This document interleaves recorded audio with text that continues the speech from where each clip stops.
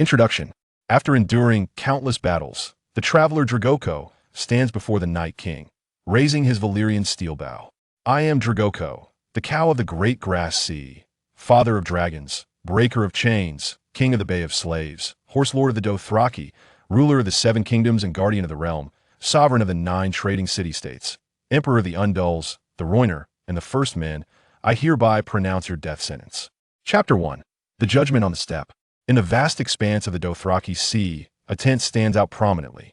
The top of the tent is adorned with golden tassels, symbolizing power and nobility. Inside, the flickering firelight illuminates every corner, casting reflections on faces filled with tension and anticipation.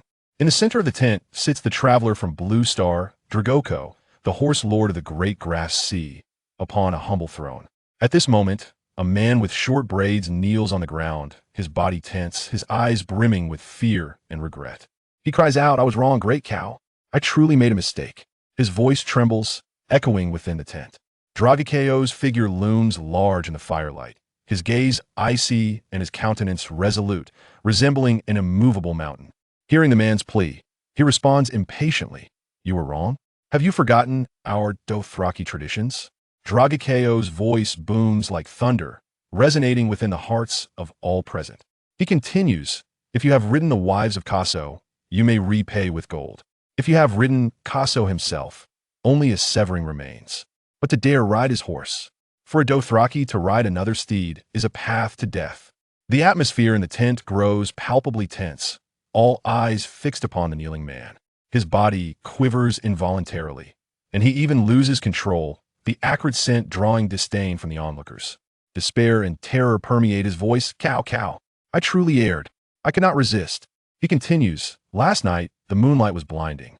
I was restless, unable to sleep, so I took a stroll.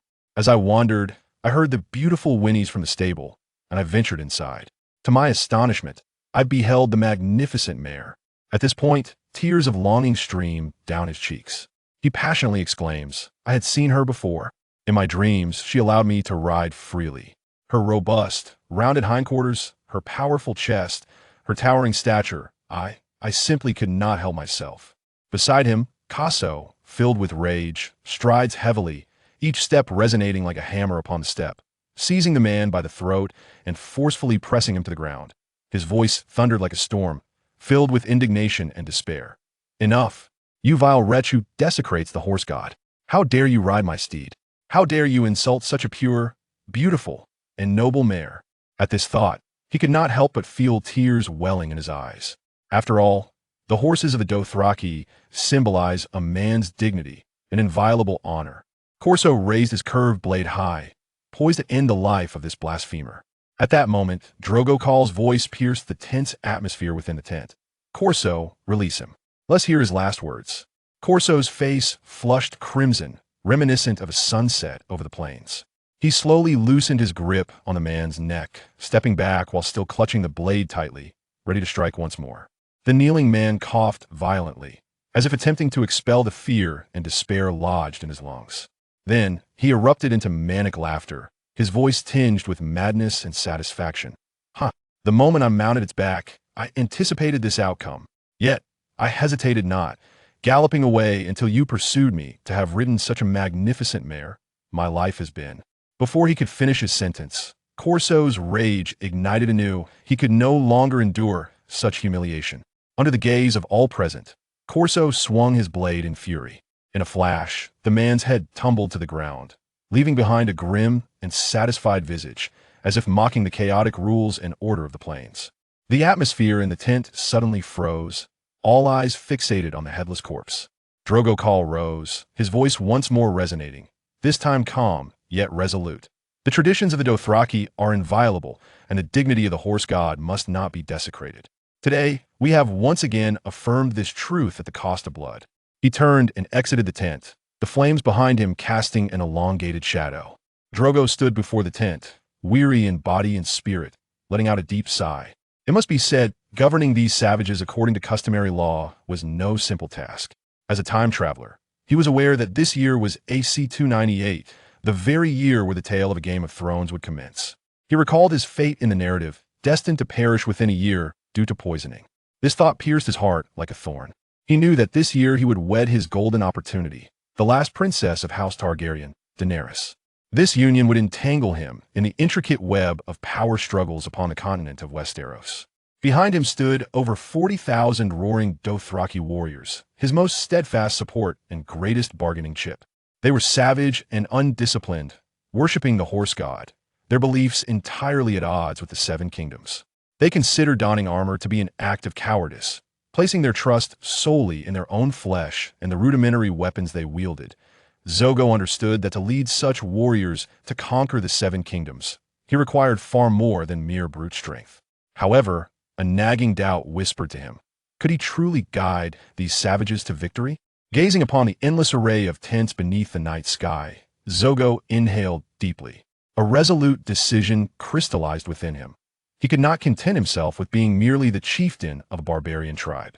His aspirations soared far beyond. He sought dominion over the entire continents of Westeros and Essos. He yearned to gallop across the Seven Kingdoms, ascend the Iron Throne, vanquish the Night King, and forge a dynasty of his own. Drogo took a deep breath, his gaze sharpening with determination. At that moment, his blood-sworn companion, Khal, approached him. Khal was a formidable figure, his muscular physique accentuated by the war paint adorning his face, his eyes brimming with unwavering loyalty. He approached Drogo, clenched his fist against his chest, and bowed his head in a traditional Dothraki gesture of respect, proclaiming, "Blood of my blood." In response, Drogo dismounted promptly, returning the gesture with equal reverence, "Blood of my blood." Khal then raised his head, his deep, resonant voice conveying the gravity of his words. "The envoy from Pentos requests an audience with the mightiest horselord of the Great Grass Sea. He claims to arrive bearing gifts on the orders of Governor Illyrio Mopatis." Upon hearing this, Drogo felt a tremor of realization. He was acutely aware that Illyrio Mopatis was a steadfast ally of the cunning spider, Varys, and the envoy's arrival surely bore significant implications. A flicker of understanding crossed Drogo's face. He nodded decisively, instructing Khal, "Bring him forth."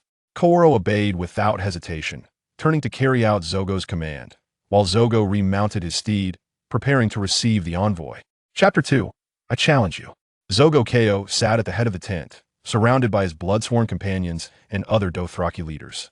The interior of the tent was adorned with various spoils of war, a testament to his glory and might. The flickering flames in the braziers cast dancing shadows, imbuing the solemn gathering with an air of mystique. Before long, Khal returned with an envoy clad in the flowing robes characteristic of Pentos. The envoy appeared somewhat anxious, yet upon beholding Drogo's imposing presence, a glimmer of reverence filled his eyes. The envoy bowed deeply before Drogo, then, with practiced Dothraki fluency, greeted him, "O King of Stallions above the Great Grass Sea, I extend to you my utmost respect." The title of King of Stallions resonated with a certain truth. The stallion was indeed the leader of a herd. Though Drogo felt a flicker of displeasure at the term, he inclined his head slightly, signaling the envoy to proceed.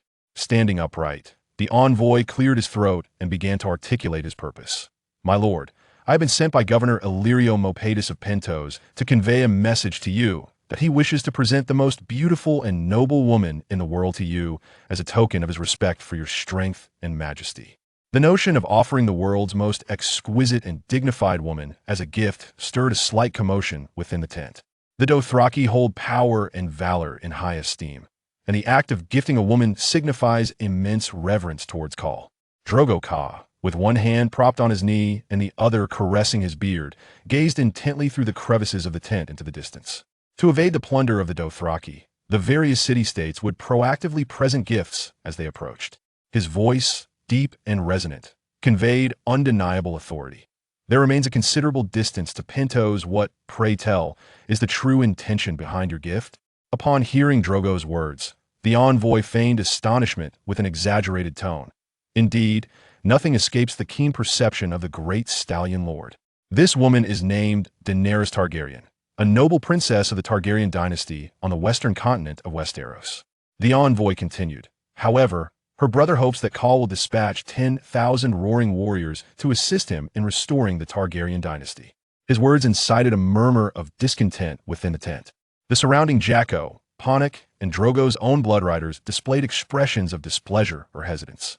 The Dothraki are inherently averse to the sea, referring to seawater as poison water, making it intolerable for them to cross such treacherous waters to fight for outsiders. Drogo's gaze swept over his bloodriders and subordinates. He knew that a wise ruler must garner widespread support before taking action. His voice, resolute and commanding, declared, "I shall not sacrifice my brothers for the sake of a woman." His words resonated deeply with those in the tent, though in truth, it was merely a negotiation at hand. The envoy, maintaining his composure, replied, "The benevolent Governor Illyrio shall provide 3 dragon eggs as part of the princess's dowry." Upon hearing this, Drogo chuckled, fully aware of the schemes concealed behind Illyrio's desire to wed Daenerys to him. He retorted, 3 worthless stones that cannot hatch. Such things are found scattered upon the ground." The envoy of Pentos bowed even lower, responding, "The esteemed princess shall indeed bring with her a substantial dowry." With that, he produced a lengthy parchment from his robe, densely inscribed with a list of various items the Dothraki required. As the parchment unfurled gently in Drogo's grasp, he scrutinized each item with keen attention. His gaze was sharp, assessing the list while swiftly calculating in his mind. Barley, soybeans, salt, ironware. These provisions were invaluable to the Dothraki, as they could scarcely produce salt and iron themselves. As for grain and salt, they would ensure that his tribe could weather the forthcoming prolonged winter with greater ease. Żwaga observed that the provisions were ample enough to sustain 20,000 individuals for over 6 months, while the weapons were precisely sufficient to equip at least 10,000 warriors. He refrained from expressing his opinion immediately, instead silently passing the list to the surrounding Blood Alliance guards and several minor leaders for their perusal. As the guards and brigands examined the list, contemplative expressions adorned their faces. Except for a few individuals, the majority exhibited satisfied smiles after reviewing the contents, indicating that the worth of this gift had been acknowledged. Żwaga retrieved the list, his gaze sweeping over each person before he spoke slowly. "I concur with your request." His voice resonated within the tent, firm and powerful. "However, whether we dispatch individuals to Vitslu hinges upon the divination results from the holy city of Dashikalan. For the Dothraki, divination is a sacred ritual, an indispensable step prior to significant undertakings. The priest of the horse god, Dashikalan, would foresee fortunes through divination, ensuring that the warrior's endeavors receive divine protection. Without the guidance of such omens, the warriors would be beset by unease, lacking the fervor to fight. The envoy nodded in understanding, well aware of the customs and beliefs of the Dothraki. "I shall convey this decision to Governor Illyrio and inform him in full," the envoy replied. "Wait." A voice thundered like a storm across the plains, interrupting the murmurs within the tent. The atmosphere within the tent abruptly shifted to one of tension, as Gastak's figure loomed large in the flickering firelight. He strode forth from the crowd, his gaze resolutely fixed upon Żwaga Ko. Gastak declared loudly, "My Ko, even with Dashikalan's divination, we cannot cross the poison waters. Once we depart from the vast plains, the horse god shall no longer shield us, we shall be mercilessly engulfed by the toxic waters." His words revealed the profound fear the Dothraki harbored for the ocean, alongside their unwavering adherence to their beliefs. Upon his conclusion, the majority within the tent nodded silently, expressing tacit agreement from the depths of their hearts. The Dothraki's dread of the sea is deeply ingrained. They would rather gallop across the steppes than confront the unknown waters. Seeing this, the envoy cautiously retreated, anxious to avoid being caught in the crossfire of this escalating conflict. Internal disputes among the Dothraki could become exceedingly fierce, and, as an outsider, it was prudent to maintain a safe distance. Żwaga Ko regarded Gastak with a disdainful smile. Rising from his seat, his movements were calm and self-assured, exuding the authority of a Ko. "I am Ko." Żwaga's voice echoed within the tent, his words imbued with undeniable authority. "You are merely a brigand." Żwaga continued, his gaze fiercely locked onto Gastak. "From the very moment of your birth, you were destined to obey my commands." The atmosphere within the tent grew increasingly tense, with all eyes fixated upon Drogo and Gasko. Drogo's bloodriders gripped their weapons tightly, poised to defend their call at a moment's notice. In the face of Drogo's authority, Gasko's gaze flickered with a hint of hesitation, but he swiftly regained his resolve. He understood the dire consequences that could ensue from challenging the call's supremacy, yet the sacred horse god urged him to stand firm. Gazco's heart pounded like a drum as he beheld the towering, formidable figure before him, an unprecedented pressure weighing upon his spirit. Confronting Drogo, the most powerful Khal of the vast grasslands, he was not merely contesting a warrior, but a legend, a myth. Nonetheless, Gazco's heart burned with indomitable spirit. Drogo, he nearly roared, his voice resonating with a fervent challenge. I dare to challenge you. In that moment, the air within the tent became palpable. The spectators, initially eager for entertainment, now wore solemn expressions. In the Dothraki tribe, the status of a Khal is determined through combat. Each challenge serves as a test of strength and leadership.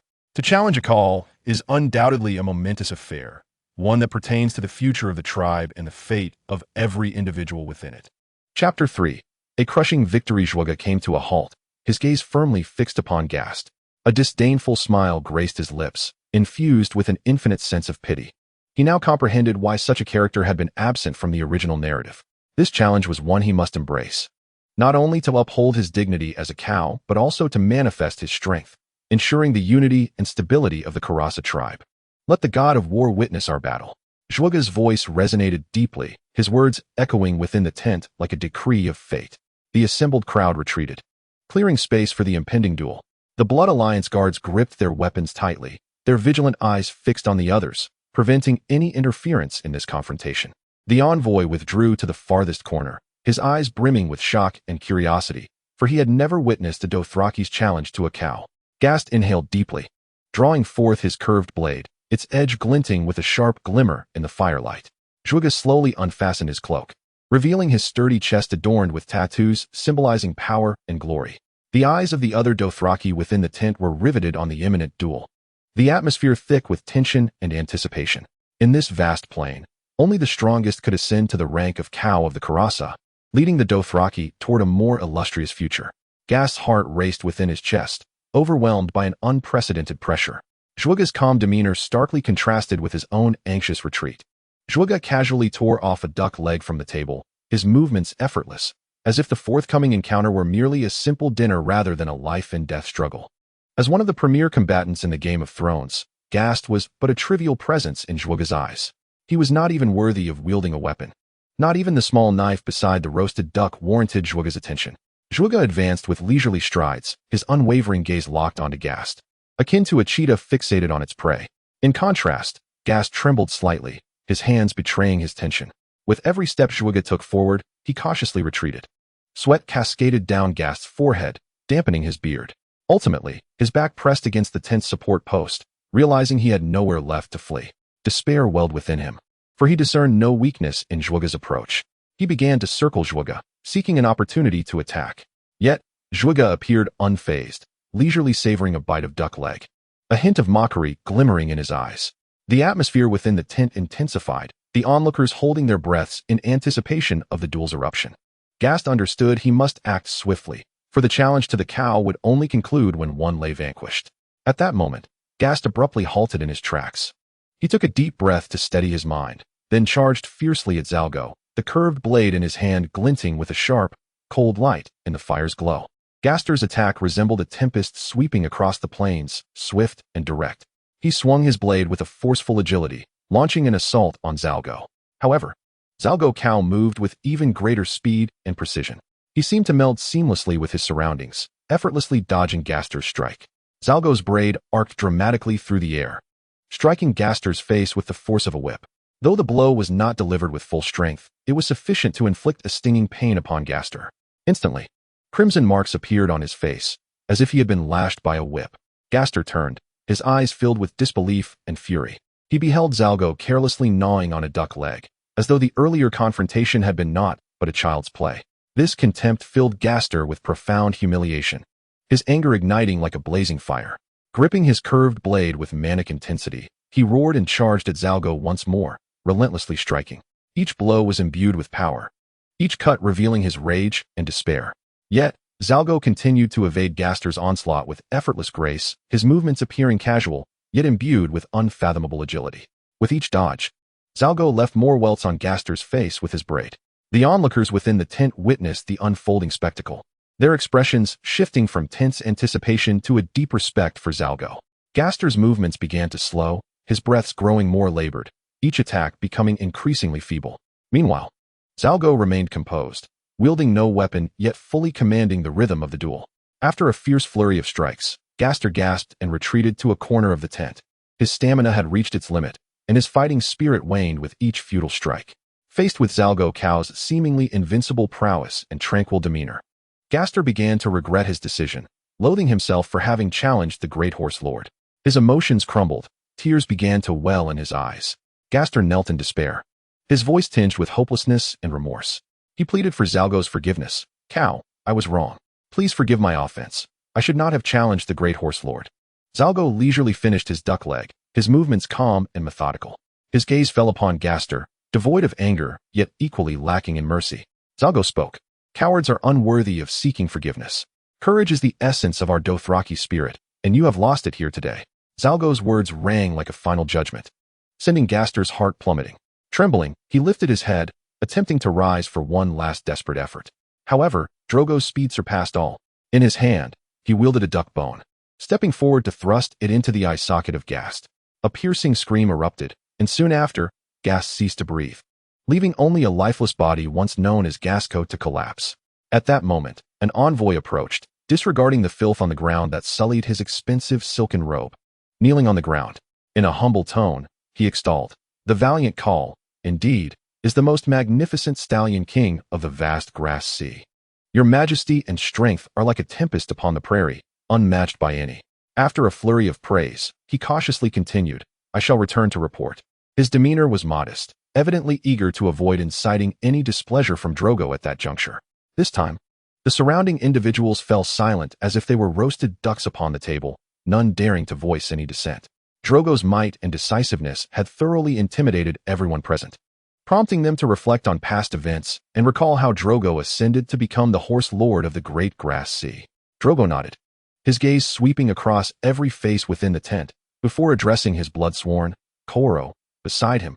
"See him off for me, and while you're at it, sever that loathsome tongue of his." Koro was momentarily taken aback, but promptly ushered the envoy out. Despite being one of Drogo's closest bloodsworn, he moved with urgency, fearing to lag even a step.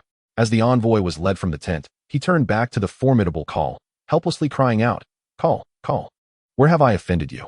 How shall I return to report without my tongue?" Chapter 4. The princess born of the storm. The grass-woven palace bestowed upon Drogo by the governors of Pentos stood as a testament to their wealth and taste. Drogo's chambers nestled by the bay, their grandeur harmoniously blending with the surrounding environment, epitomizing power and nobility. 9 towering spires soared skyward, their presence serving not merely as embellishments to the palace, but as symbols of authority. The pale ivy climbed the brick walls of the towers, imparting a touch of age and natural elegance to the palace.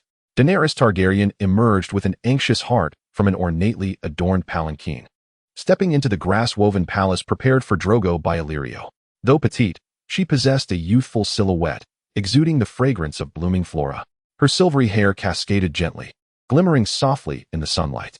Her violet eyes, deep and enchanting beneath slightly lifted lashes, captivated all who beheld them. Adorning her head was an exquisite crown, bedecked with brilliant gemstones, complementing the golden collar inscribed with Valyrian runes around her neck. Clad in a deep purple silk gown and wearing simple yet elegant sandals trimmed in gold, every step she took resonated with grace and lightness. The governor of Pentos, Illyrio Mopatis, accompanied her, and despite his corpulent physique, he moved with an unexpected lightness and grace.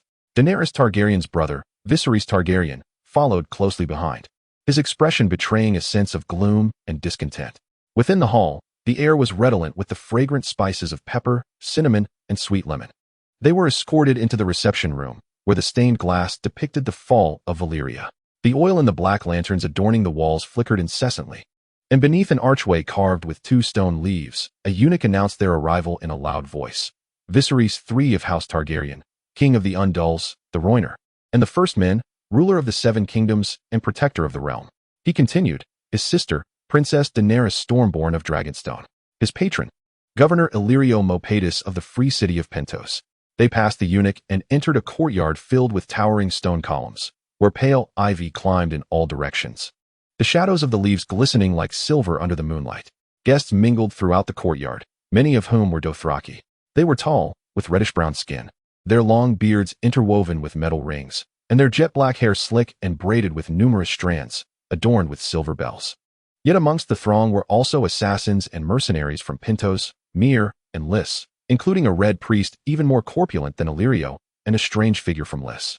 Covered in hair, alongside several lords from the Summer Islands, whose skin was as dark as ebony. Illyrio whispered to them, "Those three standing over there are the blood riders of Khal Drogo, and beside the pillar are Morocco and his son Rogero. That man with the green beard is the brother of the Lord of Lys, and behind him stands Ser Jorah Mormont. This knight, though advanced in years, around 40, still possessed a robust physique, his hair thinning yet strong. He wore a woolen and leather attire rather than silks.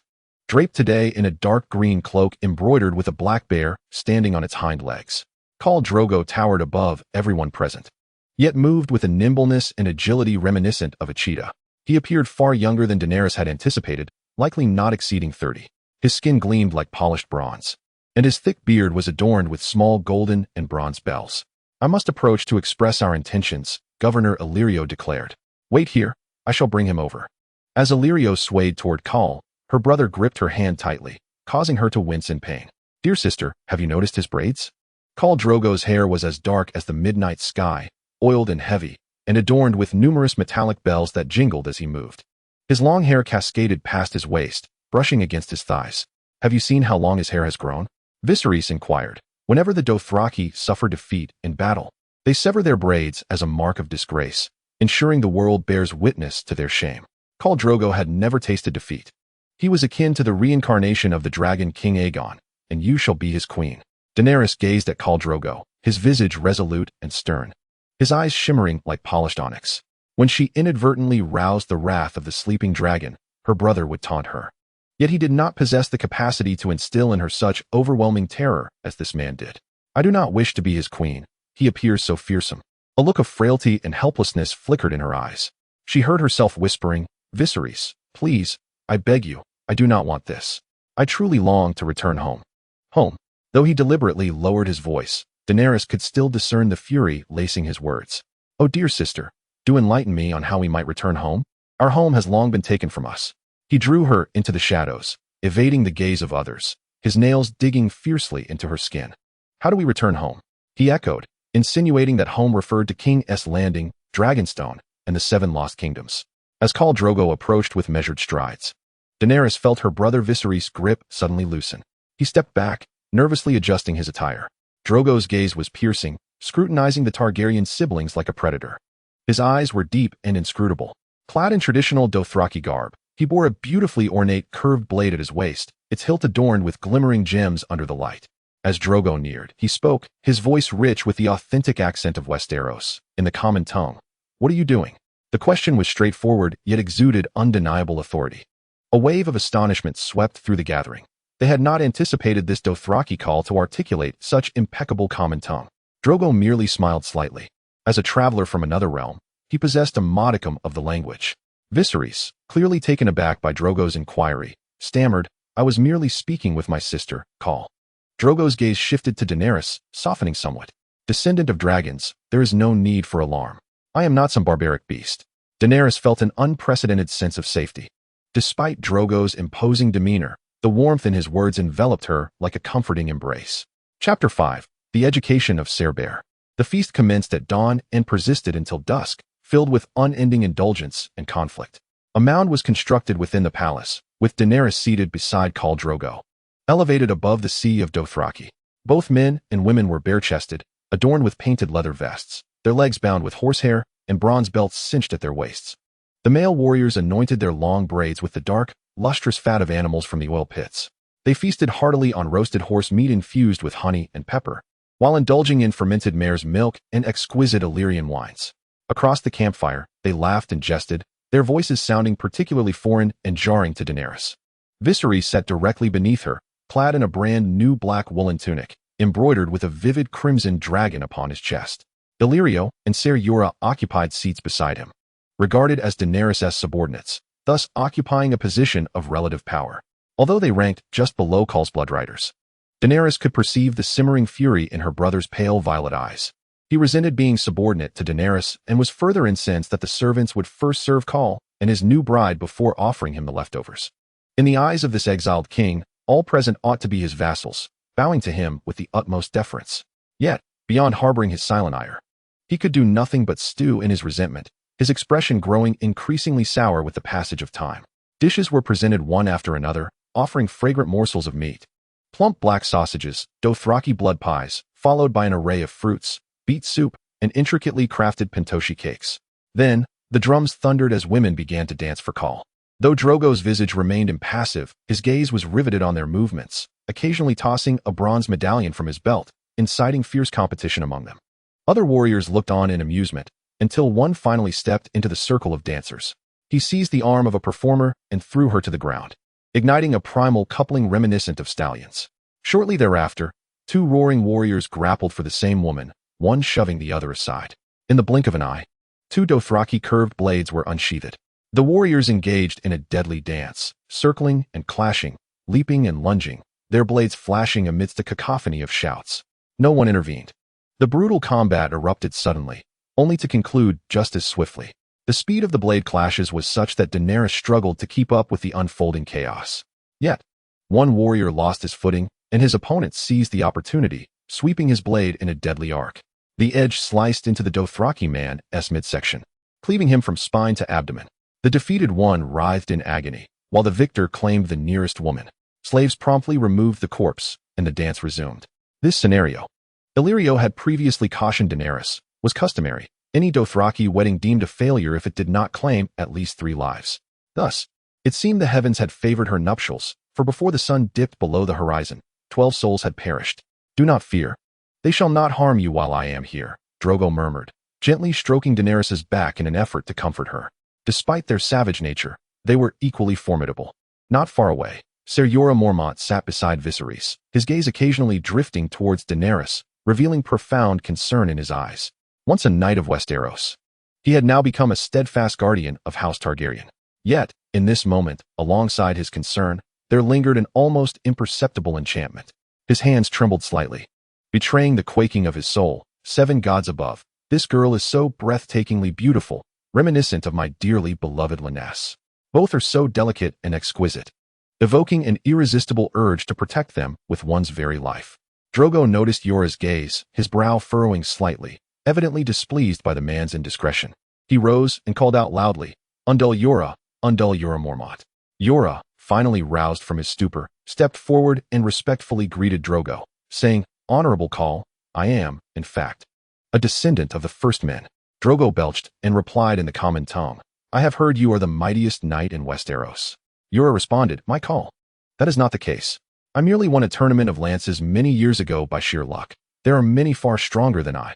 Drogo nodded thoughtfully and remarked, Then you must be stronger than the Kingslayer, Jaime Lannister, who placed second at that time. Let us spar, but only lightly. Jorah wished to continue his argument. He was already 40 and had endured much, while the Kingslayer was but 30 and might not be stronger than him now. However, the surrounding warriors had begun to cheer, their eyes alight with anticipation and excitement. Jorah understood that refusing Drogo's challenge at this Dothraki wedding feast would be an egregious affront. Thus, he acquiesced, as you wish. Esteemed Khal. The Dothraki warriors swiftly cleared a space for the two, forming an eager circle to witness this extraordinary contest. Ser Jorah Mormont solemnly removed his cloak, revealing his aged armor, worn from years of battle. He slowly drew his knightly sword, the blade glinting coldly in the firelight, showcasing its remarkable craftsmanship and quality. In response, Drogo simply unsheathed his curved blade from his waist. Though less ornate than the knight's sword, its edge was sharp, and the weapon appeared exceptionally agile in Drogo's hands. Jorah shook the gauntlets on his arms and politely inquired of Drogo, Will you not don a suit of armor? Drogo shook his head. While he felt a desire to wear armor, his response was firm and confident. We Dothraki believe that only cowards wear heavy armor. As the two warriors prepared themselves, the surrounding Dothraki began to buzz with excitement for the contest they were about to witness. The drums beat more urgently, and the flickering flames cast dancing shadows upon their faces, adding an air of mystery and fervor to the atmosphere.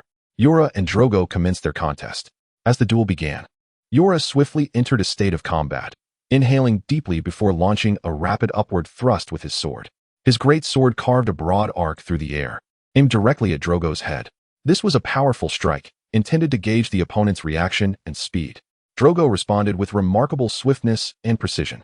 leaning back just enough to narrowly evade Yora's blade. Almost simultaneously, his curved dagger struck out like a venomous serpent, aiming for Yora's abdomen. Yora quickly pivoted, using his bracer to deflect Drogo's dagger, the clash resonating with a sound reminiscent of shattering metal. Daenerys watched the contest with bated breath, her gaze fixed on Drogo, fearful that the promise to protect her husband might be abruptly severed. The two warriors began to move rapidly across the field, Yora's great sword swinging with force. Each strike intended to overpower his adversary with sheer weight. In contrast, Drogo displayed astonishing agility, dancing within Yora's range of attack, his dagger slicing through the air, leaving trails of cold light in its wake. Suddenly, Drogo accelerated, his body low to the ground, nearly gliding as he evaded a horizontal slash from Yora. In the split second that Yora's blade swept by, Drogo had already flanked him, his dagger darting out swiftly, targeting Yora's ribs. Yora barely managed to turn in time, using the blade of his sword to block the attack, yet the immense force compelled him to stagger back a few steps. The surrounding spectators watched the duel with palpable tension, gasping at each strike and parry. The combat between Yora and Drogo was not merely a test of strength, but a competition of skill and experience. Be careful. Daenerys pressed a hand to her chest, attempting to calm her racing heart. She called out to Drogo, rather than warning the more dangerous Yora. Yora Mormont subtly lifted his gaze, noticing Daenerys' eyes follow Drogo's movements, her face etched with concern. At that moment, his heart ached as he recalled his once beloved wife, Lynesse Hightower. She had once looked at him with such deep affection, yet could not endure his poverty, choosing instead to embrace the wealth of a merchant from Braavos. Yora's swordplay faltered slightly as he became lost in thought. When he regained his focus, he found Drogo's dagger lodged in the gap of his neck armor. Chapter 6. 3 dragon eggs. With the battle concluded, Drogo leaned in close to Yora's ear and whispered, "Yora Mormont, always remember your position." He then withdrew his dagger, and the surrounding Dothraki erupted into fervent cheers. Drogo shouted to them, "My warriors, do you see? Even the most formidable of the V's Dothraki are no match for me. What are you still apprehensive about? As long as you follow in my wake, we shall ultimately trample all V's Dothraki beneath our feet." The fervent cheers of the surrounding Dothraki erupted in response, yet the expressions of the others present varied greatly. Viserys wore a satisfied smile, while admiration sparkled in Daenerys' eyes. In contrast, the invited guests, such as Quentyn Martell and Illyrio, revealed expressions of concern. As the sun began its descent, Khal Drogo clapped his hands, and the cacophony of drums, shouts, and revelry abruptly ceased. Drogo rose and assisted Daenerys to stand, marking the commencement of the wedding gift ceremony. Viserys exchanged a knowing glance, prompting the sullen Ser Yora to bring forth several female slaves, their limbs bound in bronze shackles. Viserys then addressed Daenerys. "These are the ones that Illyrio and I have meticulously selected for you. Illy will teach you horsemanship, Jiki will instruct you in the Dothraki tongue, and Doria will enlighten you in the arts of the bedchamber." Illy and Jiki were Dothraki women with almond-shaped eyes, dark hair, and sun-kissed skin, while Doria was a fair-haired, blue-eyed girl from Lys. "Dear sister, these are not mere common slaves. Each possesses remarkable skills, particularly Doria," Viserys added with a smile. "All of them have been vetted by Illyrio and myself." At that moment, Illyrio quietly commanded, and 4 robust slaves swiftly approached, carrying a cedar chest adorned with bronze decorations. Upon opening it, they revealed a treasure trove of the finest velvet and brocade from the free cities, resting atop which were 3 magnificent eggs. Each egg was distinct in appearance, adorned with intricate patterns, leading Daenerys to believe they were encrusted with jewels, so large that it required both arms to cradle one. Cautiously, she lifted an egg, initially assuming it to be fine porcelain, glazed ceramic, or glass, only to discover it was far heavier, as if forged from solid stone. The surface of the eggs was covered in tiny scales that shimmered like metal in the fading light as she touched them. One egg was a deep emerald green, speckled with bronze-like spots. Another was a pale milky white, adorned with golden stripes, and the last was black, reminiscent of a midnight ocean, yet alive with dark red waves and swirling patterns. Drogo gazed at the 3 stones with delight. To confirm their identity, he inquired, "Are these dragon eggs?" "Indeed. They are dragon eggs from the Shadowlands east of Ass High," Illyrio affirmed. "Having fossilized over millennia, they remain strikingly beautiful." Drogo's smile widened in satisfaction, for in mere months, with the resurgence of magic, he would hatch the dragons that all believed to be extinct. The tribute continued. According to tradition, the Blood Riders of Khal Drogo presented Daenerys with 3 resplendent weapons. Hago presented her with a silver-handled whip, while Kaholo gifted her an exquisite gilded scimitar. Casso offered her a longbow, its dual curves towering above her stature. Governor Illyrio and Ser Jorah had previously instructed her on the traditional ritual of refusal. "Oh, blood of my blood, these are the weapons befitting great warriors, yet I am but a fragile woman. Let my husband wield them on my behalf." Drogo nodded as he accepted her bridal gifts, only to return them to Daenerys. He softly stated, "I already possess these. You should keep them." Daenerys, somewhat bewildered, extended her hands to receive the gifts. Other Dothraki approached, bestowing upon her an array of treasures: jeweled slippers, silver hair circlets, metal belts, painted vests, soft furs, silks and perfume vials, needles and threads, feathers, and delicate violet glass bottles, along with a nightgown woven from the pelts of 1,000 mice. "Khaleesi, this is indeed a splendid gift," Governor Illyrio remarked, gesturing towards the nightgown. "Very auspicious." The gifts piled around her, far exceeding her expectations and needs. In that moment, Daenerys felt an overwhelming joy. She truly sensed her identity as a Targaryen princess. At last, Khal Drogo presented his own gift. He strode away, a hush of anticipation cascading from the heart of the camp, enveloping all of Qohor. Upon his return, the gifting Dothraki parted to reveal a young mare, vibrant and resplendent. With her limited knowledge of horses, Daenerys could already discern that this was an extraordinary steed. Its coat shimmered gray like the winter sea, and its mane flowed like silver smoke. "She is beautiful," Daenerys whispered, hesitantly reaching out to caress the mare's neck, her fingers gliding through the silken mane. Drogo remarked, "The silver mane complements your silvery hair perfectly," as he gently touched her hair, playing with the shimmering strands. He stepped forward, wrapping his arms around her waist and lifting her with ease, seating her upon the narrow Dothraki saddle, which was considerably smaller than what she was accustomed to. Daenerys sat in confusion for a moment. No one had informed her this would transpire. "What should I do?" she inquired. "Just ride with me," Drogo succinctly replied. At that moment, the last rays of the sun vanished beyond the towering walls of Pentos. Daenerys lost all sense of time. Drogo commanded the Blood Riders to bring forth his steed, a robust chestnut stallion. Daenerys, her hands gripping the reins with anxiety, slipped her feet into the low stirrups. Her riding skills were mediocre, as she had mostly traveled by ship or carriage, with little opportunity to ride. She prayed not to fall and become the subject of ridicule. Before gently squeezing the mare's belly, the silver-gray mare moved with a steady grace. As the crowd parted, all eyes focused upon her. Dany discovered that she rode far more swiftly than she had anticipated, her heart brimming with exhilaration rather than fear. The horse trotted forward, and she couldn't help but laugh joyously. The Dothraki stumbled aside, making way for her, with merely a slight pressure of her feet and a gentle tug on the reins. The mare responded immediately. She urged her steed into a gallop, and the Dothraki scattered, calling and laughing in delight. As the stars emerged, they rode away together, leaving behind Qarth and the palace. Drogo uttered not a word, spurring his horse onward, racing into the deepening night alongside Dany. When they halted by a meadow beside a brook, darkness enveloped the sky. Drogo dismounted and lifted her down, and in his arms, she felt as fragile as glass. Her limbs weak as if she were drowning. He reached out, his fingers caressing her chin, tilting her head so she could meet his gaze. He towered above her, a giant compared to all others. Gently, he lifted Dany under her arms and set her upon a smooth stone by the stream. Then he sat before her, legs crossed, their faces finally at the same level. At that moment, Dany understood what was about to transpire. Blushing deeply, she asked, "Will we do it here?" Drogo nodded, replying, "Though I long for a sturdy castle by a warm hearth, we have neither castle nor hearth now, only a noisy, chaotic, and utterly private temporary palace." Drogo helped her to stand, drawing her close as he removed the last silken garment from her body. The night air was frigid, biting like ice against her bare skin, causing her to shiver and goosebumps to rise. Observing her discomfort, Drogo immediately enveloped her in his embrace, sharing his warmth with her tender form. After a moment, he began to caress her, starting gently before applying more pressure. She could sense the strength in his arms, yet he never caused her pain. Drogo took her hand, delicately tracing each finger, then caressing her cheek, following the curve of her ear, and lightly brushing her sweet lips with a fingertip. He buried his hands in her hair, combing through with his fingers before turning her around to massage her shoulders, his knuckles gliding down her spine. "Author, what should I write next?" Censorship deity, hand it over. Chapter 7.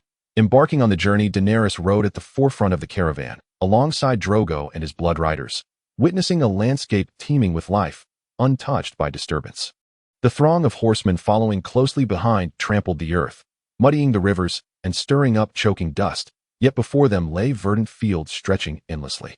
They traversed the undulating hills of Norvos, passing terraced fields and villages where the inhabitants watched nervously from their mud-brick walls.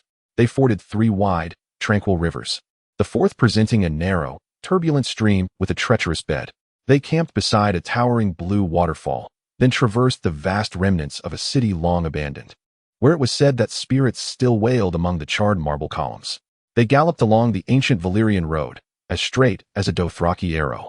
It took them a full fortnight to pass through the Kohor forest, where trees stretched skyward, their trunks as wide as city gates, crowned with golden leaves. The forest was home to majestic elk and spotted tigers, as well as lemurs adorned with silvery fur and deep violet eyes. Yet, at the mere sight of Khaleesi, they scattered in fright, leaving Daenerys with nothing to scrutinize. This was the Dothraki Sea. Drogo pulled on the reins, halting beside Daenerys as they stood together atop a ridge. Below them unfurled a vast and open plain, stretching flat and boundless to the horizon. Indeed, it resembled an ocean, Daenerys mused. From this point onward, hills and mountains vanished, along with trees, cities, and roads, replaced only by an endless expanse of grassland, where the wind stirred and the long blades swayed like waves. How lush, she remarked. Even in autumn, the Dothraki Sea presented a verdant panorama. Drogo instinctively glanced at her head and nodded. You should witness the bloom in spring, when the hills are awash with dark red flowers, resembling a sea of blood. When the dry season arrives, the world transforms into a hue of bronze. This is merely the color of the Helena grass, not accounting for the hundreds of other varieties, some as yellow as lemons, others as dark as indigo, alongside blue, orange, and rainbow-hued grasses. In the shadowed lands beyond Ashai, there is said to be a sea of ghost grass, taller than the riders atop their steeds, with stalks as white as porcelain. This grass kills all others, glowing in the darkness through the cursed souls that inhabit it. Most Dothraki believe that one day the ghost grass will engulf the entire world, at which point all life shall cease. Upon hearing this, Daenerys' delicate face turned pale, for she was but a naive girl. Drogo, sensing her distress, offered reassurance. There is no need for concern. The Dothraki have thrived on this grassland for millennia, and even now, this is merely a legend. Daenerys nodded, suppressing her discomfort as she inquired, "Where are we headed now? When can we rest?" Drogo glanced at her thighs and replied with a hint of resignation, "You will soon have to acclimate to the jolts of horseback riding. We Dothraki have always been a nomadic people." He continued, "We are bound for the eastern part of the Dothraki Sea, where lies the only city of the Dothraki, Viz Dothrak. It is also the sacred city of the Dothraki, where significant military endeavors require the divination of the priestess, Doria." Tightly grasping Drogo's robust arm, Daenerys nervously asked, "What if the priestess's divination yields ill fortune?" Drogo gazed into her wide, anxious eyes and gently caressed her soft cheek. He chuckled and said, "Then let them continue their divinations until they provide us with the results we desire." Upon hearing this, Daenerys envisioned a group of exhausted mystics, their backs stiffened from fatigue, yet compelled to keep praying. Unable to suppress her laughter, she found amusement in the thought. Subsequently, when Drogo heard a commotion, he turned to look. He and Daenerys had already distanced themselves from the rest of the group, who were now gradually ascending the hill. Daenerys' handmaiden Irri, and the young archers from her small tribe moved with the grace of centaurs, while Viserys struggled to adjust to the short stirrups and flat saddle. Viserys was deeply displeased. He had no business being there. Governor Illyrio had strongly advised him to remain in Pentos, even generously offering one of his estates for Viserys' accommodation. But he refused to heed the counsel. He insisted on following Drogo until the latter fulfilled his promise and bestowed upon him that crown. "If he dares to deceive me, he shall learn the true meaning of awakening the wrath of a sleeping dragon," Viserys vowed, placing his hand on the borrowed sword. At that moment, Illyrio blinked and wished him well. Daenerys, however, had no desire to concern herself with her brother's grievances. It was a perfect day, with a hawk soaring high against the deep blue sky. The grasslands rippled gently, sighing in the soft breeze that brought warmth to her face, instilling within her a sense of tranquility and peace. She was resolute in not allowing Viserys to spoil her good mood. Noticing her occasional frown due to discomfort, Drogo expressed remorse, saying, "Perhaps I have been too rough. If it becomes unbearable, you may rest." Daenerys nodded, then gazed somewhat bewildered at the advancing Dothraki. "But what if I stop, and you all continue on without me?" she queried, a hint of confusion in her voice. Drogo could not help but let out a derisive chuckle, responding, "You must understand, You are now my wife, the Khaleesi of the Dothraki. You can command them directly." He then shouted in Dothraki, "Khaleesi commands you to halt and rest." Viserys, perched on the ridge, bellowed angrily towards Daenerys, his sharp voice laced with ire. Daenerys chose to disregard him. She dismounted her silver steed and sat directly on the ground. However, Viserys, like a summer storm, suddenly rushed to her side, forcefully grasping the reins, causing the horse to rear in pain. "How dare you?" he screamed at her. "You presume to command me, your king?" He leaped from his horse, stumbling as he hit the ground. His face flushed with rage, he struggled to stand and seized Daenerys by the neck, shaking her violently. "Do not forget who you are. Look at yourself, see what you have become." Daenerys needed no reflection. She was barefooted, her hair oiled, adorned in the Dothraki leather garments and embroidered vest gifted for her wedding. She appeared to belong to this place, while Viserys, clad in the silks and chain mail of the townsfolk, was grimy and disheveled. He screamed incessantly, "You are not to treat the trueborn son of the dragon with disdain. Do you understand? I am the ruler of the Seven Kingdoms, and you, a mere wretch of horse lords, have no authority to command me. Do you hear me?" Chapter 8. The whipping of the king of the Seven Kingdoms. Daenerys forcefully shoved Viserys aside and landed a heavy punch upon him. He stared at her, his pale lavender eyes filled with disbelief. She had never defied him, never resisted him. His face contorted with rage. Daenerys understood all too well that he would torment her further now. Crack! The whip cracked with a thunderous roar, wrapping around Viserys' throat and yanking him backward. He fell into the grass, gasping for air. The Dothraki riders observed his desperate struggles, collectively jeering at him. The whip's wielder, Drogo, barked a question. "And what if I were to whip the king of the Seven Kingdoms now?" A servant translated their exchange for the Dothraki onlookers. Someone shouted something, prompting laughter from the crowd. "Perhaps we should punish him by severing one of his ears," Drogo proposed to Daenerys. Viserys knelt on the ground, fingers clawing at the whip, struggling to breathe, emitting indistinguishable cries. The whip constricted tightly around his throat. "I do not wish for him to be harmed," Daenerys said with a complex expression. After all, he was her only kin. Having grown up with Viserys, she felt a pang of compassion for her unfortunate brother. Seeing the pitiful look on Daenerys' face gave Drogo a headache. The beggar king was undoubtedly the first obstacle in their ascent to the Iron Throne. Yet, to kill him outright would surely create a rift between himself and Daenerys. The nobility of the Seven Kingdoms would remember who had slain King Viserys III. Perhaps it was better to adhere to the original narrative. Once Viserys drew a sword in the land of the Dothraki, Drogo would have justification to slay him. With a crack of his whip, Viserys spun to the ground like a top, finally freed from his bindings. A deep, thin gash marked his chin. "Take his horse away," Daenerys commanded Ser Jorah, who had just arrived. He possessed a bull-like neck and shoulders, his arms and chest covered in thick black hair, while his head was devoid of any. Viserys gaped at her in disbelief, unable to fathom what he had just heard. Even Daenerys herself could hardly believe her own words. She reiterated, "Let my brother follow behind us, to walk alongside us." For the Dothraki, those who did not ride were deemed unworthy of being considered human, occupying the lowest status with no honor or dignity. Let everyone see what he truly is. "No," Viserys shrieked. He turned to Ser Jorah, pleading in the common tongue, Mormont. "Help me strike her. Your king commands you to strike her.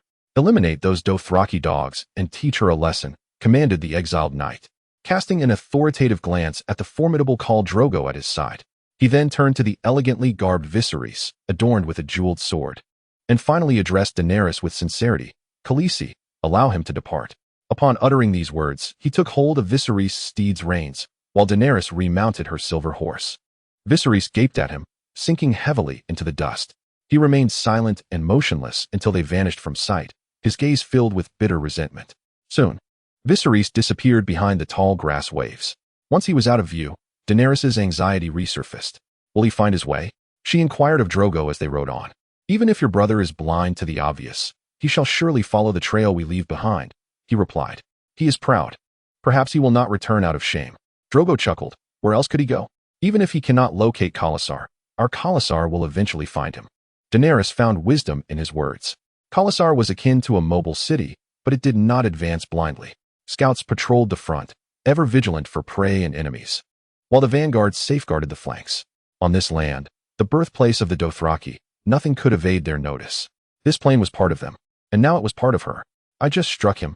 I struck the true heir of the dragon," she marveled, realizing the gravity of her actions as if awakening from a strange dream.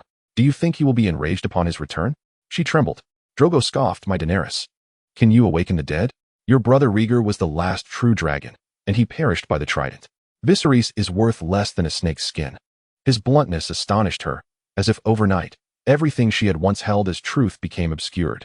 Yet he was, after all, a true king. Drogo held the reins and gazed at her with an enigmatic smile. "To be honest, do you truly wish for Viserys to ascend the throne?" Daenerys pondered. He would not make a good king, would he? Perhaps there could be worse kings, but perhaps never better. Drogo urged his horse onward, and Daenerys fell and stepped beside him. Regardless, the people of the Seven Kingdoms awaited him. Lord Illyrio claims they are busy stitching banners of the true dragon, praying for Viserys to lead an army across the sea to liberate them. Drogo laughed heartily. The common folk pray for fair weather, healthy children, and summers that never end. As long as they can live in peace, it matters not how the lords and nobles play their power games. He shrugged, yet they have never been granted their wishes. Daenerys rode in silence for a while, thoughtfully digesting his words. It was astonishing that the common people did not care whether their ruler was a true dragon or a usurper. This stood in stark contrast to everything Viserys had ever claimed. However, the more she pondered, the more she felt that what Drogo had said was not unfounded. Daenerys gazed out, and what she beheld was not the vast grasslands, but King's Landing, the majestic red keep constructed by the conqueror Aegon, the very place of her birth. Dragonstone. In her mind's eye, they were accompanied by countless blazing fires, with every window aglow. Within her thoughts, each door was painted in shades of crimson. At that moment, Daenerys seemed to grasp something profound. "My brother will never reclaim the Seven Kingdoms," she declared. She realized she had known this all along, had always known, yet had never allowed herself to voice it, not even in whispers. But now she was determined to speak it aloud for Drogo, for the Dothraki, for the entire world to hear. Then, as if struck by a new thought, she inquired, "If he is less than a snake, why are you willing to send warriors to fight for him?" Drogo, seemingly musing to himself, replied, "Indeed, why? Perhaps it is for you, for the Iron Throne, for the countless people of the Seven Kingdoms." The young Daenerys, absorbing his words, appeared somewhat perplexed, yet her fair complexion visibly flushed with color. Drogo, regaining his composure, unexpectedly posed a new question. "I think we need an heir. So where shall we be tonight? In the tent or out in the wild? Perhaps we could try atop a horse." Daenerys' cheeks were now aflame, her gaze wavering as she lowered her head. In a voice as faint as a whisper, she responded, "I will follow your lead." Unable to resist, Drogo leaned in and kissed her cheek, causing her to bury her face even lower. "Then let us be in the tent. We shall ask Ser Jorah to guard it for us. Remember to keep quiet," he instructed. Daenerys nodded earnestly. Chapter 9. Arrival at the Holy City. On the eastern edge of Essos lay the vast, fertile, and expansive Dothraki Sea. It encircled Vis Dothrak. The Holy City nestled at the foot of the Mother S Mountains beside the Lake of Tears. The entrance to Vis Dothrak, known as the Horse Gate, was marked by two grand bronze sculptures. These horses stood in a posture that seemed almost ready to leap from the plains. Their powerful hind legs firmly planted on the ground, while their front legs were raised high, as if striving to break through the heavens. Their hooves met in midair, forming a soaring spire that towered above the line of sight of passers-by, becoming an iconic feature of the city. Daenerys was filled with confusion. She could not fathom why a city without walls possessed such a magnificent gate. She surveyed her surroundings, finding no shadow of any buildings. Yet, the gate known as the Horse Gate still loomed majestically. Its splendor and elegance added a captivating frame to the distant purple mountains. Under Drogo's leadership, the khalasar passed through the towering Horse Gate, continuing along the path known as the Avenue of the Gods. The loyal bloodriders followed their leader like shadows. The bronze steeds cast their elongated shadows upon the vast grasslands, swaying gently in tandem with the movement of the sun across the azure meadow. Daenerys rode her silver horse, trailing behind Drogo, accompanied by Ser Jorah Mormont and her brother Viserys, who had once again mounted a horse. Following the incident on the plains, when she had compelled him to walk back to Qarth, the Dothraki mockingly dubbed him Remar Khal, meaning the king of sore legs. The next day, Drogo suggested that he should ride in a cart, to which Viserys acquiesced, blissfully unaware that this was merely a jest at his expense. In the eyes of the Dothraki, only eunuchs, the disabled, pregnant women, and the elderly were permitted to ride in carts, earning him the new moniker Rakatek Khal, or the king of the cart. His brother mistakenly believed that Khal was a result of some transgression by Daenerys, and he sought to make amends. She earnestly implored Ser Jorah not to reveal the truth, fearing it would bring him shame. The knight responded that a king must endure a modicum of insult. Nonetheless, he ultimately heeded her request. Presently, Daenerys had to plead repeatedly. employing all the skills taught by her maid Doria to persuade Drogo to reverse his decree, allowing Viserys to walk alongside them at the forefront of the procession once more. "Where's the city?" she gently inquired, caressing her burgeoning belly as they passed beneath the bronze archway. As she gazed around, she saw no edifices, no signs of life. Only the endless grasslands and the winding road, flanked by ancient spoils amassed by the Dothraki over the centuries. Ahead, at the foot of the mountains, Drogo replied succinctly. Beyond the Horse Gate, the gods and legendary heroes, pilfered from various realms, stood solemnly on either side of the path. Drogo guided his chestnut steed slowly past the ancient idols, once venerated by lost cities, now forgotten by the world. Among these statues, some still brandished lightning in their hands, as if daring the heavens above. Surrounding him were rows of stone-carved kings, seated upon thrones, their visages eroded by the relentless passage of time, their names lost within the mists of history. On the marble pedestals, statues of maidens danced gracefully, adorned only with flowers, clutching shattered vessels, yet seemingly still pouring forth invisible offerings into the air. These sculptures stood sentinel along the road, witnesses to the rise and fall of countless eras. Daenerys surveyed these statues with wide, inquisitive eyes, some enchanting enough to take her breath away, while others were grotesque and fearsome, prompting her to avert her gaze. The latter, according to Drogo, predominantly hailed from the shadowy lands beyond Ass High. Viserys, however, expressed little interest. Merely the detritus left by ruined cities, he sneered. These savages only know how to pilfer the works of civilized folk and commit murder. Yet they are indeed skilled in murder, or else why would I seek them out? A howl echoed in the air. The great dragon king was struck on the face by a whip, producing a sound akin to a dog's bark. The assailant was none other than Khal Drogo. "King of the snake skin, you shall not insult the Dothraki," he sneered, casting a disdainful glance at his adversary. Viserys covered the bloodied mark on his face with his hand, his eyes reflecting a venomous bitterness. Yet, he ultimately refrained from further provoking Drogo. Beside the road stood a towering stone column, encrusted with moss, soaring over 50 feet high. In a fit of rage, Viserys kicked it, only to recoil in pain. "How much longer must we linger in these ruins before you provide me with an army? I am growing impatient." Drogo responded. "I have already informed you that we must first meet with the Dashkaleen." Merely to consult a few old crones, Viserys interjected, pointing at Daenerys. "According to you, there will also be a performance, foretelling the fate of the child within her. What concern is that of mine? I am weary of daily consuming horse flesh, along with the foul stench of these wild Dothraki." He pressed his nose to the wide sleeve of his garments, attempting to detect a familiar scent. He had a habit of stitching a small sachet of perfume into his sleeves, yet it proved insufficient against the vile odors clinging to his outer garments. His attire had become thoroughly soiled, emanating a noxious stench. The luxurious silks and woolens he once donned on his journey from Pintos had suffered the trials of the road. They were no longer resplendent, now marred by dirt and grime, soaked in sweat, causing the fabric to weaken and decay. Once magnificent clothing had transformed into a burdensome encumbrance.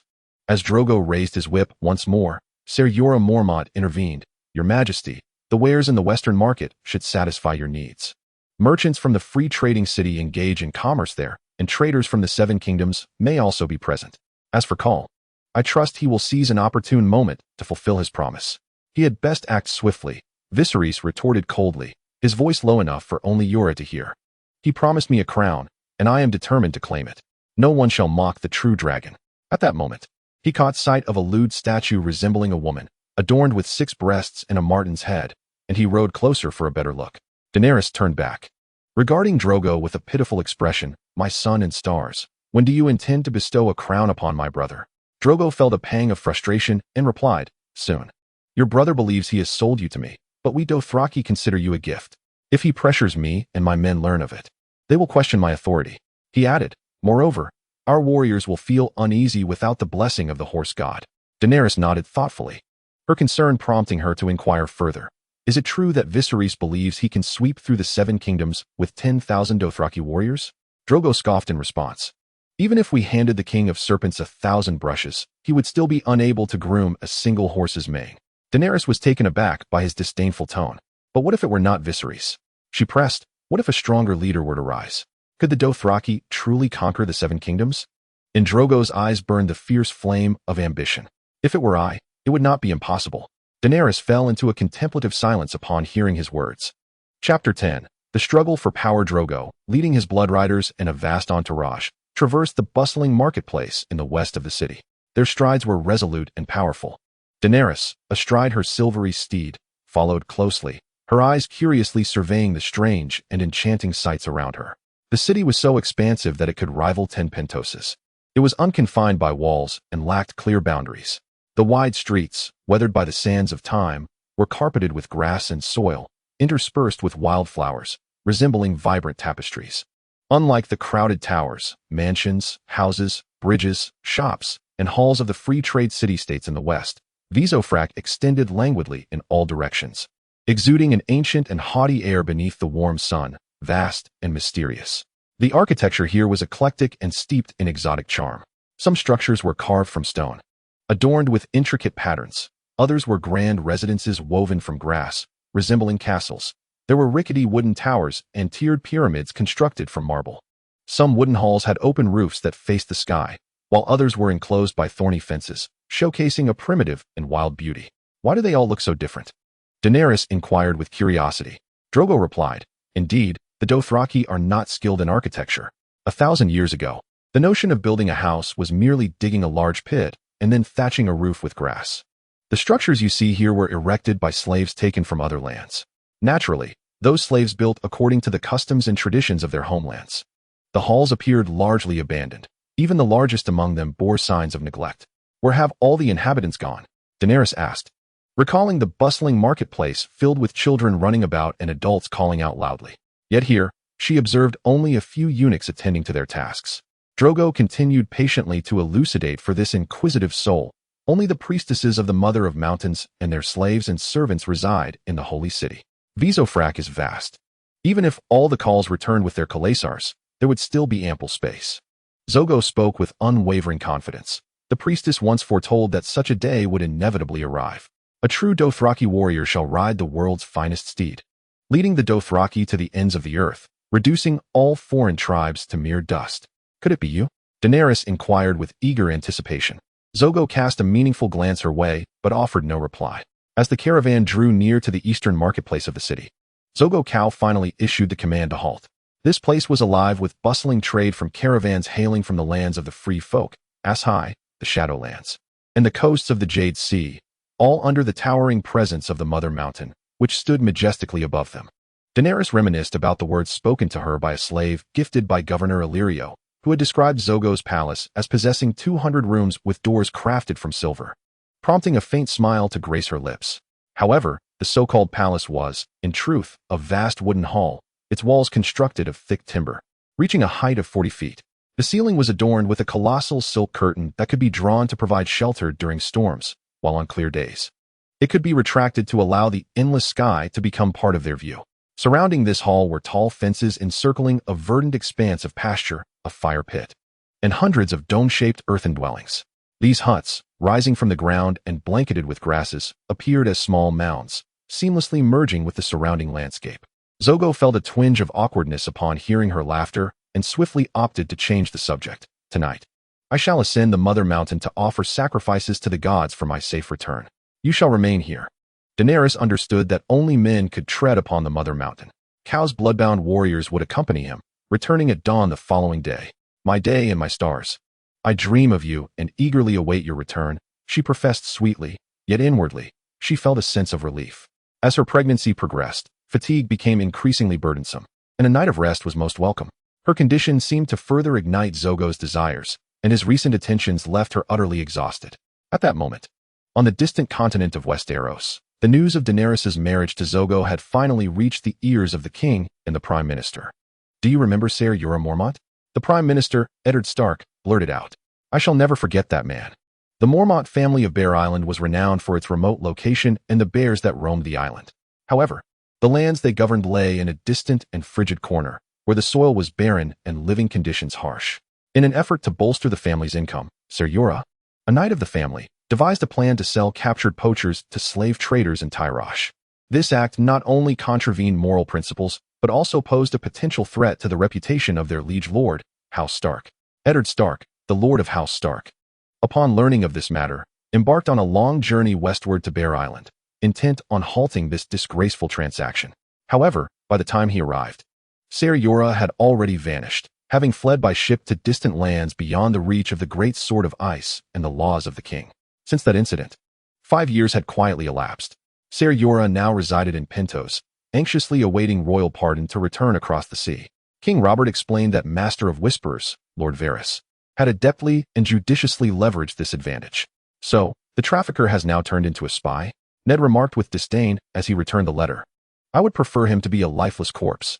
Varys contended that a spy is far more valuable than a corpse, to which Robert responded, but setting Jorah aside. What is your opinion on this matter? Daenerys has wedded Dothraki horselord. What of it? Are we to send gifts of congratulations? The king frowned. A knife would serve better. A sharp blade, wielded by a man of courage. Ned refrained from feigning surprise. Robert's loathing for the Targaryen family bordered on madness, a sentiment he still vividly recalled. He remembered the fierce quarrel that ensued when Duke Tywin Lannister presented the bodies of Prince Rhaegar's wife and children as tokens of loyalty. Ned deemed it murder, while Robert insisted it was a tragic inevitability of war. When Robert argued that the young prince and princess were no different from infants, the newly crowned king countered, I saw no infants, only the spawn of a vile dragon. Yet this time, Eddard did not erupt in anger.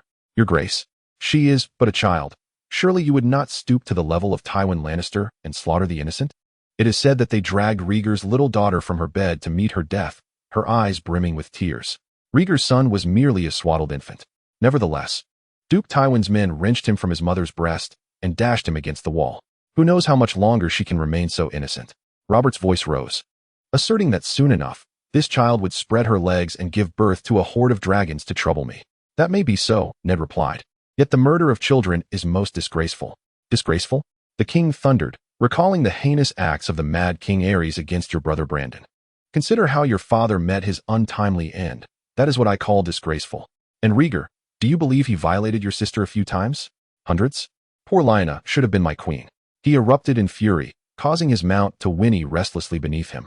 The king abruptly yanked the reins to calm the horse, and then, with indignation, pointed at Lord Eddard. I shall personally slay every last Targaryen, leaving none to survive. I shall teach them to die as dragons do, thoroughly and completely, and finally urinate upon their graves. After exhausting himself with curses, Robert merely huffed. They say this Khal Drogo commands an army of 100,000. What say you to that? As long as the Dothraki remain across the narrow sea, what fear could a million-strong army instill? Eddard responded with calm assurance, stating that those savages possess no ships and are both apprehensive and fearful of the boundless ocean. The king shifted uneasily in his saddle. Perhaps so, yet the free cities are abundant with vessels. Ned, I must confess, I have no fondness for this marriage. Even now, there are those in the kingdom who label me a usurper. Have you forgotten how many noble houses once rose in arms to fight for the Targaryens? They may bide their time now, but should an opportunity arise, they would eagerly seek to take my life and that of my son. If one day that beggar King Viserys were to cross the sea with a Dothraki host, these traitors would undoubtedly rally to his cause. He cannot cross the sea. Ned assured him, even if he does come, we can unite to send him back. Chapter 11. The prophecy in flames Khal Drogo brought Daenerys to a vast pit in the heart of V's Dothrak. The pit was somewhat chilly, and a group of oddly dressed Dosh Khaleen priests prepared a ritual involving the raw heart of a horse. For this occasion, Daenerys' handmaidens had made meticulous preparations. Over the past 2 months, despite her discomfort due to pregnancy, she had endeavored to acclimate herself to the congealed blood clots. She understood that to adapt to the forthcoming ritual, she must become accustomed to the sanguine scent. To prepare, Daenerys even deliberately abstained from food the day before the ceremony, hoping that hunger would render her more amenable to the raw flesh. Now, Drogo placed a bloodied heart before her, its warmth rising into the cold night air. Starkly contrasting the surroundings, Drogo's hands were smeared with blood, extending up to his elbows. Behind him, his blood riders knelt on the sand beside the carcass of a wild horse, wielding stone knives. The heart of the stallion, robust with muscle, required Daenerys to exert herself to bite down, chewing meticulously before she could barely swallow. In the sacred city of V's Dothrak, where weapons are forbidden under the protection of the Mother of Mountains, she could only rely on her teeth and nails to tear apart the horse's heart. Despite the tumult in her stomach, Daenerys persevered, enduring the splatters of blood that occasionally struck her face, even as it caused her great discomfort. Khal Drogo stood nearby, his gaze unwavering upon Daenerys. His visage resembled a hardened bronze shield, etched with deep concern. His long braided hair gleamed under the light, golden rings adorning his beard, and the bells at the tips of his braids swayed gently with his movements. The heavy golden belt at his waist contrasted sharply with his bare chest. Whenever Daenerys felt overwhelmed, she would glance up at him, drawing strength from the steadfastness in his eyes, and then continue to chew and swallow with determination. Ultimately, she perceived a glimmer of pride in Drogo's gaze, prompting a smile of relief to grace her lips. She laboriously swallowed the final morsel of horsemeat, despite her cheeks and fingers having succumbed to numbness. Only then did she dare to cast her gaze towards the aged crones of the Dothraki. Their faces bore the marks of time, and their eyes sparkled with a flint-like brilliance. With the melodic chime of bells, reminiscent of the song of bronze birds and akin to a deep, resonant bugle call, the old women began to chant, their voices low yet powerful. The eunuchs busily tossed hay into the bronze braziers, the scent of grass swiftly enveloping the air, as smoke curled upwards, ascending towards the moon and stars. To the Dothraki, the stars appeared as a horde of magnificent steeds, embodying fierce flames, galloping across the night sky. As the thick smoke rose and the chanting gradually subsided, the aged crone closed her single eye and glanced towards the future. Silence enveloped the gathering, and Daenerys could hear the distant calls of birds, the crackling of torches, and the gentle lapping of the lake's waters. The Dothraki regarded her with eyes as dark as night, awaiting a prophecy. Finally, the crone opened her single eye and raised her arms. In a thin, trembling voice, she proclaimed, "I have seen his face and heard the thunder of his hooves." The thunder of his hooves. Several crones echoed in unison. His steed is swift as the wind, and behind him, the khalasar blankets the earth, innumerable. Their rocks are as sharp as reeds. The prince will be as fierce as a tempest, and his enemies will quiver before him, their wives weeping tears of blood. Engulfed in despair, the bells in his hair herald his arrival, and those who dwell in stone tense quail at his name. The old woman trembled as she looked at Daenerys, as if filled with dread. The prince rides a steed of the world. A steed of the world. The gathered throng shouted in response, their voices resonating into the night. Drogo displayed a predictable smile, yet soon fell into contemplation. In both the original tale and its adaptation, his offspring perished due to blood magic. The prophecies uttered by these so-called Dothraki seers had not come to fruition. Throughout the saga of A Song of Ice and Fire, numerous deities abound. The true god, the Lightbringer Lawler, the god of cold, the absolute false god, the drowned god, and the seven, whose nature is indistinguishable. Yet, is the so-called horse god worshipped by the Dothraki a true god or a false one? From the perspective of prophetic accuracy, the horse god should be deemed a false deity, most likely a vestige of primal totemic faith. Even were he a true god, his divine power would likely be exceedingly weak. At that moment, the one-eyed crone glanced at Daenerys. What name shall the steed of the world bear? Daenerys instinctively placed her hand upon the burgeoning swell of her abdomen. She involuntarily turned her gaze to Drogo. He promptly replied, "We shall name him Charlemagne." A thunderous roar erupted among the Dothraki, chanting, "Charlemagne! Charlemagne! Charlemagne! Charlemagne!"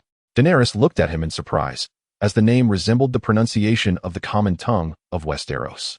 Subsequently, she began to reminisce about the Dothraki language that Chi-Chi had taught her, only to realize that no Dothraki bore that name.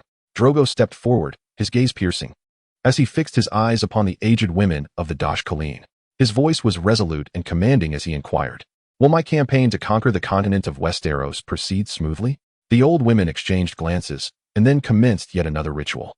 Their chants gradually crescendoed, while the flames in the bronze braziers danced in response to their incantations, casting flickering shadows upon their faces. The air was thick with the scent of hay smoke and the metallic tang of horse blood, creating an atmosphere steeped in mystery and tension. Once the ritual concluded, the old women fell silent for a moment, then shook their heads and rendered their prophecy. The horselord Drogo shall indeed encounter setbacks. His army may triumph through valor, yet will falter due to bestial instincts.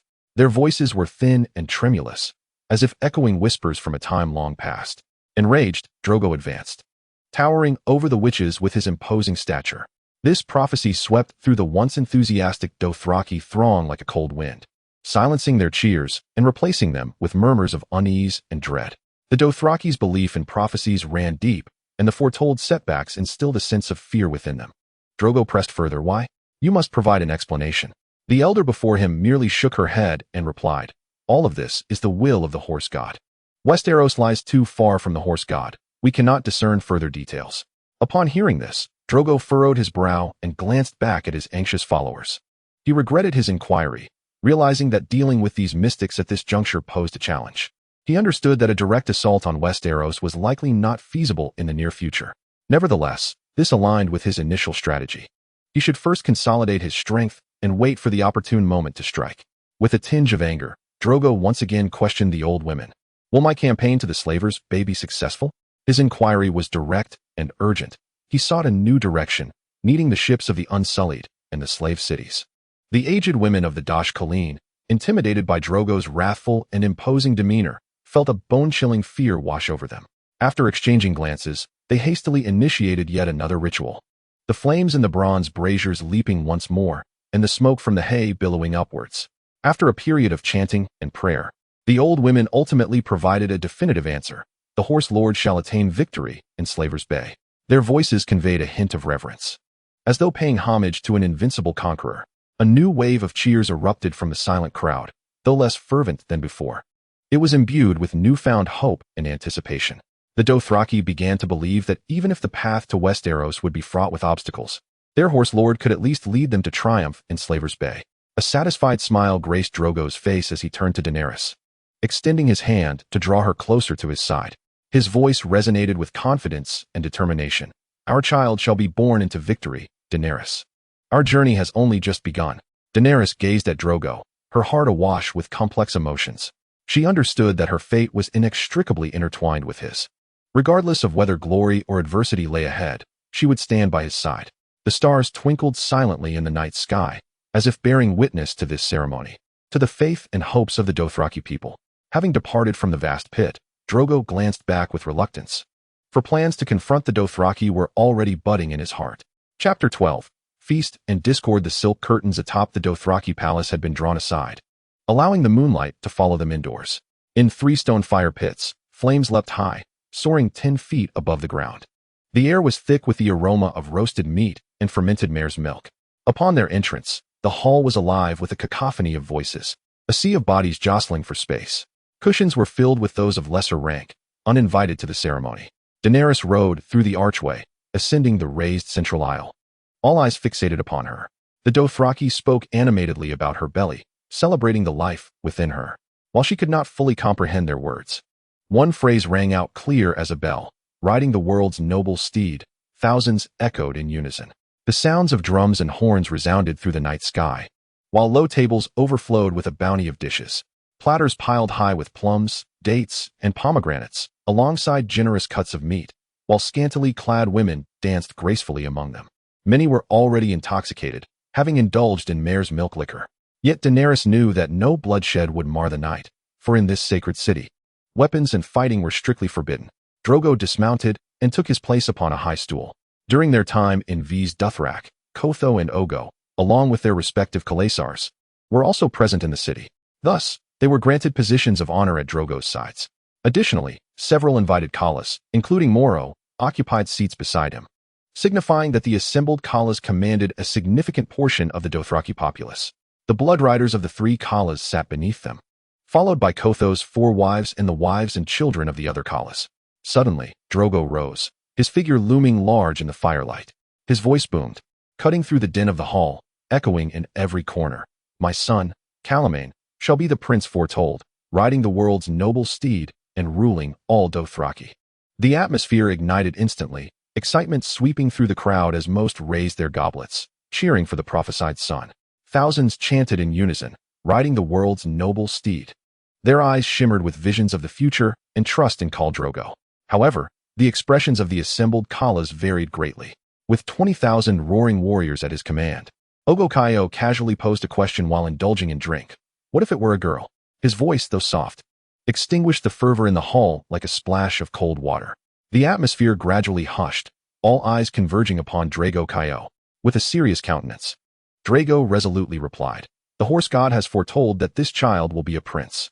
Upon hearing this, Komakaio, commanding 10,000 roaring warriors, laughed heartily, his mirth echoing loudly in the now silent hall. The prophecy merely states that the child will ride the world's noble steed. Yet, it also declares that the prince riding the steed shall unite all Dothraki. Must this child necessarily be male? His words dripped with palpable provocation and skepticism. What if it were a girl? Perhaps she would not be the prince foretold. Komakaio continued, his eyes glinting with cunning. His remarks cast ripples across the assembly, igniting fervent discussions among the Dothraki, who found merit in his assertions. How could the Dothraki be ruled by a woman? Such a notion was deeply entrenched in their minds. The atmosphere grew noticeably colder. Daenerys sensed the tension and uncertainty in the air. The power of prophecy lies in the faith of the people. Once that faith fractures, the potency of the prophecy wanes. Drogo Khao's brow furrowed, his gaze sweeping over each Khao present, ultimately resting on Khal. Anger simmered within him. Khal, who should have been his staunch ally, had once blessed his union with Dany but now chose to oppose him. His voice rang out once more, this time more resolute and forceful. The prophecy of the horse god is infallible. My son shall unite all Dothraki, regardless of whether he is a boy or a girl. This time, the Dothraki appeared unconvinced. Can a woman truly become a Khal? Surely not. How could a prince be a girl? Perhaps a eunuch? Laughter erupted among many in the assembly. Drogo Khal rose with undeniable authority, his gaze piercing like a sword directed at Khal. Firmly grasping a small dining knife from the table, his threatening gesture enveloped the hall in palpable tension, silencing the crowd instantly. Khal recalled Drogo's formidable reputation and boldly questioned him. What do you intend to do? According to tradition, the holy city must not be sullied by violence. Khal's voice reverberated in the charged atmosphere, a blatant affront to the horse god. Drogo scoffed, redirecting his attention to the assembly, his voice booming like thunder. Shattering the tension, I have summoned you not merely to celebrate the birth of the prince riding the world's noble steed, but to invite you to join me in the assault on the 3 great cities of the Slave Bay. He paused, allowing each word to resonate heavily in the hearts of all present. The prophecy of the Great Khalasar has foretold that under my leadership, the khalasar will triumph in the conquest of Slaver's Bay, and I, your Khal, am willing to share this fortune with you all.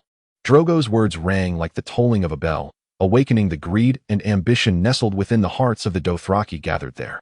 As soon as he finished speaking, a fervent discussion erupted among the smaller khalasars. Although the Dothraki are adept horsemen and warriors, they lack the siege weaponry and techniques necessary for taking cities. Typically, they are content with raiding small villages, occasionally breaching the walls of low-lying towns. However, the prospect of conquering the 3 great slave city-states presents unimaginable wealth and slaves. This represents a colossal temptation and an unprecedented opportunity for the Dothraki. The atmosphere in the hall swiftly transformed from tension and unease to excitement and greed. The smaller Khals began to whisper among themselves, deliberating Drogo's proposal, their eyes gleaming with a desire for riches and the fervor of battle. Observing their reactions, Khal Drogo recognized that he had successfully ignited their desires. He continued, stating, the city-states of Slaver's Bay are wealthy yet feeble.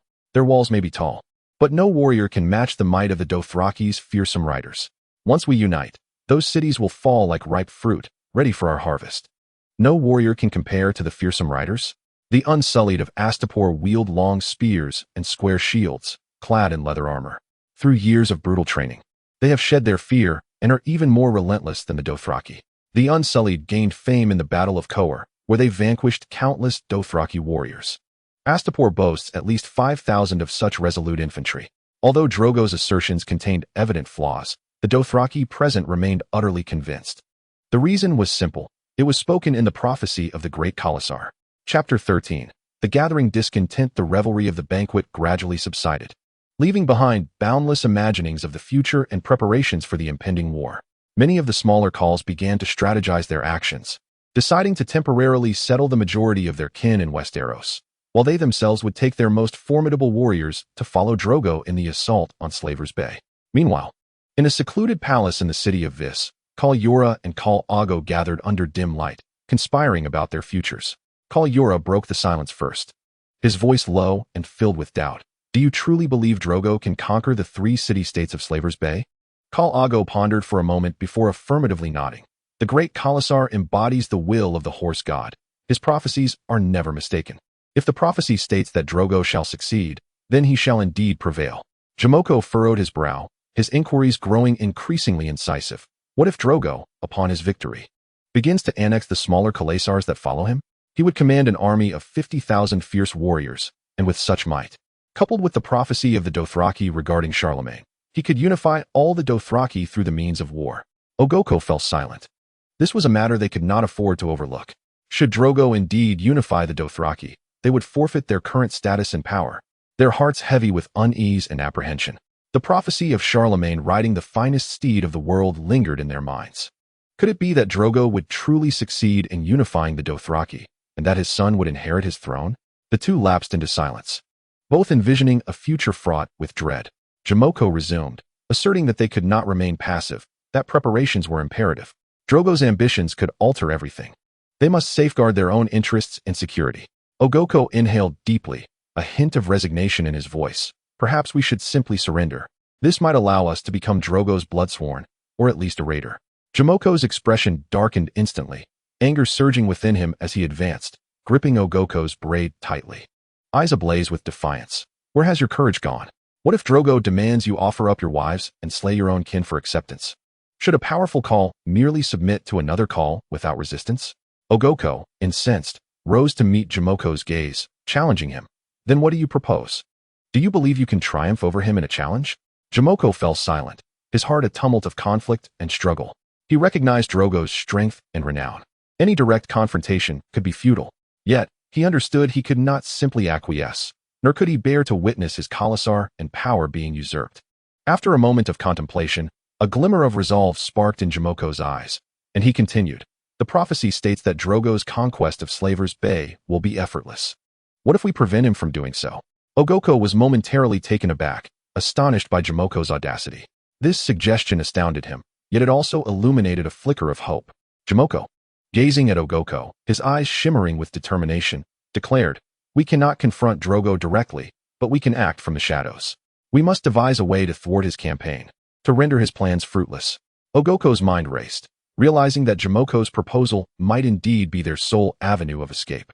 Leaning closer to Jamoko, he whispered, "I have heard that the king of the Andals chariots has long harbored discontent towards Drogo." Jamoko's eyes widened with intrigue, reflecting the glimmer of conspiracy. He then burst into hearty laughter. "I believe we may have found a solution." Thus, the two khalasars began to convene, strategizing their feasible course of action. On this night, the flames of anger spread not only through the conspiracies of Khal Drogo and Khal Ogo, but also burned fiercely within the heart of the true king, Viserys. He donned a newly purchased woolen sweater, its deep crimson fabric adorned with the three-headed dragon emblem of House Targaryen. Though it was a fresh and comfortable garment, it could not quell the tempest raging within him. The fury that consumed him blazed more fiercely than any bonfire within the confines of the small room. In this tempest, Viserys seized an exquisitely crafted ceramic vase and hurled it violently against the wall. The vase shattered upon impact, fragments scattering in all directions. As he smashed the vase, he gasped and cursed vehemently, "Those wretched savages! I have come so far with them, yet their witch prevents us from striking at Westeros. Insisting instead that we attack the Slavers Bay." His chest heaved violently, each breath igniting the fire within him. He then grasped a silver candlestick and, with all his might, cast it away. The candlestick skidded across the wooden floor with a sharp clatter, ultimately colliding with a distant cabinet, coming to a rest. His face flushed with rage, the veins on his forehead bulging. "I have been deceived. How dare these barbarians deceive the great king of the Seven Kingdoms?" Viserys' voice echoed throughout the room. "Khal Drogo is treacherous. He accepted the marriage alliance, yet treats the noble king and my iron throne as mere playthings." Beside him, Ser Jorah stood quietly, his eyes filled with concern. He continually sought to reassure Viserys. "Your Grace, since Khal Drogo has accepted the union with the princess, he shall undoubtedly honor his commitment. It is merely that he may turn his attention to Westeros only after dealing with the three great cities of Slavers Bay." Viserys, in a fit of anger, questioned Jorah. "What if those damned old witches still prevent him from sending troops at that time? Will he continue to heed their words? Casting aside my throne once more?" Jorah fell silent, aware of the profound influence of the prophecies on the Dothraki, yet he endeavored to counsel Viserys. "Your Grace, we must await the opportune moment. Khal Drogo is an ambitious leader. He will not easily relinquish his conquest of Westeros." Viserys, furiously waving his slender arms, interrupted Jorah. "Wait? I have waited far too long. My father and my brother fell to the swords of others. I shall reclaim my rightful throne." Ser Jorah remained silent, understanding the king's heart was suffused with a yearning for power and a relentless thirst for vengeance. He stood by, casting a sympathetic glance at the young monarch. Just as Ser Jorah helplessly sought to soothe the enraged Viserys, a servant hurriedly entered. Bowing before Viserys, he announced, "Your Grace, Khal Ogo and Khal Drogo have come to see you." Viserys raised an eyebrow, appearing slightly taken aback. What business do they have? The attendant bowed his head slightly, his voice trembling. Your Majesty, they insist on speaking with you privately. Curiosity piqued within Viserys. He resolved to meet with the two Khals. Very well, I understand. Take them to the reception room. I shall arrive shortly.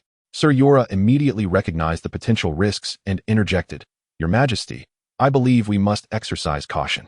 These two Khals have clearly targeted Khal Drogo during the banquet, and you still rely on Drogo's forces to march into Westeros. Upon hearing Jorah's words, Viserys was not swayed. Rather, his eyes sparkled with excitement. Sir Jorah, have you forgotten?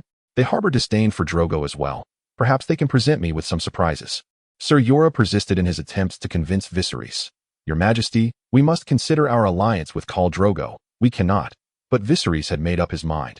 Interrupting Jorah. Sir Jorah, I understand your concerns, yet I perceive this as an opportunity. I must comprehend their intentions. Chapter 14. A night of conspiracy. Viserys rose, adjusting his woolen garment, preparing to meet the visiting Khals. Aware that further persuasion would be futile, Sir Jorah silently followed in Viserys' wake, his heart heavy with trepidation. They arrived at the reception room, where Khal Drogo and Khal Drogo awaited. Upon Viserys' arrival, both Khals stood and performed a single kneeling salute, a gesture befitting the traditions of Westeros. The translator conveyed, salutations to the great true Dragon King, ruler of the Andals, Rhoynar, and First Men, sovereign of the Seven Kingdoms and guardian of the realm. Viserys felt a swell of satisfaction upon hearing this, unable to suppress a triumphant smile. He mused, it seems among these savages there are indeed those who can grasp the gravity of the situation. He gestured for them to sit, his gaze radiating pride. Gentlemen, I have been informed that you wish to discuss matters with me. You may proceed. Khal Drogo and Khal Drogo exchanged a glance, appearing to reach a silent consensus. Khal Drogo cleared his throat and spoke. Yes, Your Majesty. We have come to discuss certain matters concerning the future. Sir Jorah stood quietly to the side, his eyes scanning the two Khals with vigilance. In the depths of this evening, currents of intrigue surged through the city of Vis, leaving the ultimate direction of Viserys uncertain. The two Khals exchanged another glance, seemingly reaffirming their silent agreement. Khal Drogo continued, via the translator, to convey to Viserys, Your Majesty, what we wish to discuss is of utmost confidentiality. Such a conversation should not be held in the presence of others. As the translator's words faded, the gazes of the two Khals simultaneously shifted toward Sir Jorah Mormont. Jorah merely furrowed his brow, revealing no other emotion, yet his gaze swiftly shifted towards Viserys, seemingly in search of his affirmation. Viserys, nonchalantly waving his hand, remarked, It matters not. Sir Jorah is my most trusted ally. He can keep any secret. The two Khals displayed evident discomfort, clearly unsettled by Jorah's presence. Nevertheless, they ultimately resolved to broach the matter at hand. Khal Jorah tentatively inquired, Great Dragon Prince, what is your stance on Khal Drogo? The translator momentarily hesitated before gradually conveying Jorah's intent. Upon hearing the translation, Viserys' countenance darkened instantly, and he erupted into an irate tirade. Drogo? Viserys nearly roared the name, his voice brimming with contempt and fury. He is a faithless coward.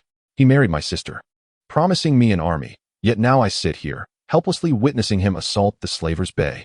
His ire reverberated throughout the audience chamber, his words rife with an insatiable thirst for power and the bitterness of betrayal, each syllable as sharp as a blade. And Daenerys, that wretched spawn.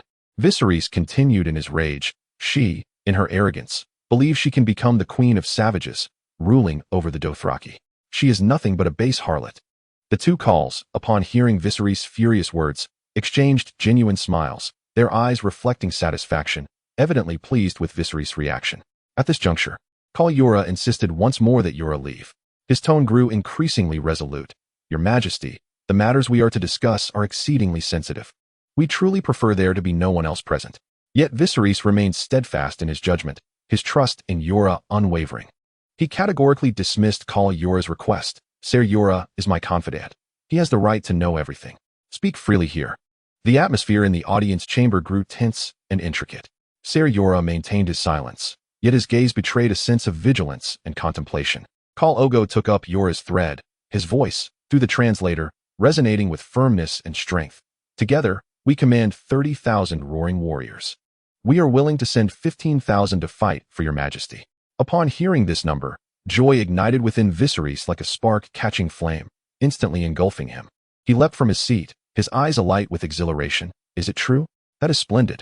Let us depart at once. However, the translator then conveyed the next words of the two calls. However, Your Majesty, we too have our own conditions. Viserys, feigning sagacity, erupted into hearty laughter. Waving his hand with an air of magnanimity, of course, I understand. State your desired lands or titles, and if appropriate, I shall bestow them upon you. Jamoco continued. We do not seek land. This statement left Viserys momentarily stunned, a look of confusion crossing his face. No land. What conditions do you propose? Do you wish to become prime ministers? Viserys furrowed his brow, clearly disinclined to have savages in his council. He required advisors well-versed in politics and strategy, rather than individuals who merely disgusted him. The translator resumed conveying the message. The two cows simply wished for His Majesty to find a way to eliminate the child within Daenerys. Should this be accomplished, they would mobilize their forces immediately. Ser Jorah, after hearing Viserys' response, felt a tumult of complex emotions swell within him. His eyes reflected a struggle of contradiction. He opened his mouth as if to speak, but ultimately opted for silence. Although he harbored doubts regarding the proposal from the two cows, if their aim was solely directed at Daenerys' child, Jorah resolved to remain a passive observer. Viserys, however, possessed no such reservations. Upon hearing the cows' terms, he erupted into a fit of laughter, a maniacal glee as though he had discovered the key to victory. Wiping away tears of mirth from his eyes, he replied, Is that all? Certainly, that poses no issue. If it means securing the Iron Throne, I would willingly have her mounted alongside your horses.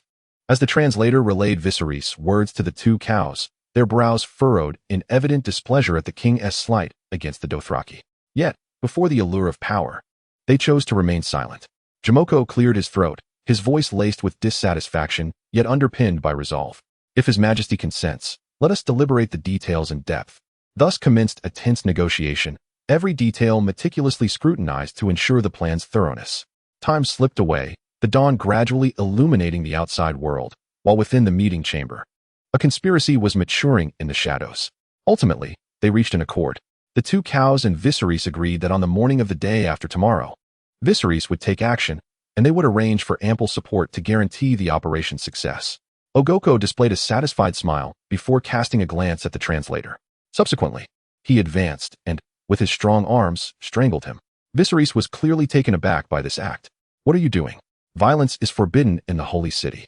At that moment, the term Holy City had once again slipped from his lips in reference to V's Dothraki. Ogoko muttered something in response, but with the translator dead, they could not comprehend. As they departed, he did not forget to offer Jorah a warning glance. With the discussions concluded, the two cows exited the meeting room, satisfaction evident on their faces. Meanwhile, Viserys remained seated, his gaze glimmering with aspirations for the future. Ser Jorah stood nearby, yet his heart was laden with trepidation. He approached Viserys, his voice low and grave. Your Majesty, are you certain this is the right decision? After all, Daenerys is your sister, and her children are your kin. Moreover, those who have come here uninvited are not to be trusted. Viserys lifted his gaze, irritation gleaming in his eyes. Ser Jorah, I understand your concerns. Yet, for the Iron Throne, I am willing to pay any price. Chapter 15. The Prime Minister's Resignation in the Council Chamber of the Iron Throne. The atmosphere was taut as a drawn bowstring, poised to snap at any moment. The king's fury crackled like thunder before a tempest, his voice reverberating through the hall, filled with menace and ominous foreboding. That woman is with child. The king's fist struck the council table, the sound resounding like a clap of thunder.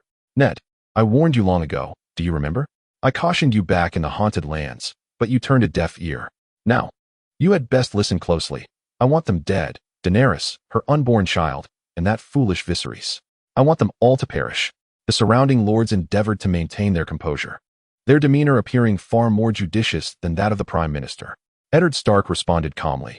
If you truly proceed with this, your name shall be scorned by history, a foul stench for eternity. If that girl miscarries, we need not worry. If she bears a daughter instead of a son, we need not worry. If the child dies in infancy, we need not worry further. But what if it is indeed a boy? King Robert insisted. What if he survives? The narrow sea is our natural barrier. Only when the Dothraki learn to make their steeds walk upon water will I begin to feel fear.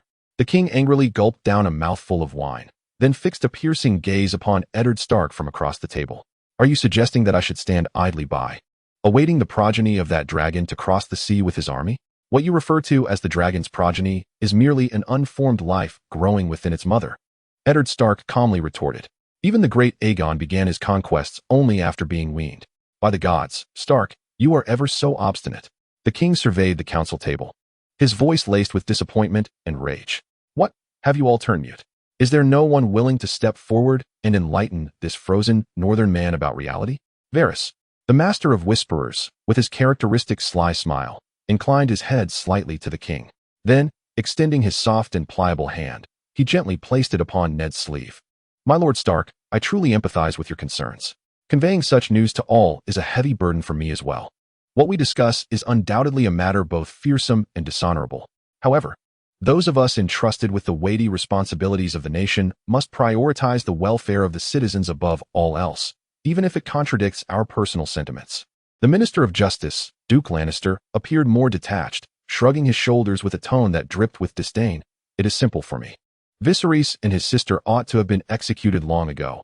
It is merely that your majesty placed too much trust in the words of the former prime minister. Jon Arryn, my Lord Lannister, mercy is not a flaw, Eddard replied, his voice imbued with resolute conviction. He recalled the Battle of the Trident, where Ser Barristan, alone, felled numerous warriors, some friends of Robert, some of his own. When Barristan was gravely wounded and brought before them, Lord Roose Bolton advocated for his immediate demise. Yet your brother declared, I shall not take a man's life for his loyalty and bravery. He then commanded his maester to tend to Ser Barristan's wounds. He cast a cold, yet meaningful glance at the king. If only that compassionate and just man were here today. That is different, Robert complained, unease creeping into his voice. Ser Barristan is a knight of the Kingsguard, a paragon of honor, while Daenerys is merely a 14-year-old girl, Eddard calmly retorted. He understood that such a candid rebuttal might anger the king, yet his sense of justice compelled him to speak out.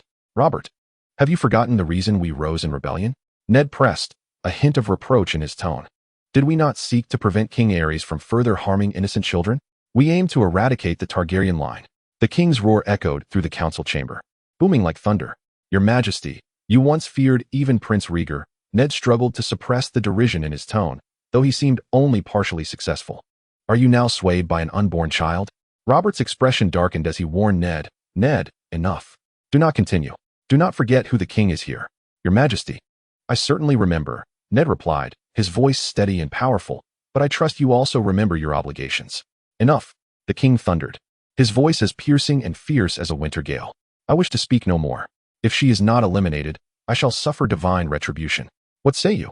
She must be slain, Duke Lannister succinctly stated, his demeanor cold and direct. We have no other choice, Varys murmured softly, a tinge of helplessness in his tone. What a pity.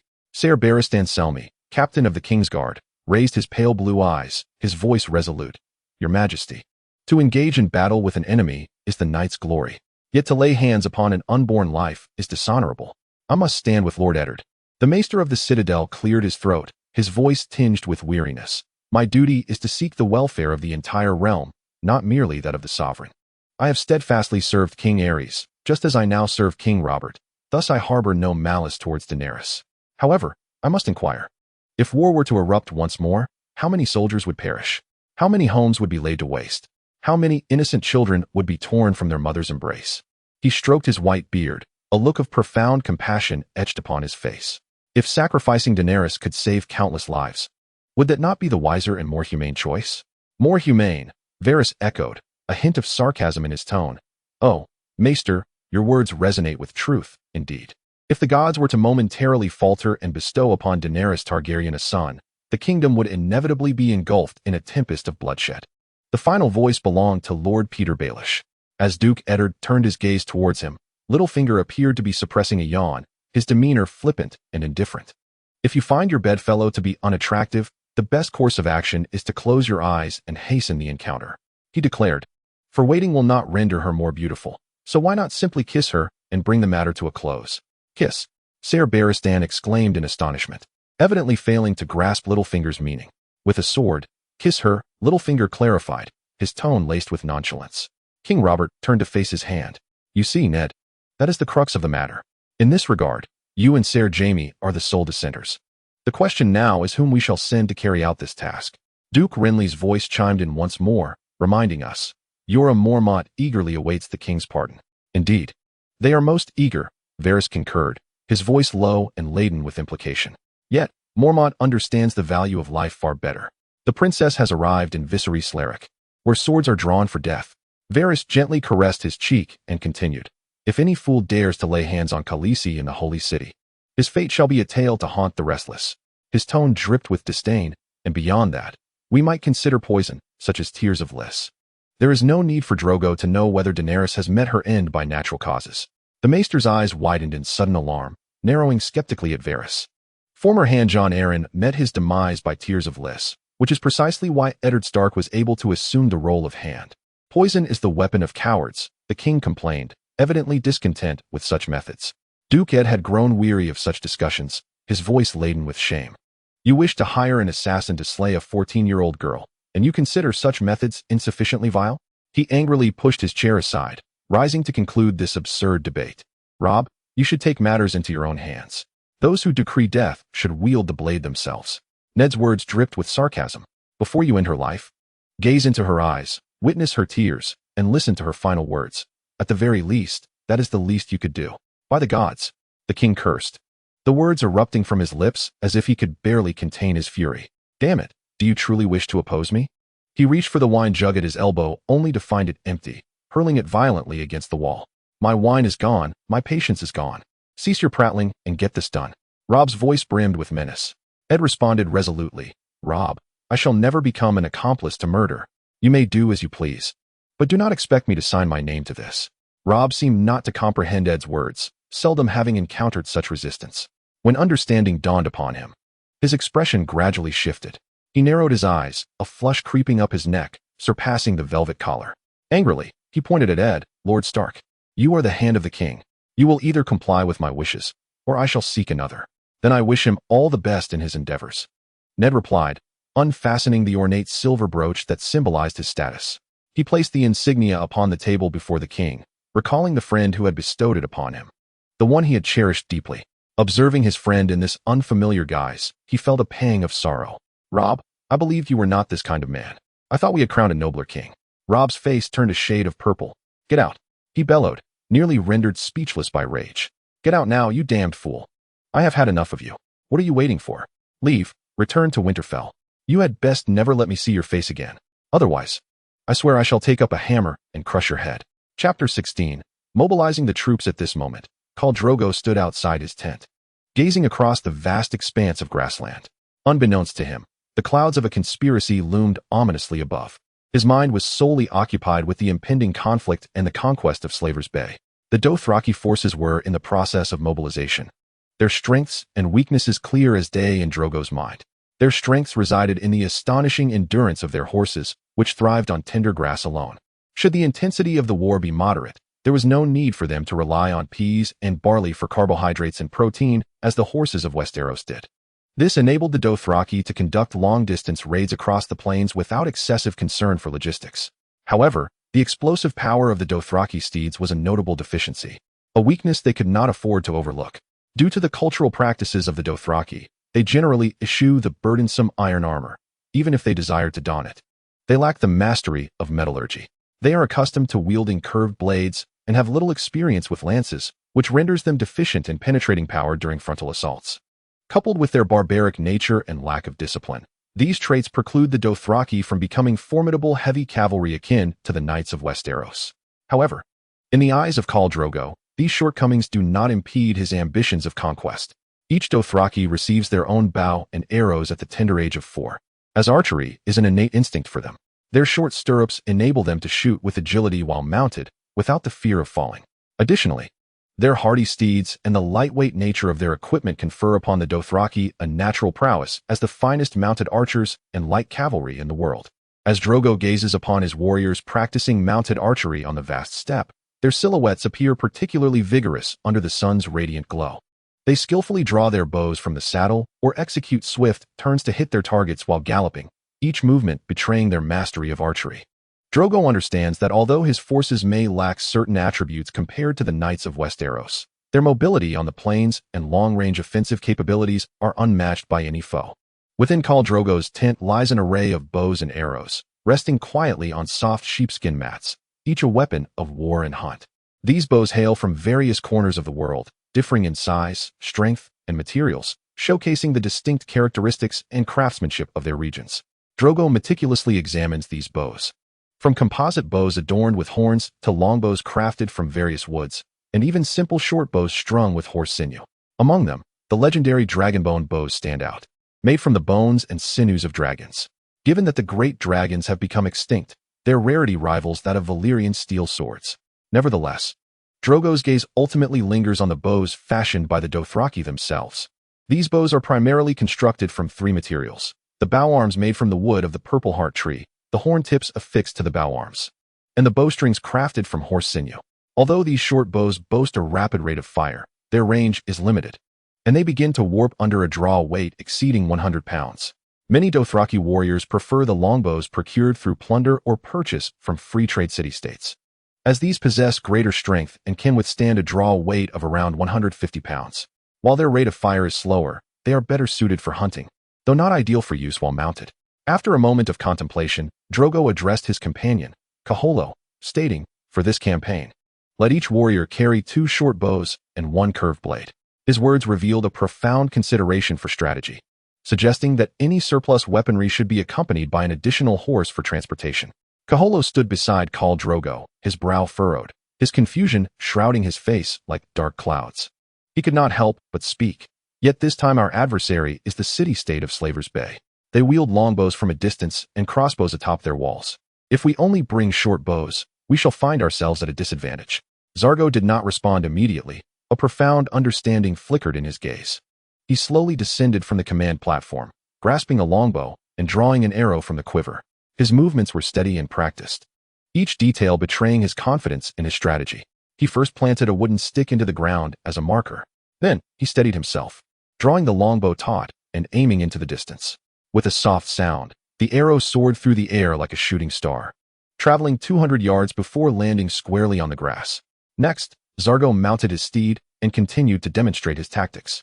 He charged towards the wooden stick from the opposite direction, the hooves of his horse kicking up a cloud of dust across the plain. Upon reaching the stick, he swiftly retrieved an arrow from his quiver and loosed it from the short bow.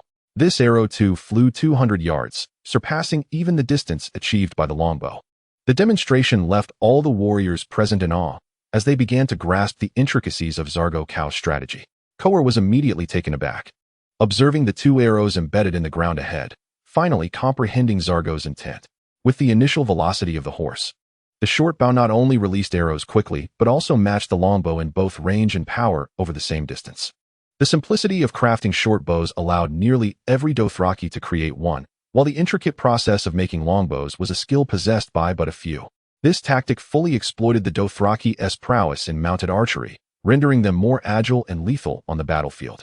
Zargo turned to Khal and the surrounding warriors, proclaiming, "Though the city-states of Slavers Bay boast lofty walls and formidable crossbows, they lack our speed and maneuverability. On the plains, we are invincible." Admiration gleamed in Khal's eyes as he finally grasped Zargo's farsightedness. The two tacitly chose not to broach the subject of how they would counter should the enemy adopt a similar strategy.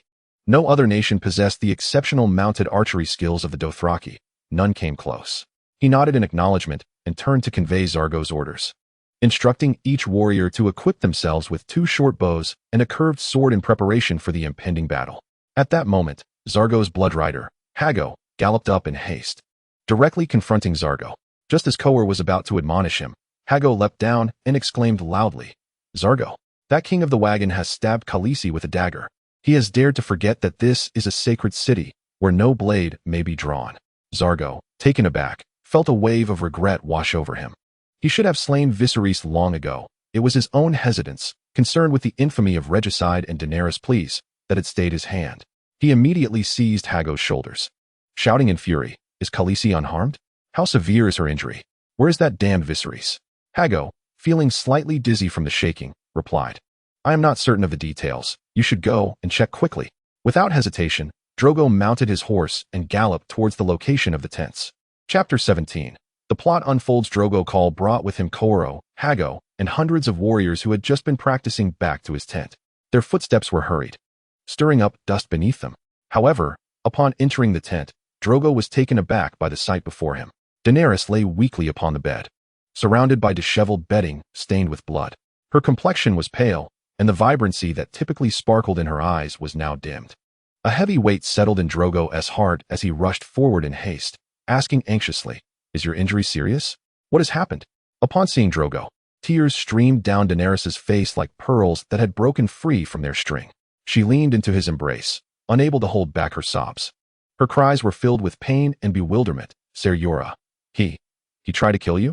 Drogo nearly roared in response, filled with regret. Jorah was undoubtedly an infiltrator of the Iron Throne. Yet, in the original tale, he had never harmed Daenerys, even saving her on numerous occasions. He had not anticipated this. "I saw my brother thrust a dagger towards my abdomen, and I intervened just in time. The dagger merely grazed my arm. I am not gravely injured," she stammered, recounting the events while tears continued to flow uncontrollably. "Why would my brother do such a thing? It breaks my heart. We grew up together, and I have always revered him. I came to this union without hesitation at his behest. Why does he treat me so, simply because I spoke to him with authority?" Drogo sighed and gently stroked Daenerys' back, attempting to console her. After assessing her wounds and confirming that they were not severe, a fierce rage ignited within his eyes. He turned sharply, his gaze cutting like a blade towards the standing Ser Jorah. "Why did you not protect Daenerys?" Drogo's voice was low, each word forced through clenched teeth. Ser Jorah's expression was grave, filled with guilt and remorse. He stepped forward to defend himself, saying, "I never anticipated that King Viserys would directly harm Khaleesi. After all, he is Daenerys' brother, our ally."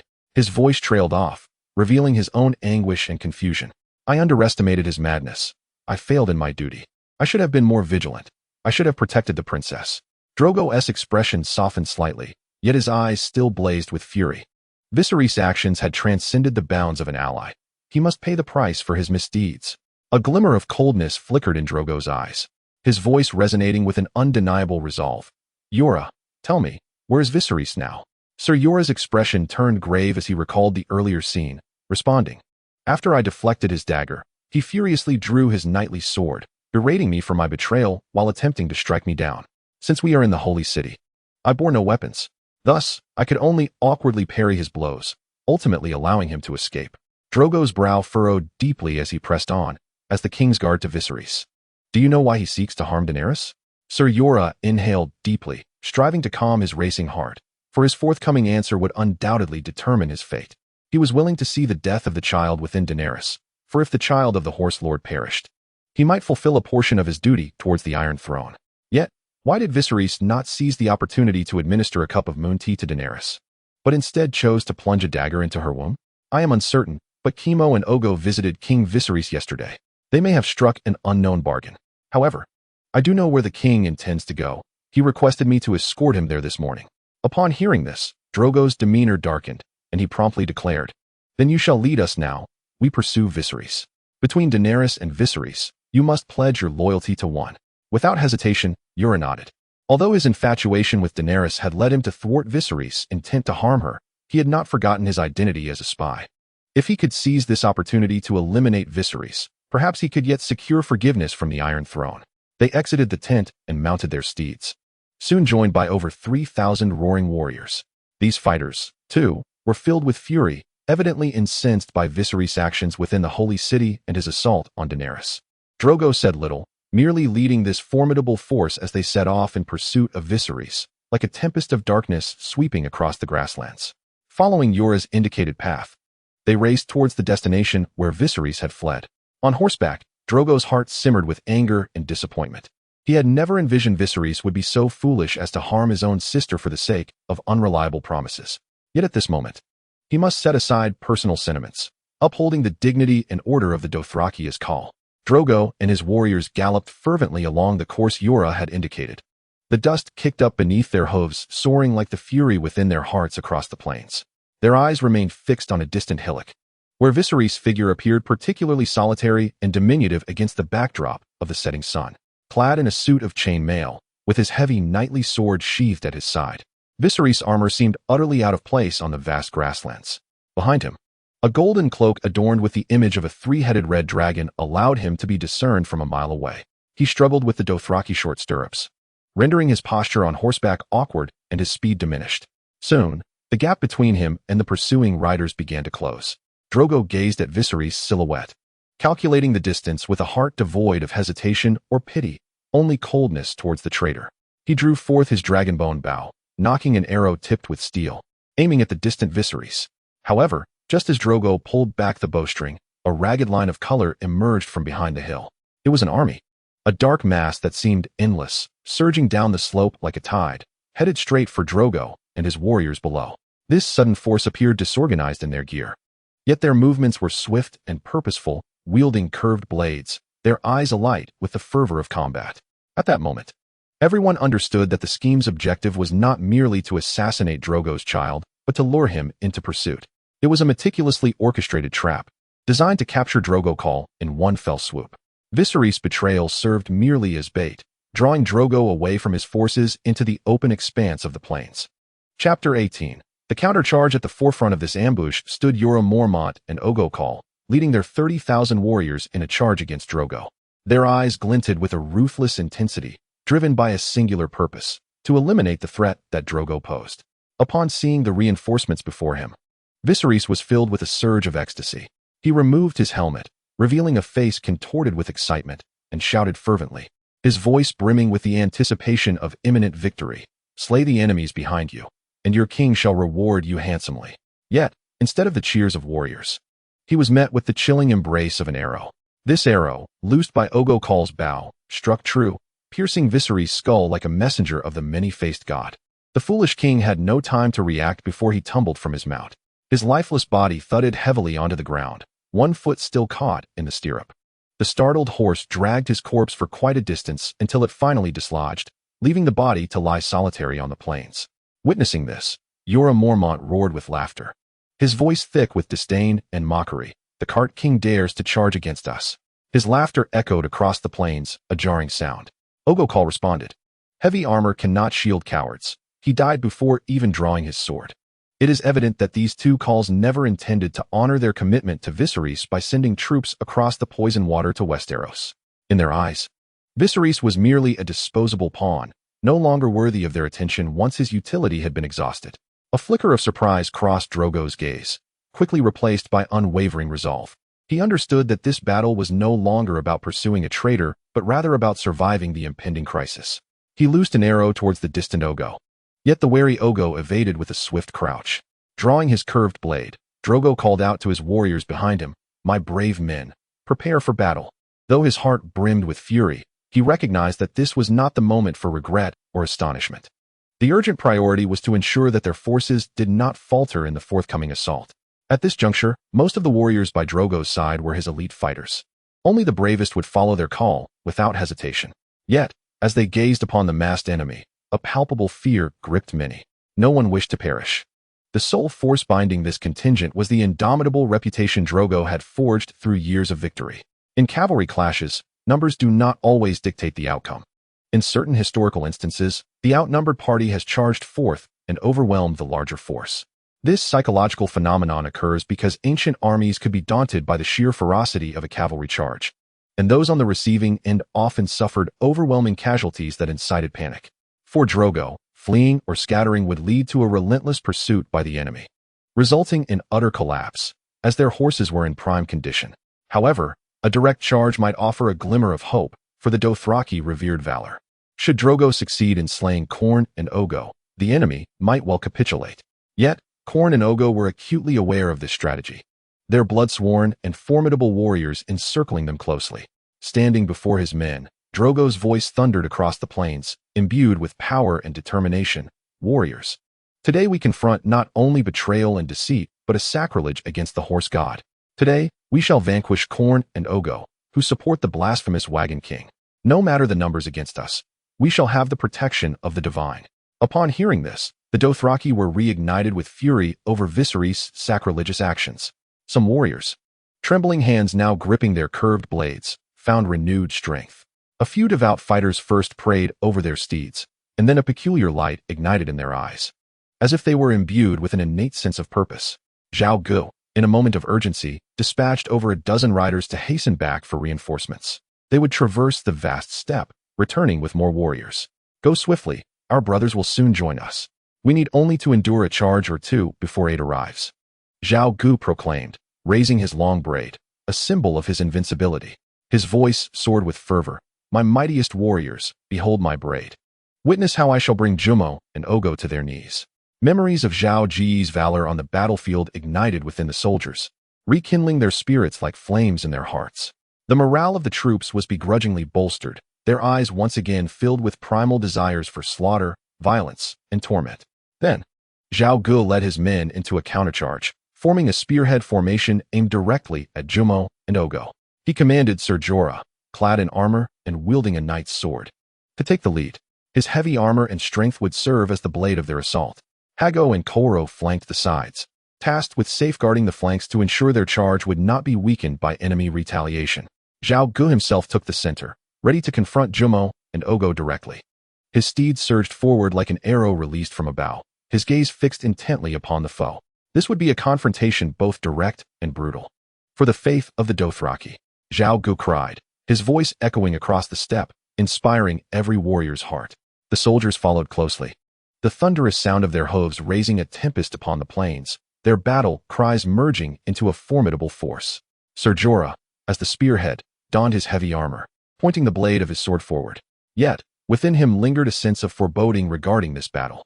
He was loyal to Daenerys, not to Zhao Gu. However, he understood that to refuse his role as the spearhead now would mean certain death at the hands of Zhao Gu and his bloodsworn. Though they lacked the advantageous slope of the terrain, they managed to form the trapezoidal formation that Zhao Gu had trained them in, facilitating the cavalry's penetration and breakthrough. In contrast, Jumo and Ogo's forces, although numerically superior, exhibited no coherent formation and appeared somewhat disorganized. This indicated that, during the charge, Zhao Ji's troops would not face an overwhelming force of 30,000, but rather a maximum of 8,000 enemies. Thus, this military endeavor relied not solely on Zhao Ji's personal valor. Even tactically, it was justifiable. Chapter 19. The Rain of Arrows across the vast expanse of the steppe. Zhao Gu and his warriors advanced with urgency. However, they soon encountered the anticipated onslaught. The coalition of Jumo and Ogo, leveraging the advantageous range of their longbows and the favorable terrain, initiated the first wave of fire. The sky suddenly darkened, as if a dense cloud had obscured the sun. Yet it was not a cloud, but rather a multitude of arrows, cascading relentlessly towards Zogo's troops. The sharp whistling tore through the air, akin to the whisper of death, heralding the impending destruction. Zogo's forces, tightly clustered in formation, suffered grievously under this unexpected downpour of arrows. Over 500 warriors fell in an instant, their bodies pierced by the lethal projectiles, their lives abruptly extinguished upon the beloved grasslands. The anguished cries of the warriors intertwined with the neighing of horses, painting a grim tableau of the battlefield. The morale of the troops plummeted due to this sudden assault, leaving Zogo's warriors engulfed in unprecedented fear and disquiet. Zogo Kao furrowed his brow.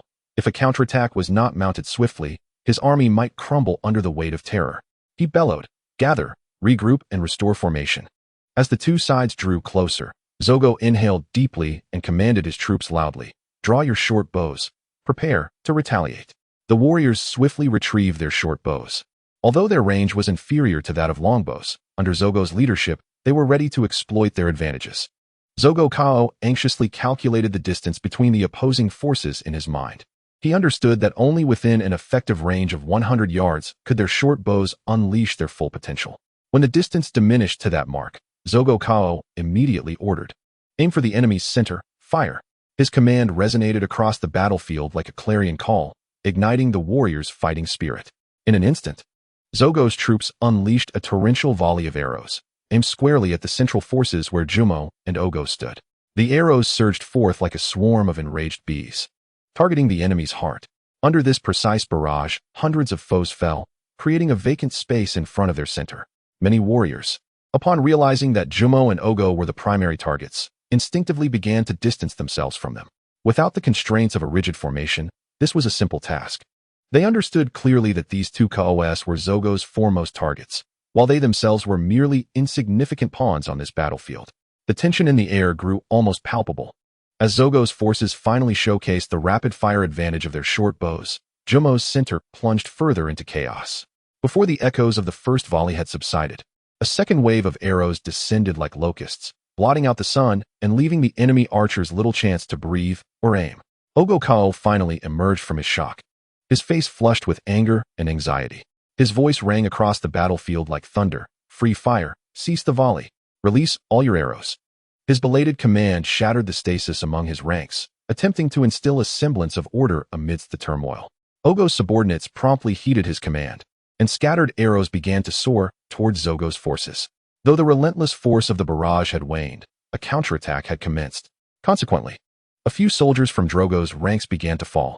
However, the subordinates of Kumo, paralyzed by a lack of timely command, halted their movements, casting bewildered glances towards Kumo Ka-Ao, awaiting his directives. Initially perplexed, Kumo Ka-Ao eventually nodded his consent amidst the chaos.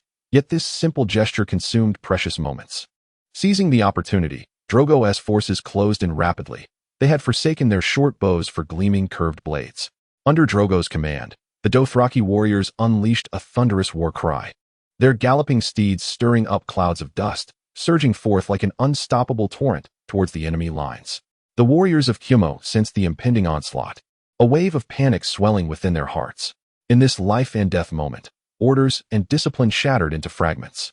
Some of Kumo's soldiers hastily discarded their long bows, reaching for their curved swords in preparation for the imminent melee. Others, foolishly reluctant to part with their precious bows, attempted to secure them back onto their backs, hoping for a chance to wield them again after the fray. Thus, in this near-farcical clash, Drogo faced not a disciplined and spirited battalion of 5,000, but a disarray of half-hearted archers and half-prepared swordsmen. Amidst this chaos, the two forces finally collided. The cacophony of metal clashing and the war cries of soldiers intertwined, enveloping every inch of the prairie in the fierce and brutal essence of battle. Drogo Ka-Ao wielded his curved blade like a lion charging into a flock of sheep, each strike imbued with lethal power. His warriors followed closely, their blades shimmering with a deadly sheen in the sunlight, each swing claiming the lives of their foes. Led by Drogo Ka-Ao, Ser Jorah, Hago, and Kooro became like beasts of the steppe, maintaining a tight formation while relentlessly harvesting the disoriented enemy. Their steeds trod with resolute steps, and the warriors' curved knives traced arcs of death in the sunlight.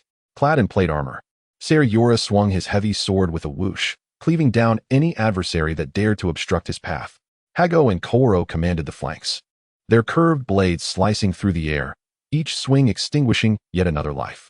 Their fighting style echoed the savage traditions of the Dothraki, brutal, direct, and imbued with a primal beauty. Drogo Ka-Ao himself stood as the eye of the storm upon the battlefield, his long braid flowing in the wind, his curved blade resembling the scythe of death, each swing reaping a harvest of souls. His gaze remained fixed on Kumo Ka-Ao and Ogo Ka-Ao, for he understood that only by vanquishing them could this battle be deemed a true victory. As the charge progressed, Drogo and his three commanders finally found themselves before Jorah and Ogo. At this moment, they were confronted by two formidable Khals and their dozen loyal bloodriders. These bloodriders were Khal's most devoted warriors, possessing exceptional martial skills, and were the elite among the Dothraki. They stood resolutely before Khal, forming an impenetrable barrier. Their unwavering gazes and the glint of their curved blades reflected their readiness to meet Drogo and his companions' onslaught. Jorah Khal and Ogo Khal followed closely behind, their faces betraying signs of tension. It was only upon the clash of arms that they realized the extent of Drogo's formidable prowess. Drogo Khal exhibited neither hesitation nor fear. He raised his curved blade high, his eyes glinting with the thrill of the hunt. Chapter 20. The Perilous Duel. Jorah Khal and Ogo Khal were likewise seasoned warriors. Years of combat had honed their instincts, allowing them to swiftly adopt the most suitable tactics on the chaotic battlefield. They maneuvered to the left and right, each leading their own bloodriders to confront Kooro and Hago, skillfully evading Jorah Mormont's direct assault. Ser Jorah, clad in heavy armor, resembled a moving fortress. Despite the disregard shown by the two Khals, he felt a sense of relief within. He understood that while his armor offered formidable protection during a cavalry charge, it simultaneously restricted his agility. In such a rapid and tumultuous struggle, he preferred facing a single opponent rather than a multitude. Observing this, Drogo Khal revealed a hint of a mocking smile. The enemy's decisions unfolded as he had anticipated, and his plan was gradually coming to fruition. Even a warrior of his caliber could not confront so many adversaries simultaneously during a charge. The strategy of dividing and conquering, striking down one by one, was the approach he had gleaned from countless battles and was the sole viable tactic at this moment. Without a moment's hesitation, Drogo surged towards the right flank, aiming to eliminate this threat in conjunction with Kooro.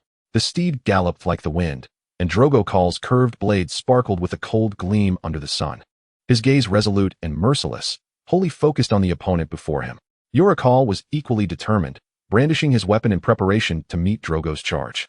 His blood riders followed closely. A meticulously chosen cadre of warriors, each possessing courage and strength rivaling that of the Khal. The two forces collided on the plains. The clash between Drogo Khal and Khal resembling the convergence of two storms, stirring the dust and blood of the battlefield. In the swift charge of cavalry, life and death often hung by a thread. Victory or defeat could be determined in an instant. Khal trailed Drogo Khal on the right flank, his curved blade striking with the swiftness and lethality of a venomous serpent on the grasslands. He severed the head of a blood rider, warm blood gushing forth, staining the parched earth. Drogo Khal leaned low on his steed, deftly evading the oncoming slash of Khal's curved blade. In the blink of an eye, his curved blade ensnared the calf of Jomoko like a living creature, and a triumphant smile graced the face of Zhiga, signaling the impending conclusion of the battle. However, Jomoko was equally a warrior forged through countless skirmishes. Faced with the sudden surge of excruciating pain and peril, he exhibited no hesitation. With a resolute bite of his teeth, he demonstrated remarkable decisiveness. Before he could be unseated, he raised his curved blade and, summoning every ounce of strength, struck at his own calf. Blood splattered as Jamoko's legs severed, and though he howled in agony, he successfully evaded the fate of being dragged down by Zhiga. This ruthless determination astonished even Zhiga, who had not anticipated Jamoko's willingness to sacrifice his own limb. Zhiga understood that if he could not vanquish Jomoko here, his side would face a monumental threat. The blood alliance of Jomoko, witnessing their leader's grievous injury, erupted in fury, launching a more fervent assault against Zhiga. The dynamics of the battlefield shifted dramatically. Zhiga's warriors, seeing their commander under siege, roared in anger and surged forward to provide support. Khalo's eyes burned crimson as he wielded his curved blade with increased ferocity, striving to alleviate Zhiga's burden. Ser Jorah and Hago also recognized the peril Zhiga faced and intensified their offensive against the blood alliance of Jomoko, attempting to breach the enemy's defenses to aid Zhiga. Although Jomoko had lost a calf, he remained mounted, gripping the horse tightly with his uninjured thigh. His blade continued to swing, madness flickering in his eyes. He knew that even if victory were to be attained, his disability rendered him unfit to continue as a warrior. As his severed limb fell to the ground, Zhiga begrudgingly watched Jomoko evade his grasp, the light of victory seemingly slipping away. Each clash on the battlefield represented a struggle between life and death, and this time, he had nearly grasped victory, only to witness it elude him. At that moment, Khal, positioned just behind Zhiga, gritted his teeth, his gaze resolute and unwavering. He cast one last look at Zhiga, as if to etch the image of this leader into his memory forever. Then, he executed a shocking maneuver that stunned all. He leaped from his galloping steed and embraced Jomoko tightly. The two tumbled from the horse, trampled mercilessly by the chaos of hooves. No, Zhiga roared in fury. Khal was not only his blood alliance warrior, but also the most loyal soldier bequeathed to him by his father, a cherished family member who had witnessed his growth. Zhiga's heart swelled with sorrow and rage, yet he suppressed his emotions and charged forward. He knew that Khal's sacrifice would not be in vain. He would honor this steadfast warrior with a victory. The remaining 3 bloodsworn guardians of Ju-Mo bore witness to the harrowing scene, their hearts heavy with sorrow and despair. According to the customs of the Dothraki, bloodsworn guardians were meant to accompany their Khan in death.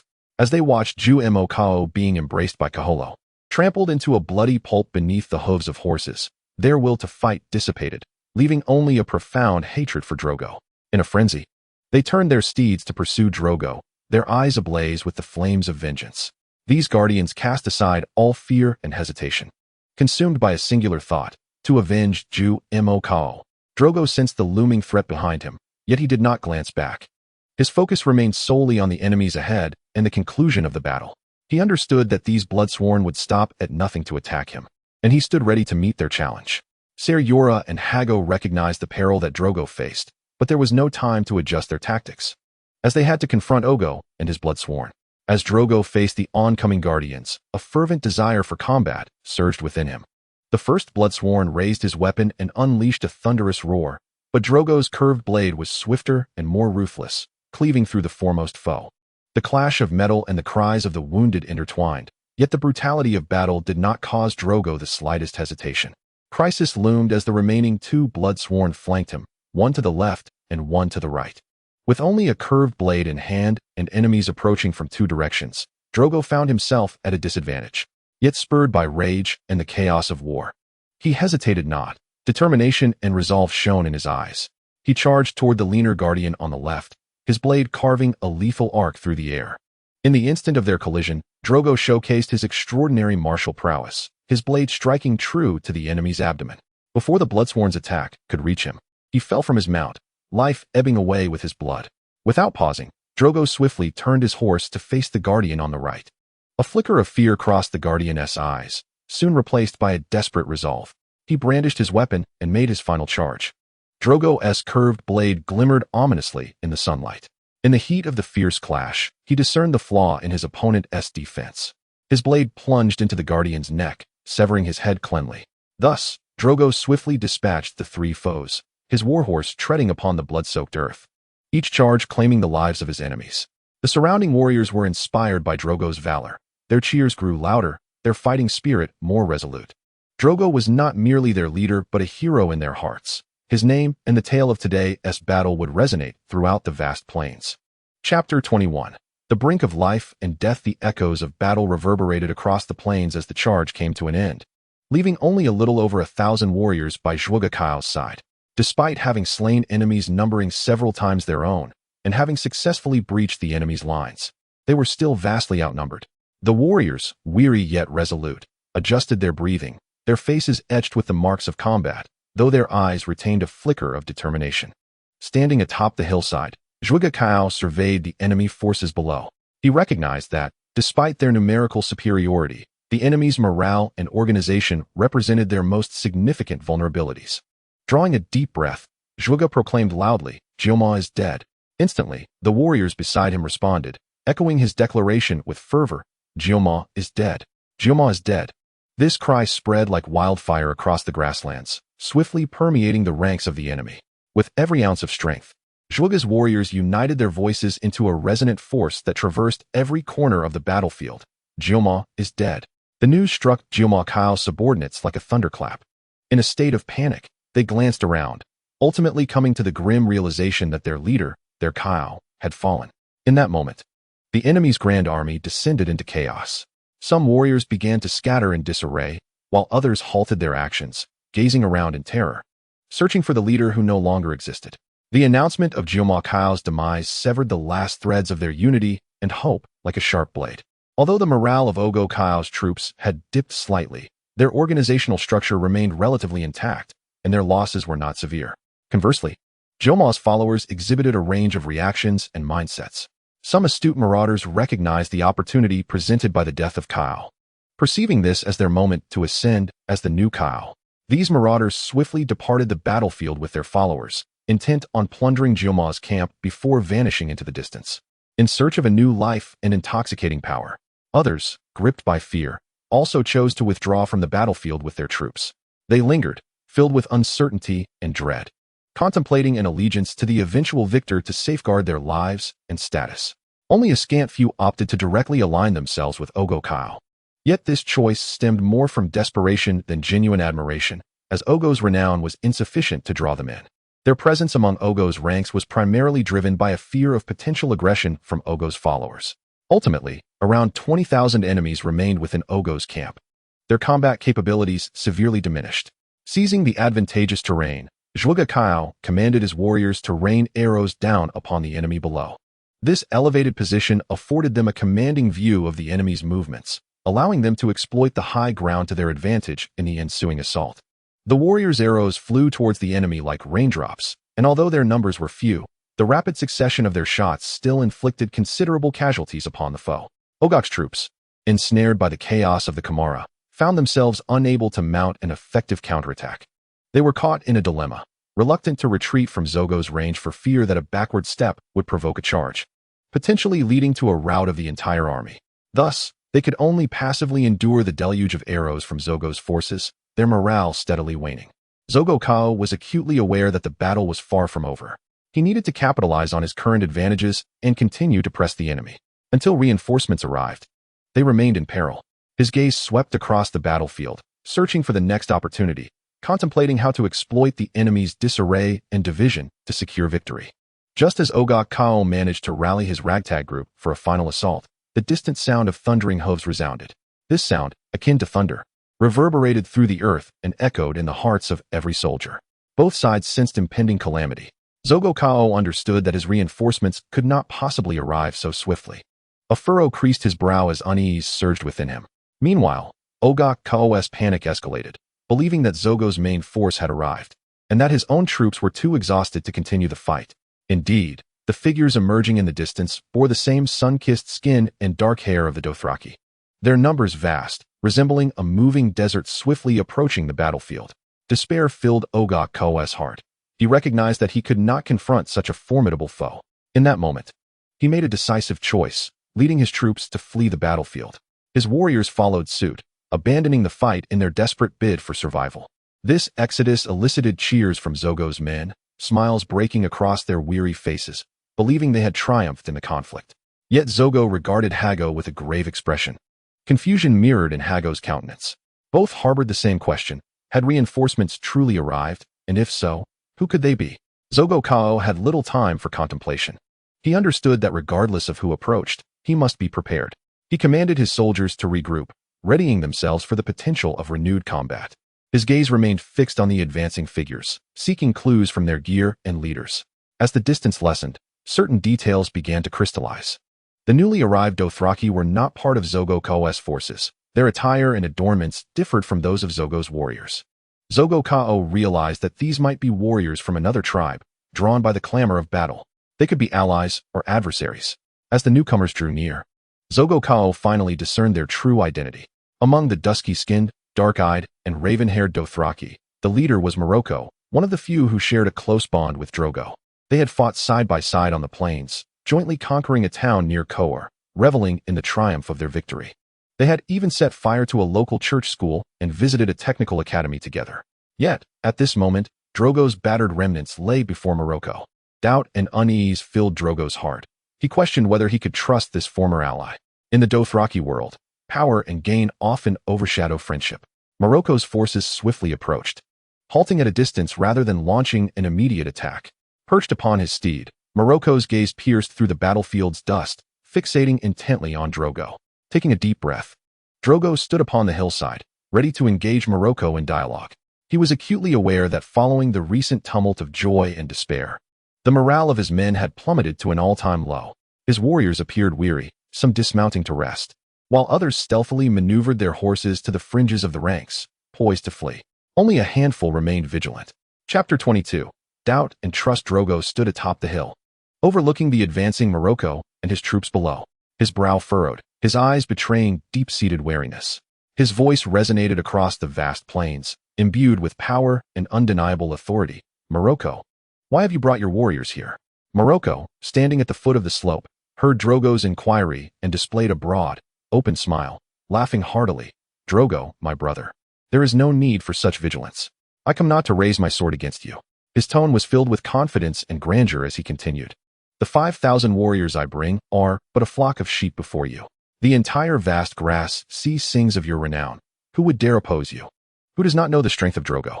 Morocco's candor slightly softened Drogo's demeanor, yet the doubts within him remained unvanquished. Morocco elaborated. My encampment lies not far from Ogo. I noticed the large-scale mobilization and ventured out to see for myself. After all, there is little for us Dothraki to plunder near the holy city. Then, Morocco's expression turned serious, his voice brimming with determination. I wish to fight alongside you, to launch an assault on the Bay of Slaves. The city-states there are affluent, and the Dash Khaleen have foretold that our endeavor will be prosperous. Extending his hand in an inviting gesture, he urged, now, allow me to escort you and your warriors back to the camp for rest. Please come down, Drogo, so that we may discuss our grand plans for the future. Zhang Ka-Ao stood on the slope, pausing in silence as his gaze swept over Moro Ka-Ao and his troops, searching for any signs of treachery or concealed hostility. He understood that in the vast expanse of the Dothraki grasslands, the allegiance of allies could shift in the blink of an eye. A thought flickered through his mind. Who can truly ascertain whether Moro intends for me to relinquish my advantageous position? The most prudent course of action, he realized, was to remain and await reinforcements. Ultimately, Zhang Ka-Ao made his decision, his voice steady and calm. Moro Ka-Ao, I appreciate your goodwill, but my warriors and I are utterly fatigued. We do not wish to move even a step further. We shall camp here and await the arrival of our reinforcements. If you genuinely desire to stand alongside me in battle, then I implore you to return." Upon hearing Zhang Guocaio's request, a flicker of surprise crossed Moro Caio's face, followed by a hearty laugh. His voice carried a hint of mockery.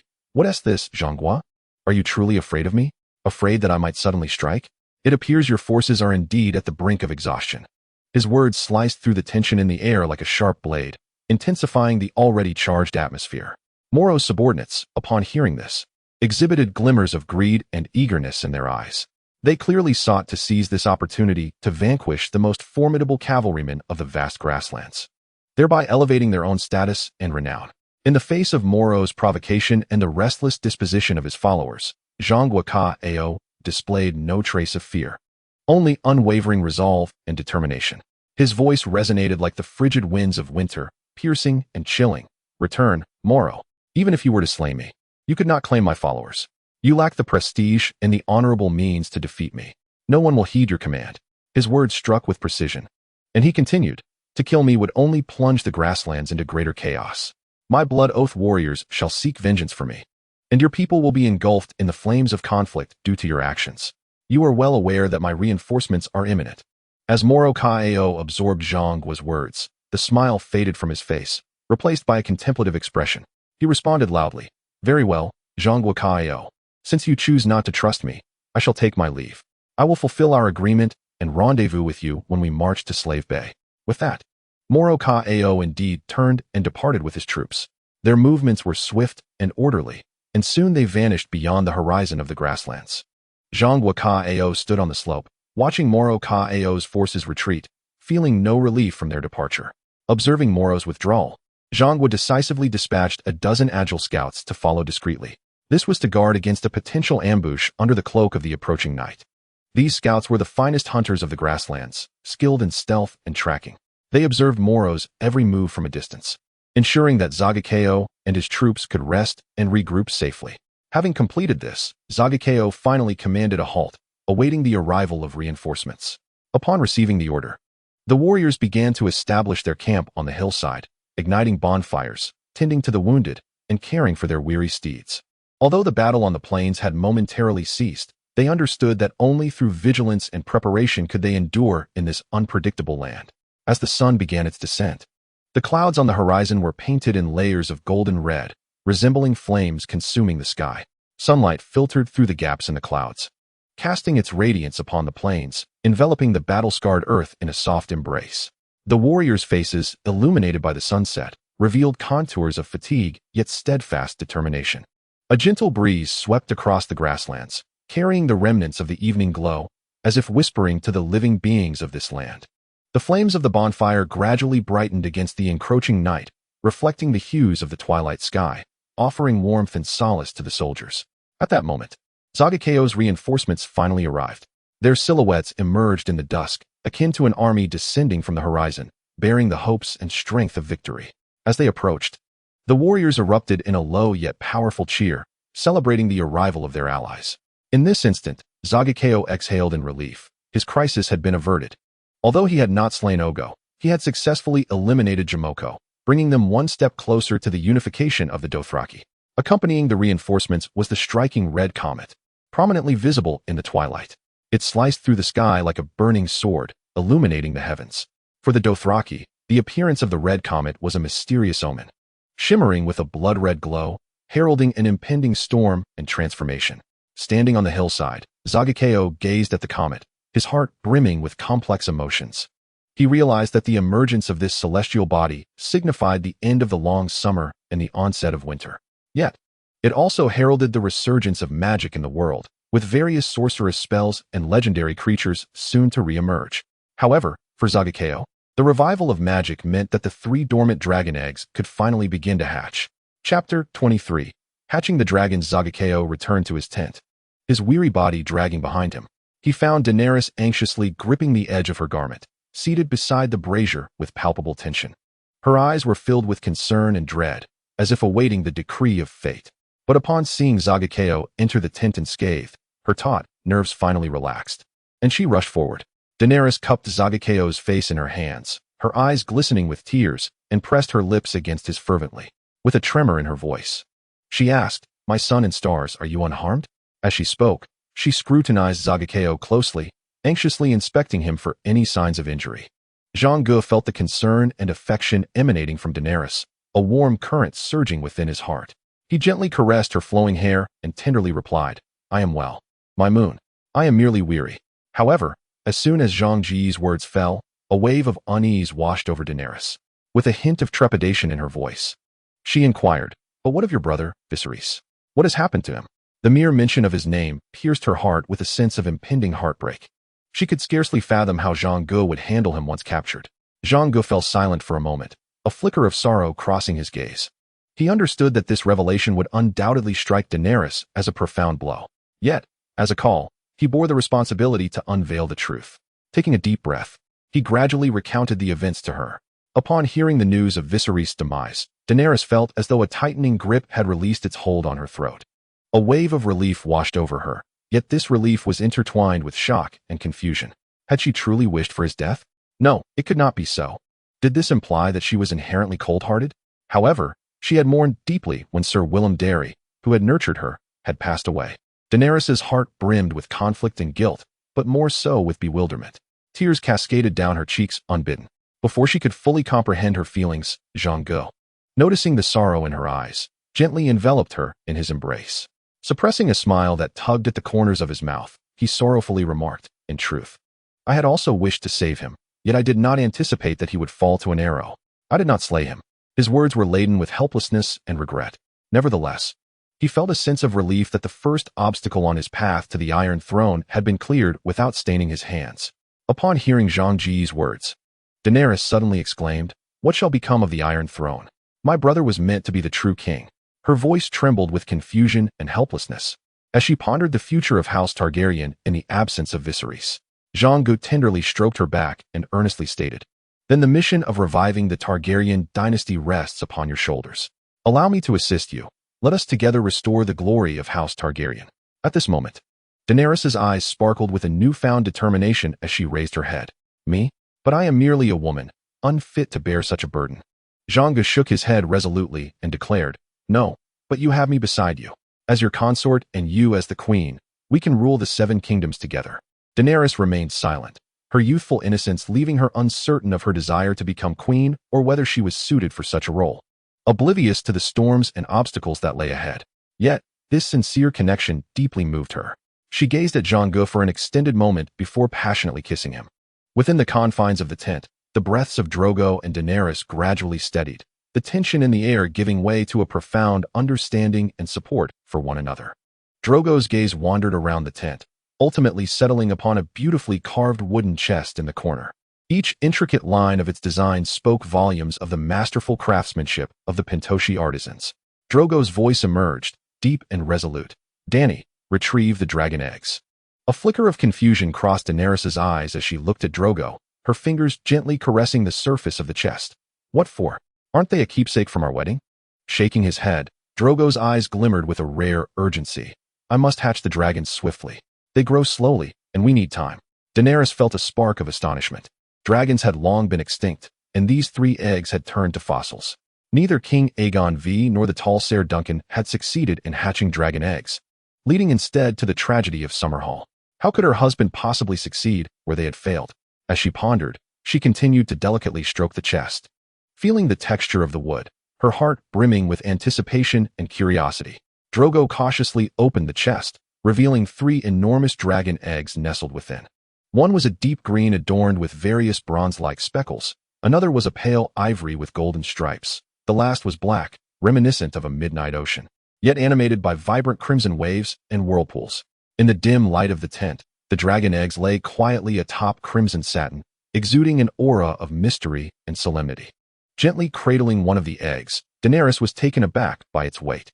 The shell was hard and smooth, but what astonished her most was the warmth radiating from its surface. She touched the egg in Drogo's hand and found it similarly warm. "Why are the dragon eggs warm today?" she inquired. With a smile, Drogo replied, "I suspect they are ready to hatch." She suddenly looked up at him, her eyes sparkling with hope. "Can we really hatch them?" Drogo gazed at the dragon eggs, a firm smile gracing his features. "Certainly, Dany. We need them now." The atmosphere within the tent grew solemn and sacred, the souls of Drogo and Daenerys intertwined. Outside, The red comet burned brightly in the night sky, as if bearing witness to their newfound hope and resolve. Drogo's fingers gently traced the surface of the egg, feeling its cold, hard texture. He first lifted the black and red marbled egg from the velvet, cradling it in one hand as he approached the fire.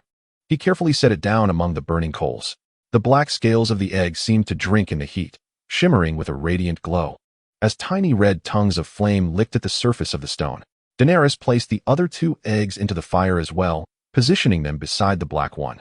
Before stepping back from the fire pit, trembling and breathless, she observed as the coals dwindled to ashes, drifting embers spiraled upward, and the heat shimmered magnificently around the dragon eggs.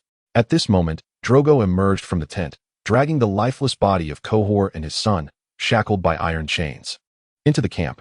With an efficient motion, Drogo unceremoniously cast them into the enormous fire pit that had been prepared in advance. Although he did not grasp the intricate secrets of hatching dragon eggs, this did not deter him from replicating the original narrative. Regrettably, he had not encountered any warlocks or witches in the city of Ves Dothrak. It was said that burning a few magically inclined individuals during the hatching process could amplify the dragoness potency. Witnessing this, Daenerys felt a profound shock. She had hitherto been unaware of the Dothraki custom of roasting and consuming their slain foes. Drogo, upon hearing her reaction, rolled his eyes and then lunged forward, pinning Daenerys beneath him. Chapter 24. Yora's observations. Ser Yora concluded a day of relentless combat, returning to his tent with a weary frame. The dying rays of the sun filtered through the tent seams, casting golden beams upon the ground, creating a tapestry of light and shadow. As he removed his armor, the metallic plates emitted a dull clang, and the bloodstains seemed to serve as grim reminders of the day's brutality. Yora's thoughts grew increasingly convoluted. He mused that by guiding Drogo, he had indirectly eliminated Viserys. His fingers traced the scratches on his armor, marks of battle that signified both his struggles and his honor as a warrior. A thought surfaced in Yora's mind. Would the Iron Throne thus grant him absolution? He was acutely aware that his reputation in Westeros had been tarnished due to his past as a slave trader. He pondered whether his recent actions might afford him an opportunity to redeem his name. He continued to remove his armor, his movements becoming slow and laborious. What would it mean to return to Bear Island? He was no longer the banished knight, but rather Daenerys' protector. Would his homeland, his family, welcome him back? How would his former acquaintances perceive him? He feared that Eddard Stark would still wish him dead. With a sigh, Ser Yora was enveloped by a tumult of contradictions and struggles. He questioned his own heart countless times, weighing whether it was worth it to have trafficked slaves to satisfy Daenerys' desires. That decision had cost him his claim to his family's legacy and marked him as an outcast. Yet, if given the chance to rewind time, he suspected he would still make the same choice. He settled in the corner of the tent, idly toying with a fragment of armor, his gaze growing contemplative. He realized he could not return to the past, nor alter what had transpired. He could only look ahead and continue along the path he had chosen. Ser Yora rose, approached the tent's entrance, and gazed at the darkening sky. As night descended, bonfires began to flicker to life across the plains, the laughter of warriors mingling with the whinnies of horses, creating a distinctive symphony. He inhaled deeply, removing the final piece of armor, and laid it neatly aside. Ser Yora shook his head, dispelling those impractical fantasies from his mind. He understood that the Iron Throne would not easily grant him forgiveness. That seat of power was always cold and calculating, demanding relentless execution of its will, namely, the elimination of Daenerys and her progeny. Only after exhausting all his worth would it perhaps reveal a modicum of compassion. As the light within the tent dimmed with the setting sun, Ser Yora produced papyrus and a quill. Dipping the quill in ink, he began to report to Varys the death of Viserys, using the agreed-upon code. His pen glided across the papyrus, leaving behind neat, delicate script that chronicled the events of the day and his trepidations for the future. Once the ink dried, he exited his tent. Night had fallen, and the campfires flickered with an orange glow, bestowing a touch of warmth upon the night of the prairie. Ser Yora traversed several tents, his steps light yet resolute, arriving at the tent of an orphan. He glanced around, ensuring no one was observing his actions. He placed the missive beneath a previously designated stone, a nondescript location known only to the informed. After completing this task, he cautiously surveyed his surroundings, confirming he was neither followed nor watched. Then, he exhaled deeply, feeling a slight alleviation of the burdens upon his heart. Ser Yora turned to return to his tent, his silhouette appearing somewhat solitary in the night. He was uncertain when such days would come to an end, nor did he know what his loyalty would ultimately yield. Just as Ser Jorah began to lower his guard, a cacophony erupted from the surrounding tents. The flames danced in the night, and several Dothraki brandished torches, hastily approaching his direction. Jorah's heart raced, unease swelling within him. Had his secret been exposed? He tensed, muscles coiling beneath his leather attire, ready to flee. His gaze swept the area, searching for a route to the nearest stable. His mind whirled with possibilities. Had the concealment of Viserys' plans from Drogo been discovered? Or had his identity as a spy been unveiled? In either scenario, he knew he would likely face Drogo's wrath and a public execution. However, as the Dothraki reached him, they seemed oblivious to his presence, rushing past him towards another direction. Their destination was Drogo's tent, where it appeared an urgent matter was unfolding. Ser Jorah's tension eased slightly. Yet his curiosity was piqued. He stopped a hurried man with short braids and, in his imperfect Dothraki, inquired, "What is happening?" The Dothraki man cast a glance at Jorah, clearly recognizing his identity, then halted in his tracks. With a gaze imbued with respect, he addressed Jorah, stating that it seemed a significant event had transpired ahead. Having spoken, he stood reverently by Jorah's side, refraining from any further movement without permission. For the formidable Dothraki, Ser Jorah was a warrior deserving of utmost respect, and they naturally exhibited the deference appropriate in his presence. Without Jorah's consent, they dared not act independently. Jorah nodded, though he did not fully comprehend the specifics of the man's words. Nevertheless, he gestured with his eyes for the Dothraki to proceed, filled with curiosity and unease. Ser Jorah resolved to follow the throng and ascertain what had occurred. His steps quickened, propelled by the intertwining threads of his intrigue and apprehension. As he navigated through the crowd towards the heart of the encampment, the sight before him compelled him to a halt. The Dothraki knelt upon the ground, their foreheads touching the earth, demonstrating the highest form of reverence and adoration. At the center of the assembly stood Drogo and Daenerys, hand in hand, their faces radiant with indescribable joy and pride. The surrounding Dothraki began to chant softly, their voices imbued with awe and veneration. The melodies reverberated through the night sky, mingling with the whispers of the prairie winds, creating an atmosphere both mysterious and solemn. Jorah maneuvered through the throng, drawn closer by the object cradled in their arms. Initially, he presumed it to be merely 3 lizard-sized creatures. However, upon closer inspection, his heart raced with a sudden realization. Those beings possessed wings, their scales glimmering with a metallic sheen in the firelight, and their eyes sparkled with intelligence. It dawned upon him that they were not lizards, but newly hatched dragons. Chapter 25. Stroll through the market. Drogo sat within his tent, holding a letter from the governor of Illyrio. The handwriting was meticulous, the tone respectful and humble, each word exuding Illyrio's esteem and loyalty toward the Targaryen family. Esteemed Drogo, first and foremost, allow me to express my deepest sympathy and respect, as I convey my condolences to you and your esteemed wife, Daenerys Targaryen, regarding the unfortunate fate of King Viserys. His betrayal and subsequent tragedy have not only shocked the Dothraki, but have also filled me with profound sorrow. I remain steadfast in my belief that the Targaryen family is the rightful ruler of Westeros, and their restoration is a matter of divine justice and historical inevitability. Despite the numerous setbacks encountered, I continue to resolutely support the Targaryen cause. I hereby pledge my willingness to provide Drogo with ships for passage to Westeros, alongside a measure of financial assistance. I believe that it is only through your wisdom and strength that the Targaryen family can reclaim their rightful throne. I recall the promises made to me by King Viserys during his lifetime. He once declared that once the Targaryen family successfully reinstates its reign, I shall be appointed as the Minister of Finance.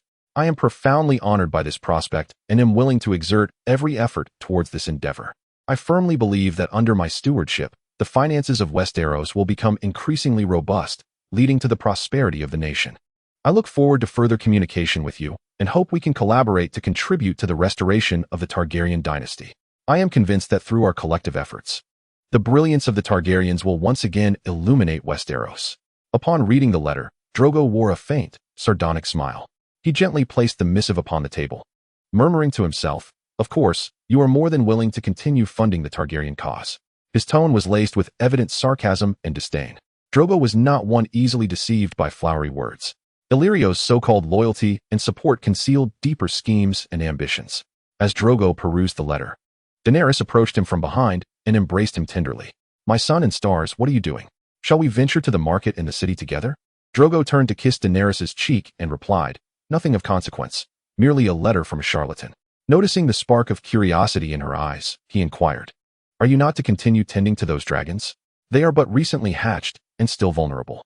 Daenerys shook her head, sighing. Caring for those little creatures is far more exhausting than I anticipated. You cannot imagine how lively they are, darting about. If confined in a cage, they shall screech in protest. Not only do they gnaw at the bars like rodents, but they also scorch the cage with dragon fire.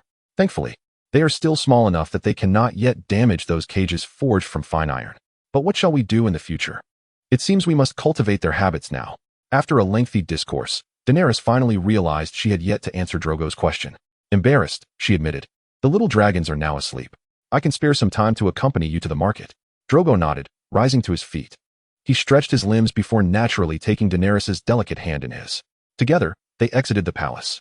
Upon reaching the western part of the city, they found numerous merchants busily unloading goods and setting up stalls. The western market was a spacious square surrounded by mud brick huts, livestock pens, and taverns adorned with lime plaster. The small hills on the ground resembled the exposed backs of colossal beasts lurking beneath, their gaping black mouths leading to expansive underground storerooms. At the heart of the market lay a labyrinth of vendors and winding pathways, topped with canopies woven from long grasses. Although it lacked the bustling chaos of markets in Pintos and other free trade cities, the atmosphere here exuded a tranquil charm. Drogo explained, "The caravans come here primarily to trade with other merchants, rather than with the Dothraki. The Dothraki permit merchant caravans to enter and exit freely, provided they adhere to the peace regulations of the Holy City. They must not desecrate the local sacred sites and are expected to offer traditional gifts such as salt, silver, and seeds to the Dothraki. However, there are some merchants who specifically come to acquire the spoils of Dothraki raids that they have no use for. These merchants, however, must possess a certain degree of strength. When I was 10, unaware of the concept of reputation, I enlisted the help of Kaholo to sell goods to the merchants first, and then we would raid them after their departure. After plundering, we would transport the goods back to the Holy City for sale.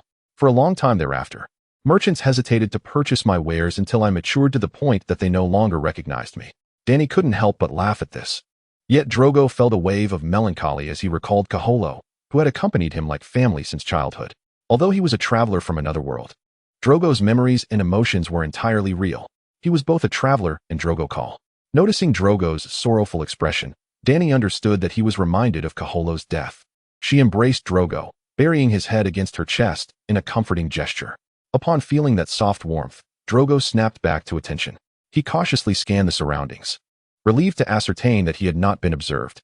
A king must never reveal his vulnerabilities to his subjects. As the saying goes, do not bow your head, for the crown will fall. The two continued to inspect the wares at the market.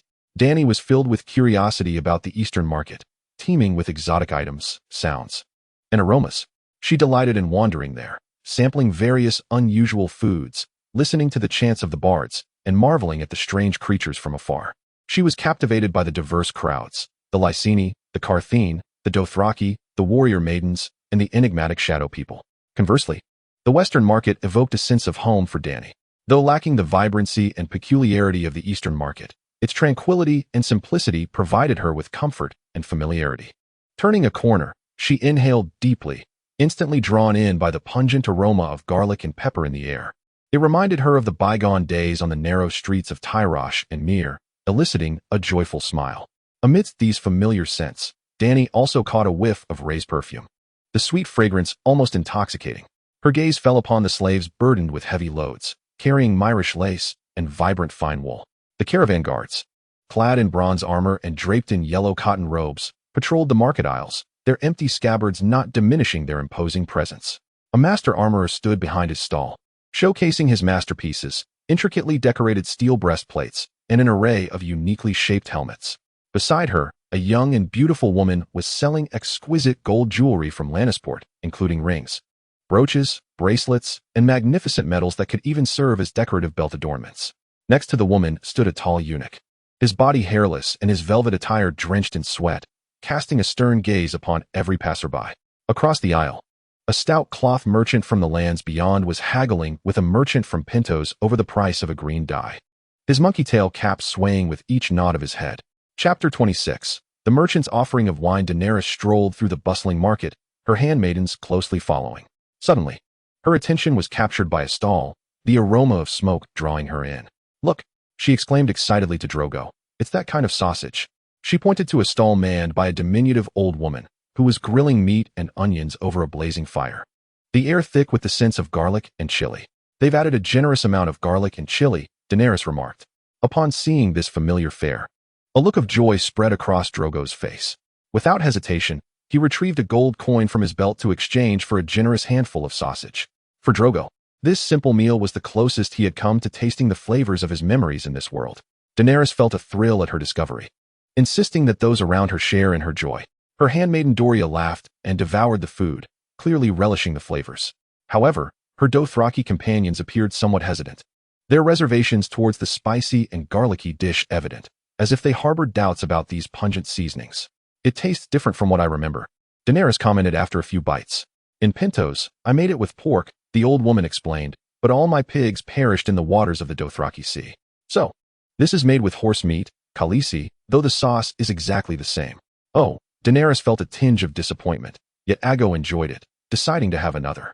Ricardo, not to be outdone, ended up consuming 3 sausages, burping loudly, and ultimately sought out Mare's milk to quell the heat. This spectacle brought forth peals of laughter from Daenerys, who smiled shyly, feeling a wave of joy as if she had been transformed back into a little girl. Daenerys wandered through the market for a considerable time, her gaze drawn to a magnificent feathered cloak from the Summer Isles. The cloak shimmered in vibrant hues, reminiscent of the brilliance of summer sunlight. She lavished praise upon the garment, and the merchant generously gifted it to her. In return, Daenerys unfastened a silver medal from her belt and presented it to the merchant. Such exchanges were a customary gesture in Dothraki tradition. In a corner of the market, a birdkeeper was training a colorful parrot. The parrot's feathers were a striking blend of red and green, capturing attention effortlessly. The birdkeeper urged the parrot to repeat Daenerys' name, which elicited a giggle from her. Despite her keen interest in the parrot, she ultimately refrained from taking it with her. She pondered that parading through Karlas with such a conspicuous creature might be rather inappropriate. Unbeknownst to Dany, the parrot's incessant repetition served to signal to the birdkeeper's accomplices who Daenerys Targaryen truly was. Dany also procured a dozen jars of fragrant oil, each emanating the familiar sense of her childhood memories.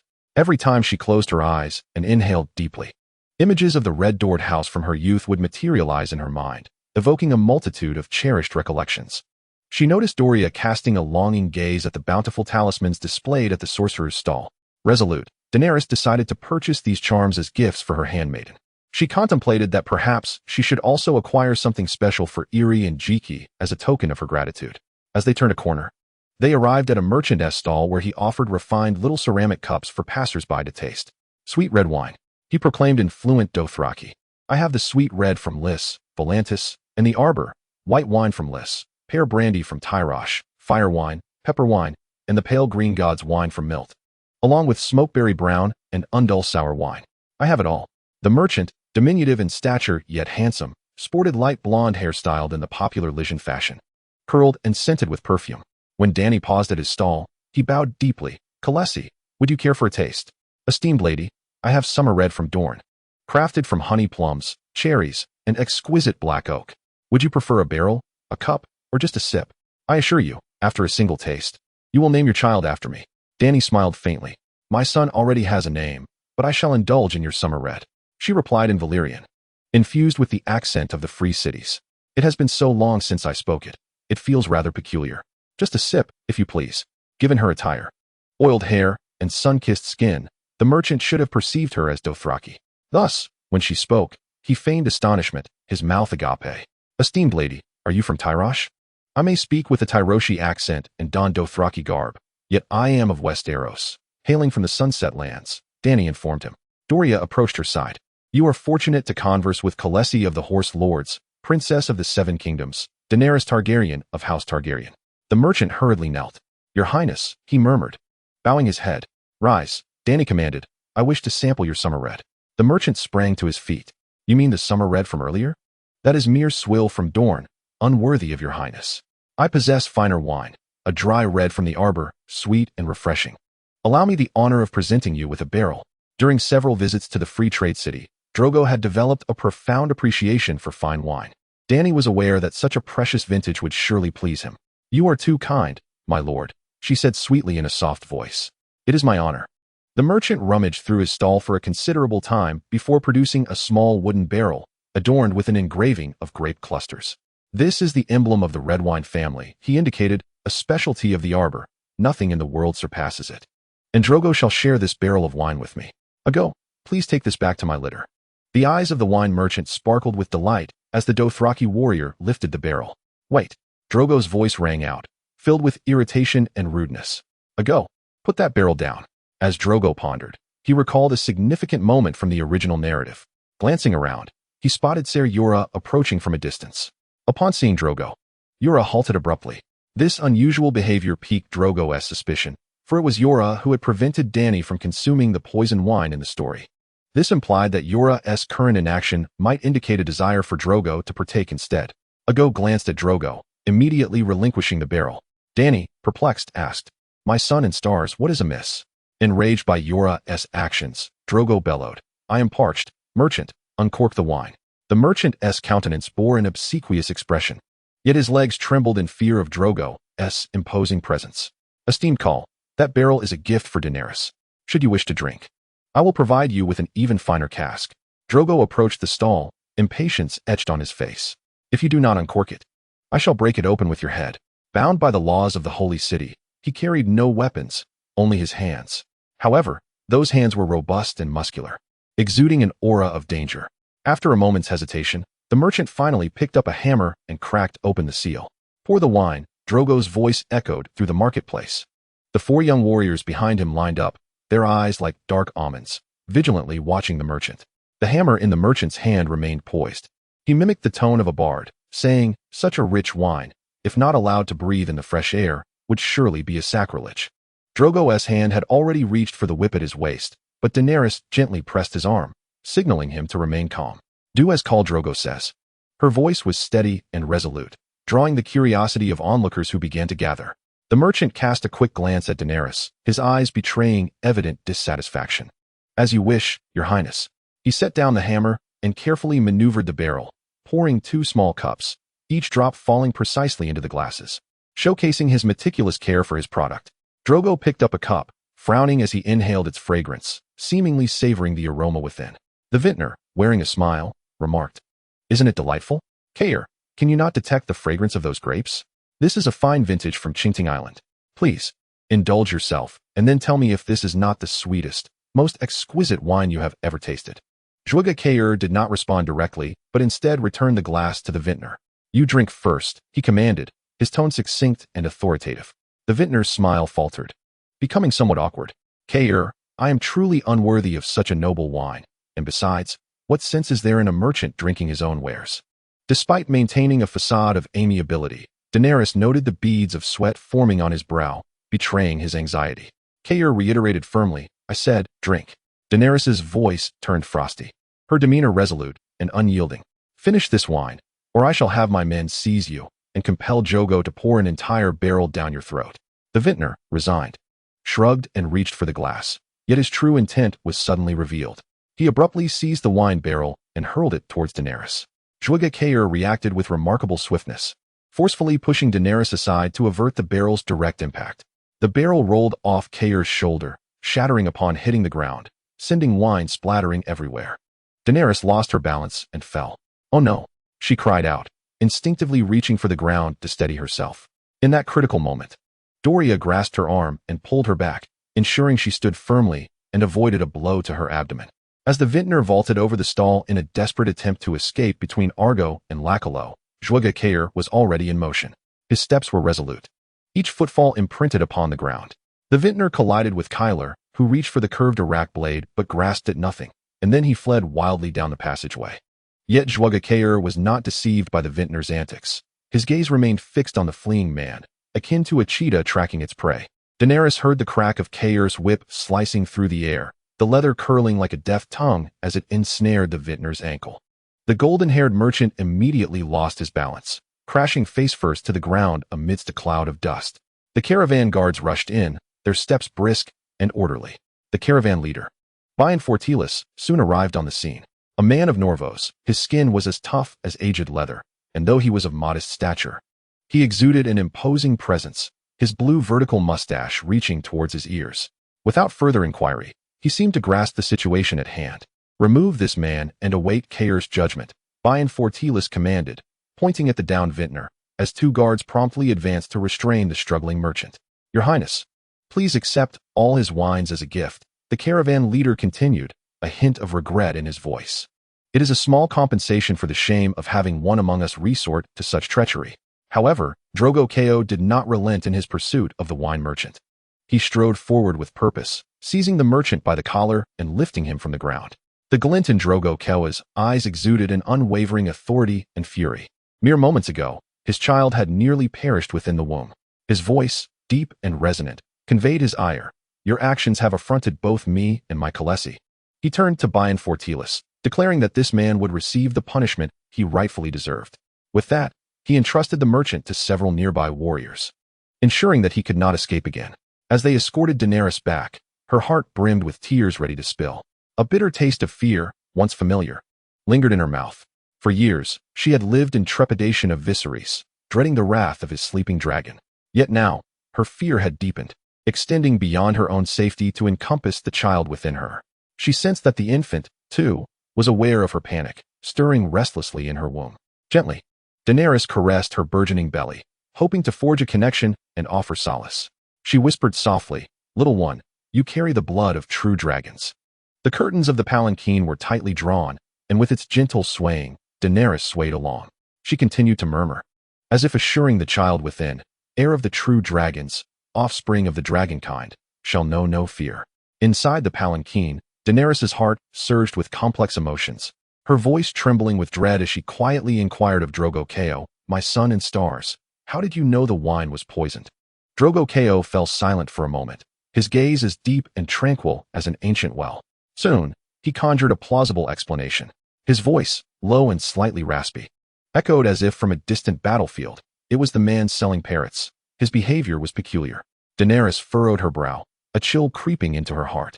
Drogo Ko continued. He had the parrot repeatedly utter your name, as if signaling an unseen conspiracy, alerting his hidden accomplices. His words bore an undeniable resolve, revealing that this detail had not escaped his keen observation. When I observed the parrot seller signaling and then swiftly departing the market, my suspicions deepened. Drogo Ko's tone turned icy. However, he added firmly, it was only when I witnessed the wine merchant refuse to drink that I became fully convinced. A man who is so parsimonious with his own wine must have something to hide. Without hesitation, Drogo turned to Jogo, commanding in an unwavering tone, "Pursue the man who sells parrots." Jogo immediately complied, swiftly vanishing into the crowd to commence the chase. After listening to Drogo's words, Daenerys felt a chill creeping up her spine, her heart brimming with gratitude and admiration for him. She realized that without Drogo's meticulous observation and swift response, she might have faced dire consequences. Her voice quivered slightly as she softly remarked, "If not for you, I might have." Drogo gently clasped Daenerys' hand, his gaze filled with unwavering resolve and tenderness. "You are my khalasar," he vowed, "and I shall protect you, come what may." His words resonated with the weight of mountains, bestowing upon Daenerys an unending sense of security. Chapter 28. Lenny's Hitar within Drogo's tent. The flickering flames cast a deeper shade upon his resolute features. His eyes burned with intensity as he fixed his gaze upon the leader of the merchant caravan, Balon Votilis. The air within the tent seemed to solidify, the tension palpable enough to grasp. Drogo's voice, low and powerful, pierced the silence as he questioned Balon. "How is it that within your caravan someone dared to poison me and my khalasar? Have you never partaken of his wine? Are you completely oblivious to this matter?" Upon hearing the accusation, Balon paled instantly, hastily dropping to his knees, his voice trembling as he replied, No, Khal, I am innocent. The merchant is a Pentoshi. He bestowed upon me many golden dragons, merely requesting that I bring him to Westeros, hoping to find fortune here." After a moment of silence, Drogo's gaze sharpened, and he pressed Balon further. "Are you certain he offered golden dragons and not Pentoshi coins? Are you certain that man truly hails from Pentos?" Fear gripped Balon as he sensed Drogo's rising anger. He feared becoming the target of Drogo's wrath. He quickly elaborated, "Khal, I indeed encountered that merchant while procuring goods in Pentos. He assured me that should I bring him to Westeros, I would be richly rewarded." Balon's voice grew increasingly frantic as he continued. "He provided me with an entire chest of golden dragons. Thousands, I swear. I had no inkling of his malicious intent. Had I known, I would never have brought him here." Yet Drogo's fury remained unabated, intensifying like a blazing fire. His voice sliced through the air like a winter wind, sharp and biting. What kind of trade allows a merchant to earn thousands of golden dragons in a single transaction? Such a sum exceeds the fortunes of most merchants. Is it merely for his wines? Doubt and mistrust laced Drogo's inquiries, his hand instinctively gripping the curved dagger at his waist, poised for action. Seeing Drogo's movement, Balon's heart raced, but he forced himself to take a deep breath, suppressing the panic that threatened to overwhelm him. He understood that every word from this moment onward would determine his fate. Only by elucidating the truth could he hope to escape this perilous predicament. He lifted his head, his gaze resolutely fixed on Zargo, and said, "Khal, such occurrences are not uncommon among merchants." This statement piqued Zargo's interest, causing his actions to momentarily pause as he scrutinized Bane. Seizing the opportunity, Bane elaborated. Some powerful merchants may simply be unfamiliar with a new trade route. They often require guidance to navigate these new paths. Once acquainted with the trade route, they can organize their own caravans to engage in commerce. Bane's explanation caused Zargo's brow to slightly relax, and he finally lowered his curved dagger. Yet, Bane was taken aback. In that instant, he grasped the crux of the matter. His voice, tinged with astonishment and revelation, questioned, why would a merchant from Pentos not utilize Pentos gold, instead readily producing thousands of dragons? This indicated that someone was orchestrating events behind the scenes, implying that the mastermind wielding the dragons was undoubtedly the one ruling the 7 kingdoms from the Iron Throne. Upon hearing Bane's startling declaration, Zargo merely scoffed, a subtle note of approval lacing his tone. Your intellect is not entirely lacking. However, Zargo's brow soon furrowed, sinking into contemplation. What truly unsettled him was not the profit-seeking merchant before him, but rather Jorah Mormont. As a spy from the Iron Throne, Jorah undoubtedly held prior knowledge of the assassination plot. In the original tale, it was his deep-seated affection that led him to save Daenerys at a crucial moment, renouncing his identity as a spy. Nevertheless, certain actions of Jorah's had left Zargo feeling puzzled and uneasy. It seemed Jorah harbored his own ambitions, potentially seeking to usurp his position. This prompted Zargo to ponder whether he should seize the opportunity to eliminate Jorah, thereby averting future complications. Zargo's heart wavered. He understood that Jorah was fiercely loyal to Daenerys, willing to lay down his life for her. Moreover, Jorah was a formidable warrior, a rare talent among his ranks. Zargo recognized the immense value of a powerful fighter and a loyal advisor in solidifying his rule and safeguarding Khaleesi. Within the confines of the tent, Zargo deliberated for an extended period. The flickering flames illuminated his face, and a contemplative glimmer danced in his eyes. Ultimately, he resolved to grant Jorah another chance. Thus, Zargo addressed the merchant before him, Bane Fortilis. The merchant immediately responded, "Honorable Khal, that is indeed my name." His tone was noticeably more relaxed, perceptive as he was. He had discerned from Zargo's expression that he was likely in no immediate danger. Zargo continued, "I currently have a vacancy. My army requires someone to manage the accounts, to oversee provisions and armaments." Bane, upon hearing this, was evidently stirred. He had not anticipated that Zargo would not only spare him, but also offer him an opportunity. He respectfully lowered his head to the ground and inquired, "Your Majesty, the Horse King, what must I sacrifice in return?" Zargo replied succinctly, "I need you to locate a person, Linny's Haytal." Linny's Haytal? Upon hearing this name, Bane's expression revealed a flicker of surprise. The name seemed to have no direct connection to the recent incident involving poisoned wine, leaving him perplexed. Zargo Khal observed Bane's reaction, a hint of impatience flashing in his deep-set eyes as he elucidated, "She is, however," Bane interjected, saying, "Khal, I am aware of who she is. She is the most favored mistress of Prince Trigo Amarin of the Riss trading house. It is said her hair resembles golden threads, her skin is as white as curds, and she possesses delicate hands and a captivating mouth that leaves every man entranced. She revels in masquerades, pantomime, and all forms of art, jewelry, and luxurious indulgence." Bane's tone carried a note of admiration as he continued, "I had the fortune of encountering her once. In her 20s, she was as beautiful as a goddess, bearing some resemblance to your Khaleesi. Alas, I lack the wealth to pursue her further, unlike many true affluent merchants." After speaking, Bane cautiously glanced up at Zargo. The robust Horse King, after all, was also a man, and it seemed perplexing that he would seek out such a hedonistic woman. What could his intentions be? Chapter 29. Oath of the Holy Mountain. Zargo nodded and stated, "It suffices that you know who she is. I require you to bring her to me post-haste." Bane Fortilis stood before Zargo Khal, his heart brimming with doubt and unease. Confronted with Zargo's task, he could not suppress his concerns. "I fear the Prince of Riss, Amarin. may be unwilling to part with her. Zargo, upon hearing this, let out a derisive laugh, tinged with scorn and confidence. He looked at Bane, his gaze exuding an undeniable authority. Do you not know who I am?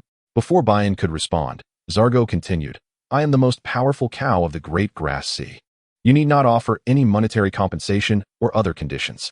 Simply inform that prince that if he does not willingly surrender Linny's and compensate for her tarnished reputation. Even if I do not conquer Riss in the immediate future, I can assure you that no goods will be permitted to enter or exit that city-state. Zargo's words bore a chilling threat, and the resolve and strength he conveyed instilled in Bane an unprecedented sense of pressure. Bane understood that Zargo Khal was a man of his word, fully capable of crippling Riss's trade. Upon hearing this, Bane respectfully accepted the command, his demeanor becoming increasingly humble and compliant. When you reach Slave Bay, I shall ensure that Linny's and the prince's compensation are delivered to your tent by swift ship. His voice conveyed a steadfast determination, reflecting a newfound respect for the capabilities and influence of his sovereign. Zhuge Kao expressed satisfaction with Bane's response, giving a slight nod in acknowledgement. Well done, Bane Fotelis. I anticipate your performance. Do not let me down. Subsequently, it seemed that Zhuge pondered something further. He leaned closer to Bane and murmured, I need you to disseminate a prophecy. A prophecy of flames, a prophecy born from the dreams of the conqueror, Ingla. Bane appeared somewhat perplexed, yet he eventually rose, bowing deeply before gracefully exiting the tent. His emotions were a tumultuous blend of anxiety regarding the impending task and an insatiable thirst for power. Within the opulent confines of Zhuge's palace, just as Bane Fotelis vanished behind the heavy drapes, Drogo entered with resolute strides. As the leader of the caste, Drogo's visage bore the marks of unwavering determination. He dragged along a tattered, feather-strewn bird-keeper, whose face was etched with terror, the disheveled feathers and stains on his clothing revealing the struggles he had endured. Drogo inquired of Zhuge Kao, how shall we deal with this fellow? Before Zhuge could utter a word, the bird-keeper, unable to suppress his panic, cried out in desperation. I know nothing of the poison cellar. His voice quivered, laden with despair. In the throes of sheer fear, he had soiled himself. Urine dripping down his pant leg and pooling onto the ground, emitting a nauseating stench. Zhuge's gaze was as cold as an icy blade. He merely asked, Where do you hail from? His tone was calm, yet imbued with undeniable authority. Under Zhuge's piercing gaze, the bird-keeper instinctively replied, Pantos. However, he quickly realized his blunder and hastily corrected, No, I was born in Pantos, but I am of Koor. You see, the forests there are vast, and I captured and trained my birds within them. Zhuge offered no immediate response, only a frigid chuckle devoid of warmth. His attention shifted back to Drogo. Are all my people assembled? Drogo promptly replied, his voice resonating with respect and obedience towards Kao.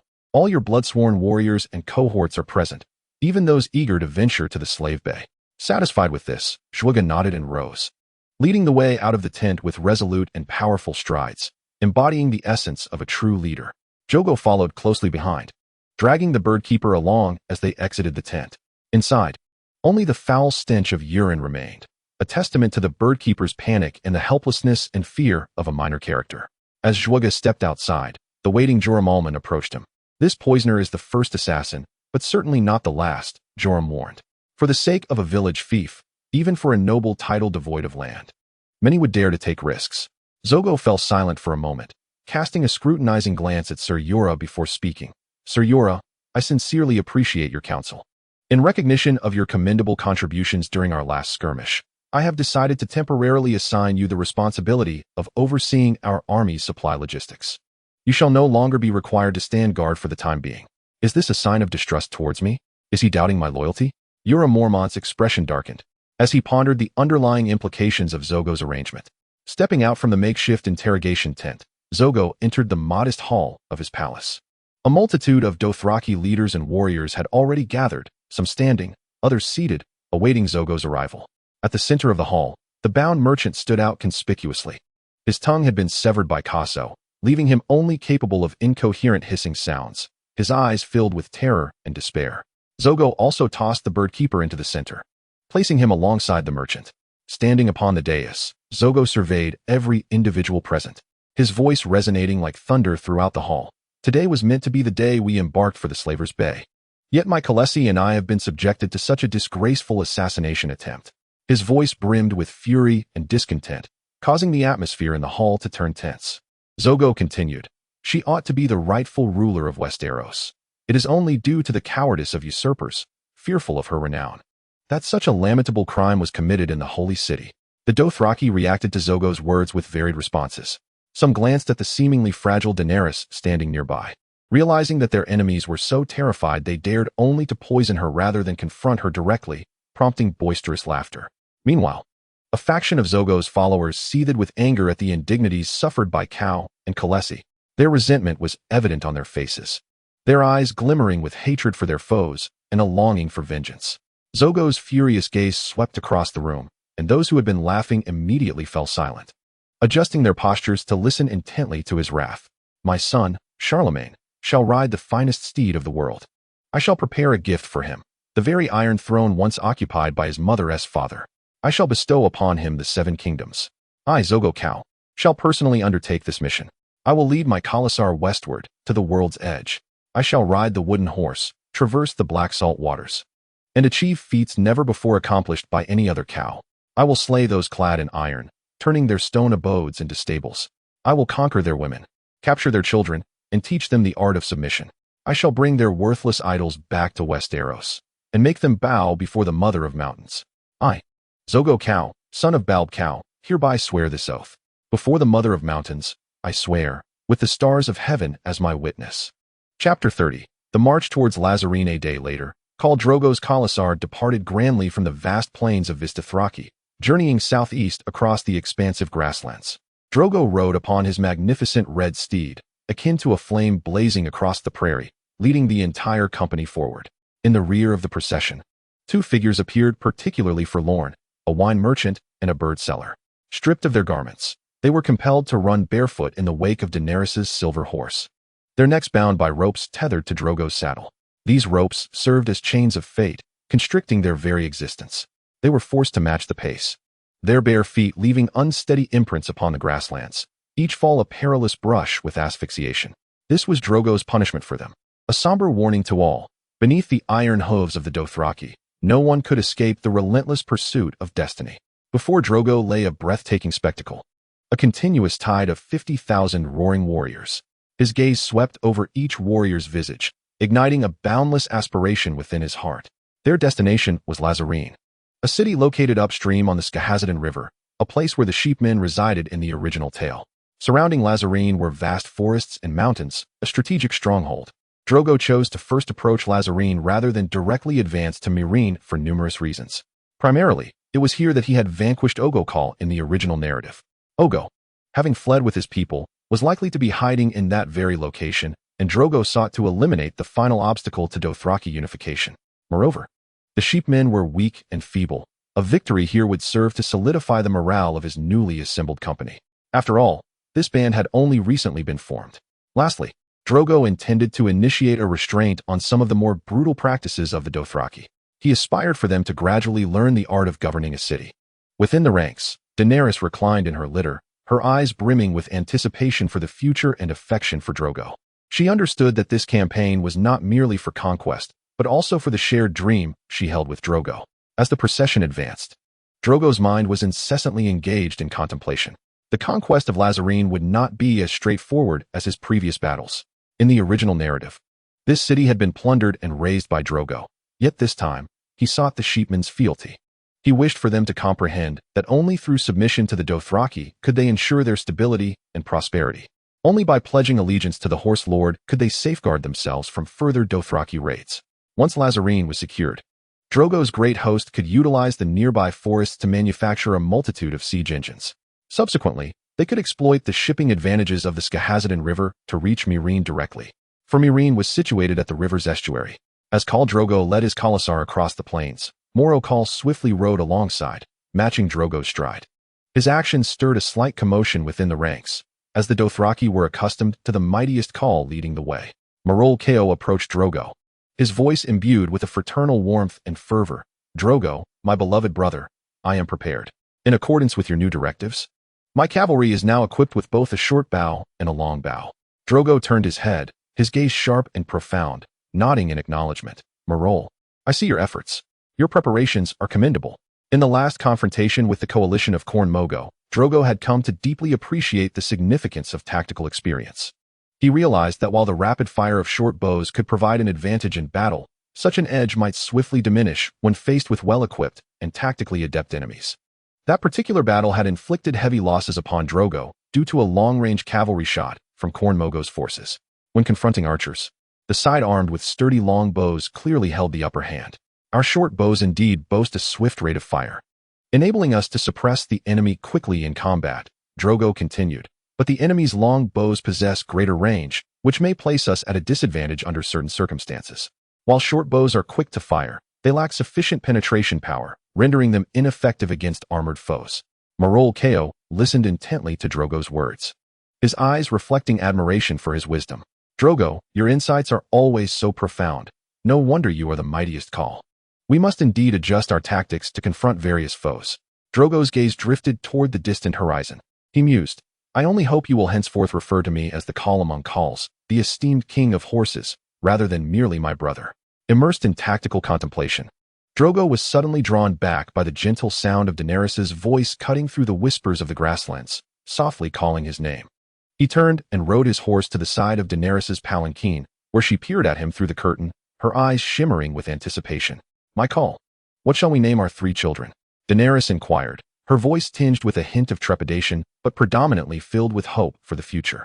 Initially taken aback, Drogo's gaze lingered on Daenerys' face as he endeavored to comprehend her question.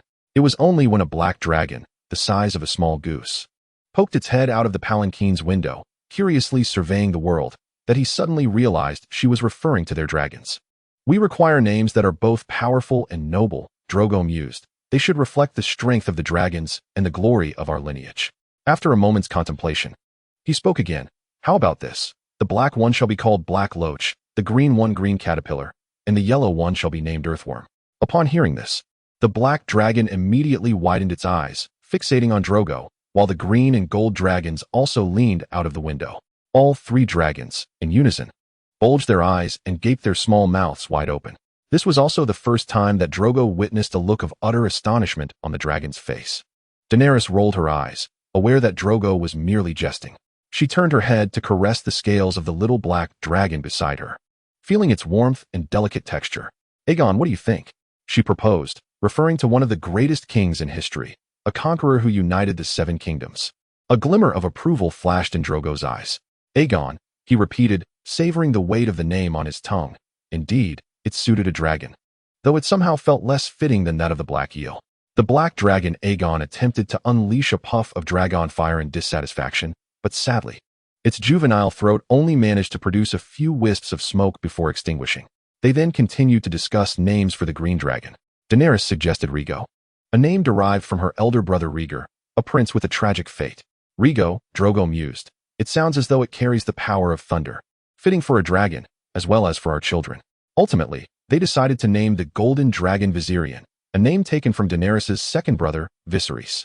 Despite his ignoble past, he would always remain Daenerys' blood relative. Aegon, Rhaego, Viserion, Drogo recited these 3 names one by one, finding them all quite agreeable. These names would resonate throughout the world. They would become the legendary names of their children. Daenerys smiled, her eyes sparkling with hope and dreams for the future. Yes, my son and stars. They are our children, our glory. In that moment, the outside world seemed to stand still. Their dragons, their family, their future, all gestated within these names, brimming with infinite possibilities.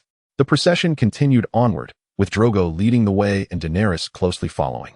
Meanwhile, the 2 individuals bound by chains had become mere corpses dragged along by the horses. Chapter 31. The siege approaches the Lamb Men. A tribe that referred to themselves as the Lazarene had once been an indistinct presence for Daenerys. They shared the bronze skin and almond-shaped eyes of the Dothraki, their similar physical features often leading the inexperienced Daenerys to confuse them. However, as time passed, significant differences emerged between the 2 groups. The Lazarene possessed broad, flat faces and stout, sturdy builds, sharply contrasting with the Dothraki's tall and powerful physiques. Their hair was cut remarkably short, nearly shaved to the scalp, which stood in stark opposition to the Dothraki's long braids. The Lamb Men were primarily a settled people, engaging in pastoralism and agriculture. They were the shepherds and cultivators of the land, their lives intricately linked with their flocks and the earth. The Lazarenes' activities had long been confined to the southern banks of the great river along the Dothraki Sea, as the formidable Dothraki disliked having their grasses consumed by the Lazarenes' sheep. At this moment, Drogo's loyal warrior, Hago, was returning to the camp on horseback, weary from his journey. The weariness etched on his face could not obscure the determination in his eyes as he reported to Zhao Kao. The scouts have scoured the surrounding areas, yet there is no trace of Ogo Kao and his troops. Zhao Kao inhaled deeply, disappointment swirling within him like a gentle breeze sweeping across the plains, his gaze penetrating the dust, fixating on the low, emerging earthen walls in the distance. He halted his steed, pausing in silence for a moment before turning to face his warriors. When we were in the holy city, I made a promise to you. Zhao-Ga's voice resonated through the still air. We shall transform the enemy's stone houses into our stables. Now, it is time to fulfill our vow. Zhao Kao raised his hand, pointing towards the walls, continuing, As your Kao, I grant you permission to plunder. This has been our tradition since time immemorial. Likewise, I permit you to claim the wives and concubines of others. Zhao Kao's tone grew more solemn, for this is the right bestowed upon victors by the gods. However, his voice suddenly escalated. I must also announce several disciplines to ensure our victory endures. First, we shall not engage in the slave trade or slaughter. Just as a stable requires more grooms to ensure proper care for the horses, we need labor, not senseless killing. Second, we must respect the beliefs of the shepherds. Their temples and priests are not to be violated. Third, we shall not set fire to houses and buildings. All is for the sake of acquiring more mare's milk, not to slay a mare that could yield abundantly. Zhao concluded his address with a warning. Only the fool with the shortest braid would dare to defy my orders. No one wishes to learn what consequences such actions may invoke. Following Zhao Kao's words, a complex atmosphere settled over the camp. Numerous young Kaos exchanged glances, their eyes revealing hesitation and dissatisfaction. They had followed Zhao Kao here for wealth and spoils, not simply to accept the commands and constraints of another Kao. Yet, Zhao's prestige loomed like the brightest star in the sky, lofty and awe-inspiring. In such circumstances, even the discontented young Kaos dared not openly challenge his authority. They looked to one another, seemingly in search of a leader bold enough to step forward. Ultimately, however, their gazes reflected only compromise. The blood-bonded guards and companions of Zhao displayed a contrasting demeanor. They exhibited understanding and acceptance of Zhao Kao's decisions. After all, Zhao was the father of the steed-riding world, and his wisdom and choices were undoubtedly grounded in profound considerations. To follow Zhao meant to follow a leader capable of guiding them to victory. Among the multitude of warriors, only a few expressed their resentment for being deprived of the thrill of slaughtering the shepherds. Their faces bore the marks of disappointment and anger, as if they had been stripped of certain rights. Yet even these individuals understood that in the presence of Zhao Kao, their voices were inconsequential. Drogo Kaio's piercing gaze swept across the faces of each warrior, sensing their emotions and mental states. Although not everyone was entirely convinced, his words and decisions had garnered acceptance from the majority of the Dothraki. This marked a triumph for his leadership. In his heart, Drogo Kaio exhaled a silent sigh of relief. After all, obstructing the path of all was undeniably a perilous endeavor. Yet he found solace in the fact that he had been embraced by the masses this time, leading his formidable army like an unstoppable tempest. Drogo Kaio swiftly and silently encircled the city of Rosalind. The city itself was modest in size, its walls low and dilapidated, bearing the scars of time. Constructed from rammed earth, the fortifications appeared fragile in the eyes of the Dothraki, as if a mere gust of wind could topple them. Under Drogo Kaio's meticulous strategy, the Dothraki forces began to divide and maneuver, akin to three colossal serpents, stealthily surrounding Rosalind until it was impenetrable. To the north lay a relatively flat alluvial plain, culminating in the meandering Skazadin River. This expanse offered no refuge or escape, and any enemy attempting to flee from that direction would find no hiding place, destined to fall prey to the relentless pursuit of the Dothraki. To the east, Kaso led an elite contingent of 20,000 Dothraki warriors, their faces adorned with war paint, wielding sharp, curved arak blades, poised to shred through enemy lines at any moment. Known for their swiftness and brutality, Kaso and his troops would reduce any force daring to resist to mere dust beneath their iron hooves. To the west, Drogo Kaio personally commanded an equally formidable force, his crimson steed striding proudly at the forefront, his gaze resolute, akin to a predator fixated on its prey. To the south, Morokuo directed 10,000 allied Kaio warriors, armed with bows and curved blades, prepared to serve as bait in the impending conflict. Even the feeble sheepmen understood that the north offered only a dead end. If they sought escape, their sole avenue lay in the seemingly chaotic and sparsely populated south, which would inadvertently provide Drogo and Casso with the opportunity to encircle them. The encircling forces, akin to a tightly woven net, ensnared Rosalind firmly. When the vanguard of the Dothraki appeared on the horizon, the sentinels of Rosalind were gripped by terror upon discovering this vast army. The alarm bells rang out within the city, a frantic and jarring sound that pierced the morning tranquility, rousing the inhabitants from their daily calm. Sparse guards began to emerge, their diminutive figures starkly contrasting with the towering presence of the Dothraki warriors. These sheepish soldiers hurriedly donned their motley leather armor, their crude weapons appearing notably inferior when compared to the Dothraki's superior equipment. The gatekeepers, in a state of panic, rushed to take action, hastily pushing the heavy city gates closed, securing the massive bolts into iron rings in a desperate attempt to fend off the impending threat. The sound of the city gate closing was heavy and muffled, akin to a chorus of despairing sighs. Chapter 32. The Conflict Above the Walls. The archers upon the battlements began to assemble. Although their numbers were few, they remained resolute to defend their homeland with their arrows.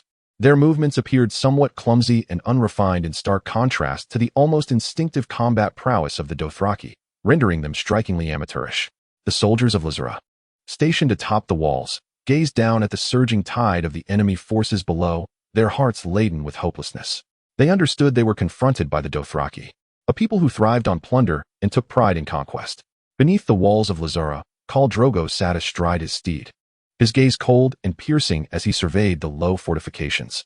His voice thundered, breaking the morning tranquility and resonating across the battlefield. People within the walls, listen.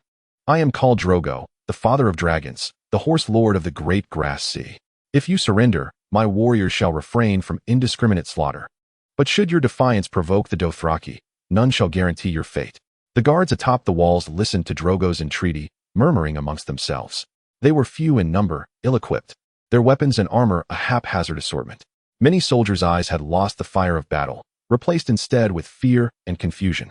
Drogo continued, if you persist in your resistance, a catastrophic toll shall be inevitable. At that time, the Dothraki will execute any man taller than a wheel. I desire not for innocent blood to stain this land. Lay down your arms and open the gates. I shall do my utmost to ensure your safety. The guards exchanged glances, acutely aware of Khal Drogo's invincible reputation and the infamous brutality of the Dothraki. The Dothraki were notorious for their mercilessness, yet it was precisely this notoriety that wielded the power to intimidate their foes. Many among them began to contemplate Drogo's proposal, weighing their survival against the prospect of surrender. Among these guards, some began to murmur softly, their voices tinged with hesitation and unease. What will become of our families if we surrender? Will our possessions be seized? Others were more pragmatic. If offering our wives and children, along with our wealth, ensures our survival, why should we not proceed? We lack the strength to resist the Dothraki. Defiance is merely a path to death. The atmosphere atop the walls grew taut with tension as the psychological defenses of the guards began to waver under Khal Drogo's persuasion. Yet, at this critical moment, a stout and resolute Lizura warrior stepped forth. His voice rang out, firm and clear, cutting through the surrounding murmurs. Clad in chainmail and armed with a slightly shorter knight's sword at his side, his equipment was considered superior among the Lizura. He possessed a complexion of deep ebony, with hair that was tousled like a cloud.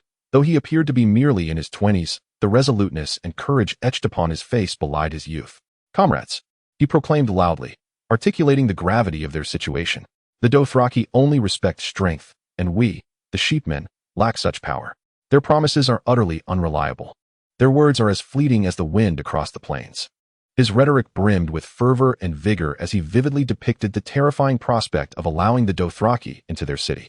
Consider this, if we open the gates, how shall the Dothraki treat us? They will annihilate us completely, seize all that we hold dear, and watch as those we once cherished weep in despair. Anger flickered in his eyes, and a tremor of deep empathy laced his voice. They will ride our horses, take our wives and daughters, turning our homes into their pastures.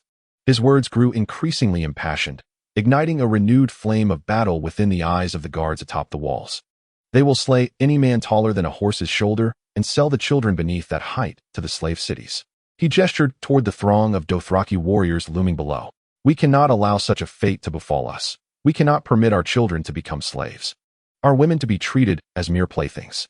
The guards, profoundly moved by his eloquence, began to grip their weapons with renewed resolve, ready to confront the Dothraki. At the foot of the walls, Drogo Ko observed quietly, devoid of anger, yet imbued with a hint of admiration. He respected the courage and intellect of the sheepman warrior, despite their seeming fragility.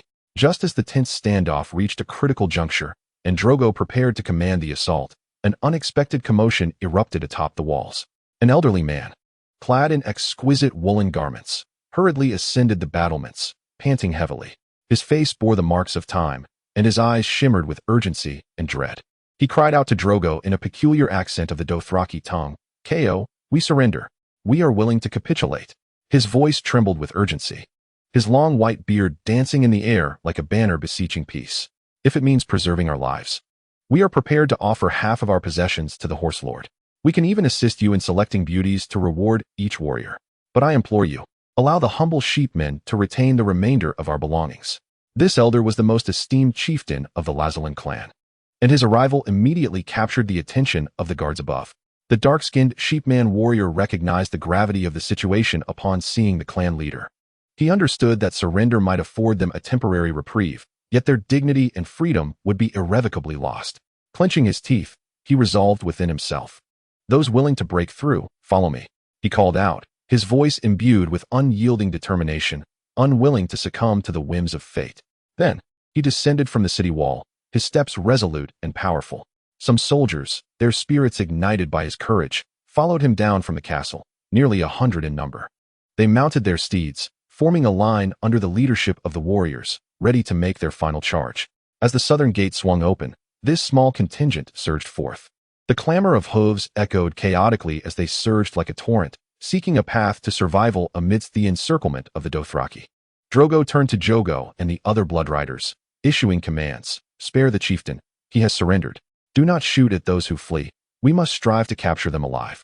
Drogo's orders were swiftly relayed, and the Dothraki warriors began to adjust accordingly. Upon the walls of Rashis, a battle of wills and psyche had concluded, while below, a struggle for life and death was about to commence. Chapter 33. The Duel of Forces. Drogo Ko stood upon the heights to the west of the city, witnessing the charge of the sheepmen cavalry. Their numbers were few, yet they coalesced into an indomitable tide, rushing towards the Dothraki lines. Moro and other leading Ko easily gestured towards the sheepmen cavalry, exchanging light-hearted banter and provocations in Dothraki. "Look at those sheepmen. Do they truly believe their armor can withstand our blades?" A young Ko scoffed, his voice laced with disdain and confidence. Another young Ko responded with laughter, smacking his saddle. "Their horsemanship is more clumsy than that of a dancing crone. We could unseat them with but one hand." One among them, perhaps the eldest or most esteemed, began to count the sheepmen cavalry. 1, 2, 3. "Huh? Do they think that such a handful of sheep can disrupt our formation?" As the counting progressed, the young Ko exchanged jests and even began to wager on how many roaring warriors this group of sheepmen could fell. Their laughter and taunts were steeped in a palpable contempt for the impending battle. "I want that leader. His head will serve as my goblet tonight," declared a young Ko adorned with a wolf-tooth necklace, pointing at the leader of the sheepmen warriors. This young Ko then charged forward with an equal number of cavalry, their pace leisurely, clearly savoring the thrill of this cat-and-mouse game. Faced with a mere 83 adversaries, the Dothraki regarded the sheepmen's desperate assault as a drunken tussle. Yet, the bravery and fearlessness of the sheepmen cavalry, particularly the performance of their leader, utterly shattered the Dothraki's expectations. Clad in armor and wielding a longsword, each swing of his blade bore the weight of thunder. He was like a lightning bolt, slicing through the tranquility of the plains, striking at the heart of the Dothraki. When the two forces collided, the sheepman warrior led the charge, his longsword glinting brilliantly in the sunlight. His movements were swift and precise, each strike finding its mark upon the enemy's vital points. He first engaged with the little Khal, their blades clashing in midair, producing a crisp metallic resonance. Yet, in but an instant, the ram warrior wielded astonishing strength and speed, dispatching the little Khal from his mount. His valiant display left the Dothraki in utter astonishment. They watched as this ram warrior carved through the advancing Dothraki, moving with an ease that seemed to defy the presence of adversaries. Not only did he vanquish the little Khal, but he also felled a dozen more, each strike precise, each charge unerring. After this onslaught, the ram cavalry retained only 30 or so warriors, yet their morale soared. In stark contrast, The once boisterous Dothraki fell into silence. They regarded this courageous ram warrior. Their hearts stirred with conflicting emotions. On one hand, they felt indignation. Being bested by a ram was a source of shame. This was not merely a blow to personal honor, but an affront to the entire Dothraki warrior community. On the other hand, this gallant warrior had earned their respect. In Dothraki culture, respect for the strong is deeply ingrained. Even foes, when demonstrating sufficient prowess and valor, command their reverence.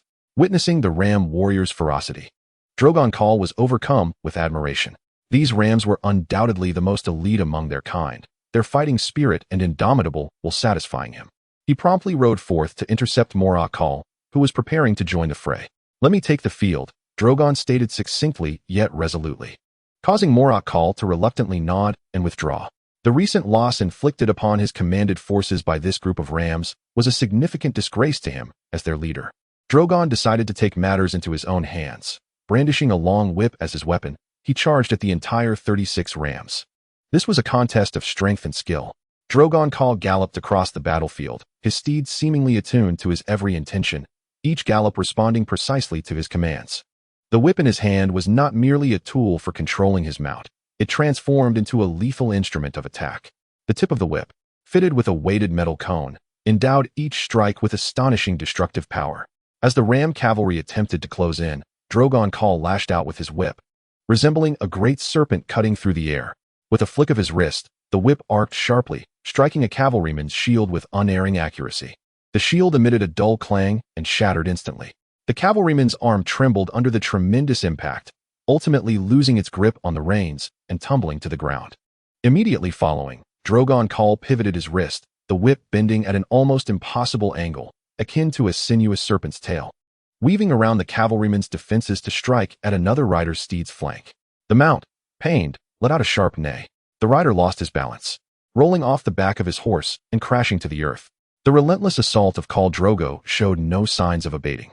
His whip was an extension of his arm, each swing imbued with deadly precision. At times, he struck with force, the whip slicing through the air with a sharp whistle, delivering a heavy thud upon impact. At other moments, he deftly altered the angle of his wrist, allowing the whip to strike from unexpected trajectories, leaving his adversaries defenseless. In this fierce engagement, he was not merely vanquishing foes, but demonstrating the might and majesty of a Dothraki Khal. Ultimately, he captured the entire contingent of horsemen, save for the foremost sheepman warrior who managed to evade Drogo's strike by wisely ducking as the whip lashed out. Drogo, observing the panting sheepman warrior, inquired, "What is your name? Are you willing to surrender?" The stout warrior glanced at his fallen comrades, fell silent for a moment, and then raised his head to resolutely reply, "I am Sean Siebert. I am willing to surrender, but under one condition." "Little lamb Sean." Drogo scrutinized the warrior's cloud-like, explosive hair, his dark skin, and stocky frame, nearly suppressing a chuckle. Yet, a flicker of curiosity danced in his eyes. He was eager to know what condition this brave warrior would propose. Sean inhaled deeply, then stated with firm resolve, "That you spare my comrades lying on the ground." Listening to Sean's stipulation, a smile crept across Drogo's face. He admired the warrior's courage and loyalty, recognizing that such a fighter would be a valuable asset. Drogo burst into laughter, accepting the terms. "I accept your condition. You and your companions shall be spared. You will become part of my strength." Sean Siebert regarded Khal Drogo with a glimmer of gratitude in his eyes. He fulfilled his promise, relinquishing his knightly sword. Turning to the surrounding Dothraki warriors, Drogo proclaimed, "These sheepman warriors have proven their valor and strength. They will join us and become a part of our tribe." The Dothraki present welcomed the 36 sheepmen who had mingled among the horses. Chapter 34. The celebration feast. Khal Drogo orchestrated a day-long celebration feast within the confines of the city of Rashis, a tribute to the bravery and victories of his warriors. In the bustling square, bonfires blazed brightly, the aroma of roasted lamb wafting through the air. The laughter and chatter of Dothraki warriors created a jubilant atmosphere.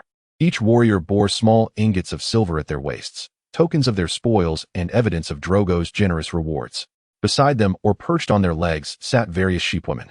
Some timid, others fearful. Yet, regardless of the Dothraki's rough treatment, they remained remarkably docile. The banquet tables overflowed with sheep and goat prepared in a myriad of culinary styles, roasted, stewed, and boiled, each dish exuding an enticing fragrance that set one's mouth watering. Each warrior felt an overwhelming sense of joy. for they had achieved such a monumental victory with remarkable ease. Their gazes towards Drogo grew increasingly reverent and admiring. In truth, the modest city of Lazalan, with its mere tens of thousands of inhabitants, could hardly muster such an abundance of wealth, provisions, and women. However, this was made possible through the unwavering support of the various clans of the sheepfolk. This people lived in clan-based societies, often governed by the chieftains of their towns. In a bid to preserve their remaining assets, these chieftains made a decision that appeared arduous. They dispatched over 1,000 sheepfolk warriors from within the city, hoping they would gather sufficient resources to appease the Dothraki. These warriors led the Dothraki in search of sheepfolk villages and small towns, their spoils filling their pens with stolen sheep. The chieftains also profited modestly from the remnants of sheep horns, wool, and milk left behind by the Dothraki. Such a lucrative dream brought forth smiles that could barely be contained. Thus, it can be said that these women and resources were, in reality, contributed by the over 100,000 sheepfolk residing along the upper reaches of the Skazadin River. Nevertheless, all parties were content. The Dothraki warriors reveled in their spoils and the joy of the feast. The sheepfolk chieftains relished the peace and even wealth gained from the sacrifices of others. And Drogo was pleased to see his authority further solidified, with his warriors growing more loyal and respectful. On that night, the city of Lazalan resonated with songs and laughter, despite the tears and helplessness concealed behind the scenes of the sheepfolk. Yet, this is the harsh reality of war, where the triumph of the strong intertwines with the sacrifices of the weak, painting a brutal yet authentic portrait of the world. Just as the entire banquet was immersed in merriment, the elderly sheepman who had led the surrender from the walls approached, accompanied by a group of young sheepfolk maidens. Their steps were slow and unsteady, their hands bound with ropes, resembling a flock of helpless and terrified sheep. The old sheepman humbly knelt before Drogo, his voice trembling with deference. "Esteemed father of dragons, Ko of the Great Plains, I represent the 3 major clans of Lazalan, offering you our most beautiful maidens and gifts." With a wave of his hand, 2 large chests filled with various gold coins were presented. The coins shimmered enticingly in the firelight, a testament to the wealth of the sheepfolk clans and their earnest desire for peace. Drogo surveyed the group of maidens. They bore the sheepfolk's characteristic short hair, mostly petite and frail, their skin displaying an unhealthy pallor, clad in filthy and tattered wool garments. Some even emanated a scent of sheep dung. Upon witnessing this, Drogo's previously joyous mood, buoyed by victory, was abruptly affected. Even the roasted lamb leg in his hand seemed to lose its appeal. He cast a glance at Daenerys, who was beside him, her expression one of pitiable fixation. Her eyes brimmed with sympathy for the young women and a peculiar emotion. Dany's tone was resolute as she addressed the nearby cows, blood riders, and cows, saying, "You may take these women, but remember to treat them with kindness." No sooner had Dany spoken than Moro cows pounced forward like an eager cheetah. With a grin, he severed the rope binding one of the girls and led away the most comely among them, all the while exclaiming his gratitude to Dany. "I thank you for your generosity, cows. Your gift shall be forever cherished." Following him, several other cows rushed forward, joyfully selecting their prizes. They pinched and poked, their faces alight with satisfaction, as if they were perusing the finest wares at a market. Only Dany's blood riders and his subordinates, Bono Kos and Jocko Kos, refrained from joining in the selection. Having amassed sufficient women from past conquests, they lacked interest in such lowly offerings. Witnessing this scene, Sean Cypher's face contorted with rage as he glared at the sheepman chieftain. His fists were clenched, muscles taut with indignation. He could scarcely believe that the chieftain would engage in such shameless behavior. Over the past days, it was not the Dothraki who had slaughtered the most sheepmen, but rather the sheepmen conscription teams he had dispatched. Dany noticed Sean's expression and instantly grasped his thoughts. Rising to his feet, he pointed at Sean and proclaimed loudly to the Dothraki, "Behold, the mightiest warrior among the sheepmen, little lamb Sean." He even felled the cows with a single strike. A cheer erupted from the Dothraki, many of whom had witnessed that very battle. They roared Sean's name in a display of respect. The Dothraki never withheld their admiration for the strong. Sean stood in a daze, caught off guard by the sudden shift from humiliation to applause. Then Dany announced with authority, "I hereby appoint little lamb Sean as the cows of the sheepmen, allocating the subordinates of that cows to his command." The Dothraki responded with a chorus of approval. Yet Sean remained silent, his heart a tumult of conflicting emotions. The transition from a captive warrior to a cow's left him utterly unprepared. Meanwhile, the kneeling sheepman chieftain felt a foreboding stir within him upon hearing Dany's decree. He realized that if Sean ascended to the role of cows, his own power and status in Rosalyn would be jeopardized. Panic and desperation filled his gaze as he looked to Dany, pleading silently for reassurance. Cows. I have loyally presented you with a gift and fulfilled your task. Please appoint me as the Lord of Rosalind, allowing me to continue managing this city for you. Dany merely scoffed, his eyes devoid of sympathy or compassion. He turned around and said to Sean, "This man is now under your command. How you choose to deal with him is entirely up to you." Upon hearing this, Sean's previously unfocused gaze suddenly sharpened. He fixed his stare upon the chieftain, his heart brimming with fury and hatred. This once exalted chieftain had, for his own selfish gain, callously sacrificed his own people. With a roar of rage, Sean drew his sword, and in a flash of steel, the chieftain's head tumbled to the ground. The surrounding Dothraki gasped in awe and erupted in cheers. They did not comprehend the moral intricacies of the situation. They instinctively revered bloodshed and violence. Without hesitation, Sean knelt down and proclaimed loudly to Drogo, "I, Sean Siptert, pledge my loyalty to Drogo Khal. I shall ensure your flocks remain unscathed from the lion's onslaught, and I will thwart all enemies that dare approach you. I, Sean Siptert, will fight for you until my very last breath." Chapter 35. Maz-Dur. The revelry of the banquet gradually subsided, and as the last rays of the setting sun vanished beyond the horizon, night enveloped the city of Lazarene. A sheepman hurriedly approached Drogo Khal, his expression grave as he conveyed an invitation from the temple. "The priest serving the High Shepherd wished to speak with you." The Dothraki warriors, upon hearing this, displayed expressions of disdain.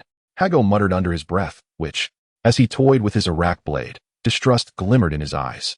Daenerys recalled the terrifying tales shared by Jiki around the campfire, stories of witches who were malevolent beings consorting with demons. By day, they appeared as benevolent healers, but by night, they practiced dark sorcery, draining the life force from men until their very demise. Drogo Khal rose, his voice resolute and commanding. "We must respect the beliefs of the sheepmen. Anyone who disdains another's faith must apologize." His gaze swept over every Dothraki present until they all lowered their heads in submission. Then, Drogo inquired of the sheepman, "Am I the only one permitted to go?" The sheepman nodded and replied, "Yes, Khal. Absolutely not. I am going as well." Daenerys immediately protested, insisting on accompanying Drogo. The sheepman hesitated for a moment before saying, "If it is Khaleesi, then it is permissible." Drogo turned to comfort Daenerys. "It would be of no use for you to go. It may hinder my actions instead." Fury flickered in Daenerys' eyes as she retorted, "Do you believe I am merely a burden?" The prospect of facing danger at the sheepman's temple was indeed perilous. Yet she preferred to confront such risks alongside Drogo rather than remain behind alone. She was unwilling to endure once more the anguish of worrying for her beloved. She would rather face death with Drogo than experience the torment of anxiety, reminiscent of the time Drogo was ambushed. That had been the only occasion she had prayed to the horse god for Drogo's safety. Drogo gently cradled Dany's face, expressing with deep affection, "For you, to die alongside me may be a form of bliss. Yet for me, more than dying together, I yearn to witness you live safely and happily. Even for the sake of our children, Dany, you must remain here." Tears glistened in Daenerys' eyes. While she may not alter Drogo's decision, she clutched his wrist tightly, her heart irrevocably intertwined with his. A short distance away, Ser Jorah observed this scene, feeling a wave of nausea wash over him. He pressed his hand to his chest.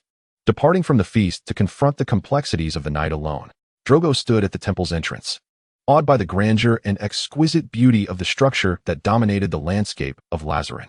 Its outer walls, crafted from sun-baked clay, had withstood the ravages of time, adorned with intricate bas-reliefs that narrated the myths and legends of the sheepmen's faith. The roof, covered in tiles, shimmered under the sun like a divine sanctuary. At the entrance loomed a colossal statue, a vivid representation of the supreme shepherd of the sheepmen, embodying both man and goat.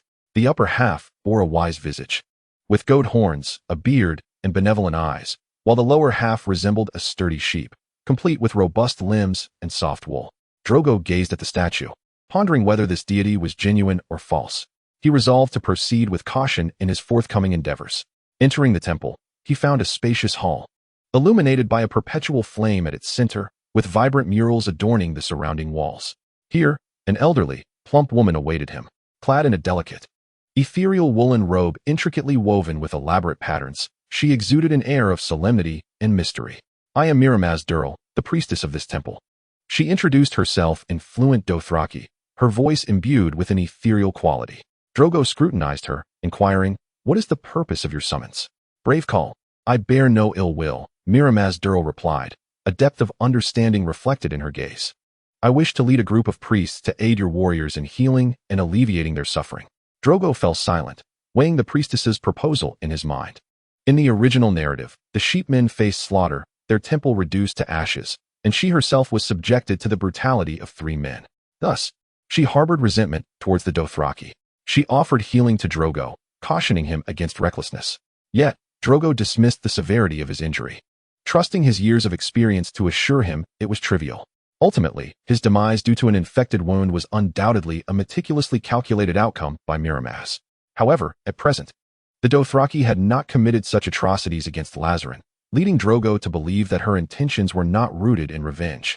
"Why do you wish to assist us?" Drogo queried, seeking clues within her response. "I have inherited my mother's legacy and become the priestess here," her voice akin to the ancient winds, imbued with the weight of time. "She taught me how to please the divine with the exalted hymns of the shepherd god and mysterious incantations, and how to harmonize sacred smoke and holy ointment with the gifts of nature, leaves, roots, and berries, thereby conveying the will and healing power of the gods. In the prime of my youth, I journeyed alongside a caravan, traversing a long path to the enigmatic land of Yasha. There, vessels and peoples from countless kingdoms converged, and I was enraptured by the pursuit of foreign healing arts. The moon singer of Jugsnai imparted to me the songs of childbirth, while a woman from your equestrian tribe shared with me the magic intertwined with grass, corn, and steeds. Moreover, a scholar from the distant land of sunsets, who boldly dissected corpses, revealed to me the secrets hidden beneath the skin." Zuagoko, intrigued by her words, inquired, "Scholar?" At the mention of that individual, the priestess's face radiated respect for the scholar, who called himself Malvin.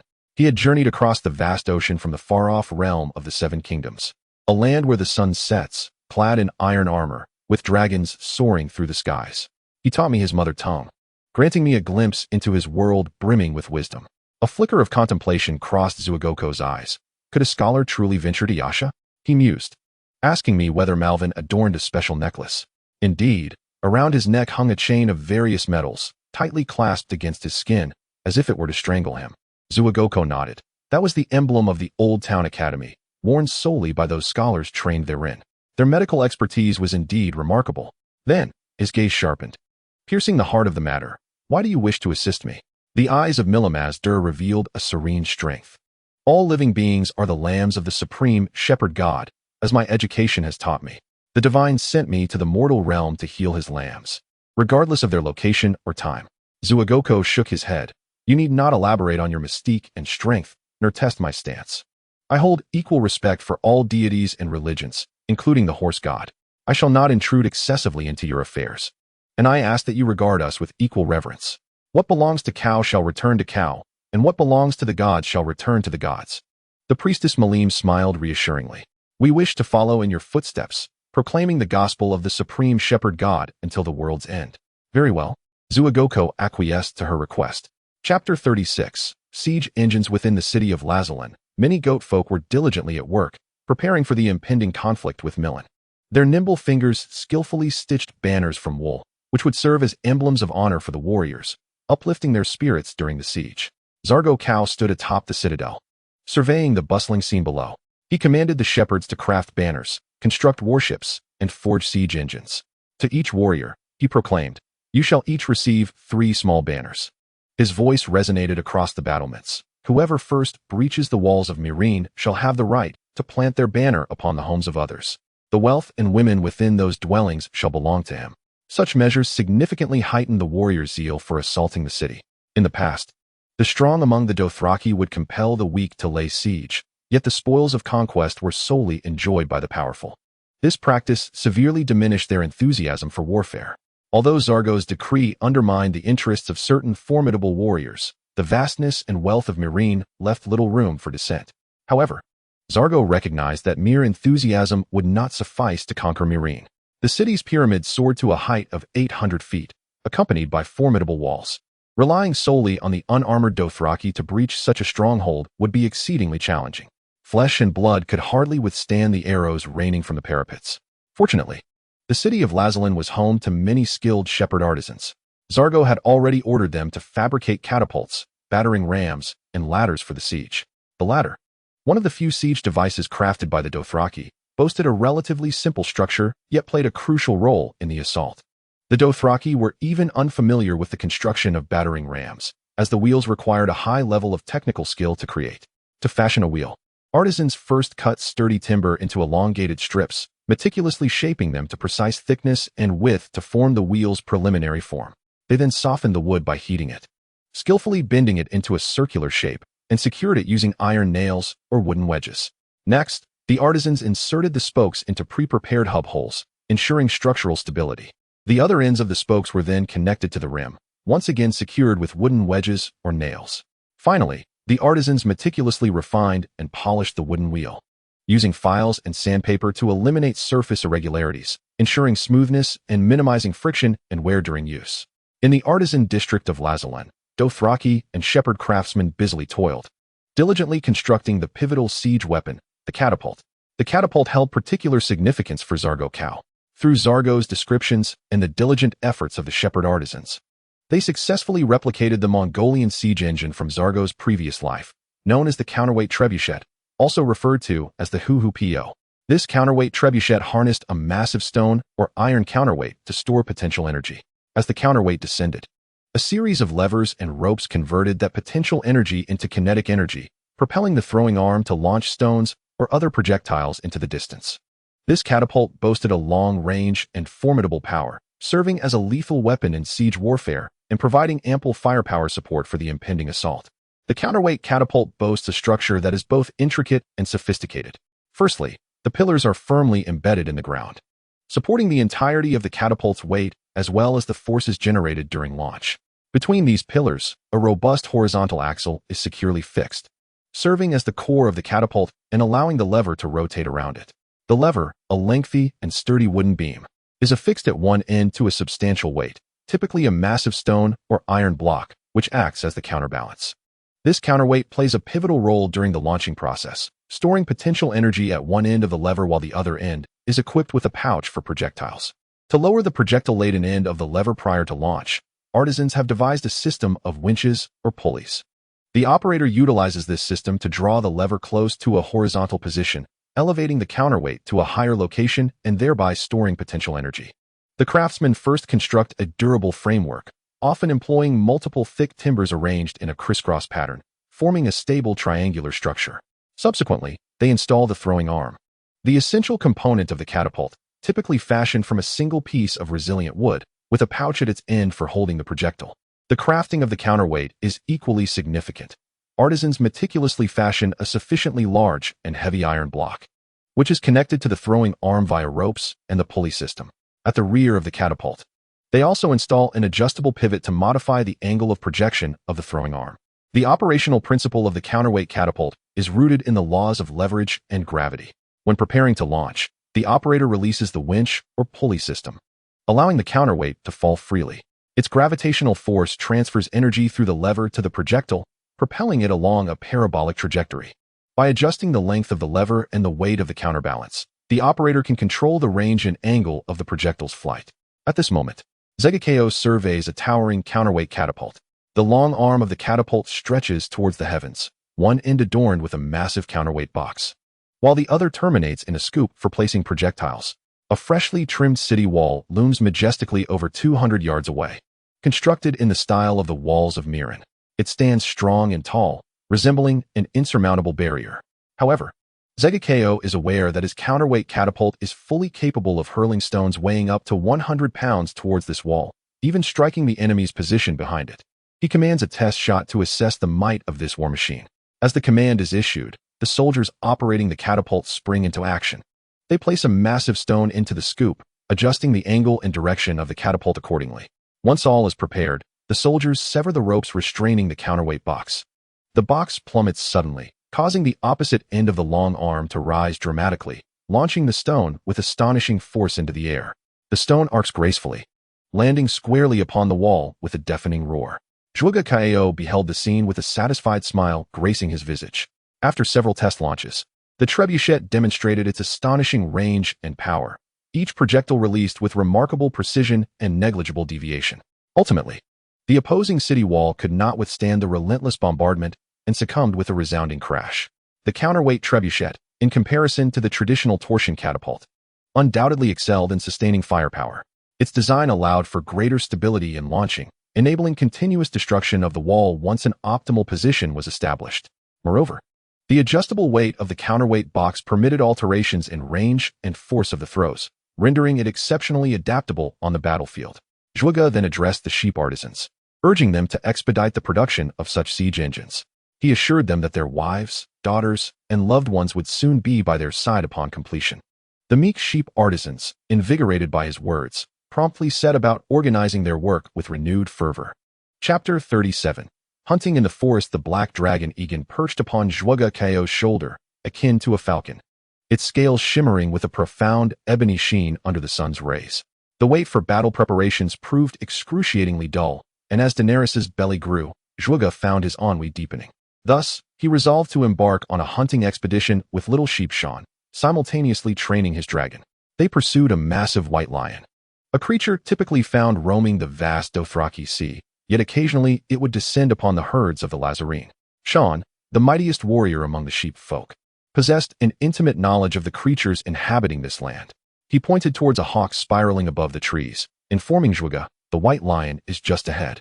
Zhuge glanced at Sean's hawk and then at Egan resting upon his shoulder. With one hand, he grasped the dragon firmly and, in a decisive motion, launched it into the air.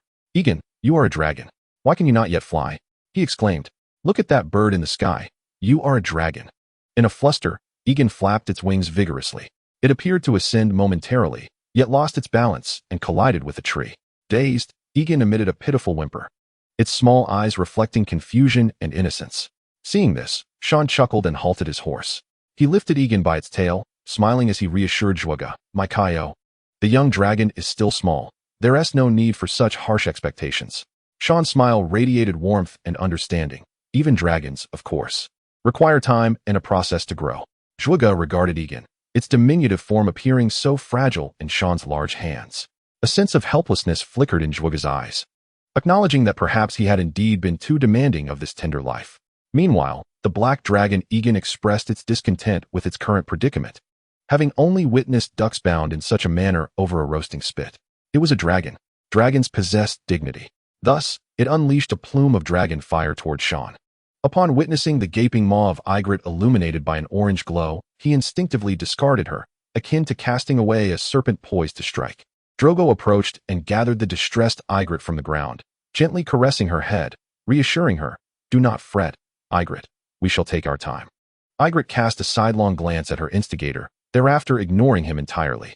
Suddenly, a furious roar erupted from the white lion ahead, echoing through the forest, imbued with primal ferocity and menace. Both Drogo and Sean immediately heightened their vigilance, their bodies taut, bracing for impending danger. Sean gently soothed their steeds, urging them to remain silent, his movements deft and gentle, quickly yielding results. He then unsheathed his sword, scanning the surroundings with a keen gaze, ever watchful. Meanwhile, Drogo crouched forward, utilizing the underbrush as cover, peering through the gaps to assess the situation ahead. His eyes, sharp as a hawk's, soon discerned an anomaly. A cluster of Dothraki, their braids cascading down, surrounded a wounded white lion, chortling and gesturing with curved blades. They appeared to be deliberating who among them would deliver the fatal blow to the lion and claim its precious pelt. Their banter and laughter floated through the woods, exuding an air of ease and camaraderie. Nevertheless, Drogo remained on high alert. He recognized every Dothraki with braids longer than a foot. None of these individuals were his subordinates. Their faces and features were indelibly etched in his memory. He would not fail to recognize them unless they were not of his own. A flicker of confusion crossed Drogo's eyes as he scrutinized the visages and armaments of these Dothraki.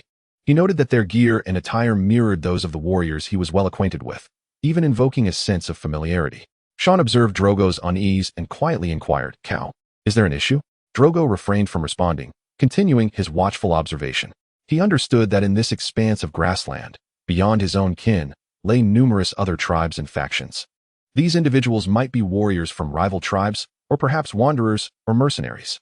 Determined to act, Drogo resolved not to allow his quarry to fall into the hands of others and to prevent these unidentified individuals from wreaking havoc in his territory. He whispered to Sean, let us approach stealthily and ascertain their identities. Should they not belong to us, we shall drive them away. Sean nodded in comprehension. and the two began to advance quietly towards the group of Dothraki. Their movements were light and cautious, striving to make no sound that might alert the gathering ahead.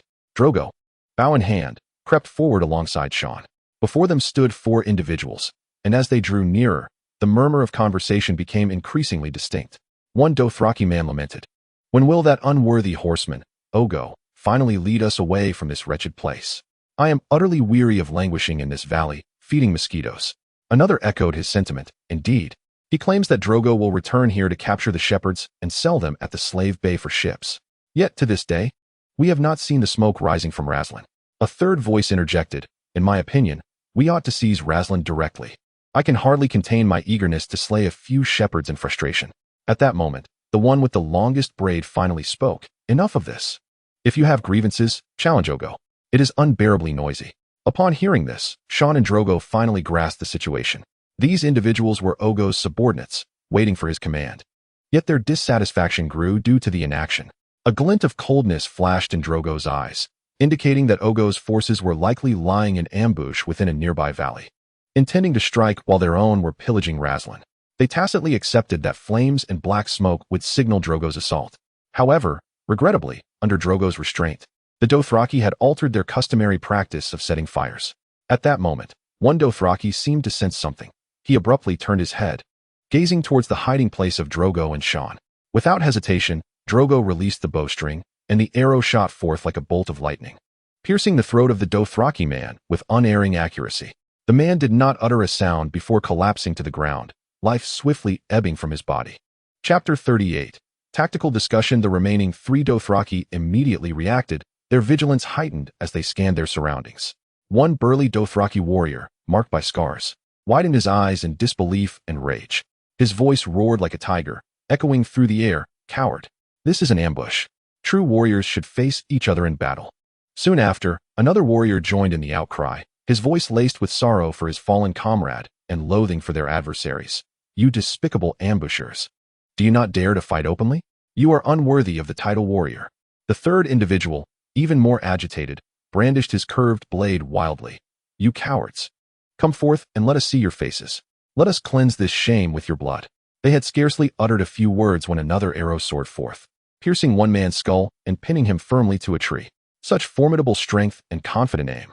The remaining 2 finally realized that skilled archers lurked nearby. They abandoned their prey and prepared to flee. However, Sean leaped from the underbrush, deftly stabbing one man from behind. The last Dothraki, overwhelmed, began to plead for mercy, shouting as he ran, "I no longer desire the skin of the white lion. I do not want the skin. Spare me. Kill me, and Ogo will not forgive you." Yet, Drogo's arrow struck true, piercing the man's knee. He collapsed onto the ground, unable to flee any longer. Drogo stood before the wounded Dothraki, his gaze as frigid as ice. The Dothraki clutched his injured knee, trembling uncontrollably on the ground. Upon seeing the distinctive long braid, he immediately recognized his captor. He understood that his life was now in the hands of this formidable Khal. Drogo's voice was deep and resonant as he began to interrogate the traitor. "What is Ogo's plan? Speak the truth, and perhaps I shall spare your life." A glimmer of hope flickered within the Dothraki as he eagerly divulged Ogo's scheme, hoping to barter his life for this knowledge. Drogo listened intently, his brow furrowed as he confirmed his previous suspicions. Once the interrogation concluded, Drogo severed the man's braid, a punishment for betrayal and a symbol of the victor's honor. He then assisted the man in extracting the arrow from his knee and provided rudimentary bandaging. "Now, you shall serve me. Otherwise, the next arrow will pierce your throat. Lead us to Ogo's encampment." The man complied immediately, trembling as he picked up a branch to steady himself. Despite being engulfed in fear and anxiety, he realized that disobeying Drogo's command would result in his immediate demise. The 3 of them crouched on a hillside, surveying Ogo's camp below. From their elevated vantage point, they indeed spotted a vast array of Dothraki tents nestled in a secluded valley. A few Dothraki patrolled methodically, but the prolonged monotony of waiting had drained their spirits. It was evident that they had long since lost their morale. Drogo scrutinized the camp's layout and the guards' movements, his keen eyes searching for potential weaknesses and opportunities for attack. Upon seeing the camp, Sean could not contain his thoughts. Aren't the Dothraki usually known to migrate as entire khalas? Why are these individuals, aside from the warriors, merely women they've plundered? Drogo responded with a cold laugh. "After I drove him away last time, Ogo didn't dare return to his post. He fled with his warriors. vanishing into thin air, fearful of being captured by me. Having assessed the situation, Dargo resolved to return to Ras. They departed the hillside quietly, vanishing into the night of the plains. Upon returning to Ras, Dargo wasted no time and immediately summoned his blood riders and allies to deliberate on their strategy. In the tent gathered Dany, Shan, Miri, Mormont, Casso, Hago, Morocco, as well as Bonoko and Jocko. They huddled around a fire pit, their faces etched with seriousness and trepidation, preparing to discuss appropriate tactics. Dany was the first to speak, somewhat naively suggesting, "Could we not simply encircle the enemy with our numerical advantage and compel them to surrender?" Upon hearing Dany's suggestion, most of the assembly erupted into laughter. Ser Jorah shook his head slightly and explained, "That is not feasible. There are various sentinels near Ogo's encampment, and it would be impossible for a large-scale troop movement to go unnoticed. Moreover, the area is heavily forested, making it exceedingly difficult for such a cavalry to maneuver effectively in that terrain." Jorah cast a scrutinizing glance at Drogon, uncertain of the reasons behind Drogon's estrangement. Yet he felt compelled to regain his trust. He proceeded to propose his strategy. "We could dispatch small units to employ fire as a weapon. The enemy's encampment is neither too close nor too far from a water source, yet the narrow valley and dense tents would hinder their ability to disperse. A fire attack would undoubtedly yield favorable results." Listening to Jorah's analysis, Drogon displayed a smile of appreciation. Ser Jorah was undoubtedly a seasoned warrior, and his suggestions were indeed pragmatic. However, Shan immediately voiced his dissent after hearing Jorah's proposal, his tone firm and resonant. "That may not be appropriate. We are now aware of the enemy's position, and their numbers are fewer than ours. We hold a significant advantage. Furthermore, those residing in those tents include not only 20,000 warriors, but also women and slaves they have captured." Dany, upon hearing Shan's words, expressed her support for his stance. "Shan is correct. We must consider the lives of the innocents. We must devise a method that can avoid unnecessary sacrifices while still achieving victory." After articulating her thoughts, Dany looked expectantly at her beloved, certain that he was gentle and kind, incapable of such cruelty, as he had always treated her with the utmost tenderness, save for that particular aspect. Drogon found a certain irony in Dany's and Shan's statements. Jorah, once a true knight, acted without regard for consequences, while Shan, a mere shepherd warrior, adhered rigidly to a chivalric code that bore no relevance to him. Moro interjected, "I quite favor the idea of a fire attack. But we must also consider the wind direction. If the wind is unfavorable, the flames may pose a threat to us instead." Contemplating for a moment, Ser Jorah Mormont replied, "We could set up a wind vane upstream in the valley, allowing us to monitor changes in wind direction and identify the optimal moment." Their debate continued, while Mira remained silent, silently praying to the High Septon for the salvation of more wounded souls. Jacko and Bono, also silent, were loyal to Drogon and could each muster 1,000 warriors, aware of their own strength, yet recognizing their inability to surpass Drogon. They chose to speak sparingly to avoid inciting his suspicion. Drogon pondered for a moment before stating, "I understand your concerns. We must devise a more rational tactic." At that moment, Casso stood up, contemptuously pointing at the valley on the map. "A fire attack may indeed be a commendable idea, but we could capitalize on the cover of night for a surprise assault, catching the enemy off guard." The morale of the enemy's army had plummeted. They were now akin to a flock of weary sheep. It might take merely a few thousand to vanquish them in a single night. "Excellent," Drogon exclaimed, decisively slapping the table. Casso had previously been Drogon's foremost warrior. Although he was impulsive and reckless, he was also valiant and skilled in battle. Given his suggestion, it was time to embark on a grand endeavor. Chapter 39. Night Raid in the Valley. Drogon meticulously selected an elite contingent from the 50,000 strong, forming a special task force of 3,000 warriors. These fighters were the pride of the Dothraki, their ferocity and combat prowess capable of shaking Ogo's forces to their core. Ser Jorah, Casso, Shan, and numerous other warriors reflected a fervent eagerness for the impending battle in their eyes. As dusk approached, Drogon led this special task force quietly into the forest. The waning sunlight filtered through the treetops, casting a mosaic of light upon their path. The warriors adorned themselves with deep green, evergreen leaves for camouflage. Their faces were painted with war colors, merging seamlessly with the shadows of the forest as they traversed silently through the thickets. These 3,000 soldiers advanced in units of 100, each group led by a renowned warrior or a seasoned veteran. Their movements were light and agile, each step taken with utmost caution to avoid any sound that might raise alarm. Under Drogon's command, they moved swiftly and orderly, akin to a pack of leopards in the twilight. As night enveloped the forest, the light grew dimmer, yet this posed no hindrance to the Dothraki warriors. While most of the Dothraki suffered from some degree of night blindness, this select group was an exception. Approaching the valley, Drogon's warriors encountered sentries set by Aggo, both alert and hidden. Though vigilant, they were no match for Drogon's elite fighters. One sentry stood beneath a tree, scanning his surroundings with keen vigilance. Suddenly, a shadow descended silently from the branches above, none other than Yora. He had mastered the art of climbing trees in his childhood to evade brown bears. The sentry's pupils dilated in alarm, but before he could react, Yora's dagger swiftly and accurately slashed across his throat. The sentry's body crumpled to the ground without a sound.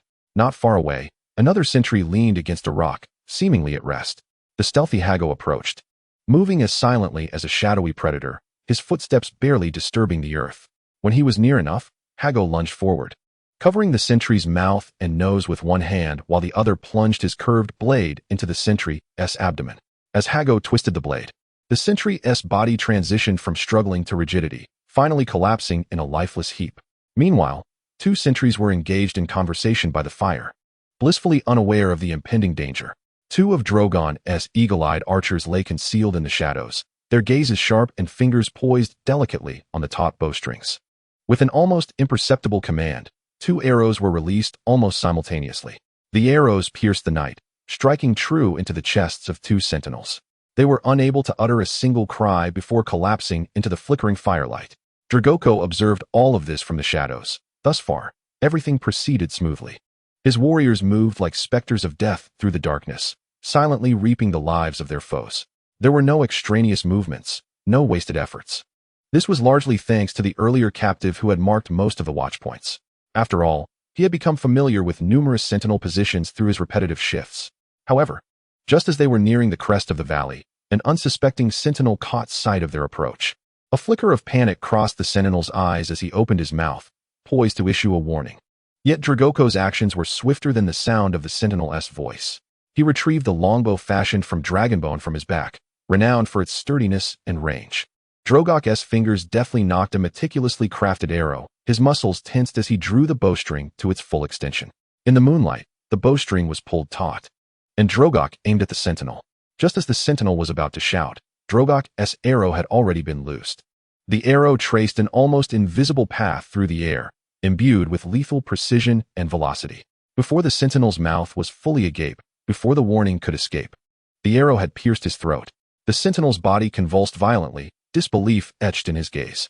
He attempted to breathe, but only faint, choking sounds escaped him. Drogo's arrow had not only silenced him, but also extinguished his life. The surrounding warriors witnessed this spectacle, exhaling in relief, their respect for Drogo's marksmanship and decisiveness swelling. Under Drogo's command, the strike force pressed onward, ultimately reaching the heights above the valley. From this vantage point, they could survey the entirety of Ogo's encampment. The flickering flames and distant voices within the camp were clearly visible, yet the lurking Dothraki warriors remained concealed in the shadows. Drogo signaled for the team to halt, and they awaited silently, poised for the opportune moment to strike. The warriors inspected their weapons, adjusted their gear, preparing to engage at a moment's notice. As the night deepened, Ogo's camp gradually fell into silence. The flames within the tents dwindled, with only a few sentinels remaining on patrol. It was likely the hour of the wolf. Drogo understood that this was their moment to act. Drogo's gesture was akin to the clarion call of command. His hand rose high before decisively descending. With the signal, 3,000 elite soldiers, lying in ambush on either side of the valley, sprang into action, surging forth from their concealment like a released torrent, charging down upon the enemy camp below. Their battle cries echoed through the night sky, filled with primal ferocity and strength, instilling terror in those still lost in slumber. Ogo was the first to awaken from his slumber, sensing an imminent crisis. He swiftly shoved aside the two women who had been languishing atop him, reveling in the warmth and pleasures of the night within their cozy tent. Hastily donning his garments, he frantically searched for his bow and curved blade. Meanwhile, a Dothraki infiltrator, who had stealthily entered another stable, was startled by the uproar outside. He scrambled out of the stable, only to trip over the railing. Upon raising his gaze, he beheld the hillside teeming with enemies, their eyes alight with the fervor of battle. Several hundred sentinels on watch were caught off guard by this sudden assault. Some were paralyzed with panic, while others instinctively fled, seeking their comrades or kin. A few quick-thinking warriors dashed toward familiar tents, loudly rousing their companions in preparation for the impending conflict. Under the dim veil of night, Drogo's elite forces surged into the enemy camp. This was a contest of strength and psychology, a clash of tactics and strategy. Drogo's soldiers plunged into this absurd yet ironic scene, their eyes devoid of hesitation, filled only with the thirst for victory. Chapter 40. Chaos under the night sky. Drogo Khal's contingent surged down the hillside like phantoms in the night. Their movements were orderly, swift, and resolute. Their plans were meticulously crafted, with clear divisions of responsibility, each individual acutely aware of their role. The majority, upon breaching the camp, directed their charge towards Ogo Khal's tent, intent on capturing the enemy leader in a single decisive blow. Meanwhile, another faction was tasked with sowing chaos. They ignited torches and hurled them towards the large tents, flames rapidly engulfing the camp. They unleashed the horses from the stables, allowing them to gallop freely, trampling the panicked foes beneath their hooves. As the strategy did not initially incorporate arson, the warriors lacked significant incendiary materials. Setting fire to a few tents of the roaring warriors was merely to amplify the disorder, plunging the enemy into panic and fratricidal conflict.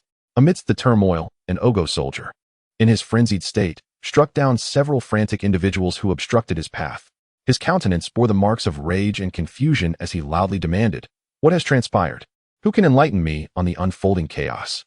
At that moment, a resentful warrior nearby seized the opportunity to incite further discord, proclaiming, "It is the discontented warriors of Ogo who have risen up. They seek to slay Ogo and seize power for themselves." The soldier, realizing the gravity of the situation, felt a chill of foreboding. Being one of Ogo's most formidable warriors, his power and status were hard-earned. He could not allow others to usurp his position. Thus, he bellowed with conviction and strength, "Warriors, do not panic.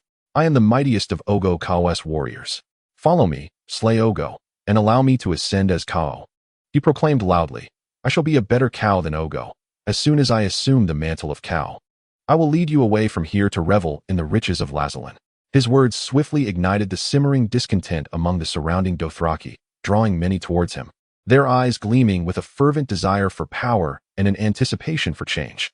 The camp, illuminated by flickering flames, was a cacophony of chaos and combat, the cries of warriors, the whinnies of horses, and the crackling of fire coalescing into a vivid tableau of a battlefield. Thus, that foolish rogue amassed a band of followers amid the turmoil. Armed with weapons, they chanted slogans and charged towards Ogo's tent. Of course, being Dothraki, there were also dozens of opportunists on Drogo's side, seizing the moment to sow discord. Some discreetly slipped away from the ranks to mount others' horses and pursue their women, while others darted from one tent to another in search of plunder. There were even those who boisterously declared themselves marauders, hoping to rally a group around them to take charge. Overall, however, Drogo's forces surged forward as planned towards Ogo's tent. In the midst of the chaos, Ogo hastily donned his garments, and though his heart raced with fear, years of leadership experience enabled him to regain his composure swiftly. He and his bloodriders stood atop a stable, shouting loudly in an attempt to regain control of the situation. "Do not panic." Ogo's voice echoed through the night sky. "This rebellion is but a fleeting moment. Those loyal to me should either remain in their tents or rally around me." His bloodriders immediately echoed his words, their voices coalescing into a powerful force, striving to stabilize the camp. Yet, Ogo remained oblivious to the fact that this was indeed Drogo Khal's night raid, rather than a mere internal insurrection. His command for people to stay within the tents was a strategic blunder, only serving to erode the very forces meant to protect him. Nevertheless, under Ogo's exhortations, some warriors gradually began to regain their composure, emerging from the tents or gathering from the shadows. Despite the inappropriateness of Ogo's orders in this situation, his long-standing prestige as Khal quickly attracted over 1,000 warriors to his side, with numbers steadily increasing. Among these warriors, some brandished torches while others gripped their weapons, their vigilant gazes scanning for potential foes. Under Ogo's command, they began to organize themselves, forming a defensive line. The warriors of Ogo Khal exhibited expressions of alertness, their sharp eyes sweeping the surroundings. Some diligently dismantled tents and stables at Ogo's behest, using the disassembled timber to construct makeshift barricades. While their actions were commendable, they seemed insufficient for the scale of the impending conflict. Drogo's forces systematically crushed 6 clusters of marauders, steadily advancing towards Ogo's tent. From a distance, he observed Ogo's formation, which appeared relatively orderly, and merely scoffed. He had no desire for his warriors to suffer unnecessary sacrifices. His gaze swept across the battlefield, seeking any available resources. Suddenly, he noticed a nearby stable, and a plan swiftly took shape in his mind. Drogo turned to the warriors beside him and commanded, "Go. Gather all the horses from the nearby stable." The men immediately obeyed, weaving through the ranks of soldiers to relay Drogo's orders. Soon, the horses from the stable were herded together, and Drogo's warriors began preparing to execute his strategy. Standing atop a small rise, Drogo's voice resonated clearly in the night breeze. Cutting through the chaos, "Warriors, heed my call. Prepare the torches, ignite the horses' tails." At his command, the warriors sprang into action, their torches flickering in the darkness. They cautiously approached and swiftly ignited the horses' tails with the flames. The horses, startled by the sudden heat and pain, whinnied in terror. Already agitated by the tumult of the camp, they became even more restless and frenzied as the torches set their tails ablaze. Sensing their restraints lifted, they bolted forward. Some horses began to neigh, their strength and speed unleashed in that moment, forming an unstoppable force. Drogo's warriors darted aside, allowing the panicked horses to charge toward Ogo's camp. The herd surged like a tidal wave, crashing toward Ogo's fence and soldiers with tremendous force. Ogo's warriors, witnessing this scene, were gripped by unprecedented panic. Some attempted to rein in the stampede, but the frightened horses were beyond control. Most soldiers began to scatter in disarray. The herd collided with the fence, producing a deafening noise, toppling some barriers as they barreled through, thoroughly disrupting Ogo's formation. Drogo stood on the rise, observing the chaos with a cold gaze. This turmoil would present a decisive opportunity for his forces. He issued another command, "Warriors, charge with me." At Drogo's command, his warriors let out a thunderous battle cry, brandishing their weapons as they surged toward Ogo's camp. In the wake of the stampede, Ogo's soldiers found themselves incapable of mounting an effective resistance. They could only watch helplessly as Drogo's forces stormed into the camp, unleashing a one-sided massacre. Although Ogo's orders were ill-suited for the situation, his years of prestige as Khal quickly attracted over 1,000 men to his side, and their numbers continued to grow. Among these warriors, some brandished torches while others gripped their weapons, their vigilant eyes scanning for potential enemies. Under Ogo's command, they began to organize, forming a defensive line. Ogo's warriors appeared alert, their gazes sharp as they surveyed their surroundings. Some dismantled tents and stables as per Ogo's instructions, using the salvaged timber to erect makeshift barriers. Though their actions were commendable, they seemed insufficient for the entirety of the battle. Zargo's forces had successively vanquished 6 groups of marauders, gradually drawing near to Argo's encampment.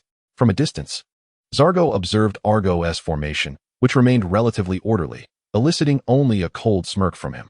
He was reluctant to allow his warriors to suffer unnecessary sacrifices. His gaze swept across the battlefield, seeking resources to exploit. Suddenly, he noticed the nearby stable, and a plan swiftly took shape in his mind. Zargo turned to his warriors and commanded, "Go. Gather all the horses from the nearby stable." The men immediately obeyed, weaving through the ranks of soldiers to convey Zargo's orders. Soon, the horses from the stable were herded together, and Zargo's warriors began preparing to execute his scheme. Standing atop a small rise, Zargo's voice resonated clearly in the night breeze, cutting through the chaotic din. "Warriors, heed my call. Prepare the torches, ignite the horses' tails." At his command, the soldiers sprang into action, their torches flickering in the darkness. They approached cautiously, swiftly igniting the tails of the horses with their flames. The horses, startled by the sudden searing heat and pain, emitted terrified whinnies. Already agitated by the tumult of the camp, the horses, now set ablaze at their tails, became even more restless and wild. As they sensed their restraints vanish, they bolted away. Some horses began to neigh loudly, their strength and speed unleashed in that moment, forming an unstoppable force. Zargo's warriors quickly sidestepped, allowing the terrified horses to charge toward Argo's camp. The herd surged like a torrent, crashing toward Argo's barricades and soldiers with thunderous momentum. The sight instilled unprecedented panic among Argo's warriors. Some attempted to control the stampede, but the frightened horses were beyond restraint. Most soldiers began to scatter in all directions. The horses collided with the barricades, producing a deafening roar. Some barriers were toppled, and the herd continued to surge forward, thoroughly disrupting Argo's formation. Zargo stood upon the rise, observing with a cold gaze. This chaos would provide a decisive opportunity for his forces. He issued another command, "Warriors, charge with me." At Zargo's order, his soldiers unleashed a thunderous battle cry, brandishing their weapons as they surged toward Argo's encampment. Under the onslaught of the panicked horses, Argo's warriors could no longer mount an effective resistance. They could only watch helplessly as Zargo's forces stormed into the camp, unleashing a one-sided slaughter. Despite the inappropriateness of Argo's commands in such a situation, his long-standing prestige as Khal quickly attracted over 1,000 followers, with numbers steadily increasing. Among these warriors, some wielded torches while others gripped their weapons, their vigilant gazes scanning the surroundings for any potential foes.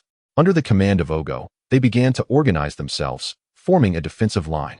The warriors of Ogo Khal exhibited expressions of wariness, their sharp eyes sweeping the area. Some complied with Ogo's directives, dismantling tents and stables, utilizing the salvaged timber to erect makeshift barriers. Although their actions were commendable, they appeared somewhat insufficient in the grand scheme of the battle. Zhuge's forces had successively routed 6 groups of marauders, drawing ever closer to Ogo's encampment. From a distance, Ogo's formation appeared relatively orderly, prompting Zhuge to smirk derisively. He had no desire for his valiant men to suffer unnecessary losses. His gaze roamed the battlefield, searching for exploitable resources. Suddenly, he noticed the nearby stables, and a plan swiftly crystallized in his mind. Zhuge turned to the warriors beside him and commanded, "Go, gather all the horses from the nearby stables." The men promptly obeyed, weaving through the ranks to convey Zhuge's orders. Before long, the horses from the stables were herded together, and Zhuge's warriors began to prepare for the execution of his strategy. Standing atop a small rise, Zhuge's voice resonated clearly in the night breeze, penetrating the chaotic clamor. "Warriors, heed my call, prepare your torches, and ignite the horses' tails." Upon his command, the warriors sprang into action, their torches flickering in the darkness. Cautiously approaching, they swiftly ignited the horses' tails with their torches. Startled by the sudden heat and pain, the horses emitted terrified whinnies. Already agitated by the tumult of the camp, the horses became even more restless and frenzied when set ablaze. As they sensed their restraints vanish, they bolted into a wild gallop. Some horses began to neigh in fright, their power and speed unleashed in that moment, forming an unstoppable force. Zhuge's warriors quickly stepped aside, allowing the panicked horses to charge towards Ogo's encampment. The stampede surged forward like a torrent, crashing against Ogo's barriers and warriors with tremendous force. Witnessing this spectacle, Ogo's soldiers were seized by an unprecedented panic. Some attempted to rein in the stampede, but the startled horses were beyond control. The majority of the warriors began to scatter in all directions. The horses collided with the barriers, producing a thunderous uproar, some barriers collapsing under the impact as the herd continued its relentless advance, utterly disrupting Ogo's formation. Zhuge stood atop the rise, observing the chaos with a cold gaze. This disorder would present a decisive opportunity for his forces. He issued another command, "Warriors, charge with me." In response to Zhuge's order, his warriors let out a resounding battle cry, brandishing their weapons as they surged towards Ogo's camp. Under the assault of the startled horses, Ogo's soldiers found themselves unable to mount an effective resistance. They could only watch helplessly as Zhuge's forces surged into the camp, unleashing a one-sided massacre. Although Ogo's orders were ill-suited for such a dire situation, his long-standing prestige as Khal quickly drew together over 1,000 warriors, a number that continued to grow. Among these fighters, some wielded torches while others clutched their weapons, their vigilant gazes sweeping the surroundings in search of potential foes. Under Ogo's command, they began to organize, forming a defensive line. The warriors of Ogo Khal displayed a mix of wariness, their sharp eyes scanning the area.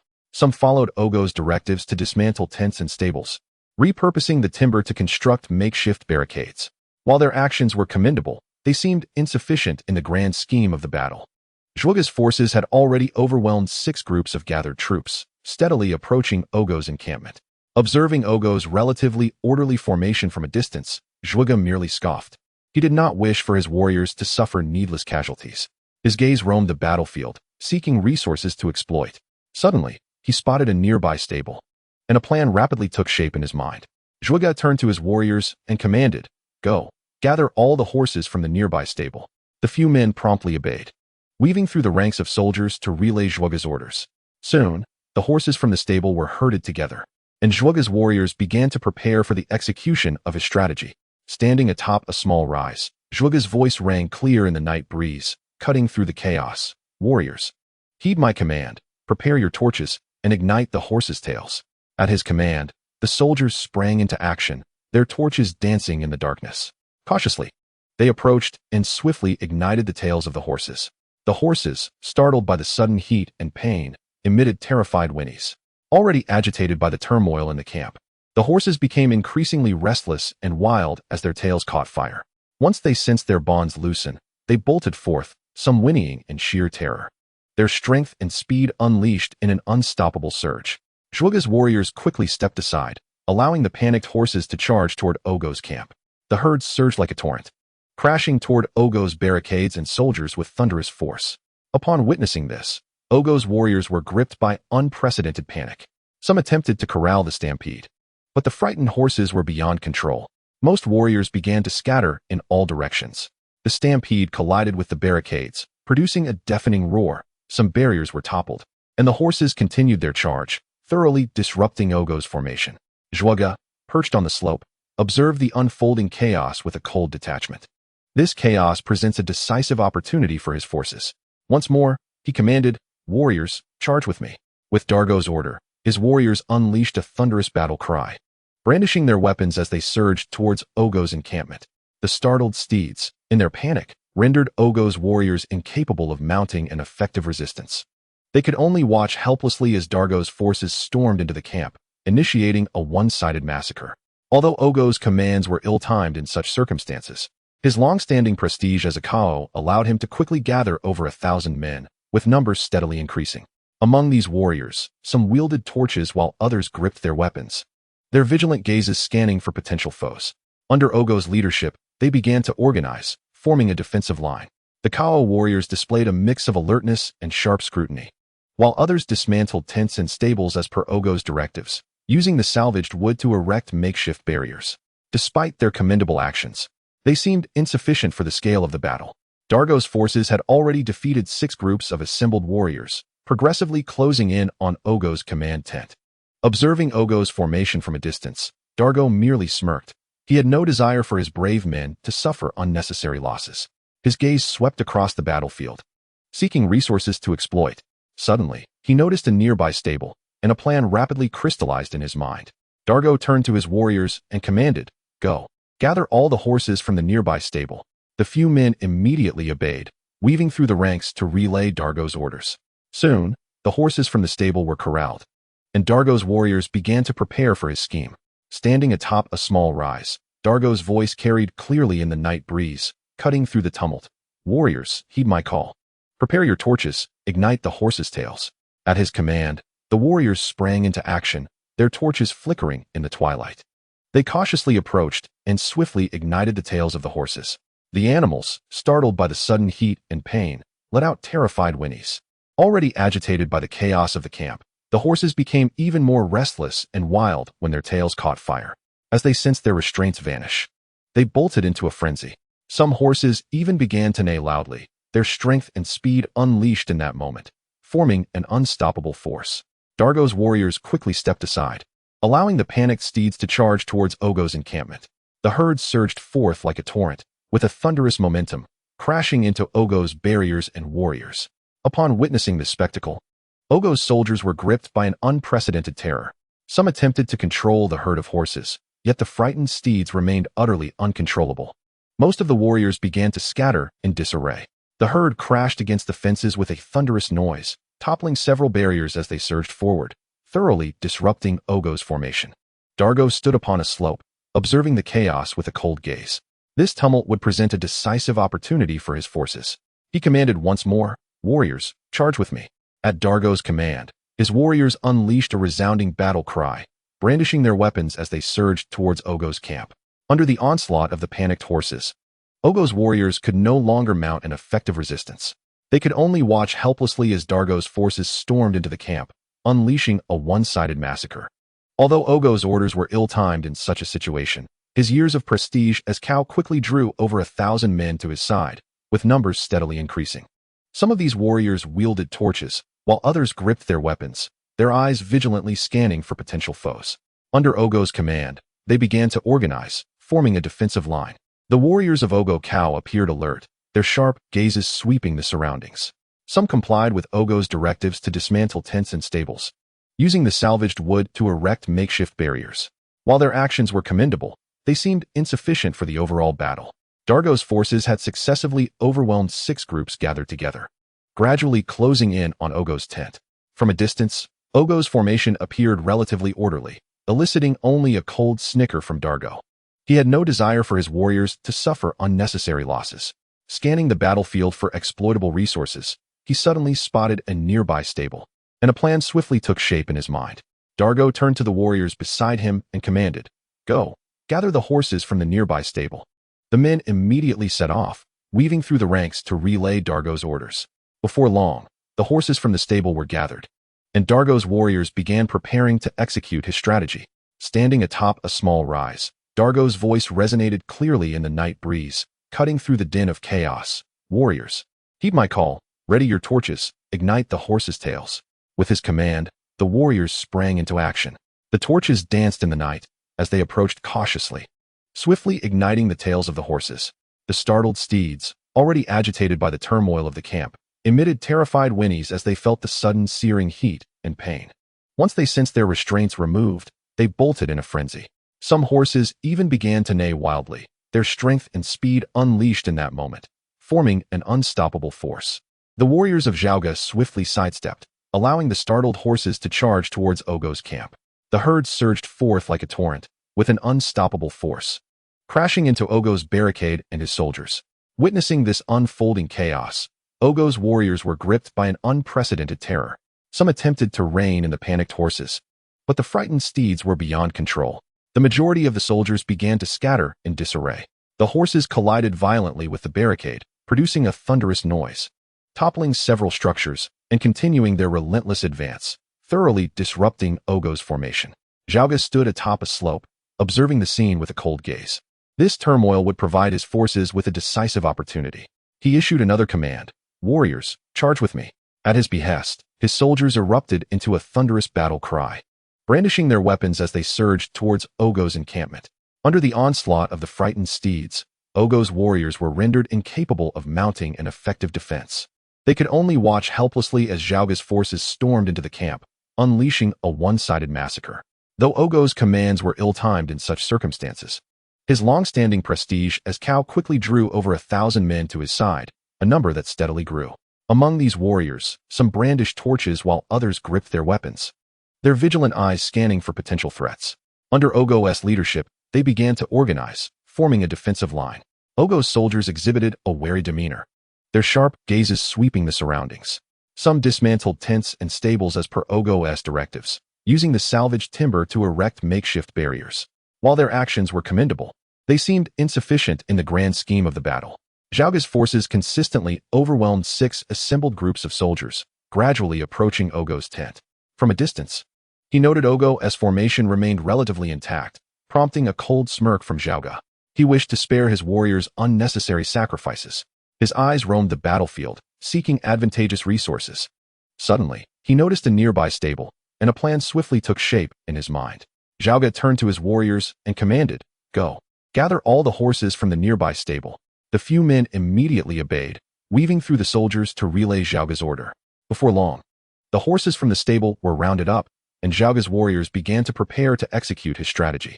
Standing atop a small rise, Xiaoga's voice resonated clearly in the night air, cutting through the chaotic din. "Warriors, heed my command, ready your torches, ignite the horses' tails."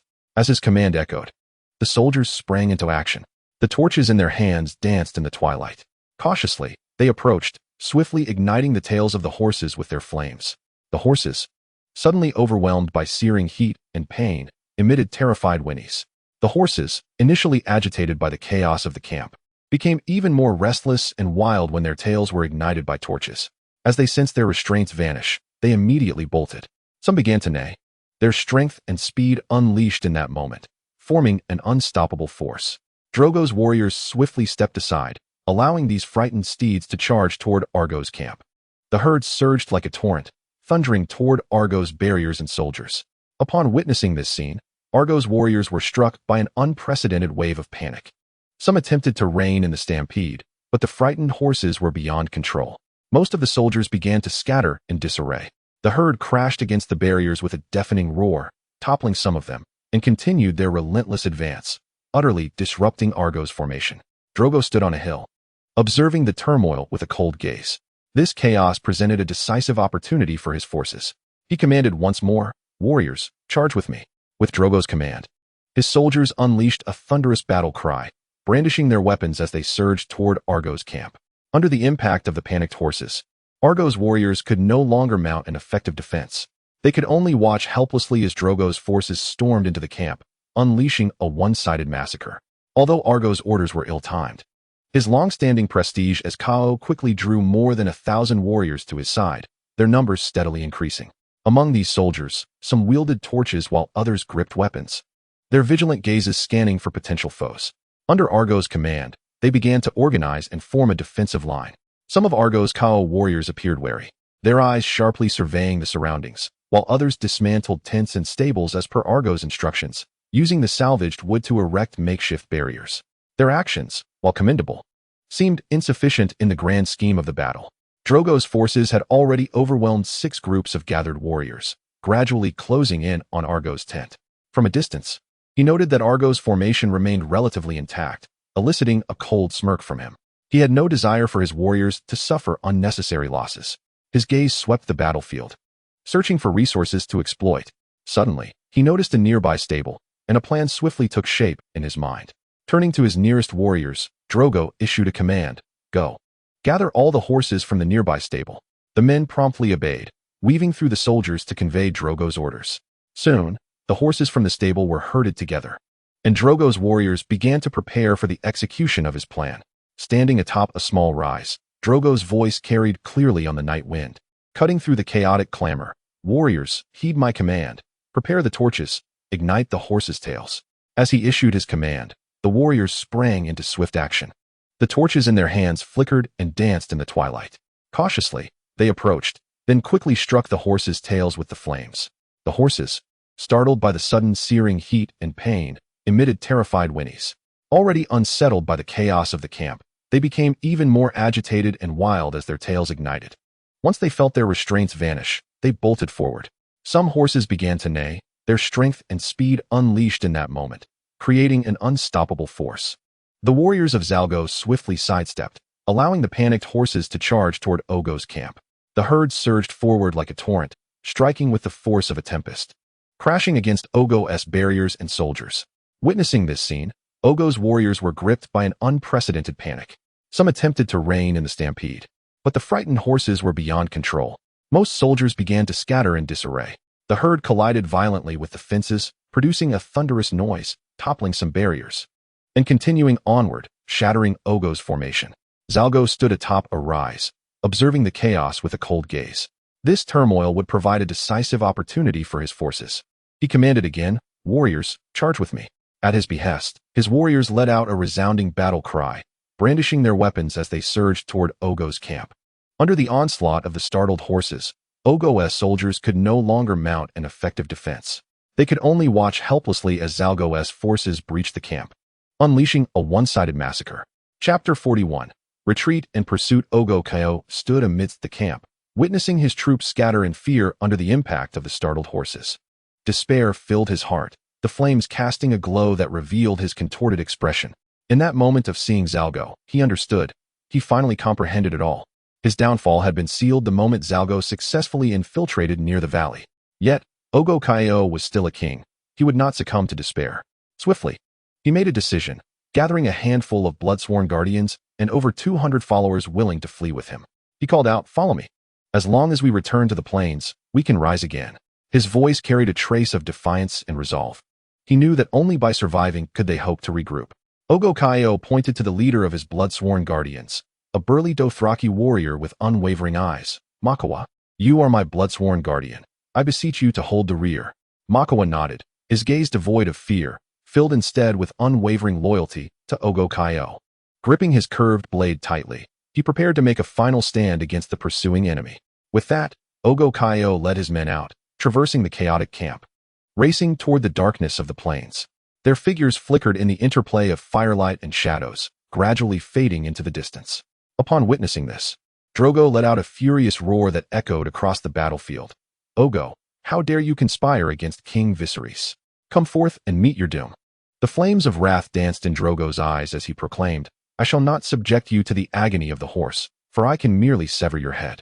Sean, upon hearing Drogo's words, could not help but reflect inwardly. Truly, Drogo is a man of justice and loyalty. As he gazed at Drogo's receding silhouette, his respect for this call deepened. Most of Drogo's followers wore expressions of confusion, unable to comprehend why he held Viserys in such high regard. Yet, in their hearts, Drogo's decrees were tantamount to commands. Only Ser Jorah Mormont stood amidst the throng, regarding Drogo with disdainful mockery. He understood that in the game of power, there exists no absolute justice or loyalty, only ceaseless schemes and strife. Nevertheless, he recognized that at this moment, silence was paramount. Obedience to Drogo's orders was all that was required. With Ogo's retreat, Drogo swiftly organized a pursuit party. He could not allow Ogo to escape unscathed. He aimed to decisively put an end to this treachery and chaos. Leading his warriors, Drogo charged towards the remnants of Ogo's blood alliance, Mikar. Amidst the tumultuous flames and swirling dust, Drogo's figure appeared as though a god of war had descended. The curved blade of his arak traced lethal arcs through the night. Faced with Drogo's onslaught, Mikar valiantly braced for combat, yet the disparity in strength rendered the outcome of their clash seemingly preordained. With a few deft strokes, Drogo wielded his blade to cleave Mikar into 3 parts, showcasing his martial prowess and might in that moment. He raised his arak, pointing towards the direction of Ogo's flight. "Warriors, follow me. Do not let the traitor escape." Drogo's soldiers erupted with a thunderous battle cry, rallying behind him as they surged through the chaotic encampment, pursuing the traitor across the moonlit plains. They soon caught up to Ogo, but by then, only a mere 300 had followed in Drogo's wake. These warriors were Drogo's elite, their eyes gleaming with the thirst for battle and confidence in victory. A fierce melee ensued, as Drogo's men clashed with Ogo's remnants within the forest. The sound of metal colliding and the shouts of warriors intertwined, creating a tableau of chaos and valor. Drogo charged at the forefront, his singular aim fixed on Ogo. In this dire moment, Ogo had no choice but to fight with his back against the wall. He was acutely aware that he was likely no match for Drogo, yet surrender meant certain death. The struggle between the two drew the attention of all present. Though Ogo was a formidable warrior in his own right, his resistance appeared feeble against Drogo. The Khal's strikes were infused with both power and finesse. His arak glinted ominously in the firelight, slicing through the air with a piercing whistle as it hurtled towards Ogo.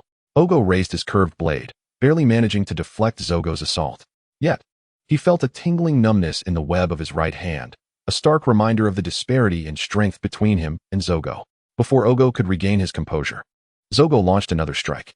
He swiftly leaped backward, the blade nearly grazing his body. A mere fraction more, and an organ would have been severed from him. Ogo's hair stood on end, and he sensed the base of his thigh involuntarily quivering. Clenching his weapon tightly, Ogo endeavored to withstand Zogo's relentless onslaught. He swung his curved blade, striving to parry every attack from Zogo. However, Zogo's speed, skill, and power surpassed his expectations, rendering Ogo's counterattacks futile. By the 6th strike, Ogo's hands were already numb, and cuts had appeared on his arms and shoulders. Beads of sweat trickled down his forehead, and his breathing became increasingly frantic. His mental equilibrium began to falter, and in a frenzy, he swung his blade, desperate to discover an opportunity to retaliate. Yet, such madness only drew him closer to death.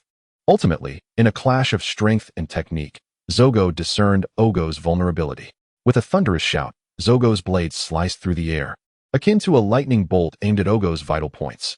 Ogo barely managed to defend himself, but his guard crumbled like paper under Zogo's might. Zogo's movements were swift and precise, and his blade grazed Ogo's chest, instantly staining Ogo's garments with blood. A look of disbelief flickered in Ogo's eyes as his trembling hand relinquished its grip on the weapon, which fell to the ground with a dull thud. Ogo's body quaked beneath Zogo's blade before he slowly collapsed. His breath grew faint and ultimately ceased. Zogo stood beside Ogo's lifeless form, devoid of any pity. He raised his blade high, proclaiming a victorious shout to the heavens. His warriors encircled him, erupting in thunderous cheers. The battle concluded with Zogo's triumph, and Ogo's remnants swiftly crumbled in the absence of their leader. The majority knelt in surrender, while a few vanished into the depths of the forest. As the conflict came to an end, the sky gradually brightened, shedding its gloomy shroud.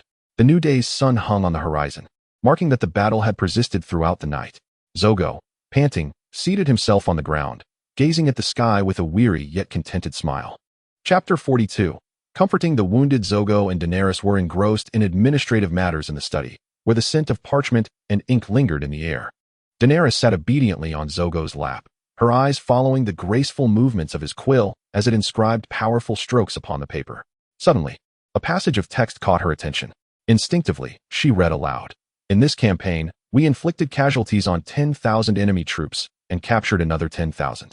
Our own losses amounted to 600, with the seizure of several provisions, weapons, and over 30,000 horses.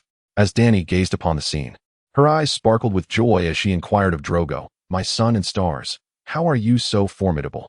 You are truly like a conqueror reborn." Thereupon, she could not help but indulge in fantasies of herself and Drogo, accompanied by 3 dragons, conquering Westeros. Her heart brimmed with aspirations and dreams for the future. Sensing Dany's softness pressing against him, stirring with excitement, Drogo felt a surge of desire. He gently cradled Dany's rounded belly, reminding himself to exercise restraint. He explained, "In truth, I have only slain a little over 2,000 men.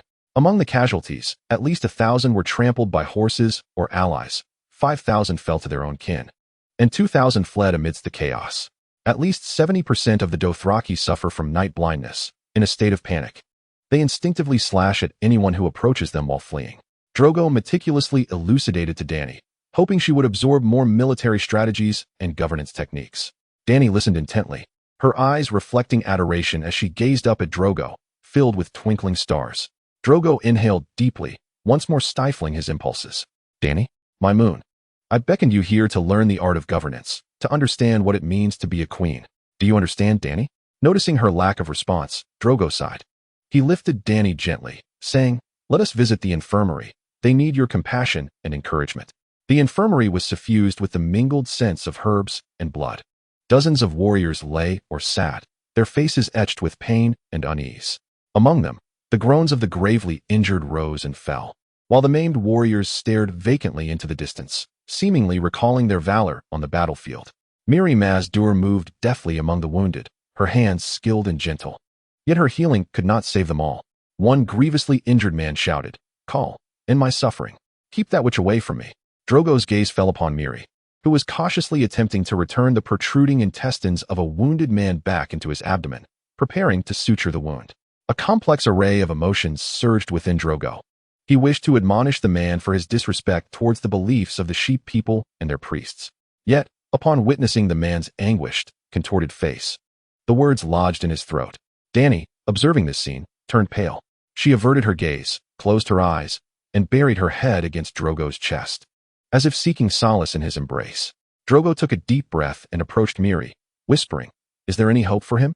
Mirri paused her work, her expression grave as she replied, "Medicine can no longer save him. Only the gods and magic may intervene. However, blood magic requires a living sacrifice and would only transform him into a living dead." Drogo sighed deeply, moving to the side of the gravely injured soldier. He inquired gently, "Do you have any final wishes?" The warrior gritted his teeth, enduring excruciating pain, his voice trembling yet resolute. "Khal, grant me mercy. I can no longer bear this suffering. I yearn to meet the horse god." Drogo sighed once more, aware of the weight behind the warrior's plea. In Dothraki culture, a warrior's dignity reigns supreme. And rather than languish in agony, it is nobler to confront death with valor. Drogo grasped his curved blade, his gaze devoid of hesitation. He raised the weapon skyward, praying, "O horse god, please embrace your loyal servant, allowing him to run free upon your vast plains."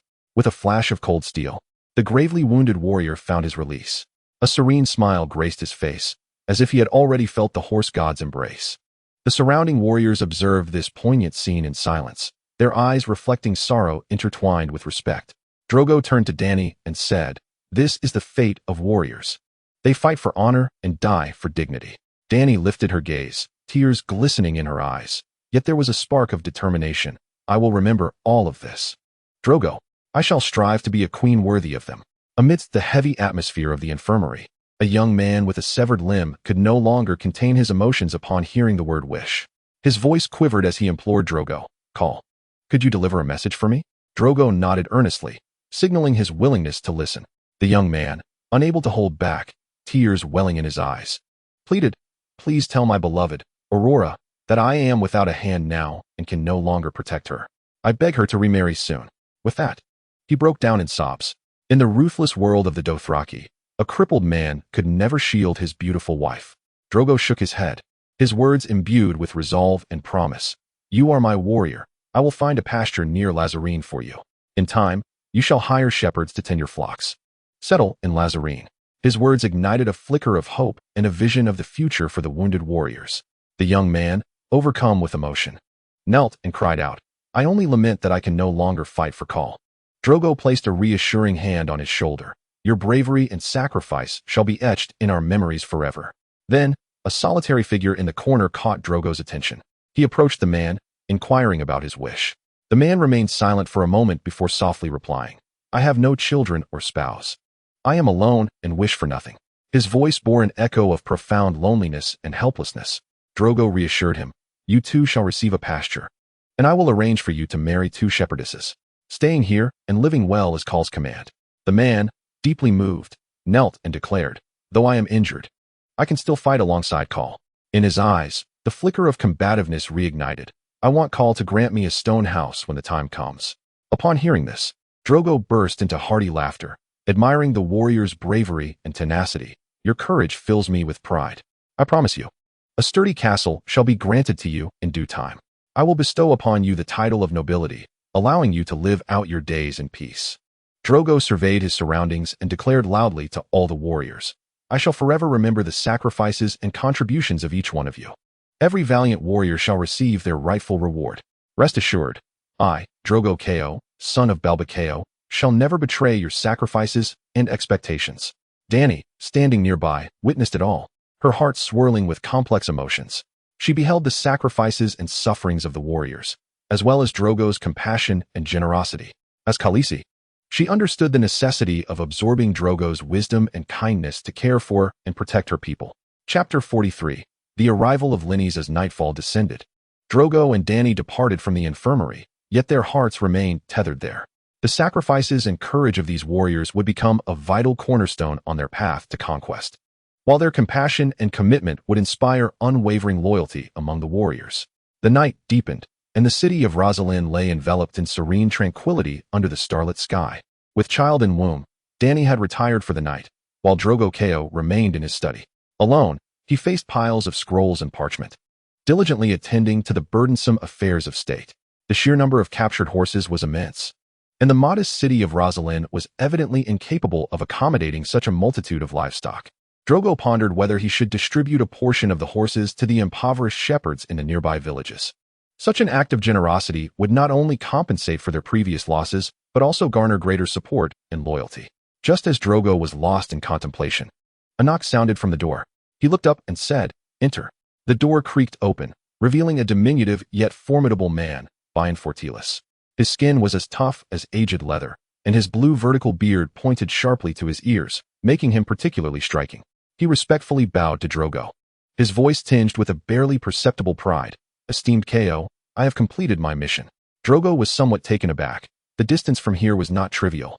Yet Bane had managed to return to Rosalind so swiftly. Curiously, he inquired, How did you accomplish this? Bane explained, I lost several horses on the way. Upon arrival, Prince Rhys promptly fulfilled Ko's request. He merely wished for me to leave post-haste, imploring that I refrain from informing the merchants there, lest it incite their panic. For my return, I traveled on the swift trade city S courier vessel, originally intended for delivering messages, and I happened to have favorable winds. I smoothly navigated through the Summer Sea and the Smoky Sea, finally reaching Rosalind along the Skazadin River. Bane's words were succinct and clear, revealing his satisfaction with his logistical arrangements. Drogo expressed his admiration for Bane's efficiency. You have done exceptionally well, Bane Fortilis. Bane humbly replied, As the leader of the merchant convoy, I naturally possess a certain aptitude for seizing business opportunities. Drogo nodded in acknowledgement of Bane's capabilities. On the imminent path of conquest, talents like Bane would play a pivotal role. And what about the prophecy you are to spread? Bane confidently patted his chest. I have arranged for numerous bards and merchants. In a month's time, your story will resonate throughout all the free trading city-states. In a few months, the entirety of the Seven Kingdoms will be aware of it. Satisfied with Bane's words, Drogo promptly requested him to lead the way to Lynys Hightower. Bane complied, guiding Drogo through several corridors until they arrived at the door of a guest room. Drogo pondered, if he could assist Ser Jorah in reclaiming his wife, Lynys Hightower, perhaps he could genuinely earn Jorah's loyalty. At the very least, it was an opportunity worth pursuing. Bane gently knocked on the door, then pushed it open. gesturing for Zogo to enter. Inside the guest room, 2 chests of gold coins gleamed on the floor. The walls were adorned with an array of exquisite furs and silken garments, their opulence shining brilliantly in the candlelight. In the room stood a stunningly graceful woman, her back to Zogo, as she sifted through the coins, her laughter ringing like sweet chimes. Upon hearing footsteps, the woman turned elegantly, her movements imbued with charm. When she faced Zogo, he was finally able to behold her beauty. Linny's Hightower was breathtakingly alluring. Her skin resembled the finest porcelain, pale and luminous. Her eyes sparkled with an enticing glow, as if she had just emerged from a joyous revelry. Her lips curled slightly, exuding a playful allure that drew one irresistibly closer. Cascading like a golden waterfall, her long hair framed her shoulders, shimmering with a radiant sheen. Clad in a diaphanous silk gown, she perfectly showcased her voluptuous figure, every curve radiating feminine grace. Her waist was slender, seemingly graspable by a single hand, while her poise conveyed an air of nobility. Linny's gazed at Zogo, surprise flickering in her eyes. The man who sought her was even taller and more robust than she had imagined. She hoped he would not be too demanding. It was rumored that the Dothraki Sea enjoyed sharing everything with their bloodriders. This thought stirred a sense of unease within Linny's.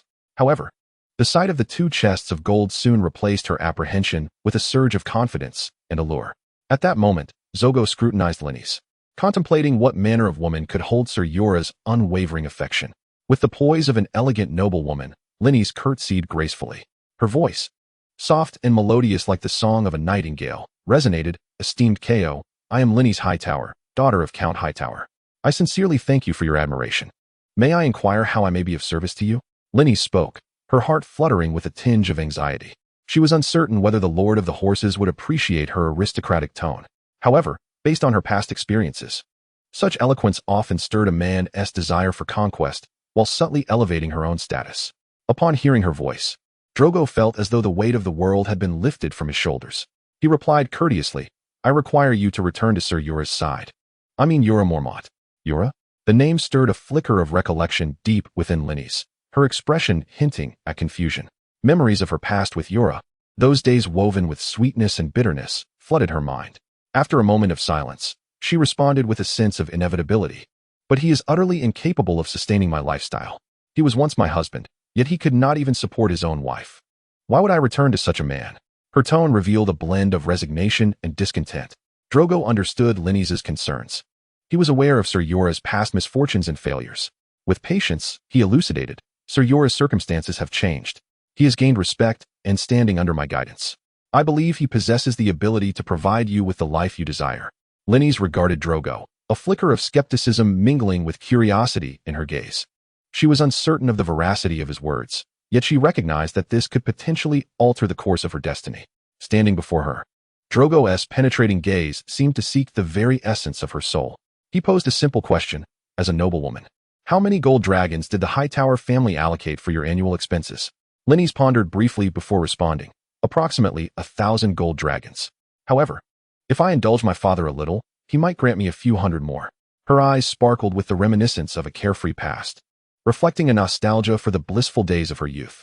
Life had been so joyous then, when she was a naive and exuberant girl. Drogo paused, taken aback by her answer. He understood that for an ordinary farmer, accumulating a single silver coin in a bountiful year was a considerable feat.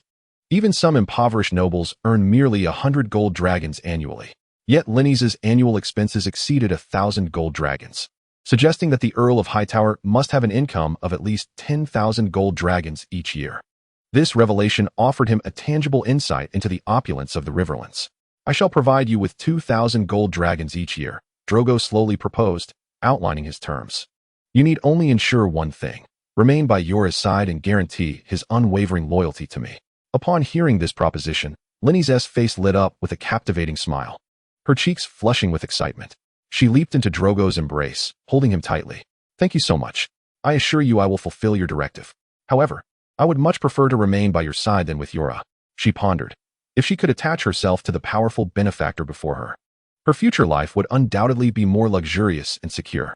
Drogo sensed the softness of Linny's and, inhaling her fragrant essence, felt a certain physiological response. Yet, his resolve remained unshaken. He gently pushed her away, maintaining the necessary distance and authority. Linny's, I require only your influence over Jorah. Your sole task is to ensure his loyalty. Drogo understood that where one affair existed, another would likely follow.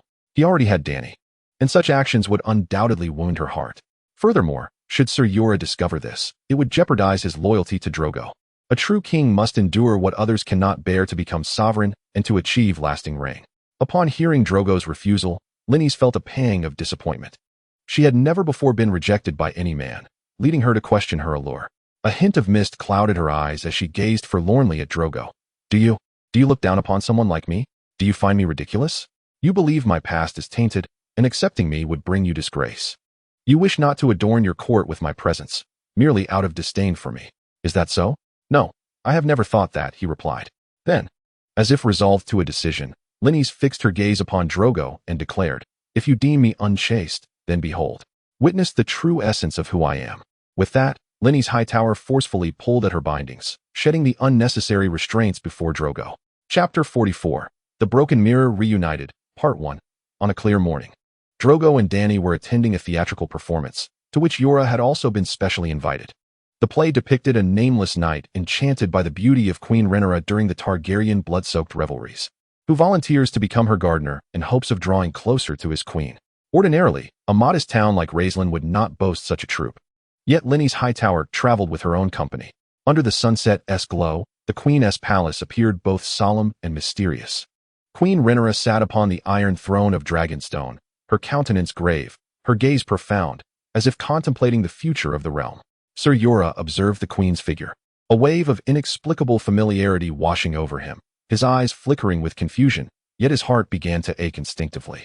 A knight quietly entered the palace, clad in simple attire, his face bespeaking humility and anticipation. Approaching the queen, the knight bowed, urgency lacing his voice. Please show mercy to your servant, my queen. The queen turned to regard her servant with surprise. The gathering has concluded. My counselors have departed. Why have you arrived so late? The knight bowed his head, urgency lacing his voice. After you have spoken with others, it shall be my time. I come to inquire about any remaining tasks, so that your final servant may attend to them. Ser Jorah's gaze followed the knight's form closely. In the knight's eyes, he beheld a deep loyalty and yearning for the queen. A wave of resonance stirred within Jorah's heart, reminding him of his own profound affection for Lynys. The queen, intrigued, asked, What do you hope to accomplish at this late hour? The knight lifted his gaze, resolute. Allow me to be the gardener of your garden. The queen smiled, albeit with a hint of skepticism. What foolish notion is this? Ser Jorah held his breath, understanding that the knight's response would determine his fate. The knight knelt, hands clasped, his eyes shimmering. I shall forsake all other duties, casting my sword and spear into the dust. Please do not send me to distant courts. Do not command me to engage in new conquests. Let me be the gardener of your garden. The queen, puzzled, inquired, And what will your duties entail? The knight passionately articulated his vision, To serve you in your leisure. I shall keep the grassy paths you tread in the morning fresh and inviting, with flowers eager to greet your every step in homage. The queen, moved by the servant's devotion, softly urged, Continue. The servant's gestures were grand and fervent. I shall swing your swing among the branches of the sycamore, as the evening moon struggles to kiss your gown through the leaves. Captivated by his words, the queen asked, What reward do you seek? Tears glimmered in the knight's eyes, his voice trembling. Only permit me to grasp your small fist as tenderly as one would hold a delicate lotus, to adorn your slender wrist with garlands. Allow me to stain your feet with the red juice of the carefree flower, and to kiss away any dust that may linger there. At this moment, Ser Jorah's heart twisted with pain. He understood the knight's true intent. The so-called gardener was merely a means to linger closer to the queen. The queen regarded the knight with deep contemplation, then slowly nodded. Your prayer is granted, my servant. You shall be the gardener of my garden. Yet, where's my queen now? As this thought crossed Jorah's mind, tears involuntarily streamed down his cheeks. The queen extended her hand, and the servant gently took it, then knelt to kiss her hand. Thank you, my queen. The queen turned and walked slowly toward the depths of the palace, while the servant remained in the garden, embarking on his new life. As the last rays of the setting sun faded, the curtain fell gently, symbolizing the commencement of the knight's new existence. Ser Jorah sat in the viewing gallery, and as the drama concluded, tears silently coursed down his face. This performance not only stirred his heart, but also awakened his deep longing for Lynys. Without the cherished Lynys by his side, Jorah felt as though he were merely drifting through life in a daze. He could not comprehend the significance of the relentless slaughter on the battlefield, if he were to lose the one he cherished. Observing the forlorn expression on Yora's face, Daenerys could not restrain her curiosity. Ser Yora, was their performance not sufficient? Yora Mormont shook his head, replying, No, Khaleesi. I merely reminisced about some regrettable past. At this moment, Daenerys felt intrigued by him and inquired, If it is not too much trouble, could you share some of it with me? Ser Yora's brow furrowed, his voice heavy with a profound longing for his homeland and a barely perceptible sorrow. My homeland, Bear Island, though picturesque, lies at the farthest reaches of the world. Before his eyes, the imagery of that land resurfaced. Gnarled old oaks, towering ancient pines, blooming hawthorn groves, gray stones cloaked in moss, and a crystal-clear stream meandering through steep hills. The great hall of House Mormont was constructed from massive timber, encircled by a rustic earthen fence. Most of my people reside by the sea, making their living from fishing. Khaleesi, Bear Island is situated in the distant north, where winters are brutally harsh beyond your imagination. He sighed and continued, Nevertheless, I grew accustomed to life there. I had entanglements with numerous fisherwomen and farm girls, both before and after marriage. He recalled his union, arranged by his father, with a bride from the Glover family of Deepwood Mott. Our marriage lasted approximately a decade. Though she was plain of face, her temperament was gentle. I believe I eventually grew to love her, despite our relationship being more rooted in obligation than passion. A hint of sadness tinged his voice as he recounted. In her attempts to bear me an heir, she suffered 3 miscarriages, the last of which left her in a state from which she never recovered. And she soon passed away. A glimmer of resolve flickered in Ser Yora's eyes. Not long after, my father joined the Night's Watch, and I became the Lord of Bear Island. Suitors came forth in droves, yet I had not made a final decision. It was then that King Balon Greyjoy rose in rebellion against the usurper, and Ned Stark rallied the vassals to aid King Robert. When Robert's catapults breached the walls of Balon's castle, a monk of the Mournful Order was the first to charge in, and I followed suit. For this, I was knighted. To celebrate our victory, Robert held a tournament outside Lannisport, and it was there that I met Lyness. At that time, she was but a year younger than I, having traveled from Old Town with her father to witness her brother's jousting. The moment I beheld her angelic visage, I could not tear my gaze away. In a moment of impulse, I implored her to grant me a token, allowing me to fight in her name. Khaleesi, while my martial prowess is unmatched, we Northerners are traditionally more adept at killing than in the art of tournament combat. Yet, with Lyness' token bound upon my arm, I transformed entirely. I triumphed over one adversary after another, ultimately achieving victory in my duel against Jaime Lannister. In truth, my battle with Jaime lasted for 9 rounds without a decisive outcome. However, the seasoned King Robert deemed me superior to him, thus declaring me the champion. I crowned Lyness with the diadem of love and beauty, wholly immersed in the revelry of wine and glory. Ser Yora's voice resonated with boundless ecstasy. Enraptured, I sought her father's blessing that very evening. I had initially feared a merciless rejection, yet to my astonishment, Lord Leighton consented to the union. Thus, we wed in Lannisport, and for the following 2 weeks, I was the happiest man in the world. His words were imbued with nostalgia for that time and profound affection for Lyness. Only 2 weeks? Dany inquired softly, her voice laced with sympathy. My time with Khal Drogo was far more extensive. My Drogo, my sun and stars. Dany cast a glance at Drogo, who was attentively listening to Yora while clutching a few grapes of unknown origin. Dany shot Drogo a disapproving look, then seized several grapes from his hand, adopting a similarly earnest posture of engagement. A flicker of painful reminiscence crossed Ser Yora's eyes.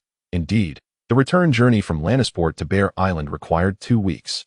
Lyness was thoroughly disappointed with my homeland, finding it excessively cold, damp, and remote.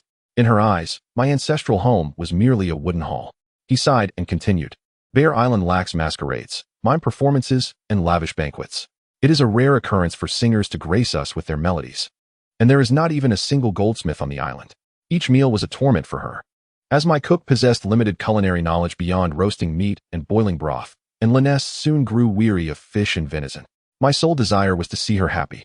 Thus, I journeyed far to Old Town to hire a new chef and sought a harpist from Lannisport. Whatever she desired, goldsmiths, jewelers, tailors, I endeavored to provide, yet it was never sufficient. A sense of helplessness and defeat permeated Ser Yora's voice. Bear Island is rich in wild bears and timber, yet woefully lacking in other resources. I constructed a grand vessel, sailing with her to Lannisport and Old Town, attending festivals and feasts. On one occasion, we even ventured as far as Bravos, where I borrowed considerable sums. A flicker of regret shone in his eyes. Initially, I had won her laughter and heart as a champion of the tournament, and thus I continued to compete, believing I could satisfy her with the prize money. However, I never won again. With every defeat came the loss of a warhorse and a suit of armor, necessitating costly redemption or replacement. Such expenses became unbearable, and ultimately, I could no longer endure, returning home, only to find the situation deteriorating further. The tone of Ser Jorah was suffused with despair. I could not afford to pay the wages of the cook and the harpist. And when Lynesse learned of my intention to pawn her jewels, she erupted with fury.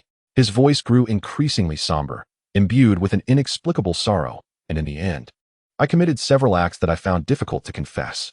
All was done for the sake of money, to preserve Lynesse's jewels, the harpist, and the cook. Ultimately, I lost everything. Upon hearing that Eddard Stark was hastening to Bear Island, I felt my sense of honor completely dissipate. I dared not remain to face the consequences and thus fled abroad with her. I reassured myself that as long as we truly loved one another, nothing else mattered. We escaped to Lys, where I sold a large ship to procure gold for our sustenance. Dany's eyes brimmed with sympathy as she softly inquired, "Did she pass away there?" To me, she did. Ser Jorah's voice carried a note of detachment. Within 6 months, my gold was entirely spent, and I was compelled to become a mercenary. While I fought alongside the Bravosi at the banks of the River Lorne, Lynesse took residence in the opulent mansion of the trade prince, Trystane. It is said that she is now his most favored mistress, so much so that even his legitimate wife must tread with caution around her. Dany's expression turned to one of horror, her tone more gentle. "Do you hate her?" "A mixture of love and loathing," Ser Jorah replied, a complex emotion flickering in his eyes. "I once loved her deeply, yet she has also brought me profound humiliation." At that moment, a familiar figure approached Ser Jorah Mormont. Instinctively, he looked up. It was the very woman who had played the queen moments prior. Her makeup and demeanor were identical to Lynesse, sending a jolt through his heart.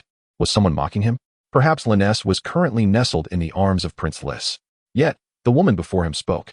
"Jorah, I have missed you." The tone and timbre of her voice made Jorah's heart momentarily cease its beating. "It was Drogo who summoned me. He said you distinguished yourself on the battlefield and thus rewarded me to you." Upon hearing this, Jorah's expression transformed into one of incredulity. This voice, it truly was Lynesse. Unable to contain himself, Jorah rushed forward, his voice trembling with emotion and determination. "Lynesse, I shall never let you leave me again." He held her tightly, feeling her warmth and breath. It was all so real that he could hardly believe it. In that instant, Jorah finally comprehended that he did not truly love Dany. He had always been in love with Lynesse. He had merely sought the phantom of Lynesse within Dany, searching for a reason to continue living. Lynesse gently responded to Jorah, her gaze fixed intently on the gold ingots at Drogo's waist. "Jorah, I shall not leave you again. I know I have erred in many ways, but now I only wish to be with you. Will you forgive me?" Without hesitation, Jorah nodded emphatically. "I certainly will." In the gentle embrace of the morning sun, Ser Jorah and Lyneth held each other tightly, as if to reclaim all the time that had slipped away from them. The intertwining of dramatic narratives and genuine emotions provided an unprecedented solace for their souls. After a prolonged embrace lasting nearly half an hour, Jorah Mormont suddenly remembered something. He released Lyneth, drawing his sword towards Daenerys. Kneeling upon one knee, he presented the sword with both hands, declaring, "By the blood of my blood, I vow to protect your safety and, in times of peril, to offer my life. In the names of the old and new gods, I, Jorah Mormont, solemnly swear." Daenerys accepted the sword, resting it upon Jorah's shoulder. "By the blood of my blood, I vow that you shall always have a place at my table and share my sustenance. I pledge that your loyalty shall never be tainted by dishonor. In the names of the old and new gods, I, Daenerys Targaryen, solemnly swear." Chapter 46. The debate before the expedition. Daenerys Targaryen stood upon the walls of Lizar, gazing down at the bustling activity below. Her heart brimmed with anticipation for the future, yet a sense of unease lingered. With the army swelling to 60,000, the logistics of support became increasingly crucial. The Dothraki, accustomed to pillaging, required no civilian logistics. They merely carried dried meat, seizing whatever they encountered along their path. However, in the face of a fortified city like Meereen, prolonged siege may be necessary, thus necessitating the mobilization of logistical resources from Lizar. A substantial supply of hay, arrows, and bread would be transported via the Skahazadin River from the upstream Lizar to the besieging forces of Daenerys. Daenerys understood that the stability of Lizar directly influenced the fate of the entire campaign. Should she depart, Lizar might revolt, leading not only to the loss of their nearest stronghold, but also jeopardizing their supply lines. Without logistical support, the Dothraki would be compelled to retake khalasar or risk returning empty-handed to the vast grasslands. Daenerys summoned her key commanders to deliberate the final arrangements before their departure. Ser Jorah, Shan Sheep, Morikeo, and Kaso convened within her tent. Daenerys spoke first. My friends, as we prepare to march on Meereen, we must first ensure the stability of khalasar. We require a reliable individual to guard this location and secure our supply lines. Shan Sheep was the first to respond. Cow. I, Shan Sipchard, am willing to undertake this crucial responsibility. I shall defend khalasar with my life. I am well acquainted with the terrain and the people of khalasar, and I am confident in my ability to fulfill this task. However, Morikeo immediately interjected. Shan, while valiant, you have only recently joined us a week ago, and you are still a sheepman. There is no guarantee that you will not lead your forces downstream to conspire with the Meereenese against us. When I took away the sheepmen, your gaze seemed as though it could strip my bones bare. Shan listened, his cheeks flushed, and he defended himself. Though I hail from the sheepmen, my loyalty to Khal Drogo is beyond question. My warriors, the sheepmen, are eager to serve Khal, and they would never betray him. However, Kaso did not even glance at Shan. He scoffed. What threat could his mere 2,000 Dothraki and 1,000 sheepmen pose? True warriors should follow Khal and achieve greatness, always charging to the front. What kind of valiant soul remains in the city to stack hay? Drogo remained silent, his mind as clear as glass. This was not to say that Shan lacked courage. Rather, it was the very land of Rhaesys that made him uneasy. He would not feel secure with anyone else in command. Who knows? That person might take it into their head to amuse themselves with murder or engage in some other vile act. The discipline of the Dothraki is renowned. Seeing Drogo silent, Moro seized the opportunity to propose. Khal, allow me to guard Rhaesys. My warriors are loyal and fierce. I assure you this city will be as strong as a fortress. Shan immediately countered. Moro Khal, you merely wish to linger in Rhaesys in comfort, dreaming of your women, wine, and meat. If the army's advance on Meereen falters, you would likely abscond with all the supplies. Khal Drogo sat at the head of the council chamber, his brow furrowed, deep in thought about how to arrange the defense of Rhaesys. Just as he was caught in indecision, Daenerys' voice shattered the silence. My son and stars, I do not wish to remain in Rhaesys. As Khaleesi, I should accompany you. Drogo's heart tightened. He understood Daenerys' temperament. She desired to cling to him wherever he went. He quickly urged, My moon, I know of your courage, but you carry our child now, and we need you safe. Daenerys stubbornly replied, I am not merely your wife. I am also the Khaleesi of the Dothraki. As a ruler, I cannot hide while my warriors fight for me. Drogo felt at a loss for words. Daenerys seemed to have grown cleverer, crafting excuses to remain by his side. The newly qualified logistics officer, Bane, joined in the persuasion. Khaleesi, your current condition is truly unsuitable for a long march. For the sake of Khal and your unborn child, please consider staying in Rhaesys to rest. He suggested that the priestess Miri join her. At this moment, Miri Maz-Dur raised a new concern. If I and the Khaleesi remain here, who will tend to the wounded in the army? Drogo felt as if his head might explode. He had not anticipated that such a minor arrangement would unravel so many complications. He scanned the council chamber, hoping someone would propose a solution. Finally, Ser Jorah spoke, his voice firm and resolute. Khal, allow me to guard Rhaesys. Drogo looked at Jorah. In the past, he would never have trusted Jorah to remain in the rear.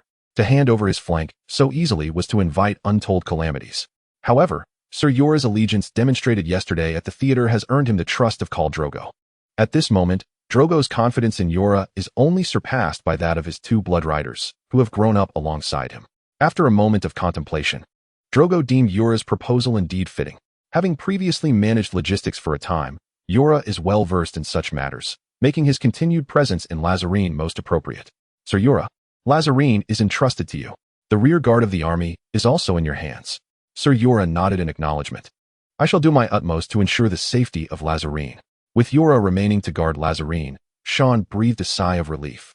Although Jorah had a past as a slaver, he is ultimately a civilized man from the sun-setting lands of Westeros, which is far preferable to leaving a Dothraki chieftain in charge. While Morocco expressed some dissatisfaction, the one appointed to guard the town is, after all, a Mormont. Jorah had gathered thousands of followers during the great battle against the combined forces of the khalasars, and his formidable sword is not to be underestimated. From a perspective of strength, Moro wisely chose to remain silent in the face of such a capable individual. As for the healer, Drogo made a decision. Miri, you shall accompany the troops. Allow her to follow us. Khaleesi, the birth of her child is still far off, and your medical skills are vital for our warriors." Mirri Maz-Dur nodded slightly, her gaze reflecting her agreement with Drogo's decision. "I will follow the army to tend to the wounded." Regarding Bane, Drogo resolved to bring him into the ranks, assigning him the responsibility of managing the army's logistics. Bane's intellect and experience in resource management will play a crucial role in ensuring the supply of provisions for the army. Chapter 47. The army's expedition. The first light of dawn pierced through the mist, illuminating the high walls of Lazarene. Outside the city, Dothraki warriors had donned their armor, preparing to embark on their journey to Meereen. Their faces were etched with a yearning for battle and a longing for wealth. Khal Drogo stood upon a makeshift platform, surveying the gathered sheep people below. Their eyes brimmed with anticipation. The departure of the Dothraki army signified their imminent freedom from the perpetual fear of being preyed upon by strong warriors. The Dothraki are poised to leave Lazarene for distant battlefields. Drogo's voice rang out, resonant and clear, reaching every corner. Upon hearing this news, the sheep people erupted into cheers. Their daughters, wives, and mothers would finally be liberated from the Dothraki's control and returned to their embrace.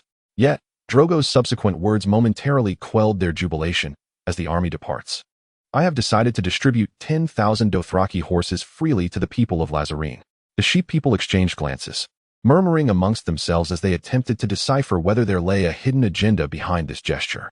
In the realm of the Dothraki, horses are not merely vital means of transportation, but also emblems of status and dignity. The distribution of warhorses free of charge is undoubtedly a significant boon for the sheepfolk. However, for the formidable army of Drogo, an excess of warhorses poses a burden. After all, the vicinity of Meereen lacks sufficient vegetation to sustain such a multitude of steeds. Furthermore, this campaign is a siege, rendering the need for each warrior to possess 2 horses moot. From this point forward, as long as you fulfill your tax obligations to me, Drogo Khal, you shall enjoy my protection. Should any Dothraki dare to pillage your lands, I will lead my forces to vanquish them." The sheepfolk murmured amongst themselves, their spirits lifting as they realized their future safety was assured. Free from the fear of Dothraki raids, Drogo observed the reaction below with a satisfied nod. He understood that to win the hearts of the sheepfolk, he must not only offer them material gains, but also a sense of security. "Lastly, I announce a momentous decree." Drogo's voice rose several octaves, ensuring every sheepman could hear his forthcoming proclamation. "From this day hence, the people of Lazarene shall be permitted to graze their herds upon the vast Dothraki Sea." This announcement detonated like a bombshell among the sheepfolk, igniting fervent discussions. "Horse King, our cow." It was uncertain who first uttered these words, but soon the sheepfolk erupted into cheers. Most fell to their knees in excitement, while one individual even thrust his daughter into the arms of a warrior. This signified a future of greater abundance, as their livestock would flourish in the fertile pastures. Drogo surveyed the jubilant sheepfolk, his heart swelling with the fulfillment of a ruler's ambition. It seemed he had not only conquered this city through force, but had also won the people's allegiance through grace and benevolence. "Sean, my sheepman Khal." Drogo turned to his companion beside him, his gaze brimming with trust and anticipation. For Drogo, Sean leading the sheepman warriors into battle was undoubtedly advantageous for his reign. These 800 sheepfolk had been meticulously selected from the upstream communities of the Skahazadin River, each equipped with at least a set of chainmail. Even if turmoil were to erupt in Lazarene during his absence, the robust sheepman warriors would have already departed, making suppression by Yora a relatively effortless task. "You shall lead your sheepman warriors alongside me into battle. Your family and kin will live peacefully under our protection." Sean nodded resolutely, his eyes gleaming with loyalty to Drogo and a thirst for warfare. "Khal, my sheepman warriors and I shall steadfastly follow you until the ends of the earth." As the sun ascended higher in the sky, the mighty Dothraki army commenced their journey. The sounds of hooves, war drums, and the warriors' roars reverberated through the air, as if announcing their march to the world. The people of Lazarene stood outside the city, watching the grand army depart, their hearts filled with both reluctance and anticipation. They prayed for the protection of the Dothraki, hoping it would usher in peace and prosperity, while also yearning for the safe and glorious return of their warriors from the expedition. Khal Drogo, mounted on his magnificent red steed, led a vast army composed of Dothraki warriors, shepherd warriors, and countless steeds, advancing towards Meereen.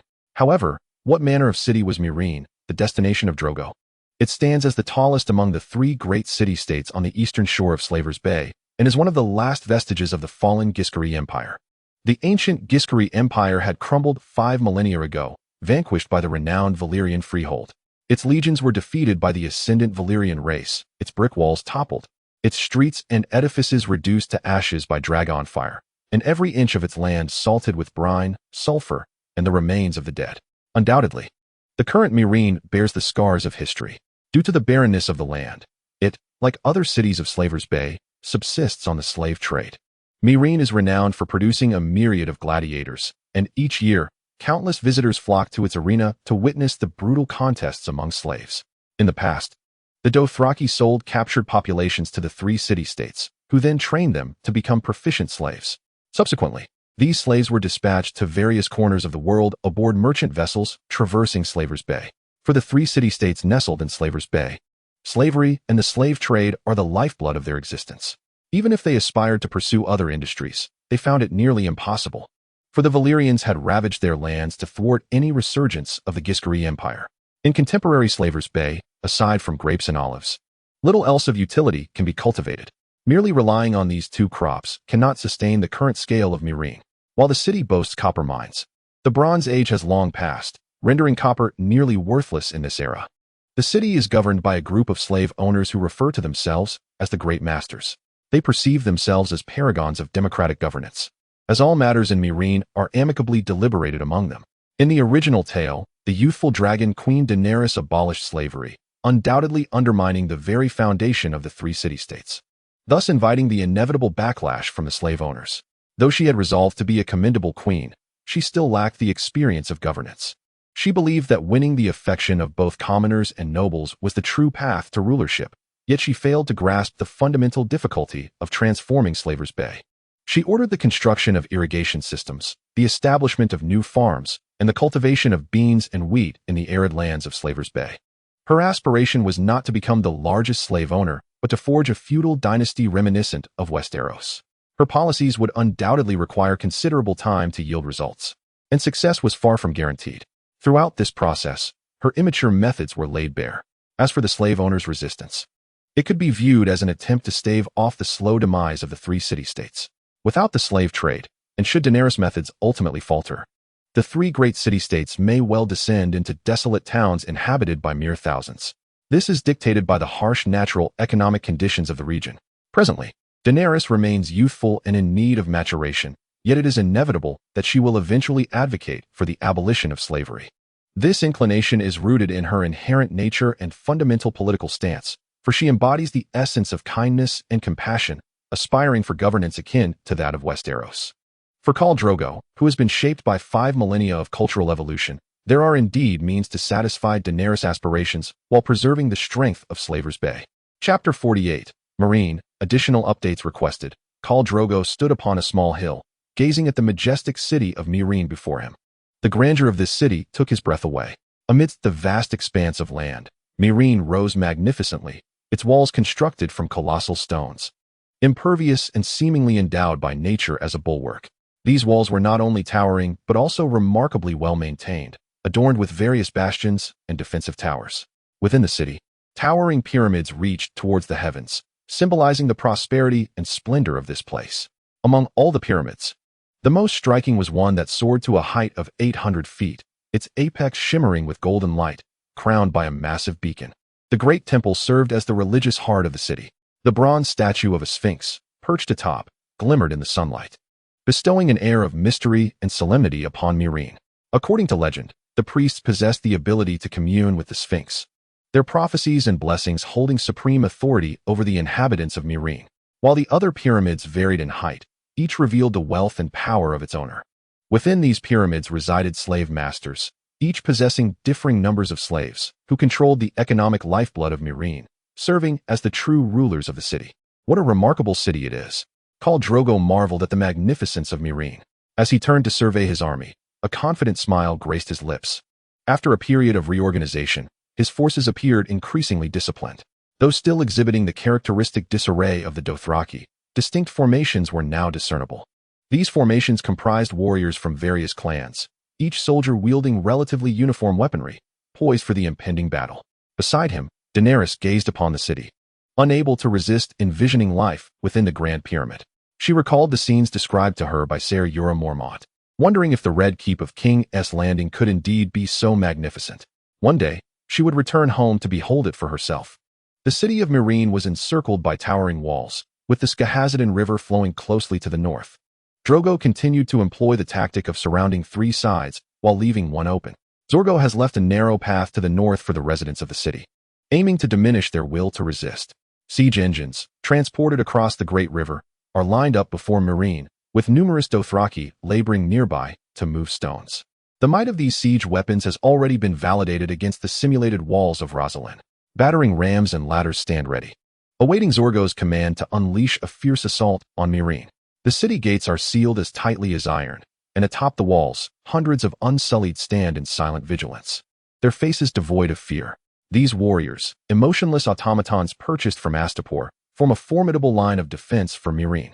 Clad in uniform black leather armor, they wield sharp spears, standing upright like messengers of the many-faced god, coldly observing the advancing Dothraki horde.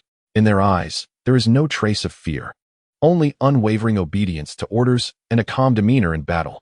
In addition to these trained soldiers, several enormous crossbows are stationed on the walls, serving as potent weapons capable of launching arrows with formidable penetrating power, inflicting significant harm upon the enemy. Furthermore, there are thousands of lower-tier slave soldiers.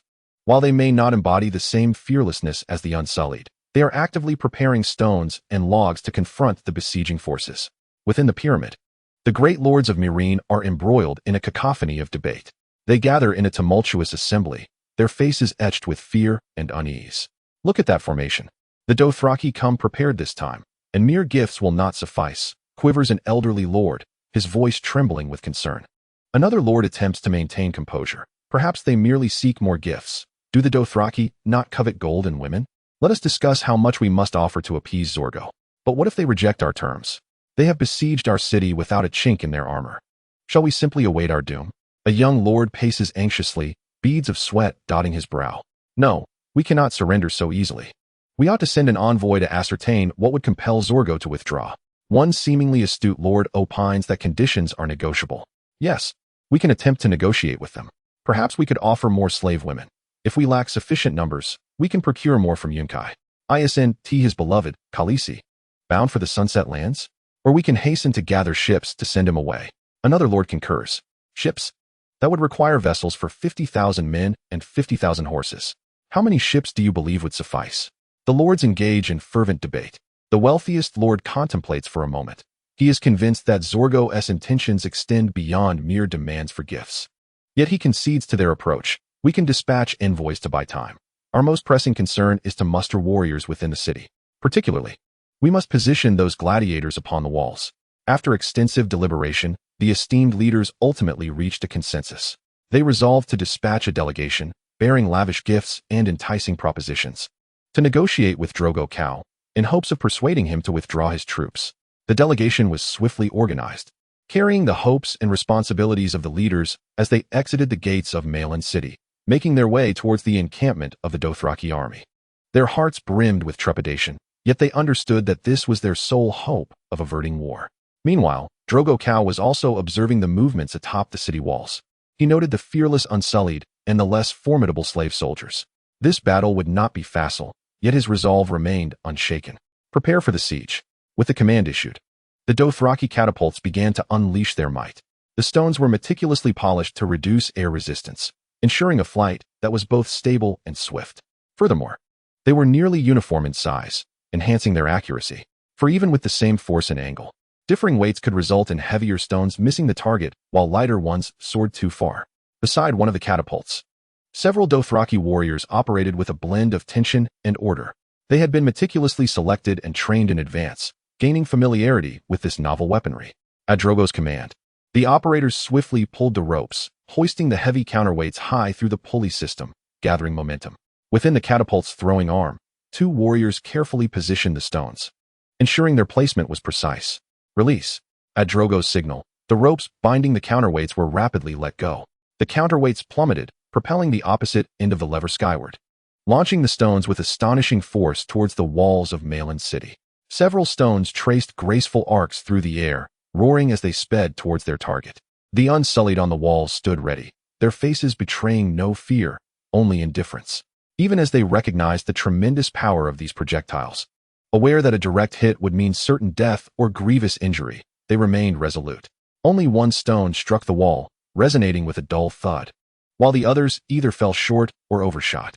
However, this was merely an adjustment of the catapult's position and angle before the formal assault. The next barrage would surely unleash a tempest upon Malin. Chapter 49. Negotiations. Beneath the walls, the air was thick with the scent of impending war as stones sliced through the atmosphere. The angles and distances of the catapults were thus calibrated. Yet, just as these machines were poised for a simultaneous launch, an unexpected development unfolded atop the walls. A white flag was hoisted high, fluttering in the coastal breeze of Slave Bay. The Dothraki soldiers exchanged glances, their movements halting in unison. The clanking of the catapults ceased, and the tense atmosphere of the battlefield seemed to solidify. The gates slowly creaked open, and a contingent of envoys emerged from Malin City. They adorned themselves in the traditional garb of the Giscari, their hair styled into sharp, angular formations reminiscent of spikes or wings, a distinctive emblem of the three city-state slave masters. A multitude of envoys approached, comprising a few engaged in negotiation and translation, while the remainder consisted of robust men burdened with heavy chests. Their labored expressions and slow strides left little doubt that those chests were laden with treasures of gold and silver. Observing this, Drogo raised his hand to signal his forces to momentarily cease their assault. He regarded the emissaries from Meereen with a cold gaze, unwilling to allow them to meet a premature demise before they could convey their intentions. If that were to occur, his men would still have to brave the rain of arrows from the city walls to retrieve the gold. As the emissaries drew closer, Drogo and Daenerys finally discerned their faces. Leading the group was a minor nobleman, his attire more resplendent than the others, with his spiked hair glistening under the sun's rays. Upon seeing Drogo, Skahaz moored to the ground, kneeling with his forehead touching the dusty earth, displaying profound respect. In a trembling voice, he conveyed the wishes of the great master of Meereen, esteemed father of dragons, Khal of the Great Grass Sea. Our great master is willing to present 50,000 Giscari gold coins as a gift to earn your friendship. Furthermore, he will provide all necessary military supplies free of charge, should you agree to lead your warriors in pursuit of their next target. Drogo merely scoffed at this, responding, I have no need for your gold, nor do I require your provisions. I demand the Meereenese to open their gates and surrender, pledging fealty. Before Drogo could finish, Daenerys interjected, as the Khaleesi of the Dothraki, I insist that you abolish the inhumane institution of slavery. At this pronouncement, Skahaz's countenance shifted dramatically, unease flickering in his eyes. He gazed at Drogo in terror, only to witness Drogo's reluctant nod. Khal, the abolition of slavery is a concession our great master cannot entertain. It is the very foundation of our city-state, the cornerstone of our prosperity. You must not allow a woman's words to lead you to folly. Unmoved, Drogo's gaze bore into Skahaz with unwavering intensity, then prepare to face the wrath of war. My warriors yearn for battle. They will sharpen their weapons against your walls. Skahaz felt an unprecedented weight upon him, acutely aware that Drogo was not jesting. He could not fathom what Daenerys signified to Drogo, nor comprehend how a mere girl could embody the legitimacy of the Seven Kingdoms. Hesitation crept in as he considered the prospect of returning to confer with the great masters. Yet, he understood that abolishing slavery would be tantamount to his own undoing. Khal, please reconsider. Slavery is the very soul of the Giscari, the foundation upon which we depend for survival. We are prepared to offer even greater gold, more resources, if only you would retract this demand. Daenerys observed Drogo's willingness to align with her stance on the abolition of slavery. Tears of happiness glistened at the corners of her eyes. He was called Drogo, a man who could have disregarded his own well-being, a man who should have upheld the traditions of the Dothraki slave traders. Yet, in the end, he chose to stand by his own convictions. Khal Drogo's piercing gaze scrutinized the envoy before him, Scarats. As an emissary, Scarats held a position of little significance in Meereen, for the very act of negotiating with him was fraught with peril. Are you merely a minor noble? Drogo suddenly inquired, a hint of curiosity lacing his tone. Scarats hesitated, clearly taken aback by the question. He quickly gathered his thoughts and replied, one could interpret it that way, Khal. Though the great lords of Meereen interact as equals, there is indeed a disparity in the number of slaves we possess. The people of Westeros categorize us into great and lesser nobility based on this distinction. Drogo nodded, his gaze sharpening further. Abolishing slavery would actually benefit all lesser nobles. You possess few slaves as it is. If you could hire freely, the lesser nobles would gain greater access to labor and wealth. Scarats was momentarily struck dumb. He had not considered this angle. After a moment of contemplation, He slowly addressed Drogo. Even so, Khal, the people of Meereen would vehemently oppose such a change. The collective strength of the lesser nobles cannot contend with that of the great lords.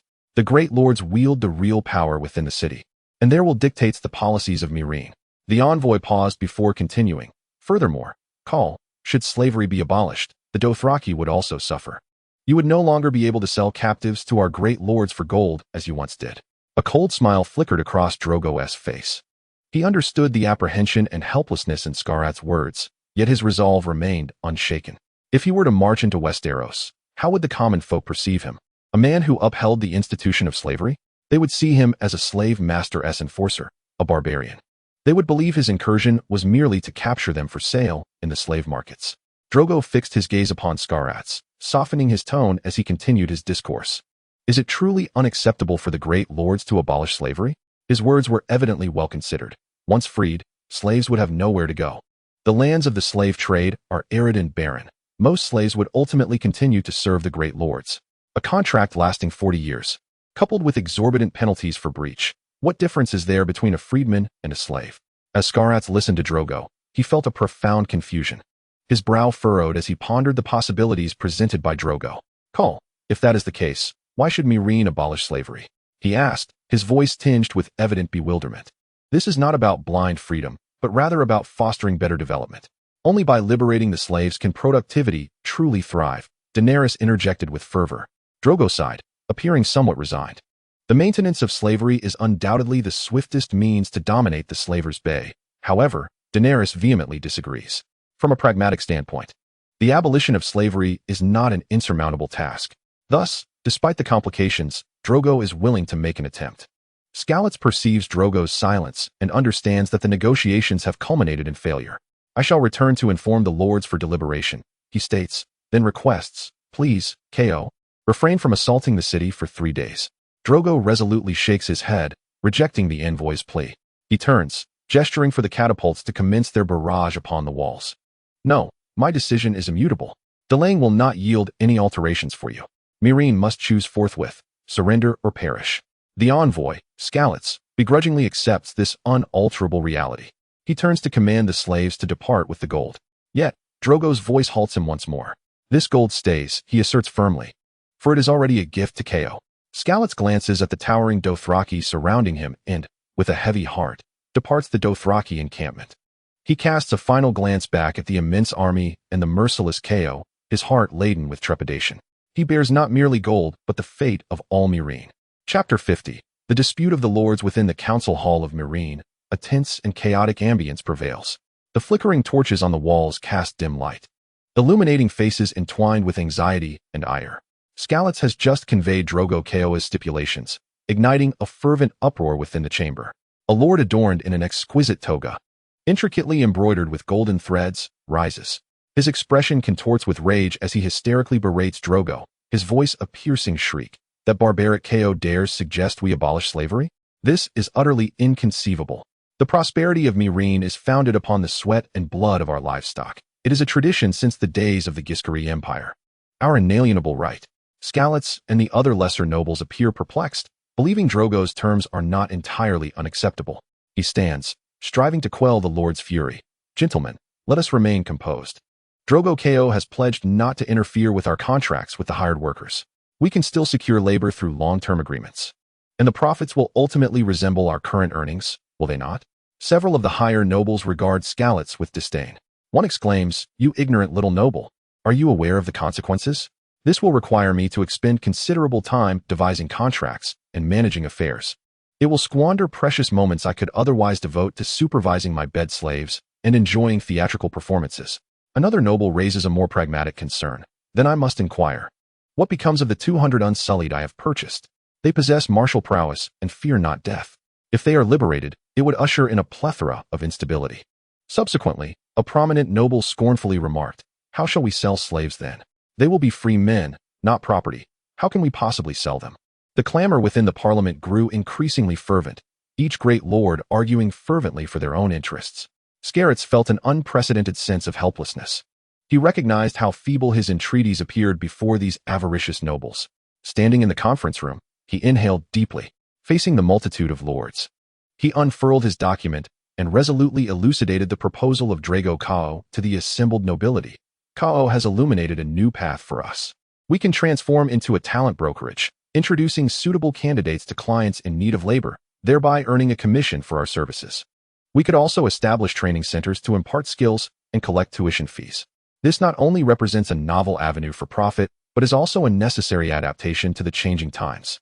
Upon hearing Scarrett's proposal, the great nobles exchanged bewildered glances, feeling uneasy and unfamiliar with this untried business model. However, before Scarrett could fully conclude his explanation, one noble rose to accuse him.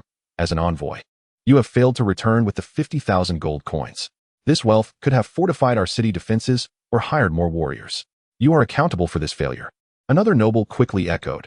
Indeed, he has evidently failed to accomplish the task entrusted to him. I believe Scarrett is no longer suitable to participate in this meeting. To compensate for his losses, he should assist us in guarding the city walls. Upon hearing this, the great nobles surveyed their surroundings, searching for dissenting voices. Yet, under the pressure of the great nobles, the lesser nobles chose to remain silent. No one dared to defend Scarrett, fearing for their own positions and interests. Ultimately, by unanimous decision of the great nobles, guards were summoned. Despite Scarrett's struggles to articulate his perspective, he was forcibly removed from the conference room by the guards. Once outside, he could no longer contain his inner fury and disappointment. He vehemently condemned the decay and obstinacy of these great nobles, who preferred to cling to outdated traditions rather than embrace new ideas and changes. As Scarrett was escorted out of the assembly hall through a long corridor, he emerged into the palace courtyard, where the bright sunlight bathed his face, starkly contrasting the oppressive atmosphere of the meeting room. In a corner of the courtyard, he observed a few lesser nobles engaged in hushed discussions. Upon seeing Scarrett being ousted, their faces reflected sympathy and concern. Scarrett approached them, lowering his voice, and urged, "We must devise a means to persuade the great lords to reconsider Drogo Khal's conditions. Otherwise, our city shall face annihilation." After Scarrett was taken away, the grand nobles in the conference room began to engage in anxious discussions on how to confront the formidable army of Drogo Khal. A palpable tension permeated every corner, as each lord understood that they were facing an unprecedented crisis in the history of Meereen. An elder lord was the first to speak, his voice heavy as he summarized their current military strength. "We have 800 unsullied, our core elite. Additionally, we possess over 5,000 slave soldiers, whose combat abilities are inconsistent, yet they may suffice for the defense of the city." The faces of the grand nobles betrayed their worry and unease. They were acutely aware that such forces were woefully inadequate against Drogo's vast army. At this juncture, a burly lord proposed a suggestion. "We should seek aid from the nearest other slave city-states, uniting their strength to resist Drogo." However, his proposal was met with vehement opposition from another lord. This lord slammed his fist upon the table in anger, exclaiming, "Foolishness! Do you truly believe the other city-states will assist us? Drogo's catapults are likely funded by them. Their desire to abolish slavery is undoubtedly instigated by them as well. They envy our wealth and might, wishing to annihilate us through Drogo, thereby eliminating competition in the slave trade." The analysis of this lord resonated with the majority present, who nodded in agreement. "Indeed, they will not genuinely aid us. We cannot rely on them.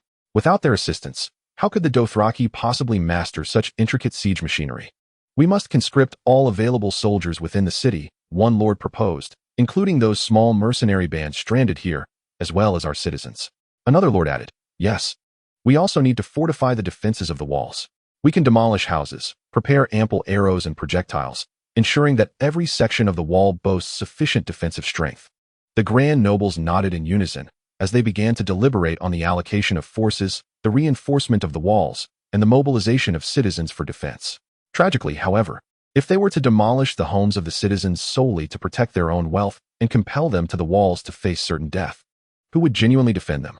Chapter 51. War of attrition and fatigue. The thunderous roar of the catapults echoed once more as massive stones arced through the air, hurtling towards the walls of Meereen. At the command of Drogo Khal, these war machines unleashed a volley, providing suppressive fire for the Dothraki siege operation. Over 3,000 Dothraki warriors, led by a raider, let out a resounding battle cry as they launched a tentative assault on the eastern wall. They were not mounted. Some wielded ladders, others pushed siege hammers, and some merely brandished curved blades, charging forward with valor. Under the cover of the catapults, the defenders atop the walls were rendered unable to show their faces, as the archers found themselves at a loss for shelter. The Dothraki seized the opportunity to swiftly approach the city walls, their speed astonishing as they bore no armor. As they charged beneath the ramparts, the operators of the catapults received orders to cease firing, to avoid inflicting harm upon their own warriors.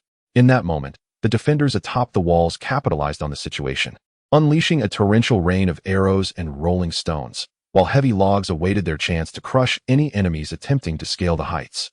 Yet, the Dothraki were filled with fervor, their eyes shimmering with the desire for victory. Each warrior bore 3 small flags, a promise from Khal Drogo. Whoever first breached the city would plant these flags upon the pyramids of Meereen, claiming the riches of those abodes for themselves. As soon as the ladders were hoisted against the walls, the Dothraki warriors scrambled to ascend, their limbs working in perfect harmony, their speed breathtaking. The battering ram was also pushed to the foot of the walls, and the Dothraki shouted their battle cries as they struck the gates with tremendous force. Each impact reverberated through the walls, and the guards within felt the immense pressure. The defenders fought desperately, raining arrows and hurled stones down upon these fierce warriors, attempting to halt their advance. One Dothraki fell, struck by an arrow. Defiantly, he snapped the shaft and continued his ascent. Nearby, another warrior was struck by a rolling stone, his chest caving in as he plummeted from the ladder. Above, the fearless Unsullied stood like dark statues, their gazes cold and their spears poised to strike. Whenever a Dothraki reached the brink of the wall, the Unsullied accurately thrust their spears, sending them tumbling into the abyss below. However, as the Dothraki surged forth like a relentless tide, even the most seasoned Unsullied began to feel the strain of insufficient numbers. The defensive line began to waver, and the ranks of the defenders grew disordered. At this critical juncture, a group of mercenaries hurriedly approached, bearing several large wooden barrels. Their movements were swift and coordinated, evidently the result of meticulous preparation. The mercenaries poured the scalding oil from the barrels over the walls, the viscous liquid cascading down and soaking the Dothraki. Subsequently, they ignited the oil with flaming torches. In an instant, a sea of fire erupted at the base of the walls. A multitude of Dothraki warriors were engulfed by the flames, their agonized screams piercing the air. Some fell from the ladders, crashing to the ground below. Others rolled frantically on the earth, desperately trying to extinguish the flames consuming them. This sudden inferno dealt a grievous blow to the Dothraki assault.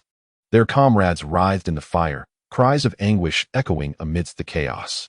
The besieging soldiers retreated in haste, fleeing from the flames. And faced with the dual onslaught of fire and defenders, their attack ended in failure. The Dothraki began their withdrawal, carrying their wounded and the bodies of their fallen comrades as they slowly retreated back to their lines. As he watched his warriors retreat, Drogo furrowed his brow, a sense of displeasure stirring within him, yet he remained undaunted. A single failure in an assault could not determine the final outcome. Attacking a formidable fortress like Milan was inherently a time-consuming and laborious endeavor. A swift conquest was scarcely attainable. Drogo raised his curved blade and issued new orders to his messenger. Informed the troops to prepare for a relentless siege. I demand simultaneous assaults on all 3 walls, denying the enemy any respite. Even during mealtime, I expect to see someone leading an attack on the city. The messenger swiftly relayed the command to the various battalions, and the Dothraki warriors began to regroup, readying themselves for the next wave of assault. Soon, another leader, accompanied by over 4,000 Dothraki warriors, initiated a fresh assault on the city. They raised their weapons high, unleashing thunderous war cries as they charged toward the walls. These warriors were brimming with vitality and fervor. Some even cast scornful glances at their dirt-caked comrades, clearly deriding their inability to scale the walls. The trebuchets roared once more, providing cover for the besieging warriors. Stones whistled through the air toward the walls. Despite the defenders' best efforts to evade them, many soldiers were struck by the flying projectiles. The unburnt and mercenaries atop the walls re-entered the fray. The battle raged from dawn until dusk, the sun gradually sinking, painting the horizon a vivid crimson. Despite a day of fierce assaults, Milan still stood resolutely, its walls marred yet unyielding, the defenders refusing to concede. On the battlements, masons worked urgently to repair the damage inflicted by the trebuchets. Under the cover of the defenders, they risked their lives to restore the walls with utmost haste. From a distance, Drogo surveyed the battlefield, his brow knitted in concern. If these men were allowed to mend the walls, it could take a month to breach Milan. Standing on the command platform, he addressed his messenger with an authoritative tone. Convey my orders. Trebuchets must not cease their bombardment during the night. Continue the assault on the walls. With the command delivered, The operators of the trebuchets ignited torches to illuminate their work area, adjusting the angles and positions to ensure the stones would accurately strike the walls. As night descended, the trebuchets emitted a low rumble, and stones traced arcs across the night sky, crashing into Milan's fortifications. The sound of impact reverberated through the darkness like the death knell of 1,000 gods, instilling despair in the defenders. The masons, who had been diligently repairing the damage inflicted during the day, clutched their tools, laboring under the flickering light. However, as the stones continued to rain down, they were compelled to abandon their work. The masons scattered in all directions, some discarding their tools, while others sought shelter. Their figures darted across the walls, desperately attempting to evade the incoming projectiles. A few masons, in their frantic flight, were tragically struck by stones, their anguished cries piercing the night air. Some stonemasons found temporary refuge in the corners of the city walls, curling their bodies and beseeching the harpy to spare them from the falling stones. From a distance, Drogo observed the situation atop the walls, noting the significant suppressive effect of the catapults, a satisfied smile gracing his face. Such nocturnal assaults would undoubtedly exert immense pressure on the defenders, preventing them from resting peacefully or effectively repairing the walls. This was the outcome he desired. Through this relentless pressure, he aimed to gradually erode the defenders' will to resist. However, at that moment, Bane approached with a look of concern etched on his face. "Khal, we must speak," he declared, his tone laced with unease. Drogo turned to face Bane, prompting him to continue. Taking a deep breath, Bane solemnly stated, "Khal, if we continue to expend stones without regard for our resources, we may deplete our stock within a week. The area around Meereen is mostly sandy, lacking sufficient stone material. We need to quarry and refine stones from the mountains near Lazalan and transport them downstream by boat." Drogo furrowed his brow. "What is the situation with our food supplies?" Bane's expression grew graver. "The food reserves in the army are also precarious. Lazalan is but a small town with limited supplies. At our current consumption rate, we may exhaust our provisions within a month, and in a month and a half, our horses will also suffer from inadequate fodder." Upon hearing Bane's words, Drogo knitted his brow tightly in thought for a moment before responding, "I understand. Arrange for some men to gather stones from the riverbed for refinement. Additionally, send a contingent to Lazalan to procure food and fodder, ensuring the army's supplies are secured." Bane hesitated, aware that transporting grain from Lazalan might be a race against time. Yet, what alternative did they have? He nodded. "I will make the arrangements immediately, Khal." Chapter 52. A mutiny once again. Dawn broke, awakening the weary grasshopper from the anguished cries nearby. Turning his head, he beheld a slave soldier weeping, clutching a severed leg, blood streaming from the wound. The soldier cried out, "Great Lord, save me." Yet, not a soul around paid him heed, save for the severed limb beneath the stone, bleeding in unison. The grasshopper steadied his sluggish body with a spear and rose to his feet, his stomach gnawing with hunger. He grasped a stale flatbread, preparing to wash it down with tepid water to satiate his empty belly. However, at that moment, the enticing aroma of stewed meat wafted from the ramparts. Although the grasshopper was a steadfast and innocent soul, he could not resist glancing towards the source of the delectable scent. A group of slave soldiers had already positioned themselves atop the walls, gazing longingly below. In the distance, the Dothraki were cooking lamb. A massive iron pot suspended over the fire, filled with large chunks of meat and vegetables, exuding an irresistible fragrance. Some Dothraki stood close to the city walls, voraciously consuming meat, utterly indifferent to the guards stationed above. A group of Dothraki shouted something towards the ramparts, but alas, most of the enslaved soldiers could not comprehend their words. Yet, from the expressions and gestures of the Dothraki, the guards sensed a profound satisfaction stemming from their feasting. Greengrass, observing the voracious Dothraki, felt a swell of confusion within him. Having largely lost his human emotions, he struggled to grasp the essence of the situation. Did the enemy not fear the possibility of arrows being loosed at them? At that moment, a bronze-skinned enslaved soldier muttered softly, "They say they can feed us." Although his voice was barely audible, the silence atop the walls allowed his words to resonate. Dozens nearby turned their gaze toward him, their attention riveted. A tall enslaved soldier confronted him sternly, demanding, "You better think carefully, boy. What did those Dothraki actually say?" The trembling soldier translated in panic. "The Dothraki said that Khal has given the command. As long as we dare to descend, they will provide us with meat, plenty of meat." The eyes of those around glimmered with ravenous hunger. For the enslaved, being well-fed was a rare occurrence, and the promise of meat had most of them fidgeting with anticipation. Greengrass, witnessing their eagerness, remained bewildered as to their intentions. He picked up his bow, intending to shoot the Dothraki who had come too close. However, one of the enslaved soldiers shouted, "Don't let that eunuch take action.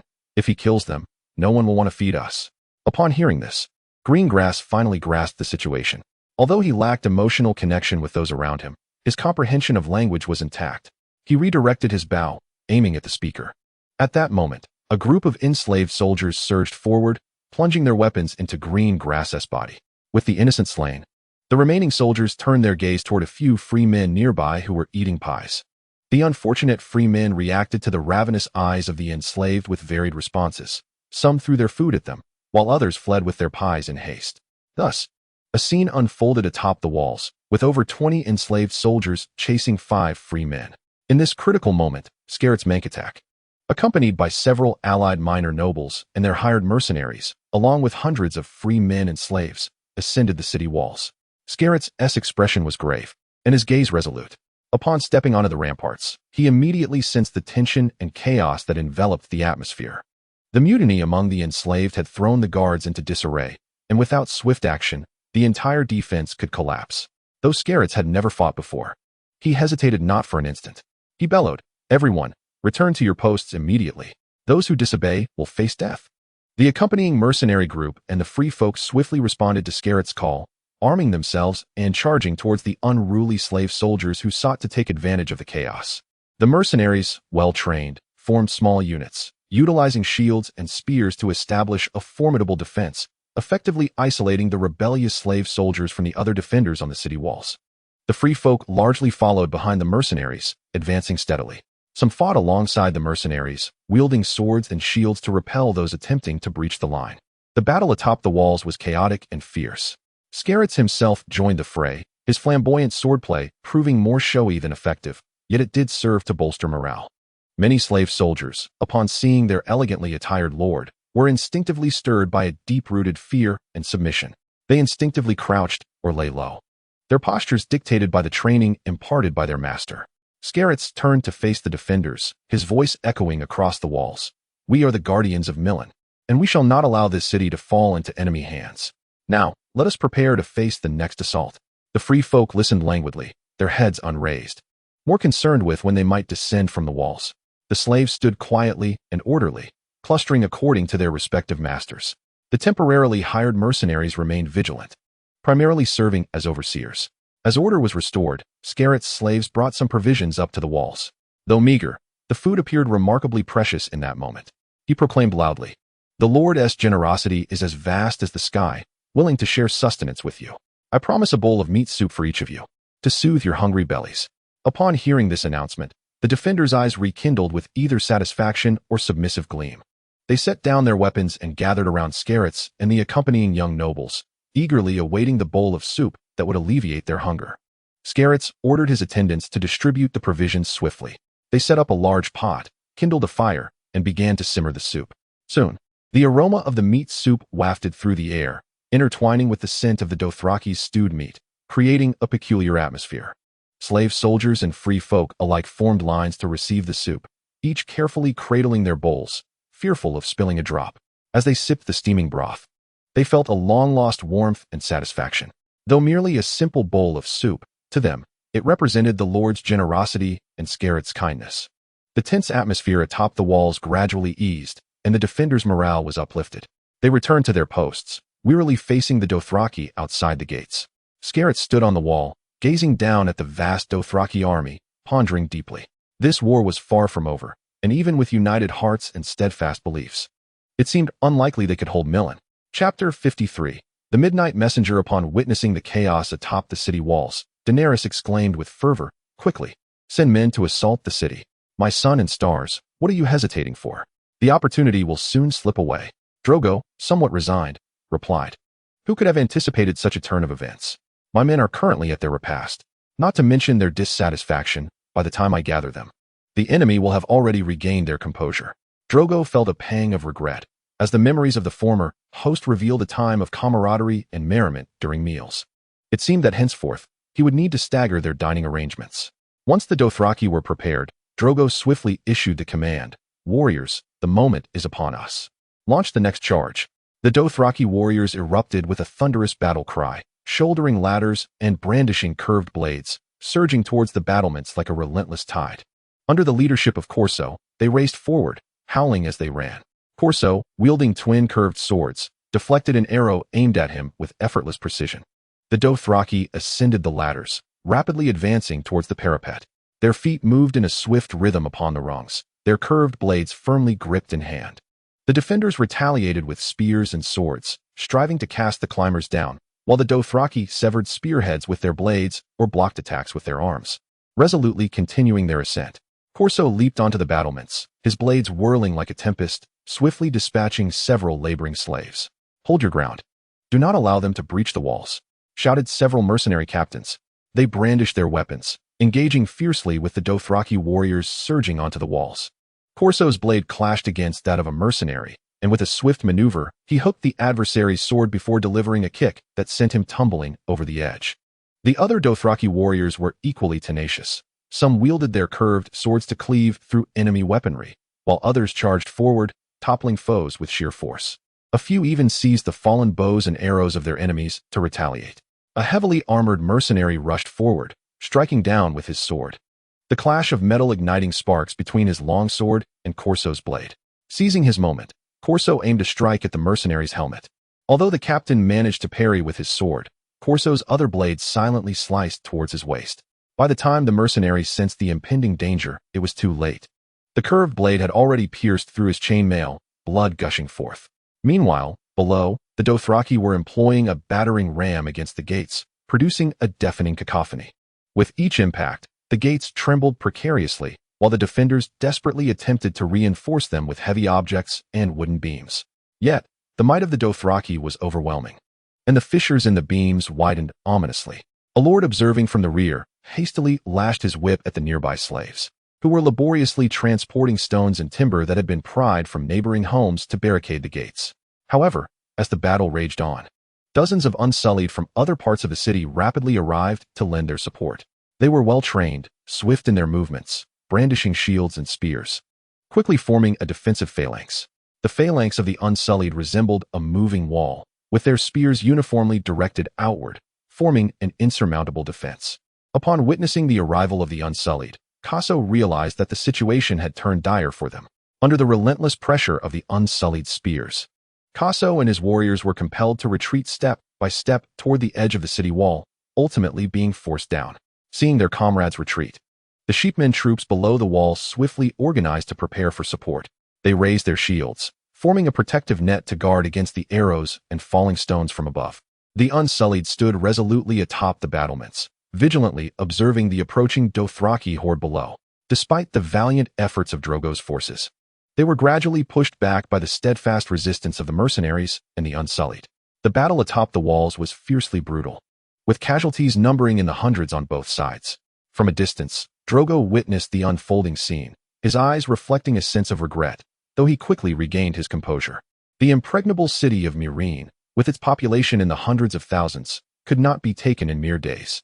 At the very least, his forces were now positioned to reach the city gates. Perhaps in less than 2 weeks, he could conquer Meereen. As night fell, the sparse stars adorned the sky, and the campfire flickered in Drogo's encampment, where warriors rested or conversed in the warm glow. Just as Drogo had anticipated, among the famished defenders on the walls, several bold souls, lured by the aroma of stewed meat during the day, decided to take the risk. They stealthily descended the walls using ropes, arriving at Drogo's ranks. Their arrival did not escape the watchful eyes of the Dothraki, and news swiftly reached Drogo. While Drogo was savoring intimate moments with Daenerys in his tent, reveling in the pleasures of their shared exertions, Sean loudly announced from outside, "Khal, someone seeks you," claiming to represent those within the city who are willing to accept your lordship. Upon hearing this, Drogo halted his actions, aware that this could be a signal from the defenders within the walls. He quickly donned his garments and stepped out of the tent. Daenerys, with a sense of gratitude, coughed a few times and then lay on the bed, gasping heavily, caught in a blend of pain and bliss. The visitor awaited in a nearby tent, cloaked in a dark robe to conceal his identity. Hearing Drogo's footsteps approach, he rose and removed his cloak, revealing a familiar face. Drogo regarded the man with curiosity. "Aren't you the envoy?" The visitor smiled faintly and introduced himself. "I am Scarrett's Mankentak, formerly the envoy of Meereen. Perhaps you have seen me on the walls. Today, I come bearing the sincerity and terms of Meereen.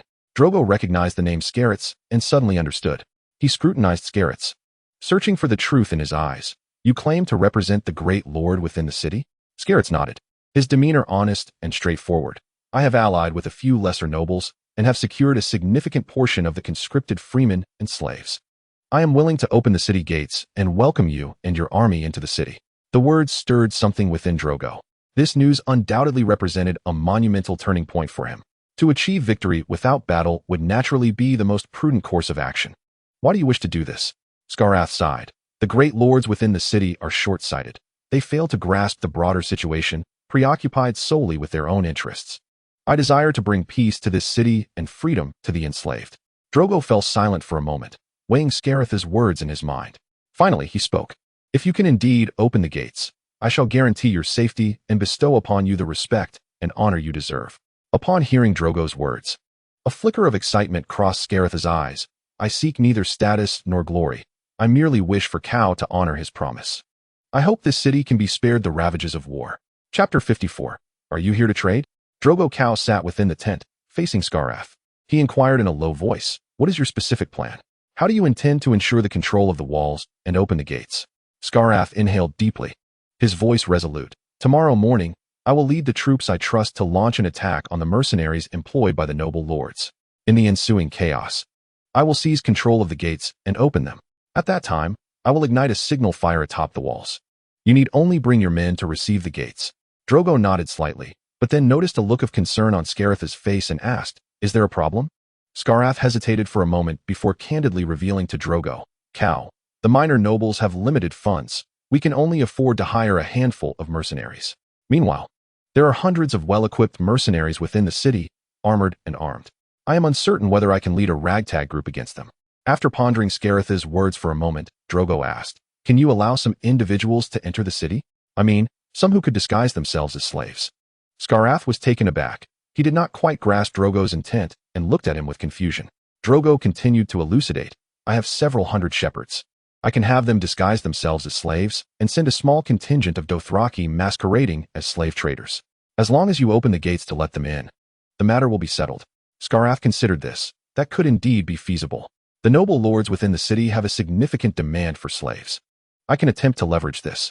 Seeing Scarrath begin to relent, Drogo immediately summoned Shan into the tent. Upon hearing this, Scarrath quickly veiled his face once more.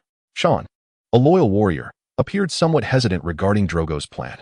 His gaze lingered on the mysterious envoy's concealed figure, harboring doubts about Scarrath's true identity and intentions. Khal, I am not afraid of taking risks, but can this man truly be trusted? Zhuge expressed understanding of Shan's concerns, yet he held unwavering confidence in Scarrath's intentions and plans. Shan, I comprehend your worries, but I firmly believe in Scarrath's sincerity. We must seize this opportunity. It is our finest moment to capture Myr. Shan remained silent for a moment before ultimately choosing to trust Zhuge's judgment. Khal, since you say so, I shall comply. I will prepare the personnel to ensure everything proceeds smoothly. Observing this, Scarrath lowered his voice and extended his hand to Shan. Then, we are allies. For the future of Myr, let us work together. Shan grasped Scarrath's hand. Though doubts lingered in his heart, he understood that at this critical juncture, unity and trust were paramount to victory. Zhuge Khal watched their handshake, his heart brimming with anticipation for the forthcoming endeavor. Subsequently, the trio continued to deliberate on the specifics of the plan. As dawn broke, a horde of disordered figures emerged on the plains outside the northern walls. A troop consisting of 800 shepherds and over 2,000 Dothraki stood strikingly under the rising sun. These shepherds were devoid of armor or weapons, disheveled and tethered by long ropes, resembling a flock of lambs awaiting slaughter. The Dothraki, stationed beyond the range of arrows, unabashedly revealed their intentions, vociferously demanding the gates be opened for the sale of slaves. Their voices echoed off the walls, capturing the attention of the guards. The mercenary captain atop the battlements, a seasoned veteran, displayed hesitation. His gaze swept over the crowd. Though he was convinced this was a Dothraki ruse, he hesitated to make a hasty decision. He mused to himself, with the army besieging the city, the Dothraki here to sell slaves are likely part of Zhuge Khal's scheme. However, as merely a hired mercenary, making arbitrary decisions exceeds my authority. He turned to a companion beside him and said, Quick, go request the council of the Lord overseeing the defense of the city, Scarrath. Scarrets soon arrived atop the walls, feigning confusion as he surveyed the throng below.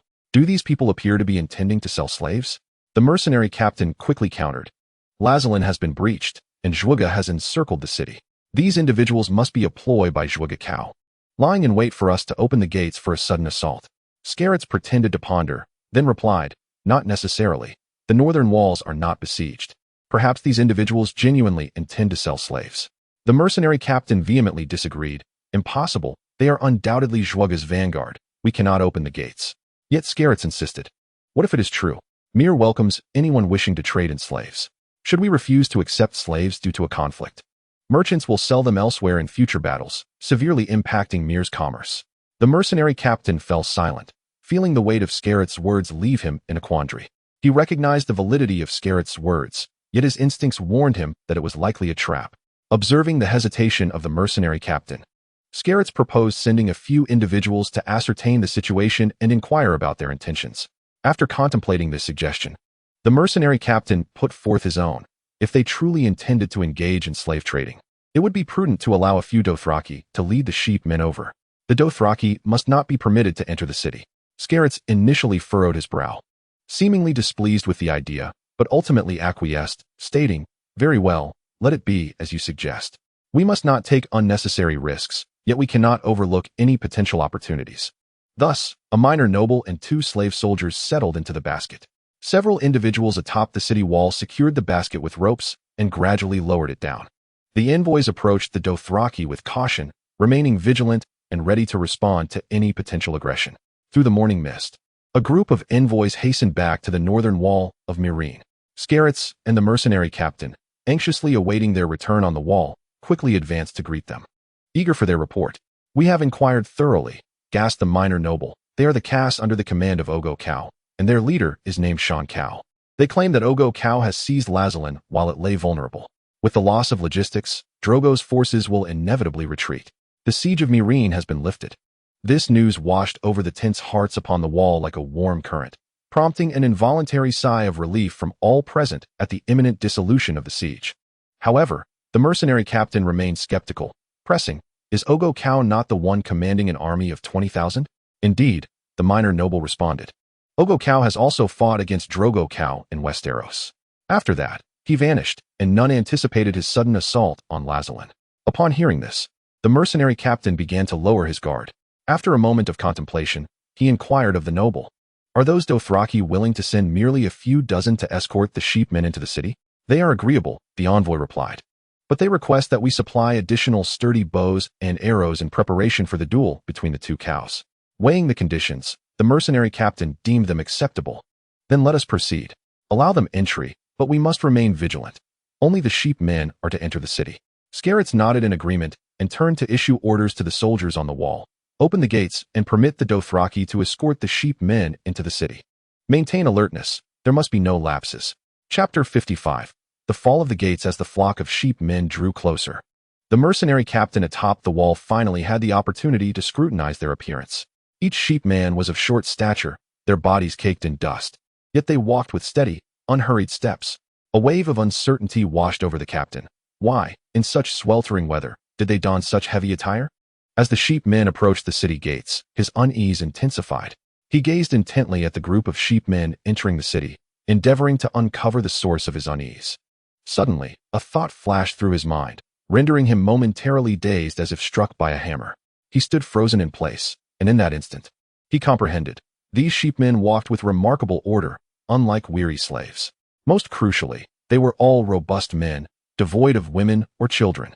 The mercenary captain immediately grasped the gravity of the situation and shouted, "Close the city gates." Yet, it was too late. The sheepmen swiftly tore off their robes, revealing hidden, curved blades beneath. One by one, they charged toward the city gates like tigers descending from the mountains. The heavy gates, accompanied by a creaking sound, finally began to close, but by then, the majority of the sheepman warriors had already breached the threshold. The mercenary captain drew his broadsword and turned to Scarrats, declaring, "Great Lord, we must." Before he could finish, Scarrats, having anticipated this moment, severed his head with a swift stroke of his sword. This shocking act left those around them in stunned silence. They had not expected Scarrats to betray them so suddenly and decisively. Scarats coldly regarded the mercenary captain's lifeless body and then loudly proclaimed to the onlookers, "Do not panic. I am here to protect the city of Milan." Standing atop the city wall, he raised his sword high, exclaiming, "Zorgakeo has come to liberate us. Khal is willing to abolish slavery. All who desire freedom must shave their heads as a signal of rebellion. Follow me and open the gates to welcome Khal into the city." The blade of Scarats sliced through the air with a sharp sound. He grasped his own hair and, with his sword, severed it. "Those who yearn for freedom and peace, join me in cutting off your hair. Cast aside the past of oppression." The soldiers on the wall witnessed this spectacle, and the once still air ignited with tension and unrest. A mercenary roared angrily, brandishing his longsword as he charged at Scarats. "On what grounds did you slay our captain? This is treachery, a betrayal of Milan." Scarats' loyalists swiftly unsheathed their swords, forming a semicircle around him, creating a makeshift line of defense. The clash of blades and the sound of metal striking metal filled the air, signaling an imminent conflict between the mercenaries and the minor nobility. Among the guards, the enslaved soldiers felt a surge of emotion. They looked at Scarats' shaven head, their eyes ablaze with a longing for freedom. "Throw away your chains with me," proclaimed a tall slave, his face etched with the marks of time. Yet his eyes sparkled with youthful fervor. He laid down his weapon, drew forth a dagger, and sliced away strands of hair, letting them drift away in the wind. This act seemed to possess a magical quality, inspiring those around him. One by one, the enslaved soldiers began to follow suit, shaving their heads and revealing their bare scalps, a silent declaration of their yearning for freedom. The atmosphere upon the city walls grew intricate and chaotic. The mercenaries endeavored to quell the insurrection, yet they faced a band of individuals rekindled with hope. Their blades, though sharp, proved insufficient against the fervent yearning for freedom that surged within the hearts of the people. Scarats, amidst the fray, bellowed, "For freedom, for our liberty, so that our descendants shall not be enslaved for generations." His voice invigorated those around him. Even in the face of the mercenaries' steel, they no longer faltered. The skirmish at the city gates was swift and straightforward. Sean and his ram warriors, with astonishing strength and agility, rent the lines of the defenders asunder. Sean's curved blade traced a lethal arc through the air, accompanied by the shattering of a soldier's shield and the ensuing cries of despair, leaving yet another corpse upon the ground. A soldier from the garrison charged at Sean with a longsword, but Sean merely sidestepped the attack with a graceful ease, retaliating with a swift strike that slashed through the soldier's breastplate, leaving a grievous mark. The soldier collapsed in agony, while Sean turned his attention to the next adversary.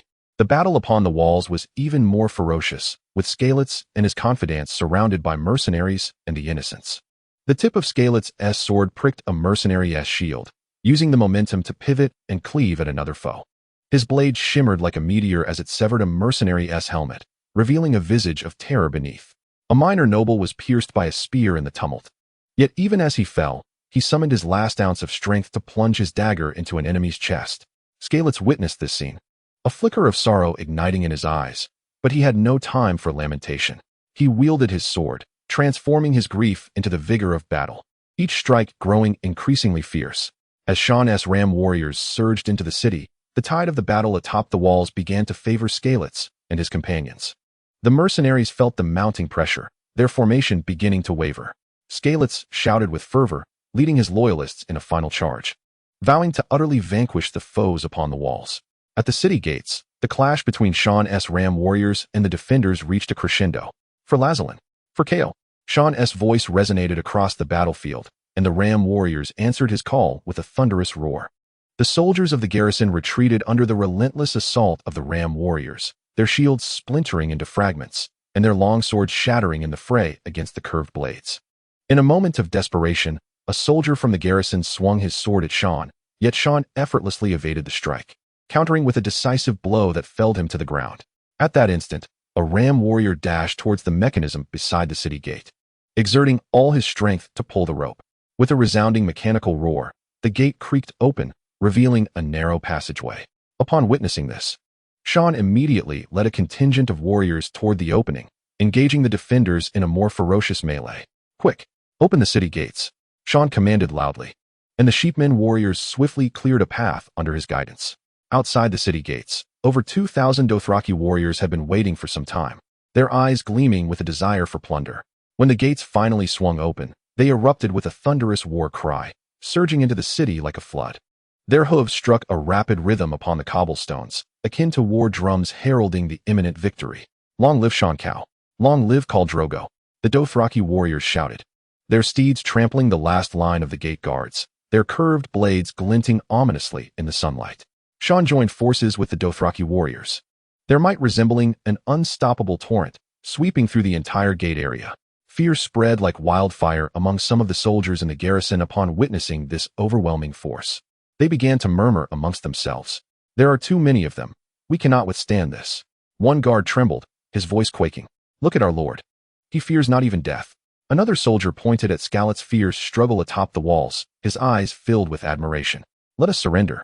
The first soldier finally resolved, casting down his weapon.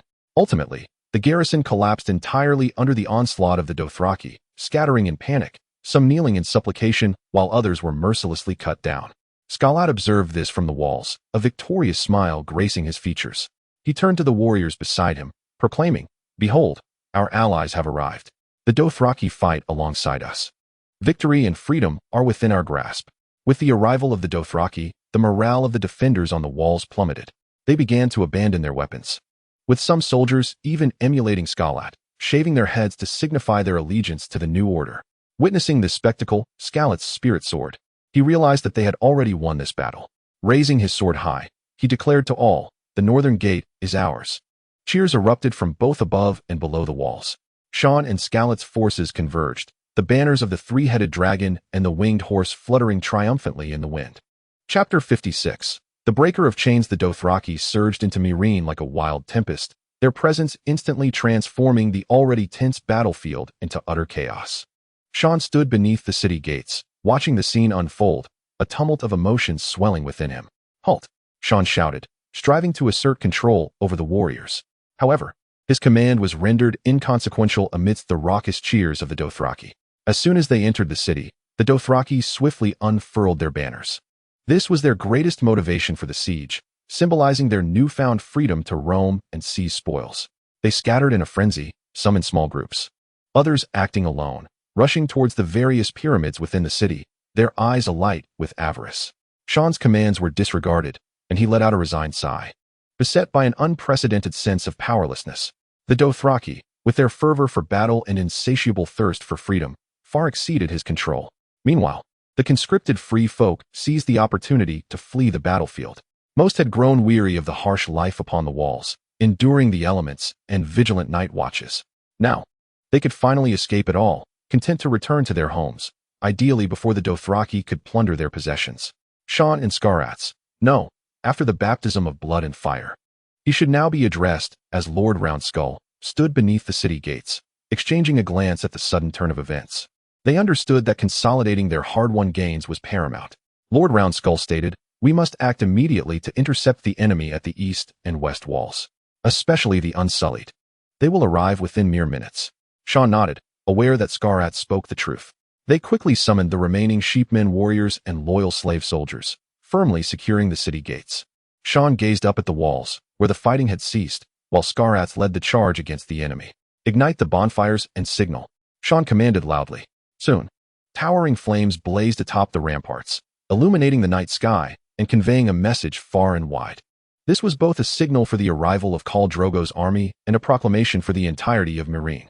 On the horizon, Khal Drogo's forces advanced like a sinuous black dragon, making their way toward the northern wall. The bonfire flickered in the night sky, resembling a distant lighthouse's beckoning, guiding their march forward. The sound of hooves gradually crescendoed into a deafening roar, each impact causing the cobblestone streets within the city to tremble slightly. Khal Drogo sat astride his steed, his demeanor stern, eyes piercing through the darkness, fixated on the open city gates. Under the sunlight, the gates of Meereen stood wide, and Drogo's army surged forth like a tidal wave. Shan and Scarlett had long awaited them on the inner side of the gates, their faces alight with awe and anticipation. As Khal Drogo's silhouette emerged at the gates, Shan immediately commanded, his voice resonating beneath the archway, Kneel. Pay homage to our Khal. Shan and Scarlett led their soldiers in unison, dropping to one knee, heads bowed in the most respectful greeting for Khal Drogo's arrival. Father of dragons, King of the horselords of the Great Grass Sea, Khal Drogo, Scarlett proclaimed loudly, a messenger sent by the gods to liberate the enslaved. Following closely, Shan echoed, the Princess of Stormborn, Mother of dragons, the unburnt, Daenerys Targaryen. His voice too rang out with fervor, eliciting a joyful smile from Daenerys at his side. Khal Drogo and Daenerys rode together, their eyes shimmering with visions of a promising future. A satisfied smile graced the face of Khal Drogo, while Daenerys elegantly nodded, acknowledging the kneeling soldiers. As Drogo and Daenerys rode forth from the shadow of the city gate, the Dothraki warriors behind them erupted like unleashed beasts. They roared with jubilant cries, scattering in every direction throughout the city. In the sunlight, their small banners danced in the wind, resembling a flock of vultures in search of prey.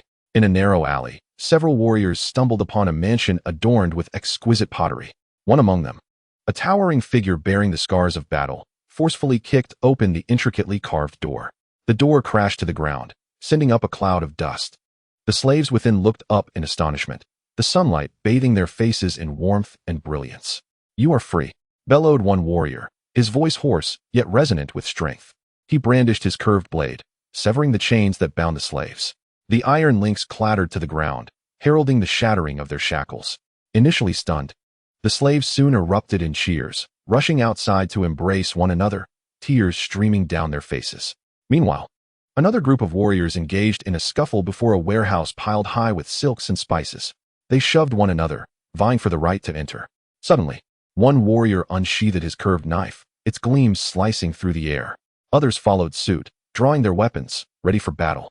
Their eyes shone not with fear, but with eager anticipation as they eyed one another's braids. In the square, the liberated slaves surged forth from every corner, their faces etched with panic and confusion. They were oblivious to the events unfolding outside, instinctively fleeing the dark corners that once imprisoned them. The sunlight was blinding, causing them to squint as they sensed the familiar yet foreign notion of freedom just ahead. They gathered in the square, kneeling on the ground, scanning the surroundings for their once mighty masters. Not seeing their owners, they felt a profound sense of disorientation. Whispers arose within the crowd, anxiety, uncertainty, fear. In the past, their masters had ensnared them with traps, aimed at preventing their escape and quelling their longing for freedom. Today, they feared it was merely a new torment, another, more brutal snare. Suddenly, a bald master stood upon a raised platform, his voice piercing the silence. "Look over there. Queen Daenerys and Khal Drogo, your new masters, have decreed the breaking of all slave shackles, granting you freedom." He pointed towards Daenerys and Drogo, the sunlight illuminating them from behind, casting an air of solemnity and sanctity. The slaves turned their gaze towards the two figures, a wave of incredulity swelling within their hearts. Freedom? For them, the term did not symbolize hope, but rather evoked the torment endured through countless nights. The atmosphere in the square became tense, the slaves gathering silently, none daring to act recklessly. However, as time elapsed, some unbroken slaves began to stealthily slip away from the city gates, while the more docile ones gazed at them with a mixture of fear and numbness. As the clamor in the square gradually subsided, several noblemen were roughly dragged from the opulent quarters of the pyramid, their silk robes soiled with dust, and their golden chains and jewels distorted in the chaos. Their faces bore the marks of terror and disbelief, the former arrogance and authority now reduced to sheer despair. They were roughly shoved to the center of the square, where countless slaves yearning for freedom had gathered. The nobles attempted to retain a semblance of dignity, yet the inner turmoil seeped through their trembling voices. "You lowly peasants dare to lay a hand on me," screamed a bald nobleman, his pallid face glistening with beads of sweat trickling down his brow.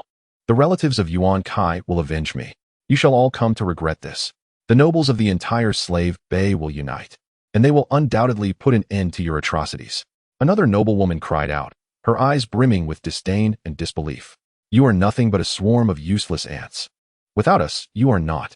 Yet, these insults and threats did not deter the onlookers, but rather incited further anger and mockery. The free men began hurling stones and rotten fruits at them, a cacophony of jeers and derision echoing around the square. In the center of the square, the executioners stood ready, wielding their sharp axes, their expressions inscrutable as they awaited the command.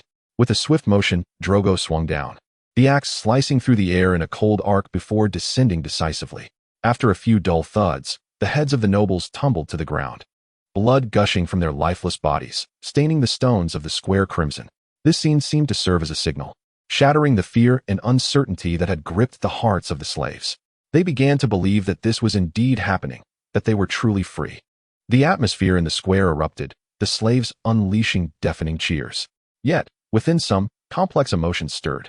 A few began to silently weep, feeling an inexplicable void at the demise of those who had once oppressed them. Liberators of the shackled. Thank you, Drogo and Queen Daenerys. The voices of the slaves converged into a torrent, reverberating against every stone slab and echoing throughout the city. Their faces radiated joy and tears, their songs and cheers intertwining to become an anthem of freedom. This moment would be etched in history, and the names of Drogo and Daenerys would forever be associated with the liberty of this city. The slaves in the square were filled with hope for the future, knowing that from this moment forth, their lives would be governed by their own hands. Chapter 57. The dawn of new governance. Drogo and Daenerys sat in the council hall of the pyramid, grappling with a mountain of administrative affairs. Bane and Scarrett stood on either side, their gazes focused, ever ready to offer counsel and assistance to Drogo and Daenerys. Sean, alongside his shepherd warriors, stood in an orderly fashion within the hall, their demeanor serious and vigilant, always on guard against potential threats. Suddenly, a surrendering noble entered the hall, his robe intricately embroidered with golden threads, exuding opulence and refinement. Yet, his countenance bore a smirk of amusement and schadenfreude, starkly contrasting his attire. He bowed deeply to Drogo and Daenerys, then spoke. Esteemed Khal, noble queen, I find myself entangled in a perplexing dilemma. As he spoke, a sly smile crept across his face, as though he reveled in this theatrical performance. In compliance with your decree, I have liberated all my slaves and even engaged some in work contracts. Since you issued the emancipation of slaves, I have acted accordingly. However, the subsequent dilemma has left me restless. My bed slave, once the most favored servant in my household, now lives in constant trepidation. He fears freedom, dreads the prospect of losing his job and the security it entails. He is haunted by the thought that I may tire of him and cease to renew his work contract. In his despair, he cries out to be my slave once more, believing this would ensure a more stable future. Upon hearing this, Drogo furrowed his brow in contemplation, recognizing that the slave owners were beginning to adopt peaceful tactics to resist his policies. This posed a complex challenge, necessitating a strategic response. Daenerys, however, responded immediately. This shall not pose a problem. It is merely a transient difficulty. As the newly freed individuals gradually discover suitable employment, thoughts of slavery will fade. The noble's agitation intensified, his complaints laced with a hint of sharpness. The lands of Meereen are barren, yielding little. How can we provide adequate work for hundreds of thousands of freedmen? Many among them possess no skills beyond servitude. Without their status as slaves, how will they survive? Shall we simply watch as they perish on the streets? His demeanor and rhetoric were undoubtedly probing the limits of the new regime while vying for greater advantages for himself and his fellow nobles. After a moment of silence, Drogo Khal spoke slowly. We shall address the concerns of the freedmen. Meereen will not abandon its people. We will devise means for them to sustain themselves and lead lives of dignity. Daenerys added, we shall not allow a single freedman to starve. We will establish schools for them to acquire new skills. We shall cultivate lands for their farming. We will foster trade, granting them opportunities to earn a living through labor. Though the noble maintained an outwardly respectful posture, his eyes betrayed a glimmer of contempt and skepticism. However, he could only lower his head and silently withdraw from the council chamber. Yet his mind continued to ponder how to confront the impending transformation. After his departure, Bane could not help but voice the harsh realities. The wheat and soybeans produced by Millen were exceedingly limited. Even with the addition of fish catches, copper, salt, olives, grapes, and other yields, they could barely sustain over 100,000 people. After repeated calculations over the past few days, I have concluded that 100,000 truly represents the current limit. Even if we encourage them to cultivate the land, Millen could barely sustain fewer than 200,000. Before Bane could finish, another craftsman, resembling a free man, approached. His skin, darkened by the passage of time and toil, bore testament to his labor. With strong arms and calloused hands, while the wrinkles on his face spoke of his exhaustion. Despite being merely 35, the burdens of life made him appear as though he were in his 50s.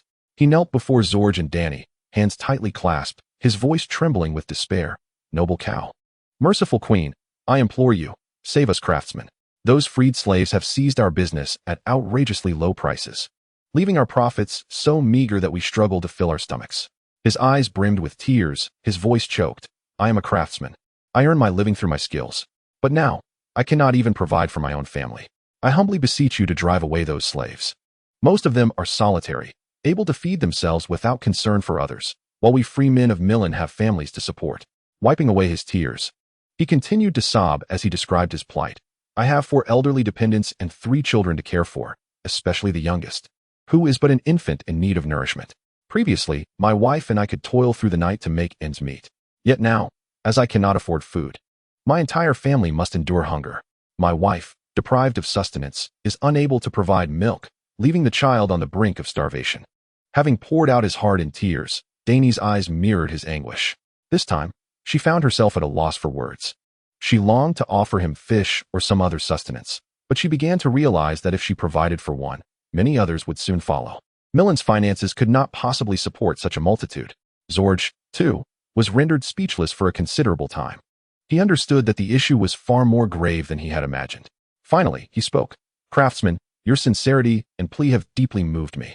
Khal and the Queen will allocate funds to procure some military supplies, thereby elevating market prices. We shall also organize a number of slaves to cultivate grapes, alleviating market pressures. Rest assured, your children shall not perish from hunger. Upon concluding his words, Zorge turned his gaze towards Bane, who nodded in agreement. This strategy is indeed practical. We have seized nearly 1,000,000 Gizkali coins from those who led the rebellion against the Great Lord, of which over 600,000 belongs to Khal. If a sum of 20 to 30,000 gold coins is allocated monthly to implement this policy, it is likely that the chaos within the artisan industry could be resolved within approximately 6 months. Upon hearing this, the craftsman seemed to grasp a lifeline. Immediately kneeling and repeatedly bowing his head, his forehead struck the cold stone floor, producing a dull thud. By the time he was dragged away by the sheep-headed warriors, blood had begun to flow uncontrollably from his forehead, leaving a long, crimson trail on the ground. Zorego and Daenerys exchanged a solemn glance, their hearts heavy with the weight of the moment. The path of reform would not be smooth. Yet for the sake of these innocent people and in pursuit of a more equitable society, they must discover the most suitable method of governance. Chapter 58. The opening of the arena. In order to genuinely halt the decline of Meereen, Zorego understood that mere implementation of current measures would be insufficient. He needed to identify a new industry to rescue Meereen and provide more employment opportunities for the city.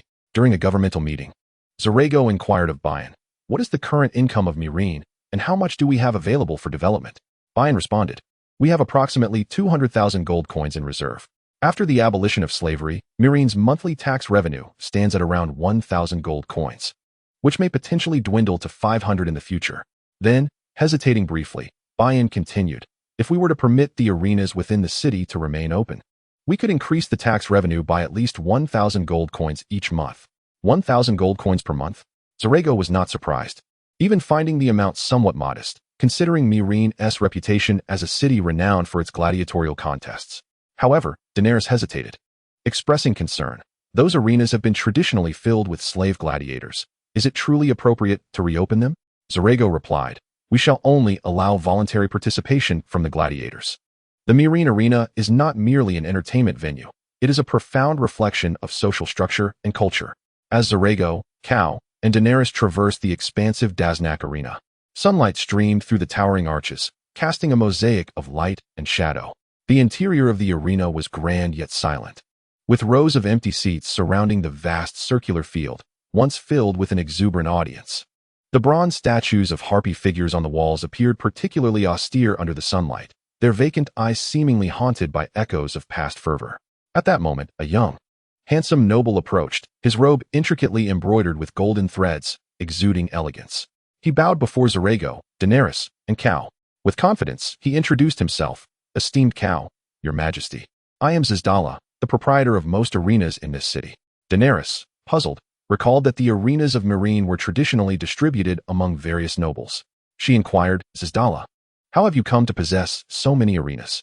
Zizdala smiled slightly and explained, "During the siege, many nobles were seized by panic. Upon hearing the news of the impending abolition of slavery, many hastily sought to sell their arenas. Some even liquidated all their possessions in preparation for flight. I, however, held a different belief. I was convinced that even after the cessation of slavery, Khal would judiciously reopen the arenas. Seizing the opportunity, I acquired several arenas at a modest price.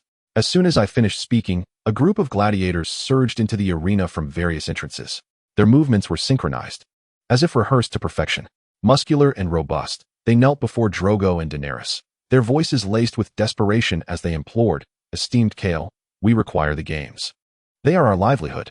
Without the contests, we shall lose all sources of sustenance. One gladiator, appearing somewhat astute, addressed them, Khal, my queen. The arena embodies the way of life for the people of Meereen.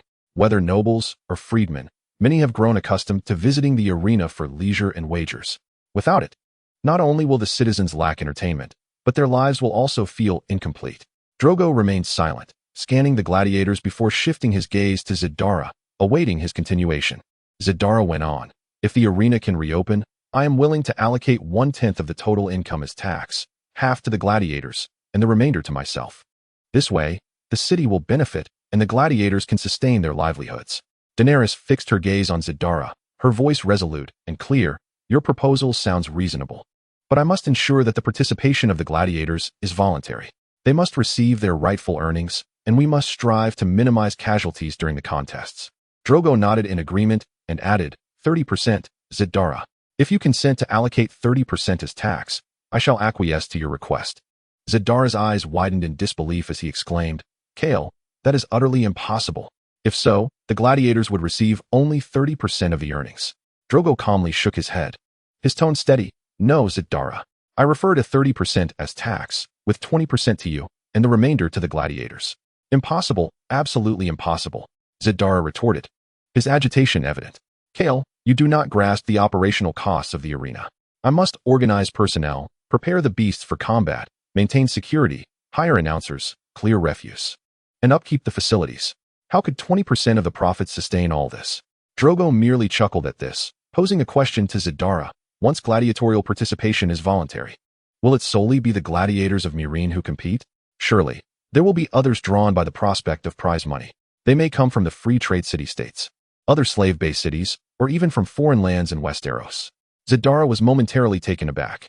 The logic was compelling, yet would an influx of participants truly guarantee greater profits?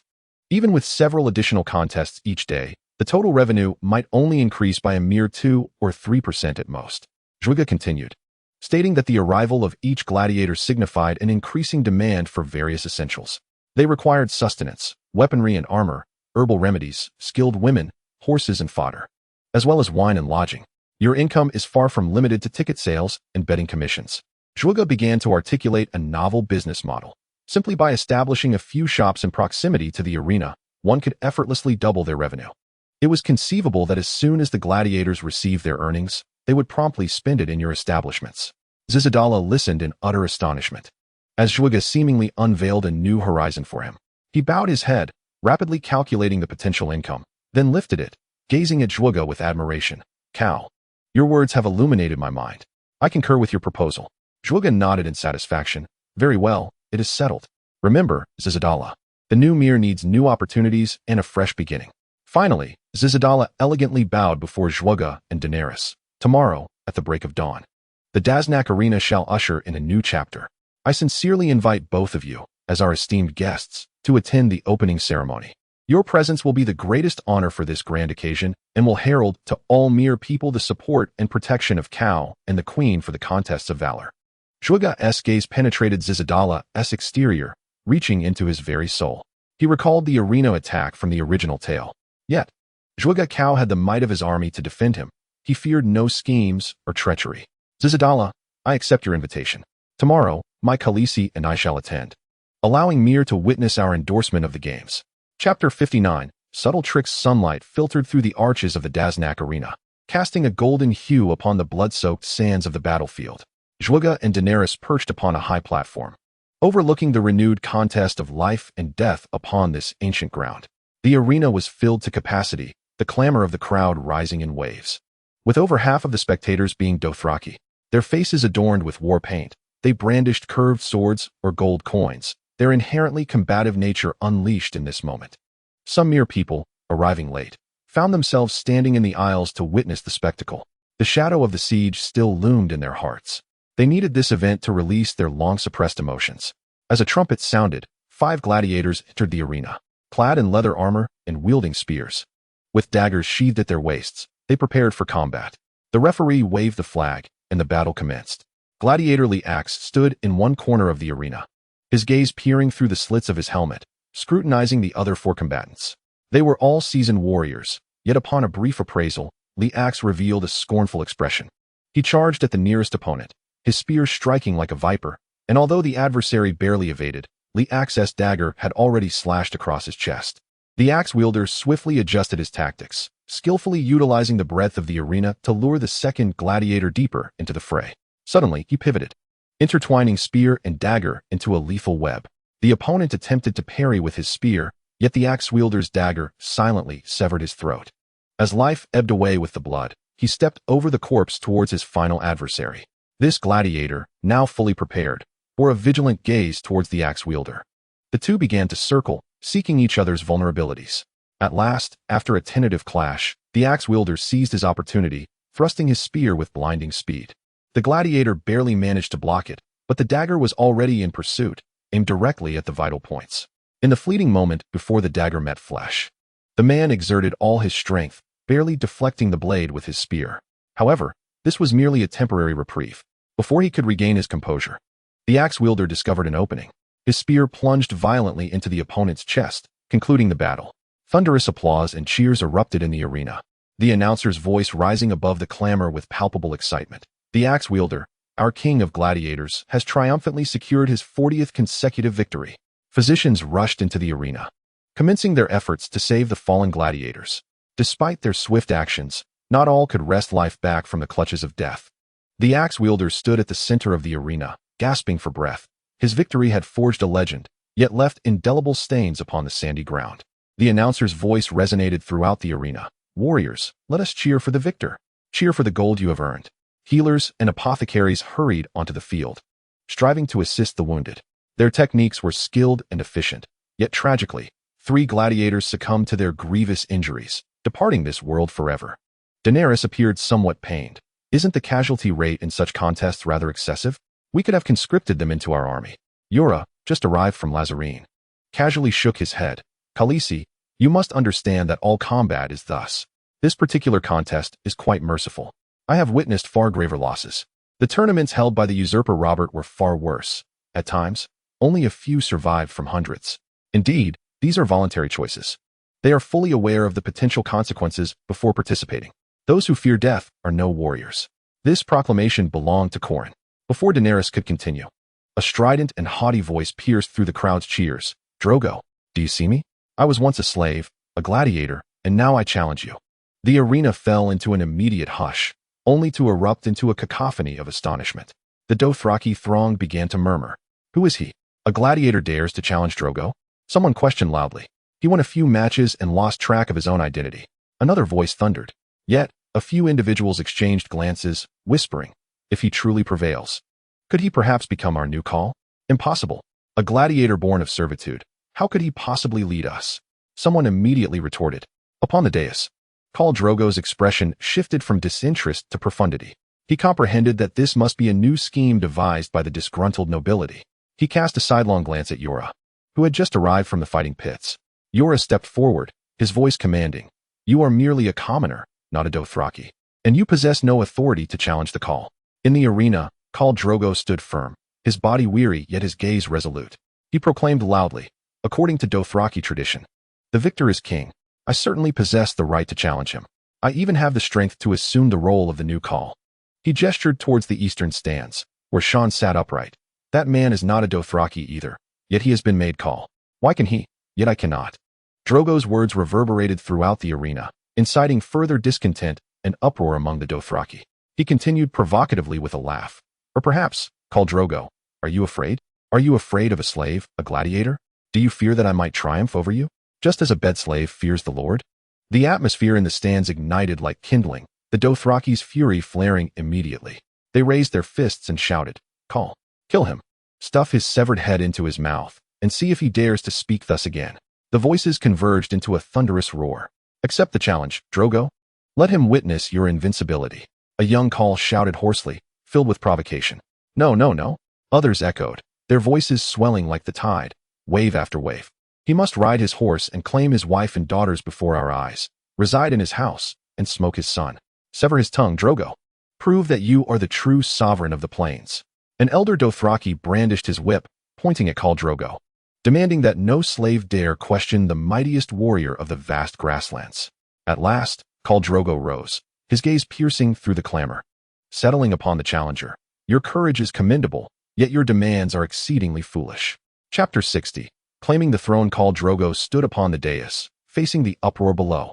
Though displeasure simmered within him, a greater sense of calm prevailed. His leather boots pressed into the sand, each step raising tiny clouds of dust.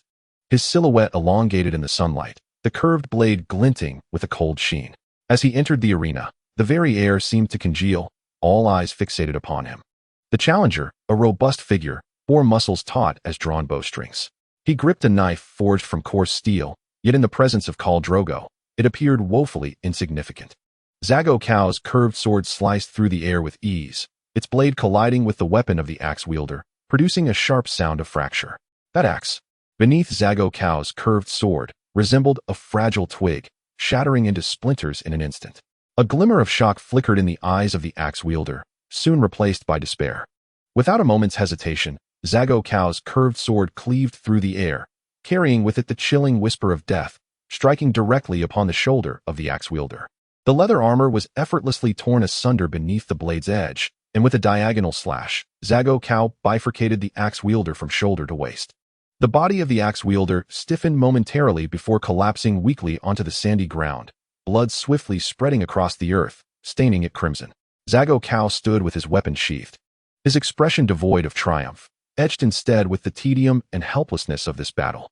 It felt as though this clash bore no significance of life and death, akin to slicing through a cabbage with a kitchen knife. The cheers from the arena surged like a tumultuous tide, deafening in their intensity. The Dothraki leapt from their seats, waving their arms, unleashing a thunderous roar. Khal, Zago Khal, king of the horses. Their voices coalesced into a powerful wave, sweeping across the arena like a grand storm. Women screamed, their cries infused with excitement and reverence. Children perched upon their fathers' shoulders, tiny fists clenched tightly, waving vigorously, their youthful faces alight with exhilaration and admiration. The men roared like thunder, striking their chests with deep, resonant sounds, expressing their respect and fear for Zago Khau. As the cacophony began to wane, Morocco, seated in the western stands, suddenly rose. His voice pierced through the clamor of the crowd, posing a question that left all in astonishment. This challenger did not even swing his weapon before meeting his demise. Morocco's tone carried a hint of concern. What if next time, Zago is injured and succumbs to infection?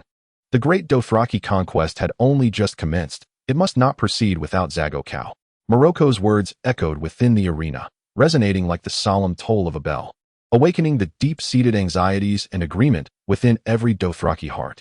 They began to whisper among themselves, their murmurs gradually coalescing into a low hum, akin to a swarm of bees buzzing near the ear. Zago Khau is our leader. What shall we do if he is harmed? A weathered warrior murmured to his companion, his eyes glinting with concern for the future. Indeed, another warrior nodded in agreement, his voice laced with unease. We cannot do without him. He is our spearhead, our king of horses. Behind them, a young Dothraki warrior gripped his curved sword tightly, his voice brimming with fervor and urgency. We must put an end to such senseless challenges. They will only lead to the futile demise of more valiant warriors. Amidst the whispers, the gazes of the Dothraki grew increasingly resolute.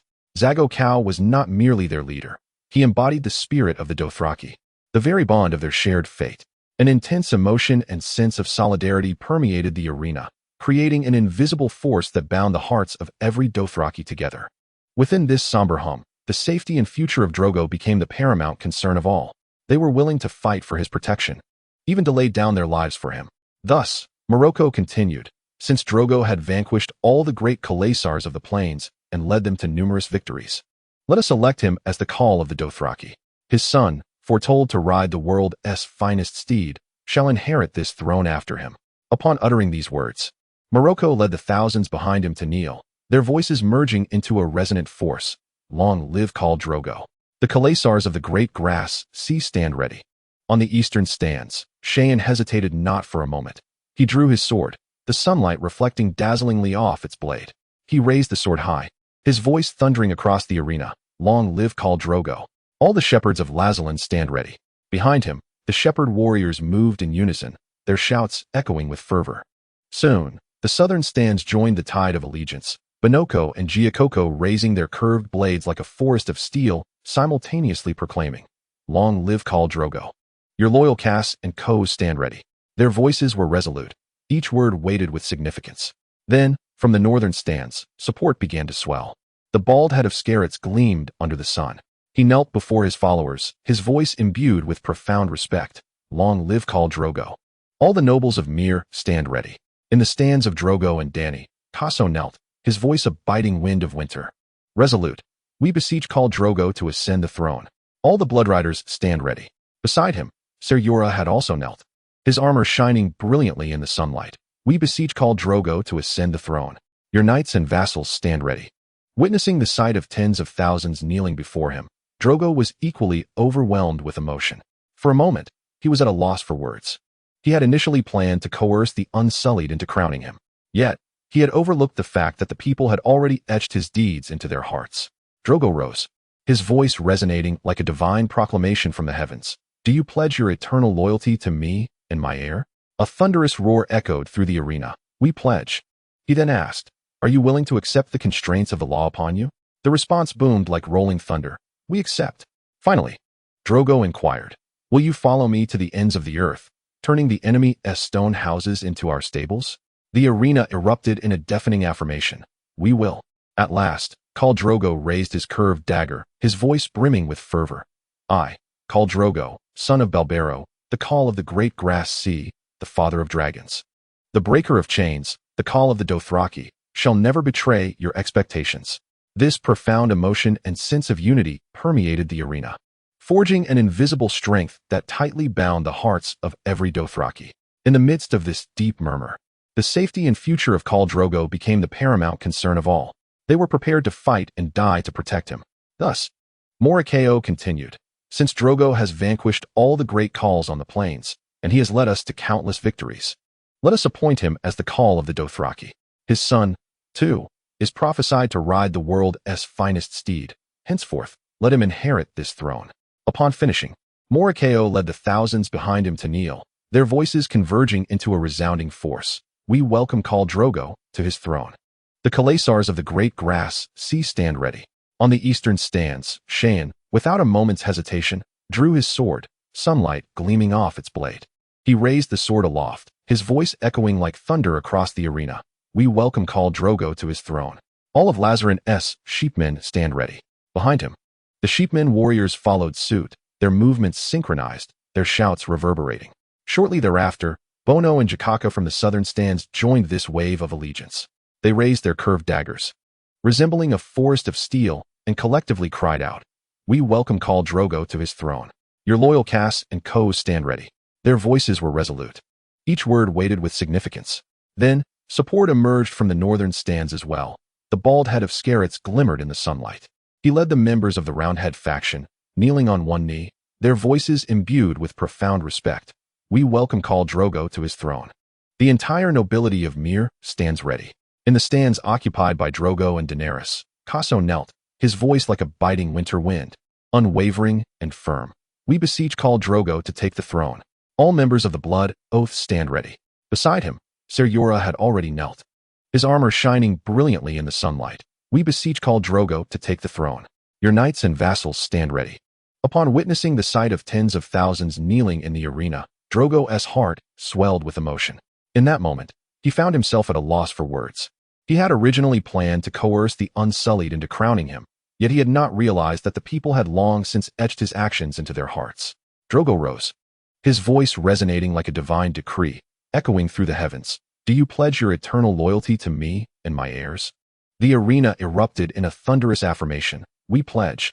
Drogo pressed further. Can you accept the constraints of the law upon you? The sounds within the arena resounded like rolling thunder. We accept. Finally, Drogo inquired, are you willing to follow me to the ends of the earth, turning our enemy's stone houses into our stables? A deafening reply filled the arena. We are willing. With fervor, Drogo Khal raised his curved blade, his voice equally fervent. I, Khal Drogo, son of Balbero, of the Great Sea of Grass, father of dragons, breaker of chains, and Khal of the Dothraki, shall not betray your expectations. This intense emotion and sense of unity permeated the arena, forming an invisible force that bound every Dothraki heart together. Amidst the low hum, the safety and future of Drogo became the foremost concern in every mind. They were ready to fight and die for his protection. Thus, Morikayo continued, Since Drogo has vanquished all the great Khals of the plains and led us to countless victories, let us elect him as the Khal of the Dothraki. His son shall ride the world's finest steed as foretold, and he too shall inherit this throne." Upon concluding, Khal led the thousands behind him to kneel, their voices merging into a resounding force. "Long live Khal Drogo." The young Khals of the great sea of grass stood ready. On the eastern stands, Sean exhibited no hesitation. He drew his sword, sunlight glinting off its blade. He raised the sword high, his voice booming like thunder above the arena. "Long live Khal Drogo." All of Lazalin's sheepmen stand ready. Behind him, the sheepmen warriors followed suit, their movements synchronized, their calls thunderous. Shortly thereafter, Bono Khal and Jocko Khal from the southern stands joined this tide of allegiance. They raised their curved blades, resembling a forest of steel, and cried in unison, "Long live Khal Drogo." Your direct Khalas and Kos stand ready. Their voices were resolute, each word weighted with significance. Then, from the northern stands, support began to swell as Scarrett's bald head gleamed in the sunlight. He led the Roundhead faction, kneeling on one knee, his tone imbued with profound respect. "Long live Khal Drogo." All the nobles of Mylan stand ready. In Drogo and Dany's section, Kaso knelt, his voice as piercing as a winter gale, resolute. "We beseech Khal Drogo to ascend the throne." All of the Bloodriders stand ready. Nearby, Ser Jorah was also already kneeling, his armor gleaming under the sun. "We beseech Khal Drogo to ascend the throne." Your knights and vassals stand ready. Witnessing the sight of tens of thousands kneeling in the arena, Drogo's heart surged with emotion. For a moment, he found himself at a loss for words. He had initially planned to compel the Unsullied to crown him, yet he failed to notice that the people had already etched his deeds into their hearts. Drogo rose to his feet, his voice resonating like a divine decree from the heavens, echoing across the arena. "Do you pledge eternal loyalty to me and my heirs?" The crowd roared like a tidal wave. "We pledge." He then inquired, "Will you accept the constraints of the law upon you?" The response from the arena thundered like rolling storm clouds. "We accept." Finally, Drogo asked, "Are you willing to follow me to the ends of the earth, transforming our enemies' stone houses into our stables?" The arena erupted with a resounding affirmation. "We are willing." In a moment of fervent emotion, Drogo Khal raised his curved blade, his voice equally filled with passion. "I, Khal Drogo, son of Bael, the Khal of the Great Grass Sea, father of dragons, breaker of chains, and the Khal of the Dothraki, shall not betray your expectations." A profound sense of emotion and unity permeated the arena, creating an invisible force that bound the hearts of every Dothraki together. Amidst the low hum of anticipation, the safety and future of Drogo became the paramount concern in the hearts of all. They were prepared to fight for his protection, even to the point of death. Thus, Khal proclaimed, "Since Drogo has vanquished all the great Khals upon the plains and has led us to numerous victories, let us elect him as the Khal of the Dothraki. His son is foretold to ride the world's finest steed, and it is fitting that he too inherit this throne." Upon this declaration, Khal led thousands of his followers to kneel, their voices merging into a powerful chorus. "Long live Khal Drogo." The khalasars of the Great Grass Sea stood ready. From the eastern stands, Sean showed no hesitation as he drew his sword, sunlight reflecting dazzlingly off its blade. He raised the sword high, his voice reverberating like thunder above the arena. "Long live Khal Drogo." All the sheepmen of Valyrian stand ready. Behind him, the sheepmen warriors followed suit, their movements synchronized, their shouts thunderous. Soon after, Bono Khal and Jocko Khal from the southern stands joined the fervent chorus, lifting their curved blades high like a forest of steel. Chanting in unison, "Long live Khal Drogo." Your loyal khalasar stands ready. Their voices were resolute, each word heavy with significance. Next, the northern stands joined the chorus, with Scarlett's bald head gleaming in the sunlight. He led the round-headed followers, kneeling on one knee, their voices imbued with profound respect. "Long live Khal Drogo." All the nobles of Qarth stand ready. In Drogo and Dany's section, khalasar knelt, his voice like a fierce winter wind, piercing yet steadfast. "We beseech Khal Drogo to assume the throne." All the Bloodriders stand ready. Ser Jorah, nearby, had also knelt, his armor gleaming under the sun.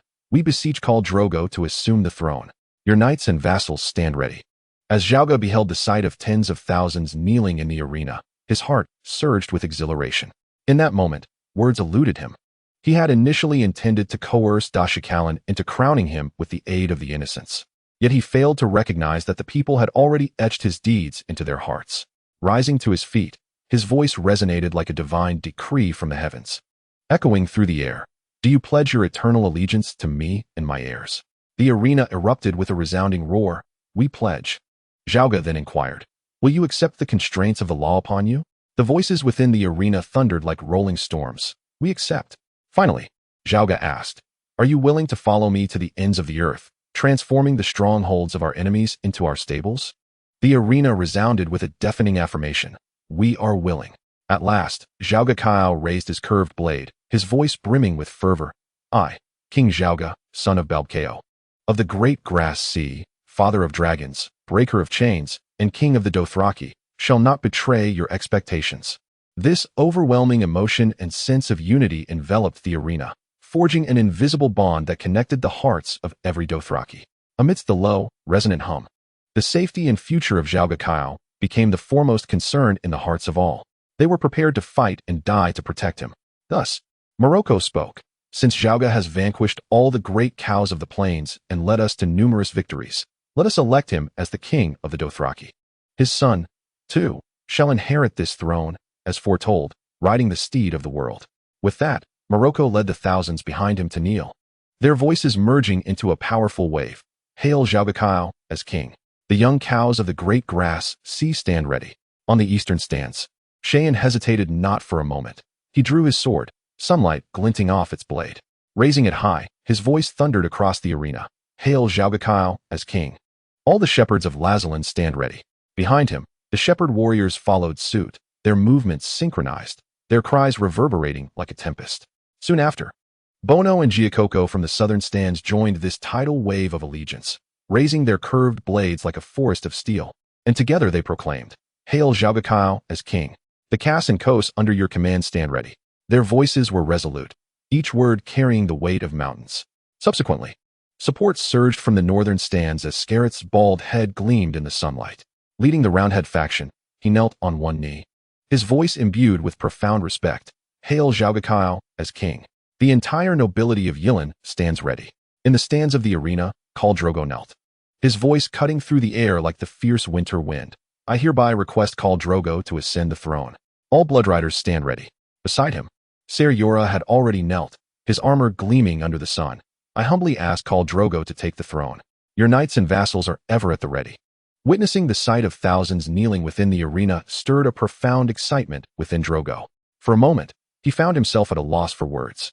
He had initially intended to coerce the Unsullied into crowning him, yet he failed to perceive that the people had already etched his deeds into their hearts.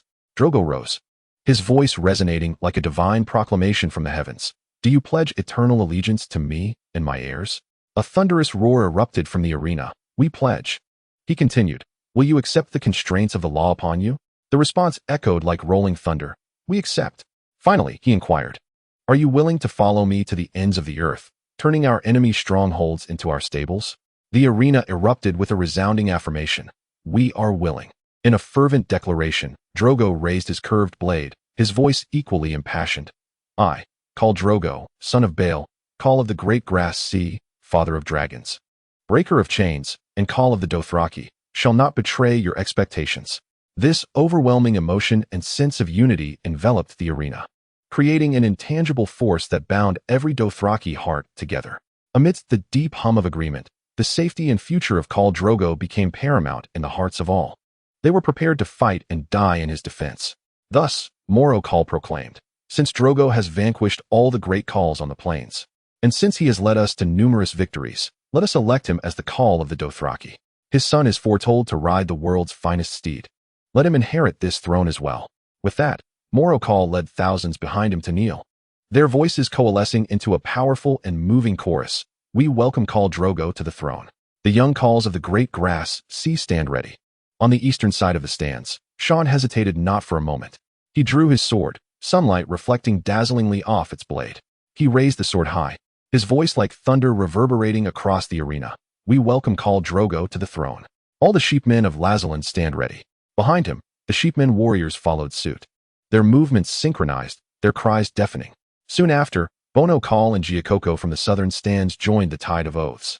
They raised their curved blades like a forest of steel, chanting in unison, we welcome Khal Drogo to the throne.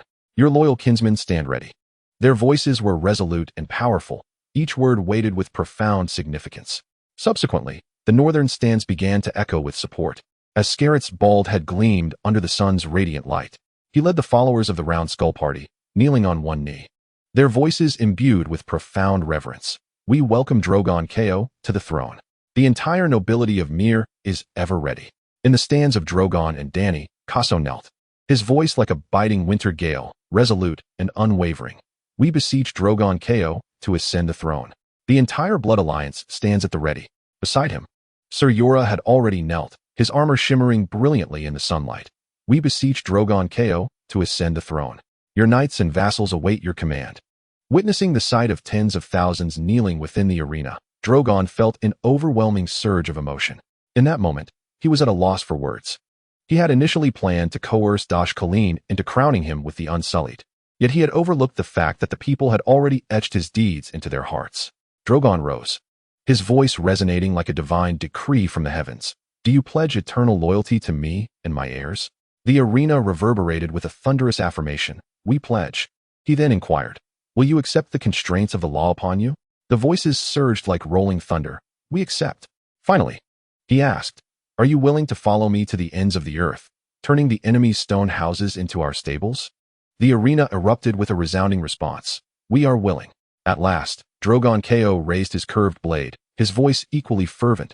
I, the horselord Drogon, son of Balbar Ko, of the Great Grass Sea, father of dragons, breaker of chains, the horselord of the Dothraki, shall not betray your expectations.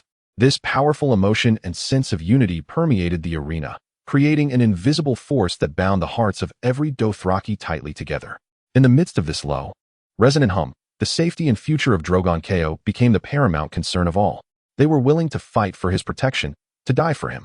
Thus, Morocco continued, since Drogon has vanquished all the great Ko on the plains and has led us to such victories, let us elect him as the horse lord of the Dothraki. His son, too, is prophesied to ride the steed of the world. Let him inherit this throne in due time.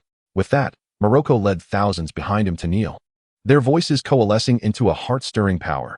We welcome Drogon Ko to the throne. The young Ko of the Great Grass Sea stand ever ready.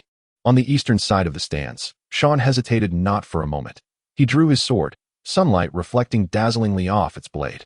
He raised the sword high, his voice thundering across the arena. We welcome Drogon Ko to the throne. All the sheepmen of Lazarin stand at the ready. Behind him, the sheepmen warriors followed suit, their movements synchronized, their cheers echoing mightily. Immediately following, the stands to the south, led by Bonoko and Giacocco, joined this fervent tide of allegiance. They raised their curved blades, resembling a forest of steel, and together proclaimed, we welcome Drogo Ko to the throne. Your loyal Kars and Kos are ever ready. Their voices resonated with unwavering strength, each word heavy with significance. Soon after, the northern stands began to show their support. Scalet's bald head gleamed under the sunlight. He knelt with the members of the Round Skull faction behind him, his voice imbued with profound respect. We welcome Drogo Ko to the throne. All nobles of the Miri are at your service. In the stands of Drogo and Dany, Kaso knelt, his voice like a fierce winter wind, piercing and resolute. We humbly request Drogo Ko to ascend the throne. All Bloodsworn are at your service. Ser Jorah, beside him, had already knelt, his armor shining brilliantly in the sunlight. We humbly request Drogo Ko to ascend the throne. Your knights and vassals are ever at the ready. Witnessing the sight of tens of thousands kneeling in the arena stirred immense emotion within Drogo. For a moment, he found himself at a loss for words.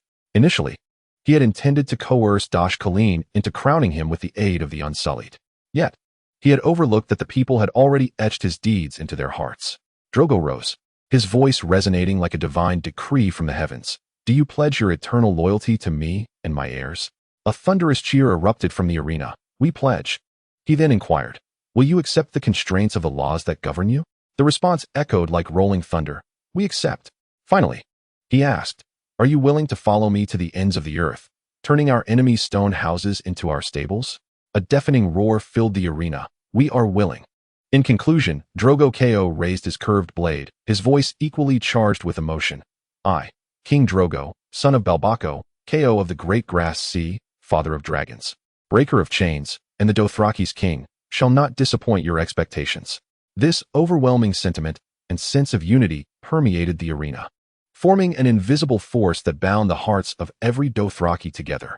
In this low hum of fervor, Drogo Ko's safety and future became the paramount concern of all. They were willing to fight and die to protect him. Thus, Moro Ko proclaimed, "Since Drogo has vanquished all the great cows of the plains, and since he has led us to numerous victories, let us elect him as the king of the Dothraki. His son, foretold to ride the world's magnificent steeds, shall inherit this throne."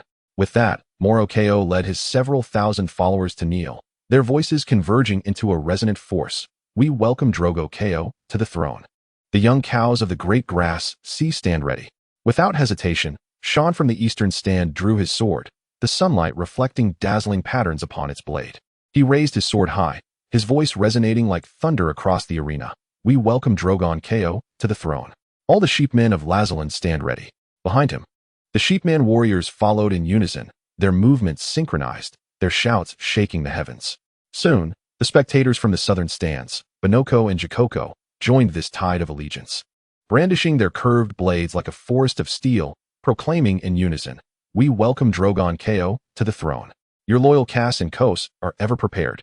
Their voices were resolute and powerful, each word heavy as lead.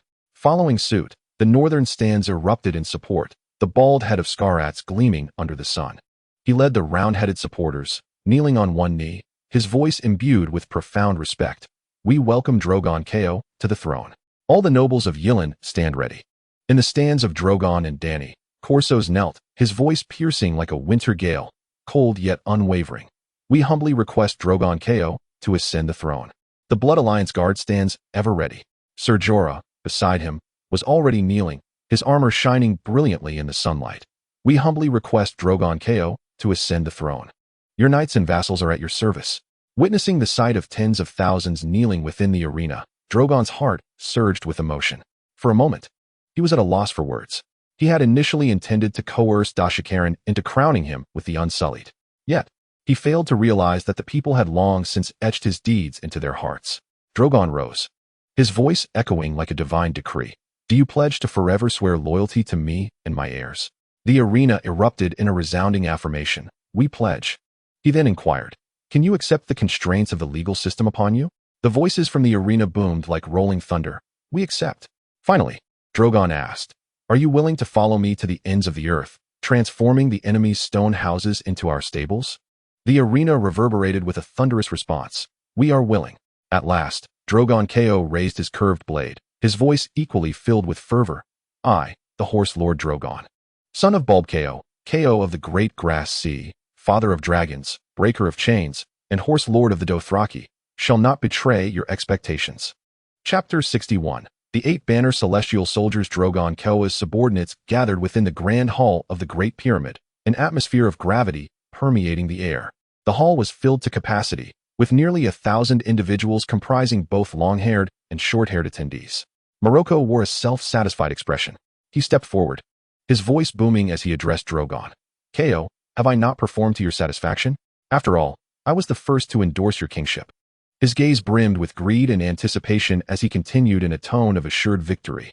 "Thus, King Drogon, might you appoint me as the hand of the king for the Dothraki kingdom?" Sean stood on the opposite side of the assembly hall and immediately took the floor. "At this nascent stage of our nation, the exact form of governance remains uncertain. We cannot determine the future of our country based solely on transient achievements." Kaso, however, dismissively waved his hand, his tone casual, as if discussing a mere hunt. "Why not arrange everyone according to their strength and valor? For the Dothraki, power and courage are the truest judges." Upon hearing this, Drogo chuckled and presented a meticulously prepared plan. The Dothraki must establish a clear 8-Khan system. Each Khan will be led by a Ko, and each Khan will be divided into various Kars, each overseen by a Kor. Ultimately, there shall remain only 8 Ko among the Dothraki. "I shall reign as the king above the Ko." At this declaration, the atmosphere in the hall shifted dramatically, with attendees exchanging glances, tension thickening in the air. Some were gripped by anxiety, their eyes betraying fears of losing their current standings. Others appeared unfazed, either brimming with confidence in their positions or solely preoccupied with their wealth and pleasures. Meanwhile, some began to covet the coveted positions of the 8 Ko, their hearts ignited by ambition as they schemed to secure their place in this new hierarchy. Marol Ko's expression shifted. He had not anticipated the grandiosity and specificity of Drogo's scheme. He then inquired, "Are you suggesting that the positions will not only remain unchanged but actually decrease?" What is the reasoning behind this arrangement? Drogo's voice resonated once more within the assembly hall. Since we intend to venture into Westeros, we can only maintain 8 KO. This is because Westeros comprises 7 kingdoms plus the Iron Islands, totaling 8 territories. Once we conquer Westeros, each KO will be responsible for guarding one region. Notably, Drogo refrained from mentioning the lands directly under his command. He paused, surveying each individual present, and continued, "Of course, among these 8 territories are the impoverished Iron Islands and the affluent riverlands. Ultimately, who governs which territory will depend on our military achievements." This strategy not only establishes a stable system, but also incentivizes the Dothraki to fight valiantly. Most crucially, it disperses military power from the cows, thereby safeguarding the king's authority. The Dothraki in the hall murmured amongst themselves, deliberating on Drogo's proposition. The majority expressed their agreement with his approach. Subsequently, Daenerys, her voice laced with concern, posed a new question to Drogo. "Now that you are king, what becomes of me? What will happen to the Iron Throne of House Targaryen?" Drogo replied with a smile. "You shall be the queen. Our child, Charlemagne, will undoubtedly bear the Targaryen name, inheriting the royal titles of both of us. I have no surname, and the Dothraki do not hold to such distinctions." Upon the conclusion of the discussion, Dany expressed her agreement, a serene smile gracing her features as she felt a flicker of reassurance regarding her own and her family's future. Subsequently, Ser Jorah, who had remained silent until now, posed the most pivotal question: who shall occupy the 8 positions of Khal? His voice reverberated through the assembly hall, akin to a stone cast into a tranquil lake, sending ripples across the surface. The atmosphere in the hall instantly became tense. The murmurs of the Dothraki ceased abruptly, their gazes fixed upon Khal Drogo, awaiting his response. This inquiry bore significant implications for each individual, determining who would ascend to elevated status and wield greater power within the new kingdom. Facing the collective anticipation and anxiety, Khal Drogo responded, "The appointments to these 8 Khal positions will be dictated by merit and capability. I shall designate each based on their past performances.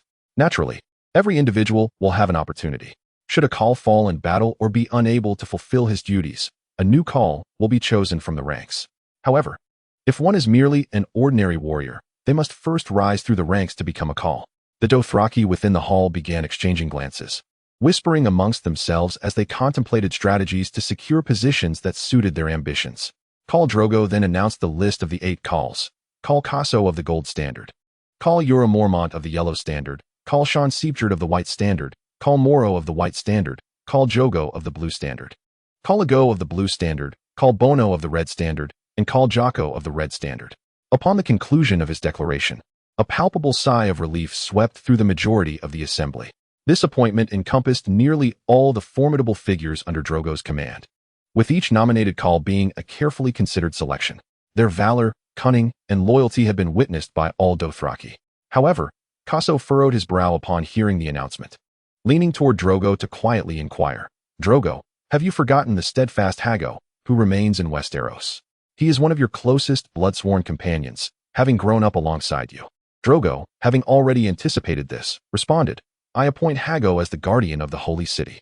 Should I lead my forces to Westeros, he shall partially represent my authority." This position bears equal significance, as it entails Hago's responsibility to safeguard the holy city of the Dothraki kingdom, ensuring its protection from external threats. Following this, the prepared priestess Miri slowly approached from the audience. She cradled a wooden square tray in her hands, upon which rested a crimson cloth and a resplendent golden crown. The crown was adorned with 8 gemstones of varying hues, each representing the 8 factions under Drogo's command. At its center was an engraving of a statue, symbolizing the Dothraki people, a winged horse. At this moment, Miri donned the ceremonial garb customary among the Doshi Carlin, yet several Dothraki recognized her. They gazed upon the sorceress with a mixture of reverence and trepidation, anxiously watching as she presented the crown before Khal Drogo. Fortunately, Drogo accepted the crown from her hands. He then placed it upon his own head with both hands, crowning himself in honor of his conquests and victories. After completing this act, Drogo proclaimed, "From this day forth, the Dothraki kingdom is established. I, Drogo, shall assume the title of the first Khal of the Dothraki kingdom." As Drogo's declaration resonated throughout the hall, the atmosphere ignited with fervor. The Dothraki warriors could not contain their excitement and joy, brandishing their weapons, wielding their curved swords and spears, echoing thunderous roars. "Khal Drogo! Khal Drogo! Khal Drogo!" The The cheers surged like a tidal wave, reverberating in every corner of the council chamber. The warriors' faces radiated with exhilaration and pride, their eyes sparkling with hope for the future of the new kingdom. Some warriors began to pound the tables, creating a powerful rhythmic sound that infused the cheers with a primal sense of strength. The resounding thuds intertwined with the warriors' roars, forming a wild and impassioned battle hymn. Amidst the cheers, the 8 newly appointed Khals, Corso, Yora, Cheyenne, Moro, Jogo, Ago, Bono, and Jocko, stood beside Drogo. Their expressions varied, some calm, others animated. Undoubtedly, they would become the pillars of the Dothraki kingdom, the right and left arms of Khal Drogo. Countless years hence, history may record, Drogo's coronation in the Great Pyramid of Meereen heralded the unification of the Dothraki people and the establishment of the Dothraki kingdom. Chapter 62. The textile industry. Drogo and Daenerys were in the administrative chamber of the Great Pyramid, sifting through a mountain of scrolls and reports. Sunlight filtered through the intricate windows, casting golden shadows upon the stone floor. Bane, serving as the financial advisor, quietly accompanied them, his gaze shifting back and forth between the numbers and the inventory lists. Daenerys noticed Drogo's furrowed brow and softly inquired, "My son and stars, what troubles you?" "Everything seems to be improving." She held a financial report in her hands, her eyes filled with curiosity. Drogo sighed, diverting his gaze from the scrolls. "Meereen has not yet achieved complete stability, which makes me hesitant to attack Yunkai and Astapor. Just as the great nobles previously sent emissaries to challenge me, as long as their interests remain unsettled, they will continue to employ soft resistance measures." A hint of concern laced his voice as his fingers lightly tapped the table, lost in thought. Suddenly, he noticed Bane, particularly the exquisite woolen garment he wore. The woolen lining appeared exceptionally soft under the sunlight, sparking an idea in Drogo's mind. "Bane, what is the navigability of the Skahazadin River?" Drogo suddenly inquired. "Since it previously facilitated the transport of troops and supplies, it should be quite capable, yes?" Bane nodded earnestly, responding, "Indeed, Your Majesty. The route from Meereen's estuary to Lazaland is not particularly perilous. Moreover, the upper reaches of this river are adorned with vast grasslands, receiving substantial rainfall. Although there are dry seasons and flood periods, all navigable segments remain free from ice. Even during the dry season, there is a guarantee of sufficient vessels traversing between Lazaland and Millen." Daenerys looked on with a hint of perplexity, unable to comprehend the significance of Zogo's inquiry. Could a river truly save Millen? Zogo took a moment to compose his excitement and continued. "Then, why not encourage the wool-weaving industry in Millen? The people of Lazaland have settled down and are permitted to graze in the Great Grass Sea. This will inevitably lead to a population surge, resulting in an increase in wool production." He rose and approached the window, gazing into the distance. "We simply need to transport the wool via the Skahazadin River to Millen, transform it into woolen products, and sell them globally through the convenient maritime routes of Slave Bay. Would this not facilitate the industrial transformation of Millen and placate the noble families?" Bane was the first to break the silence. "Your Majesty, your wisdom is as vast as the sky. This indeed presents a viable solution that could stimulate Millen's economic growth while appeasing the aristocracy." Upon hearing Bane's endorsement of Zogo's plan, Daenerys could not help but voice her doubts. Will this truly work? Can Millen really convert such a vast quantity of wool into garments and carpets? Her eyes reflected skepticism, holding reservations regarding this sudden initiative. Bane smiled reassuringly. "Khaleesi, rest assured. The noble families of Millen possess ample wealth. They merely lack avenues for profit. Once sufficient wool is transported from upstream, there will be no shortage of investors eager to seize the opportunity." His voice brimmed with confidence, as if he could already envision the successful implementation of this plan. Moreover, Bane continued, "Once the slaves are liberated, they will be in search of livelihoods. They will undoubtedly come forth as textile workers. A plentiful labor force will endow Millen with an unexpected competitive advantage. Additionally, the textile industry is one that requires a significant workforce. Thus, the issues of population decline and employment in Millen will be comprehensively resolved." After listening to Bane's explanation, Daenerys finally set aside her doubts. She recalled the previous incident where slave artisans had undercut free workers with their low prices and began to commend Zogo. "My son and stars, your wisdom never ceases to amaze. This plan not only promises wealth for us, but also offers renewed hope for those who have lost their freedom." Zogo smiled faintly, grateful for Daenerys' praise. "Daenerys, all I do is for our people and our future. I believe that as long as we stand united, no obstacle is insurmountable." Bane chimed in. "Your Majesty, Khaleesi, we must commence action immediately.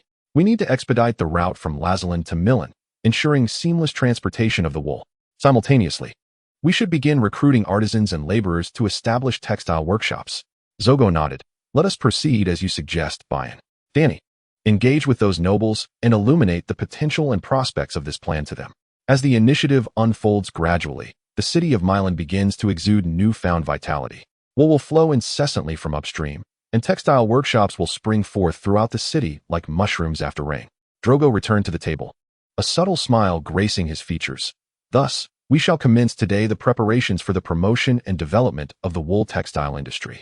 Those once enslaved have now become free men. Their hands will weave warmth and hope, crafting a brighter future for Milan. Bane, please prepare the necessary materials and personnel. Dany, engage with the nobles to convey that this endeavor is for the benefit of all Milan. As the discussion deepened, Bane suddenly squinted. He proposed a new suggestion to Drogo. Your Majesty, I believe you should pay a visit to a particular individual.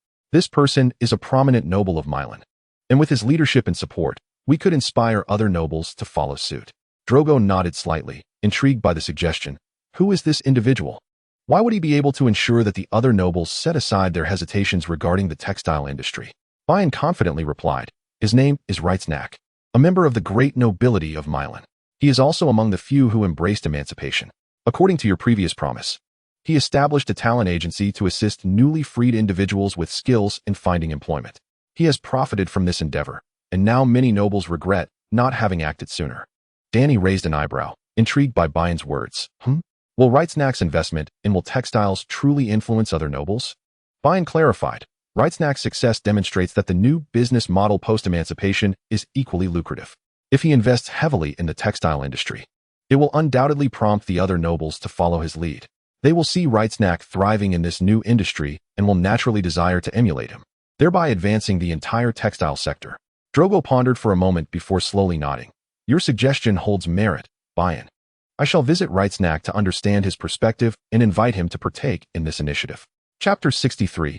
Labor dispatched Drogo Chow donned a leather helmet, transforming him into a tall and robust gladiator. Alone, without attendants, he approached a 3-story building in the city center. A prominent sign hung above, reading Milan Talent Agency. The place was bustling with activity, frequented predominantly by merchants from the free trade city-states, some hurrying inside, while others exited with smiles. Drogo entered the agency, curiously surveying his surroundings.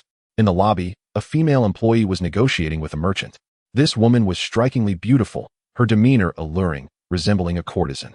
Beside her stood a dozen sturdy men, their muscular physiques adorned with scars from battles fought. Drogo remained silent, drawing closer to listen intently to their conversation. The female employee spoke with clarity and confidence. These robust men were once gladiators, their physiques well suited for the laborious tasks you require. Upon hearing this, the merchant displayed a flicker of interest. He approached, patting the shoulders of these individuals, and then revealed a satisfied smile. However, a look of uncertainty crossed his face as he inquired of the woman. Accustomed as they are to combat, can they truly meet my demands? I require dockworkers capable of handling strenuous tasks. I fear their compliance may be lacking. The female employee responded with a smile. Certainly. In fact, their discipline and endurance surpass that of ordinary dockworkers. Through their training as gladiators, they have mastered the art of following orders and performing under pressure. These experiences render them exceptionally suited for labor-intensive work. The merchant seemed convinced by her words, yet still hesitated. But what of their propensity for violence? I wish to avoid any disturbances at my docks. The female employee promptly replied. We have conducted rigorous screening and training for all our workers to ensure their adaptability to the new work environment. Additionally, we offer a probationary period. Should you find their performance unsatisfactory during this time, we can unconditionally replace them. She then began to patiently elucidate the terms of their contract. Our agreements span 5, 10, or 20 years, with a penalty for breach set at 1 gold dragon. If the employer provides food and lodging, the monthly wage must not fall below 2 silver coins. If not, it should be at least 5 silver coins per month. Furthermore, the agency fee for each worker amounts to 10 gold coins. The merchant listened to these conditions, his brow furrowing. He absently stroked the tanzanite ring on his finger, swiftly calculating the costs in his mind. His gaze wandered as he muttered softly. This is 20% more expensive than the cost of employing slaves. Yet he noted that the agency fee was indeed somewhat cheaper than in the past when slaves were traded. He stepped closer to the female employee, his voice low and laced with temptation. Could we possibly reduce their wages? I could discreetly offer you a little extra, and we could raise the agency fee for each worker to 11 gold coins. The female employee merely smiled alluringly at the merchant's proposition, her demeanor firm as she declined. I am sorry, sir, but this is mandated by the latest Millen laws, and we are unable to make alterations. The merchant sighed with regret, aware that under the new legal framework, he could no longer exploit slaves as he once had. Noticing the client's apparent displeasure, the female employee mimicked his earlier approach and leaned close to his ear. If you agree, I could personally accompany you to celebrate this deal. Perhaps an evening drink? The merchant narrowed his eyes, appraising the woman, and then revealed a pleased smile. He acquiesced to the female employee's terms. Very well, I accept your conditions. I require 200 dock workers, and I hope they are as capable as you have described. The female employee smiled and nodded, saying, Of course, my lord. We assure you that all personnel provided will undergo rigorous screening and training, meeting all your requirements. She promptly began preparing the contract and relevant documents while arranging for staff to notify the former gladiators who were about to commence their new roles. Drogo, witnessing this scene, could not help but smirk. Whose brilliant idea was it to employ bed slaves for marketing? It was truly ingenious. After signing the contract, the female employee leaned in to whisper a few words to the merchant. A satisfied smile then spread across the merchant's face as he briskly exited the hall. In this bustling hall, numerous salespeople moved between the merchants, some standing, some seated, engaging in lively discussions about various transactions, the atmosphere vibrant and full of vitality. Then, the female employee approached Drogo, having noticed the individual waiting nearby. She softly inquired, Hello, are you here seeking a new position as a gladiator? She scrutinized Drogo with a keen eye, internally astonished by his physique and demeanor, which elicited a thrilling sensation within her. Before Drogo could respond, she continued, With your physique, you would be suitable to become a mercenary, potentially even joining the illustrious Golden Company. Surely, you have heard of their legendary prowess in battle? Drogo shook his head and informed her, I am here to speak with your employer, Reitsnack. With that, Drogo removed his hat, revealing his distinctive long braid. Upon seeing this, the female employee gasped and knelt in fear, exclaiming, Your Majesty, the Horse King. Drogo glanced at the nearby individuals still engaged in negotiations, not wishing to disrupt their dealings. He gently pulled her up with one hand, saying, Rise, I do not wish to interfere with business here. He then quietly instructed, Take me to see Reitsnack. The female employee quickly nodded and guided Drogo through the bustling hall towards the private office at the back, her heart brimming with excitement and trepidation. You know, thanks to your Majesty, I was liberated from the dark, damp dungeons of the lords, freed from the heavy shackles and whips, and awakened from countless nights of torment. Those lords did not regard me as a person, but treated me like livestock and mere possessions. I hardly know how to express my gratitude. Her face radiated with a proud smile, tears of emotion glistening in her eyes. Today, she was fortunate enough to personally guide His Majesty, the Horse King, marking the most memorable moment of her life. After traversing several quiet corridors, the female employee halted before an ornately carved wooden door. She gently knocked, then pushed it open, respectfully announcing, Master Reitsnack, you have a distinguished guest. Reitsnack lifted his gaze, and, upon seeing Drogo, immediately stood, his expression transforming into one of surprise and reverence. Your Majesty, the Horse King, what brings you here? Zhuge entered the office, surveying his surroundings before smiling and saying, Reitsnack, you have performed your duties commendably. I wish to see it for myself. By the way, we have some matters to discuss. Reitsnack nodded respectfully, inviting Zhuge to take a seat, and then instructed a female staff member to prepare tea. He remained fully attentive, eager to hear Zhuge's words and ready to receive the king's directives. Chapter 64, Property Election System. Standing humbly before Zhuge, Reitsnack inquired, Your Majesty, how may I serve you? He felt both surprised and exhilarated by Zhuge Cao's visit. Zhuge gazed intently at Reitsnack, his voice resolute as he declared, Reitsnack, the kingdom has devised new plans, and we shall fully support the development of the wool textile industry. I require you to take the lead in investing, ideally inspiring a number of prominent nobles to join in this burgeoning sector. Upon hearing this, Reitsnack's face lit up with a joyous smile. The king's request was nothing short of splendid. He recognized this as a remarkable opportunity to solidify his status and wealth. Yet, he feigned hesitation, expressing to Zhuge, Your Majesty, I am concerned that this industry may face exorbitant taxes. I fear it may resemble the Colosseum of Sitsadura, relying solely on ancillary industries for profit. Surely, we cannot depend on the production of textile tools for our gains in wool processing? Zhuge regarded him calmly, his deep-set eyes betraying no emotion, and assured Reitsnack, as long as we operate within the law for the first year, we shall impose only a 5% tax on wool textile workshops. Zhuge had not set the tax rate excessively high. It was prudent to offer favorable policies during the nascent stages of an industry, especially as he hoped the textile sector would alleviate the crisis in Milan. Upon hearing the figure of 5%, Reitsnack could not contain his excitement and rose from his seat. This tax rate was far below his expectations, nearly qualifying as exceptionally advantageous. Realizing his indiscretion, he cleared his throat and reseated himself, then eagerly asked, "Your Majesty, what will the tax rate be after 1 year?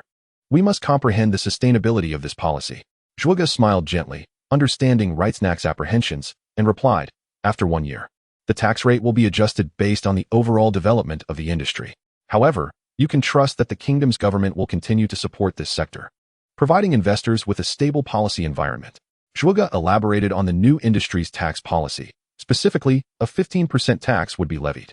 Additionally, a subsidy policy would be implemented, allocating 20% of the total tax revenue to support technologically advanced workshops. Upon hearing the unfamiliar term subsidy, a look of confusion crossed Reitsnack's face. Zhuge, noticing his bewilderment, continued to explain, "This 20% of tax revenue will be distributed as subsidies based on the technological proficiency of the individual workshops. The more advanced the workshop, the greater the financial subsidies it shall receive." This indicates that the average taxation within this industry hovers around 12%, while workshops that exhibit exceptional performance will benefit from even lower tax rates. Upon hearing Zhuge's elucidation, Reitsnack could no longer contain his exhilaration. He immediately recognized that such measures would not only alleviate the tax burdens on workshops, but also incentivize them to enhance their technological capabilities, thereby bolstering the overall competitiveness of Milan woolen products. "Your Majesty, this policy is exceedingly sagacious," Reitsnack exclaimed with fervor. "It will significantly propel the development of our Milan wool textile industry." Satisfied with Reitsnack's response, Zhuge nodded. "I am pleased that you grasp the significance of this policy. Now, I need you to promise me that you will take the lead in investing in the wool textile industry." Without hesitation, Reitsnack acquiesced. "Your Majesty, I shall wholeheartedly support your policy." After a few moments of calm, Reitsnack tentatively inquired of Zhuge, "Your Majesty, may I assume the position of governor of Milan? I will invest my entire fortune to support your policy, and I am held in high regard among the nobility. If I could govern Milan, I would ensure its loyalty and stability." Zhuge Kaio faced Reitsnack and slowly shook his head. Milan cannot be governed by a single governor. A metropolis with a population of hundreds of thousands necessitates broader participation and a more balanced distribution of power. A governor managing such a vast populace would not instill confidence in Zhuge. Even the most loyal individual, if endowed with such immense power, may succumb to ambition over time. Moreover, Reitsnack's loyalty has always been questionable in the original narrative. Reitsnack's expression shifted, evidently taken aback by the refusal. He urgently asked, "But, Your Majesty, how will Milan maintain order without a strong leader?" Zhuge smiled faintly, having already prepared his response. "Milan will continue to adopt a democratic system. This respects Milan's political traditions and affords its citizens the opportunity to partake in governance. For Zhuge, a democratic system is more suitable for Milan. It allows various factions representing free citizens, minor nobles, and major nobles to counterbalance each other, thereby ensuring the stability of royal authority." Reitsnack gasped, "That is impossible. Milan's democratic system was founded upon slavery. Only the great lords were permitted to participate in assemblies. Now that both slaves and great lords have been elevated to free citizens, how can such a system be implemented? Especially since many of the former slaves are illiterate. How shall they engage in politics? Certainly not in the previous manner, but rather through a property-based electoral system." Zhuge elaborated on this political model. Milan will be governed by a limited assembly comprised of Milan representatives. The assembly members will be elected from among a select group of free citizens. Those who pay an annual tax of 20 gold coins or more will be eligible for election, while those who contribute over 2 gold coins will have the right to vote. Ultimately, assembly members will be chosen based on the number of votes they receive. The calculation of votes should be conducted fairly under the joint supervision of multiple parties. As the king, I will possess the authority to dismiss members of parliament and dissolve the assembly. Listening intently to Drogo's plan, Reitsnack pondered for quite some time before finally grasping the essence of this system. Its ultimate test is, after all, financial power. For an affluent nobleman like himself, this system is evidently advantageous. A smile graced his face as he expressed genuine admiration for Drogo's plan. "Your Majesty, this system is truly ingenious. It not only ensures the reliability of parliamentary members, but also genuinely safeguards the interests of all parties involved. However, Reitsnack's expression soon turned serious. Your Majesty, I have received news through relatives distributed across other city-states. The other city-states in the Bay of Slaves, upon learning of your abolition of slavery, are forming a coalition to intervene in the politics of Milan. I advise you to prepare early. After speaking, Reitsnack felt a twinge of unease. Such actions undoubtedly betrayed his relatives. He had intended to remain an observer during this conflict, to see whether Drogo truly possessed the strength to confront the backlash from the entire Bay of Slaves. Yet today's meeting solidified his confidence, and he resolved to place a substantial bet on Drogo's side. After hearing this news, Drogo furrowed his brow. He nodded. Reitsnack, your information is of utmost importance. I will immediately dispatch someone to investigate this matter to ensure the safety of Milan. Reitsnack bowed deeply. Your Majesty, your decisiveness and wisdom will guide Milan toward an even more glorious future. My family and I will fully support your decisions. Chapter 65. The young Robert. The horizon ascended to the zenith, the sky shifting from a profound navy blue to a cobalt hue. Behind the low hills to the east, a glimmer of light emerged. Soft gold and pearlescent pink intertwined to form a resplendent tapestry. As the first rays of sunlight fell, a new day began to unfold in Milan. The gray bricks came alive under the morning sun, a kaleidoscope of colors, red, yellow, orange, green, and blue, adorned the city in vibrant splendor. The scarlet sands of the arena dazzled painfully under the sunlight, while the golden dome of the Temple of Sacred Grace reflected a brilliant radiance, resembling a magnificent gem embedded within the city. At this moment, Milan had achieved a semblance of stability, yet Drogo's heart remained heavy with concern. The religious forces of this city still lingered outside the established order of governance, and their influence was not to be underestimated, though Drogo contemplated the need to revere the gods while maintaining distance. Should the priests of the Temple of Sacred Grace incite the populace against the ruling power, it would become a troublesome affair. On his way to the Temple of Sacred Grace, Drogo inquired of the nearby Ram priest. Millimaster, can the power of the Supreme Shepherd contend with the magic of the Green Saintess? The Ram priest, Millimaster, responded in a calm voice. The divine power of the Eagle Goddess is not inferior to that of the Supreme Shepherd. However, if I could meet the Green Saintess face to face, I would be able to nullify her magic. Upon hearing Mili's words, a look of relief spread across Zhuge Cao's face, and his mood visibly lightened. As Zhuge and Mili Mazda approached the grand entrance of the Temple of Divine Grace, the two intricately carved massive wooden doors shimmered with a solemn aura under the sunlight. Before the doors stood two figures clad in crimson robes, the Pink Saints, standing as statues, their flowing garments gently swaying in the breeze, and their youthful faces exuding a unique charm. Zhuge stepped forward and spoke in a deep voice. I am King Zhuge, here to visit the Green Saint. The Pink Saint smiled, and one of them stepped forward, saying, Your Majesty, the Green Saint has instructed that only you may enter the temple today. Those who worship foreign deities are not permitted to tread upon the sacred grounds. Zhuge furrowed his brow and turned to Mili. A flicker of displeasure crossed her eyes, but she quickly regained her composure. She softly replied to Zhuge, It is of no concern, Your Majesty. I shall wait here, and trust me, even from outside, I will do all I can to assist you. Zhuge nodded and addressed the Pink Saints. My companion Mili Mazda is my confidant. She will not show any disrespect to the temple. However, the Pink Saints remained steadfast in their resolve, refusing to yield at the entrance. I respect the wishes of the Green Saint, but remember, what I truly honor is not an ordinary mortal, but the divine truth she embodies. Understanding that further argument was futile, Zhuge said to Mili, Very well. I shall enter alone. You wait for me here. Taking a deep breath, Zhuge turned and stepped into the temple. The doors slowly closed behind him, isolating him from the outside world. He entered the temple's antechamber, where the light was soft and the air was filled with a delicate fragrance that instilled a sense of tranquility. As he crossed the threshold into the Temple of Divine Grace, Zhuge was struck by the solemnity and grandeur of the interior. The temple's decor was opulent and intricate, adorned with various religious motifs on the walls, while the floor was laid with vibrant marble. An atmosphere of sanctity and peace enveloped the space. Zhuge walked slowly down the corridor, his footsteps echoing in the vast hall.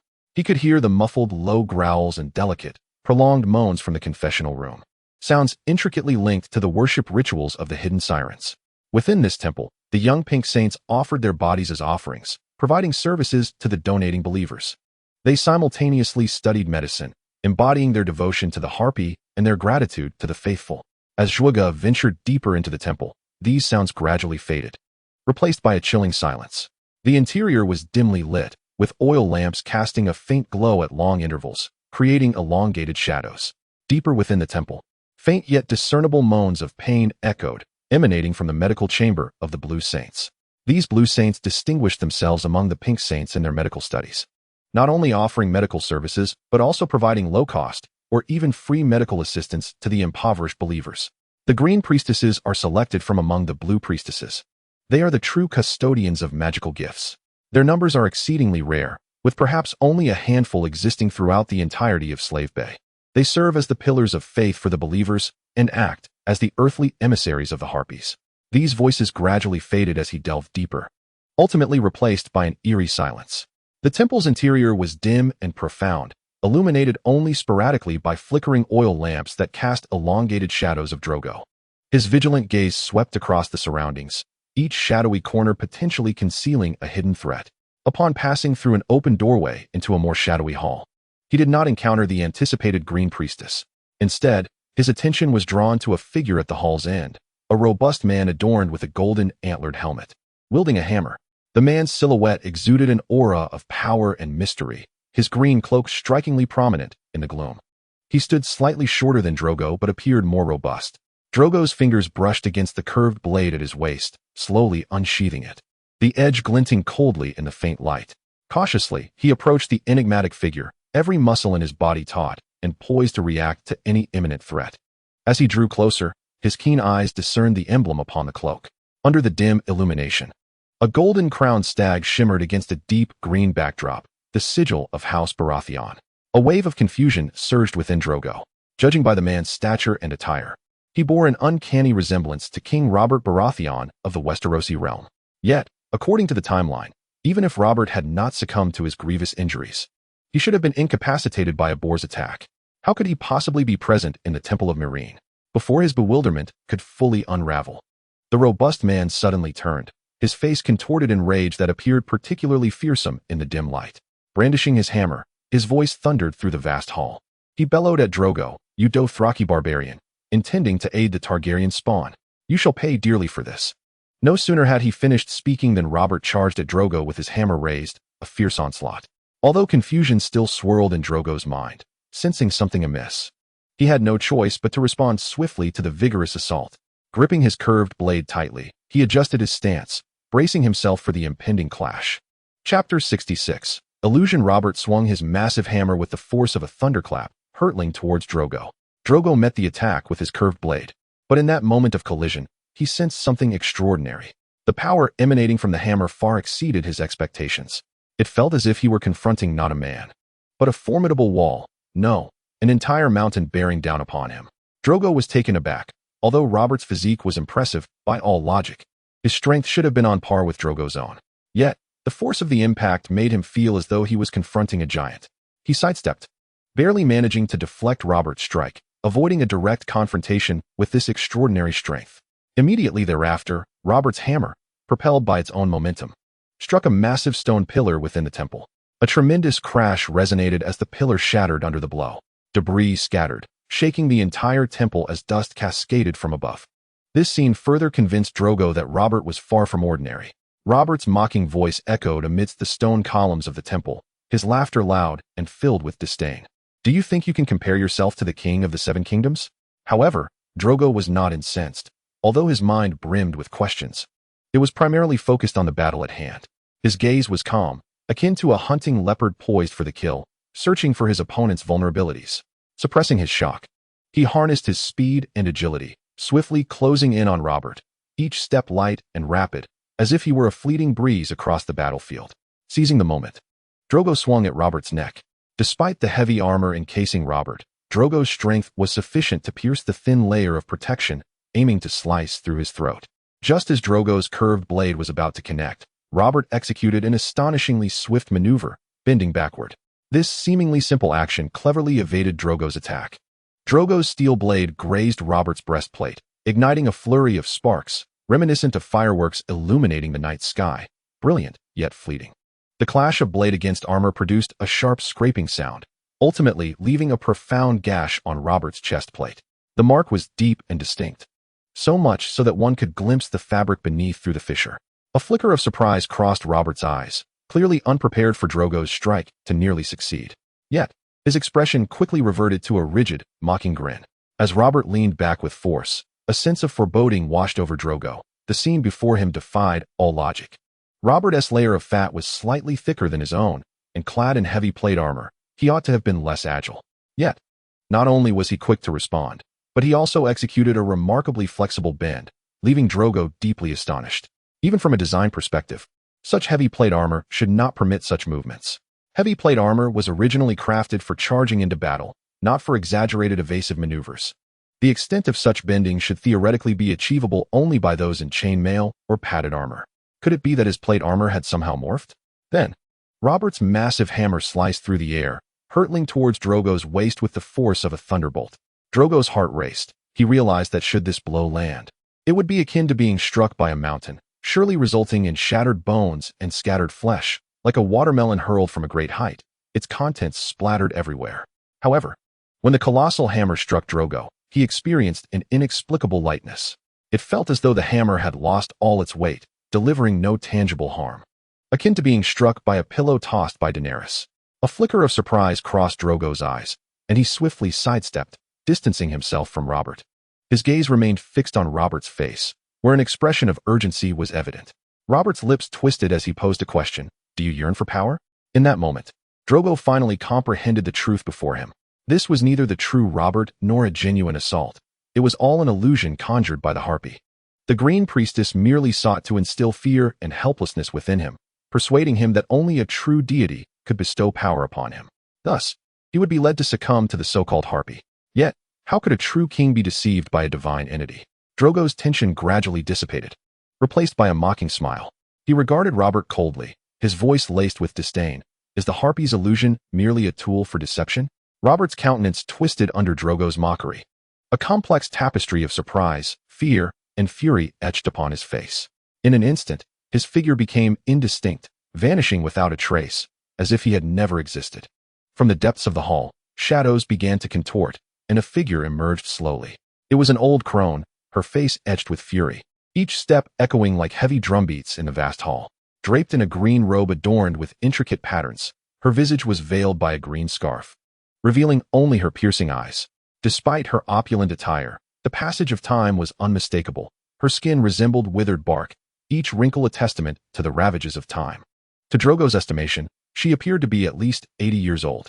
Her voice, raspy yet powerful, resonated through every corner of the hall. Outlander. You shall not insult the exalted Harpy. Her gaze fixated on Drogo. You must not disrupt the sacred ritual with the priest of a false god.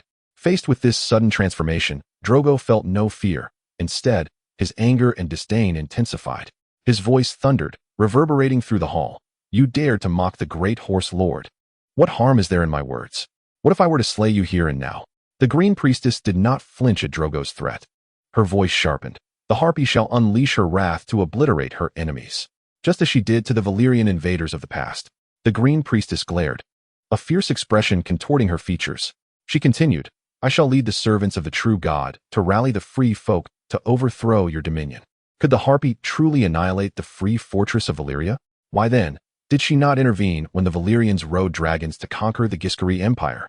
Zhuogu Kao advanced with purpose, his gaze as sharp as a blade, fixating on the woman who proclaimed herself the Green Saintess. No sooner had her words left her lips than Zhuogu struck with alarming speed, his palms slicing through the air with a whistling sound before landing heavily upon her face. The old woman stumbled back, collapsing to the ground, her green veil fluttering down in the aftermath, revealing a visage contorted with terror and agony. Zhuogu's strength was formidable, alas. She had no teeth left to spit out in defiance. Chapter 67. The selection of the new Saintess. Zhuogu stood above the Green Saintess, his voice icy and scornful. I have come to this temple merely to embellish matters, to prevent certain foolish zealots from inciting disorder. The nobility of Milan has already pledged their allegiance to me as king, and the liberated commoners express their gratitude. 6,000 troops lie in wait within the city. What do you have to rally the people? What do you possess to unseat me? His tone dripped with disdain and mockery, each word landing like a hammer upon the Green Saintess's heart. Surely, you do not believe that everyone willingly dies for a so-called faith? The green saintess lay on the ground, her lips trembling as if she wished to utter something more. Yet Zhuge afforded her no opportunity. His eyes betrayed a resolve that was merciless. Even within this enigmatic and perilous temple, he could not tolerate any challenge to his authority.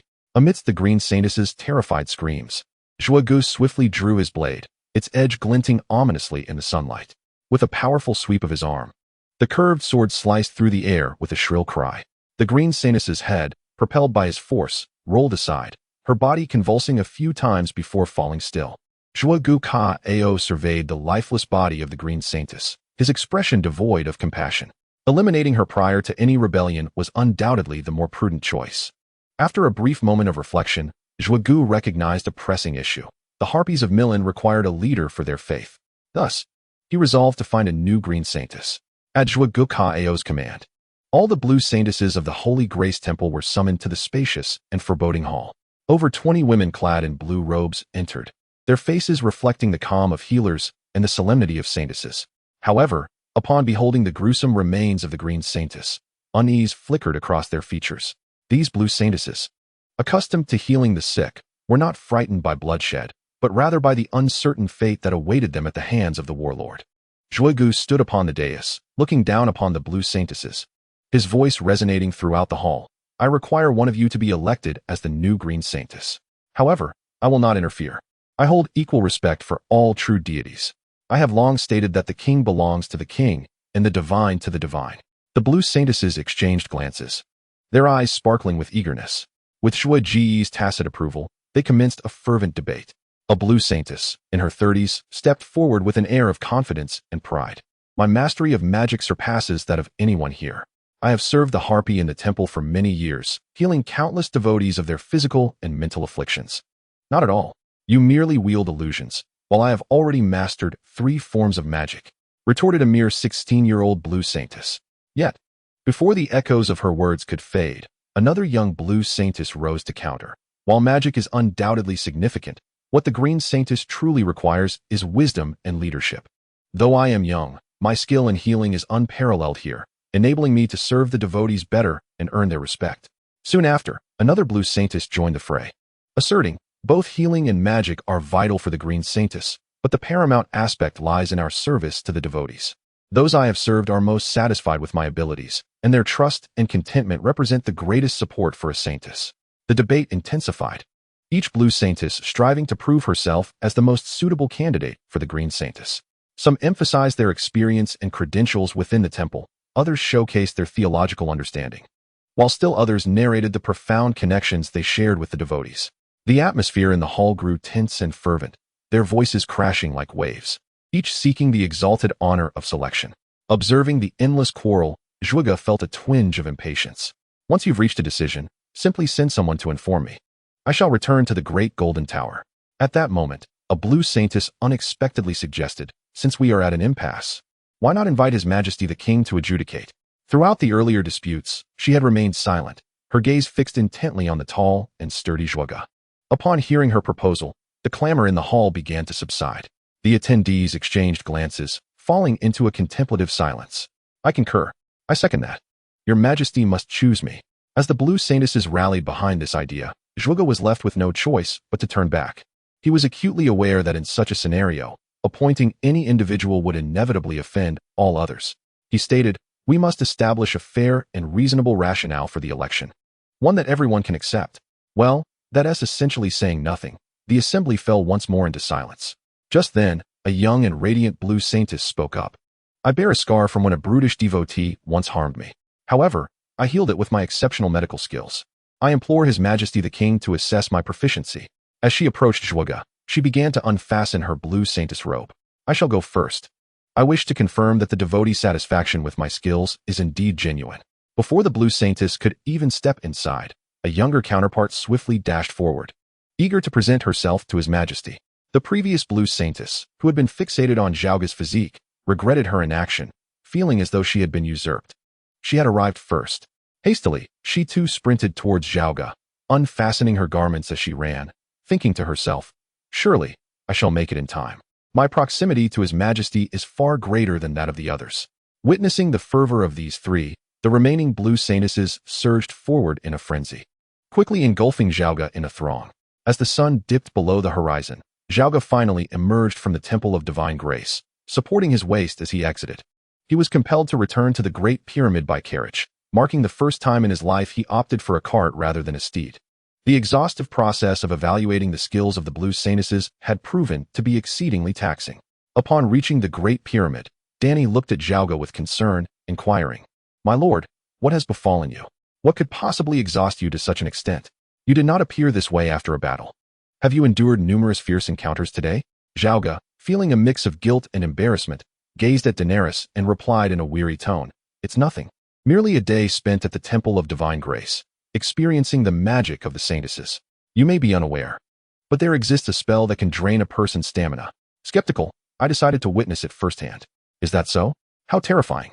Daenerys gasped, clutching her chest. "What if such magic were to be employed en masse on the battlefield? Our warriors would find themselves in dire straits."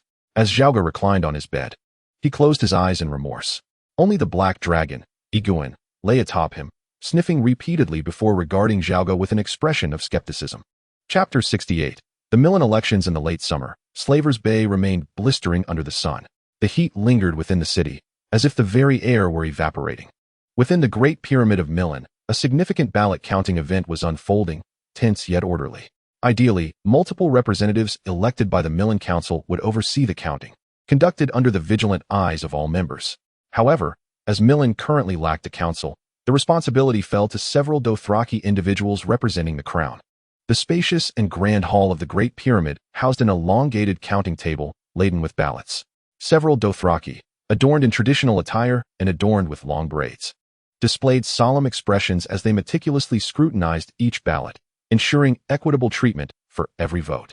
In the hushed hall, ballots were extracted from their boxes, their fingers gliding over the papers, creating a rustling sound that echoed the clash of power. Flanking the counting table were rows of seats occupied by Milan's nobles, merchants, and affluent freemen.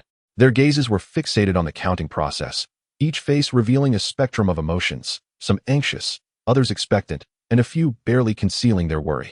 They understood that the outcome of this ballot would directly impact their interests and future.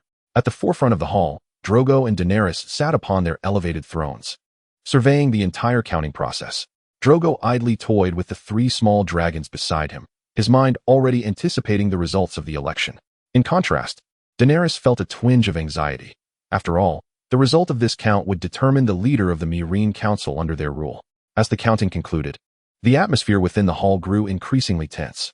The counters presented the results to Drogo, who accepted the list and rose to his feet. Casting his gaze over every individual in the hall, his voice resonated through the space. According to today's tally, Racenak Maraznak has been elected as the chair of the council, while Sitzdalr Zolarak and Scarets Mokantak shall serve as vice chairs. He paused momentarily before continuing. Furthermore, 4 additional councillors have been elected to join Racenak, Sitzdalr, and Scarets in shaping the future of Meereen. As Drogo's words faded, applause erupted in the hall, mingled with whispers of discourse. Nobles, merchants, and free folk exchanged glances. Some nodded in agreement, while others furrowed their brows, seemingly assessing the implications of this outcome on their personal fortunes. Subsequently, Racenak, Scarets, and the other 5 councillors stepped forward. Racenak raised his right hand first. "I, Racenak Maraznak, hereby swear, I shall be loyal to Meereen, loyal to our people, loyal to the crown. I will do my utmost to strive for the prosperity and peace of Meereen." Next, Sitzdalr, elegantly garbed in a toga, performed a graceful bow.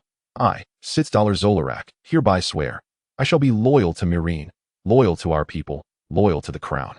I will do my utmost to strive for the prosperity and peace of Meereen." However, when it was Scarets' turn, he remained silent for an extended moment, still reeling from the shock of the election results. Why had the Meereenese not chosen him, the hero who had saved them, as chair?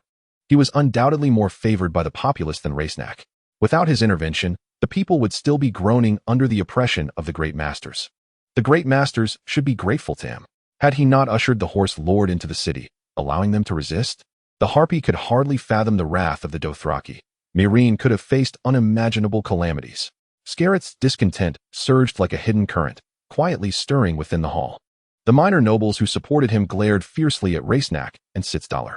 A glint of determination flickered in Scarets' eyes, as if contemplating an opportunity for a reversal. He stood tall, Yet the turmoil within him remained tumultuous and unresolved. His voice shattered the brief silence. Your Majesty, should Meereen also emulate Westeros? With the hand of the king and various ministers managing the intricate affairs of state? I inquire, do we truly require a hand of the king? This query resonated like a stone cast into a tranquil lake, eliciting ripples of murmurs among the assembled noble merchants and free citizens, their gazes shifting between Scarats and Dargo, awaiting Dargo's response. However, before Dargo could speak, Reitsnack interjected, his tone resolute and piercing. Scarats, if we were to adopt your perspective, what then is the purpose of our council? The 7 kingdoms of Westeros span vast territories and host a multitude of inhabitants, necessitating a royal council to harmonize diverse interests. Yet here in Meereen, with a mere population of several 100,000 and limited lands, a council suffices to address all matters of governance. Reitsnack's words struck like a hammer, shattering Scarats' arguments. Scarats opened his mouth, seemingly eager to continue the debate. His eyes brimming with indignation, he glared fiercely at Reitsnack as though wishing to consume him whole. Yet upon noticing the array of highborn nobles behind Reitsnack, he swiftly regained his composure. Dargo observed this exchange with satisfaction and then spoke slowly, his voice imbued with a tone of reconciliation. Scarats, Reitsnack, both of you are the pillars of Meereen. The establishment of the council is intended for our collective deliberation and decision-making, rather than for the pursuit of power. Our united objective is the prosperity of Meereen and the welfare of its people. Dargo's words acted like a gust of wind, dispersing the tension within the hall. Scarats and Reitsnack exchanged glances. Though reluctant, they understood the necessity of acquiescing to the king's will, for he held the power to dismiss them at any moment. Meanwhile, Sitzdara observed the two with keen interest, his gaze flitting back and forth between them as if seeking an opportunity. Noticing his scrutiny, both Scarats and Reitsnack settled into a calm demeanor, unwilling to provide anyone with an advantage.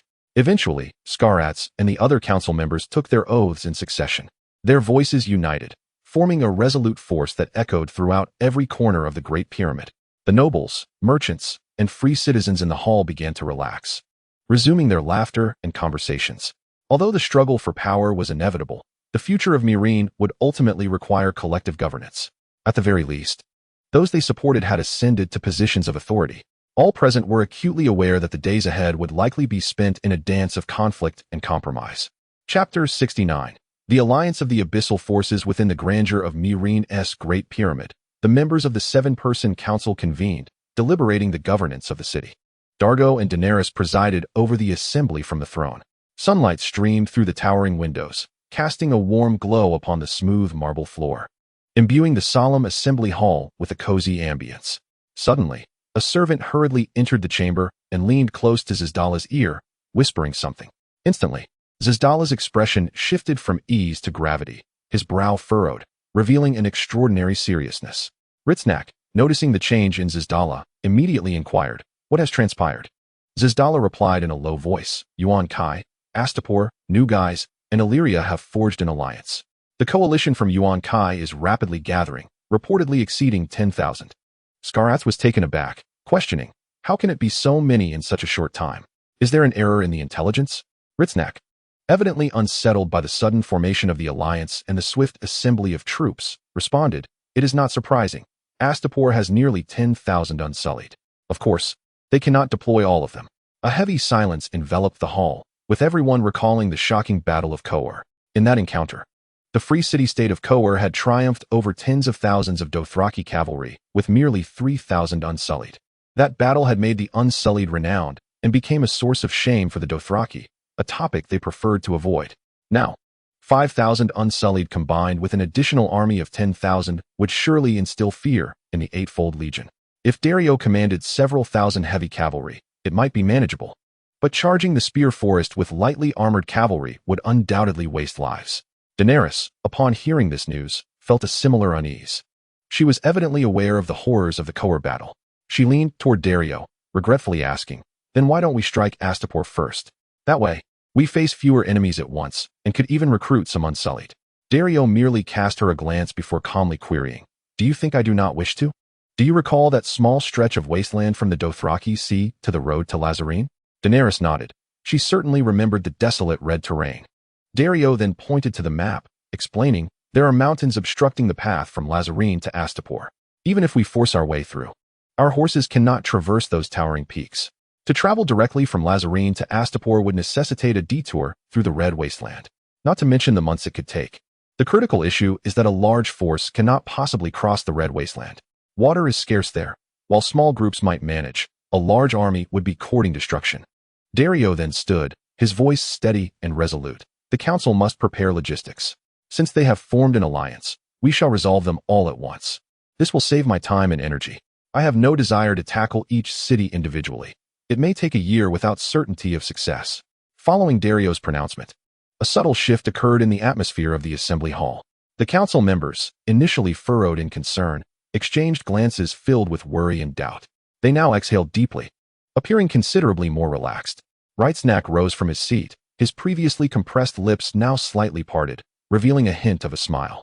He nodded in acknowledgement to Drogonko before turning to face the other legislators.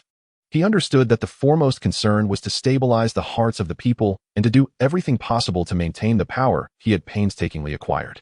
Thus, he spoke, "We possess a formidable leader and an indomitable will. What fear can the coalition of Yuan-Kai instill in us?" His words resonated deeply with the legislators. Who could forget the invincibility of King Drogon? Within a mere week, he had conquered the stronghold of Milan and secured peace throughout the region. With such a leader, what challenges could not be surmounted? Subsequently, Reitsnack proposed, "Let us utilize the newly constructed vessels to transport the army's logistics. We merely need to requisition a few more ships, and we will have sufficient means to move our supplies." His fingers traced potential routes on the map, indicating that a journey along the coastline of Slave Bay would suffice. As both Yuan-Kai and Astapor lie along the shore, his suggestion was met with unanimous agreement from the other legislators, who nodded in approval. Recognizing it as a swift and effective strategy, Drogon contemplated for a moment before nodding in consent. "So be it. We must ensure the safety and efficiency of our supply lines." The legislators rose from their seats, brimming with confidence, and bowed to Drogon and Daenerys. One by one, they turned, their footsteps echoing through the hall, each moving briskly toward their respective missions. Drogon then addressed Daenerys. "You must remain in Milan. Your responsibility lies here.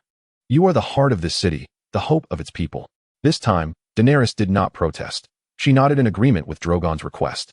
She began to realize that her presence in Milan symbolized the stability of the monarchy, the safety of the heir Charlemagne, and the continuity of Drogon's reign. From a worst-case perspective, even if Drogon faced misfortune, she could command Milan and the Dothraki through the child she carried. This child represented the culmination of their love and the legacy of their power. Once arrangements were finalized, Drogon led an army of 60,000, surging forth from the city of Milan like an unstoppable torrent. Banners of various colors fluttered in the wind, including the Targaryen three-headed dragon standard and the Pegasus flag representing the Dothraki kingdom, both soaring high above. With the establishment of a clear 8-banner system, the Dothraki army had transformed from a disordered mob into a nascent regular army with burgeoning discipline and structure. As the troops advanced, a contingent of scouts bearing the standard of the Golden Banner galloped toward Drogon. They reined in their horses before him and reported the latest military intelligence. The enemy comprises approximately 15,000 men, including 5,000 unsullied, 8,000 various slave soldiers, and 2,000 mercenaries. They are camped outside Yuan-Kai, awaiting reinforcements, and large ships continue to ferry additional slave soldiers and mercenaries. Upon hearing the figure of 5,000 unsullied, the countenance of the assembled Dothraki commanders grew somber. Even the typically valiant Korras fell into silence. Moroka's face betrayed concern as he articulated his apprehensions. "My worry does not stem from our inability to vanquish the enemy, but rather from the price we must pay to achieve such a victory. Should we suffer excessive losses, our future endeavors to conquer other lands will be severely hampered." Sir Jorah concurred with his assessment, reflecting thoughtfully. "To defeat 5,000 fearless unsullied, we must resort to a war of attrition, which will undoubtedly incur significant losses." Chapter 70. March on Astapor. King Drogo, after considering the opinions of his generals, remained resolute, his gaze unwavering. There was not a hint of hesitation in his tone. "The entire army shall maneuver eastward, circumventing the Yunkai, with Astapor as our objective." Commander Khal Shan, clad in a pure white woolen tunic beneath a finely crafted silver chainmail, appeared puzzled and inquired, "Why proceed west, Khal? Is not the enemy concentrated in Yunkai?" Drogo replied, "The foes, aside from the troublesome unsullied, are of little consequence. If we can first breach Astapor and compel them to withdraw from the conflict, everything else will fall into place." Commander Khal Pono, typically reticent, could not suppress his concerns. Astapor cannot possibly be unguarded. If we engage in a prolonged siege there, we shall be undone when the forces from Yunkai return to reinforce. Drogo interjected, having evidently contemplated this matter deeply. I understand your trepidation. In such a scenario, the garrison will mount a counteroffensive, and our fatigued forces will find themselves besieged from both sides. Even if we do not face total annihilation, the losses will be grievous. Drogo's words plunged the assembly into silence. They regarded him with a mixture of doubt and unease. Did His Majesty truly intend to embark upon such a perilous venture? His strategy appeared fraught with risk, akin to wagering one's entire fortune in the arena. After absorbing the concerns of his commanders, Drogo pondered for a moment before his voice cut through the murmur. Let us proceed. Our main force should ideally engage the enemy from Yunkai. We possess a considerable number of troops, and each man is mounted, granting us superior mobility. Whether to engage or retreat lies within our control, not theirs. His gaze swept across the faces of his commanders before he continued. Our forces will feign an assault on Yunkai, while I shall lead 20,000 men lightly equipped to Astapor. This way, we shall evade danger. In his view, extending supply lines to Astapor via maritime routes was unnecessary, as such paths would traverse the coast of Yunkai, exposing them to the risk of enemy disruption. Cao Shan began to object. Your Majesty, I implore you to reconsider. Merely detaching 20,000 men and abandoning our siege engines currently at sea seems an implausible strategy for capturing Astapor. Drogo merely chuckled lightly, gesturing towards the black dragon, Valyrian, caged nearby. There is no need for fear. I possess a dragon. The assembly was left bewildered. The dragon was but the size of an eagle at present. What use could it possibly serve? However, due to the esteemed reputation of King Zhaoga, no one dared to voice their concerns, merely exchanging puzzled glances amongst themselves. Rest assured, even if my plan were to falter, my exceptional mobility would allow for a swift retreat at any moment. In the Slave Bay, there exists no enemy capable of detaining the Eight Banners army. Zhaoga Cao stood amidst the gentle morning breeze, his cloak billowing softly behind him, a solemn army standing at attention in his wake. His gaze traversed the faces filled with anticipation, ultimately resting upon Kiso. Kiso, his most trusted general, was seasoned, valiant, and resolute. More importantly, they had grown up together. Zhaoga's voice resonated through the morning stillness, firm and clear. Kiso, I appoint you as the commander of the army. You shall hold back the enemies of Yunkai. Kiso stepped forward, kneeling on one knee, his right hand firmly grasping the hilt of his curved blade, bowing his head in reverence. Yes, Your Majesty. I will not betray your trust. His voice rang with power, each word imbued with determination. Zhaoga turned his attention to the other generals. His gaze fierce. We shall divide our forces into two paths, one led by Kiso and the other by myself. The generals nodded in unison, expressing their compliance. They held unwavering confidence in Zhaoga's decisions, believing that under his leadership, victory was assured. As Zhaoga's orders rang out, the army began to swiftly and orderly split.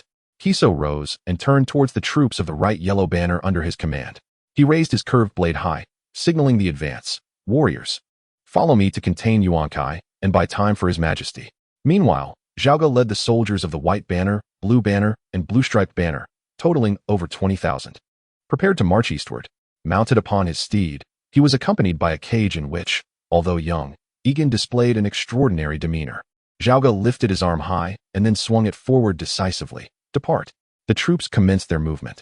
The sound of hooves gradually rising from a gentle rhythm to a resounding thunder that shook the air. The soldiers led by Zhaoga surged forth like a torrent, rolling down the eastern road, dust swirling beneath their pounding hooves, obscuring the sky. With resolute gazes, the soldiers followed the king, their hearts brimming with the fervor of battle and the faith of triumph. Zhaoga, commanding his meticulously selected troops, after days of rapid marching, finally arrived at the foot of Astapor. He immediately issued orders for the soldiers to fell nearby trees, creating an impression of readiness for an assault on the city. Outside the walls, the sounds of axes striking wood and the shouts of soldiers echoed, a tense atmosphere enveloping the air. Though the walls of Astapor were not as formidable as those of Milan, they stood tall and sturdy enough to withstand external incursions. Zhaoga's men positioned themselves beyond the range of arrows, calling out loudly. His Majesty the King has a significant transaction to propose to the lords of Astapor. He intends to purchase all your innocence. The slave soldiers atop the walls, having prepared for such a proclamation, responded loudly. The lords have already instructed us. Tell the king that as long as slavery is not abolished, The lords will not engage with them, nor will they negotiate, let alone compromise. Regardless of how fervently the followers of Drogo shouted, those above remained impervious to their pleas. In that moment, both sides found themselves ensnared in a stalemate. Drogo furrowed his brow, taken aback by the unwavering resistance of Astapor. Could it be that a business opportunity presented on a silver platter would be disregarded? He instructed several individuals to continue their outcries, their voices rising in volume. His Majesty the Dragon King is willing to exchange a dragon for the unsullied of Astapor, to barter for Astapor's withdrawal from this conflict. These declarations reverberated beneath the city walls, each iteration imbued with renewed hope and anticipation.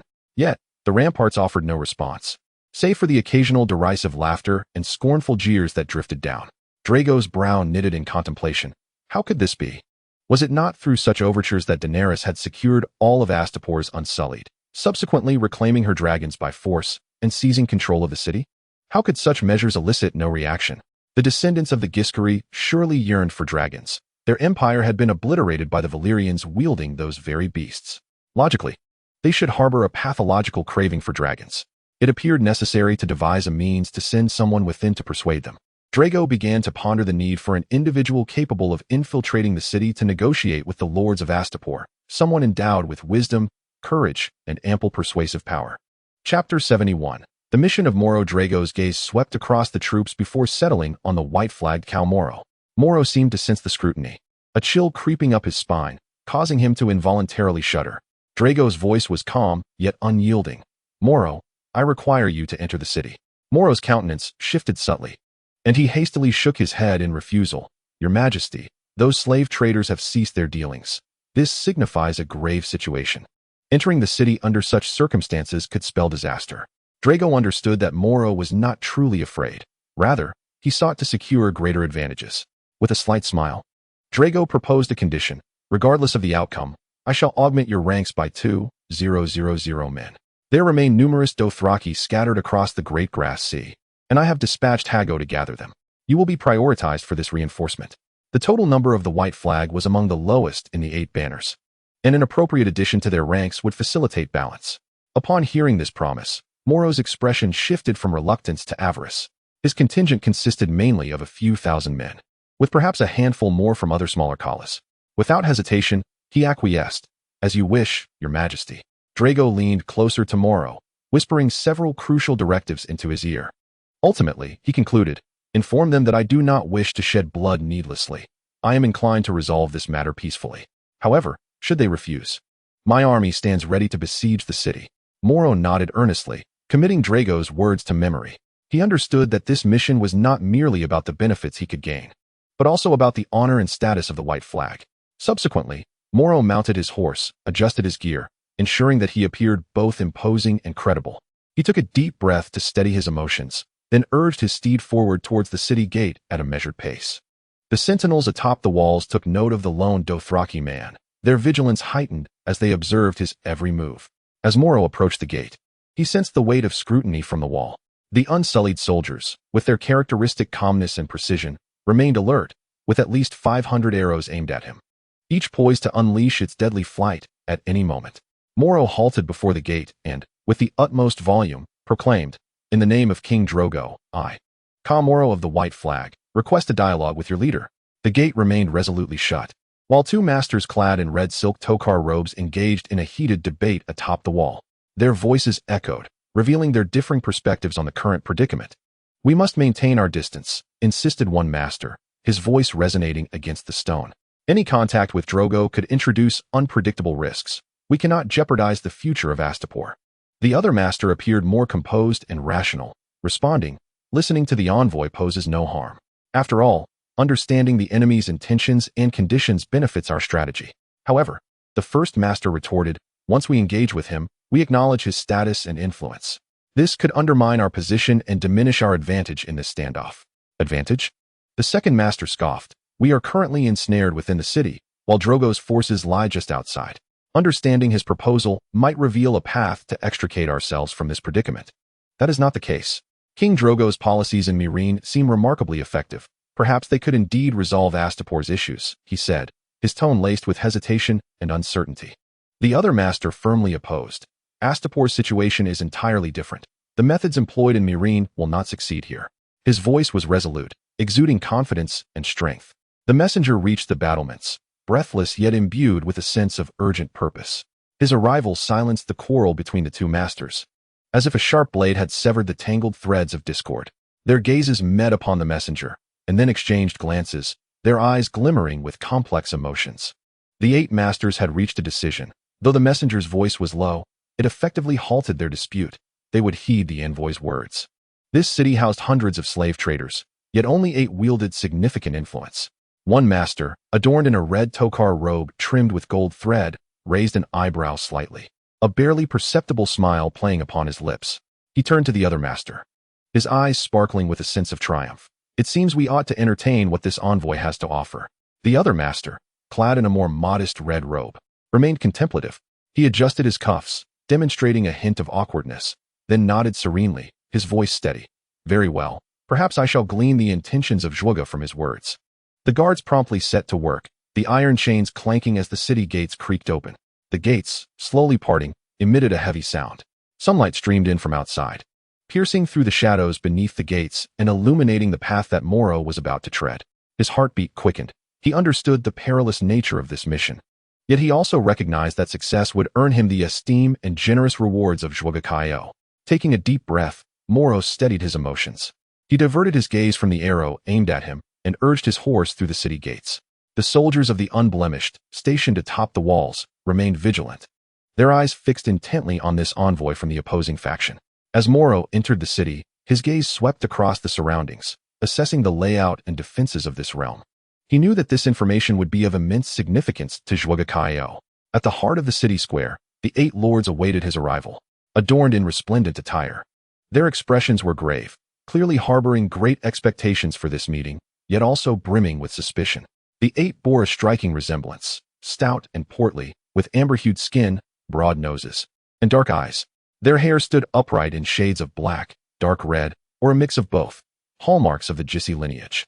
They were draped in toka robes, a garment reserved solely for the free in a stable.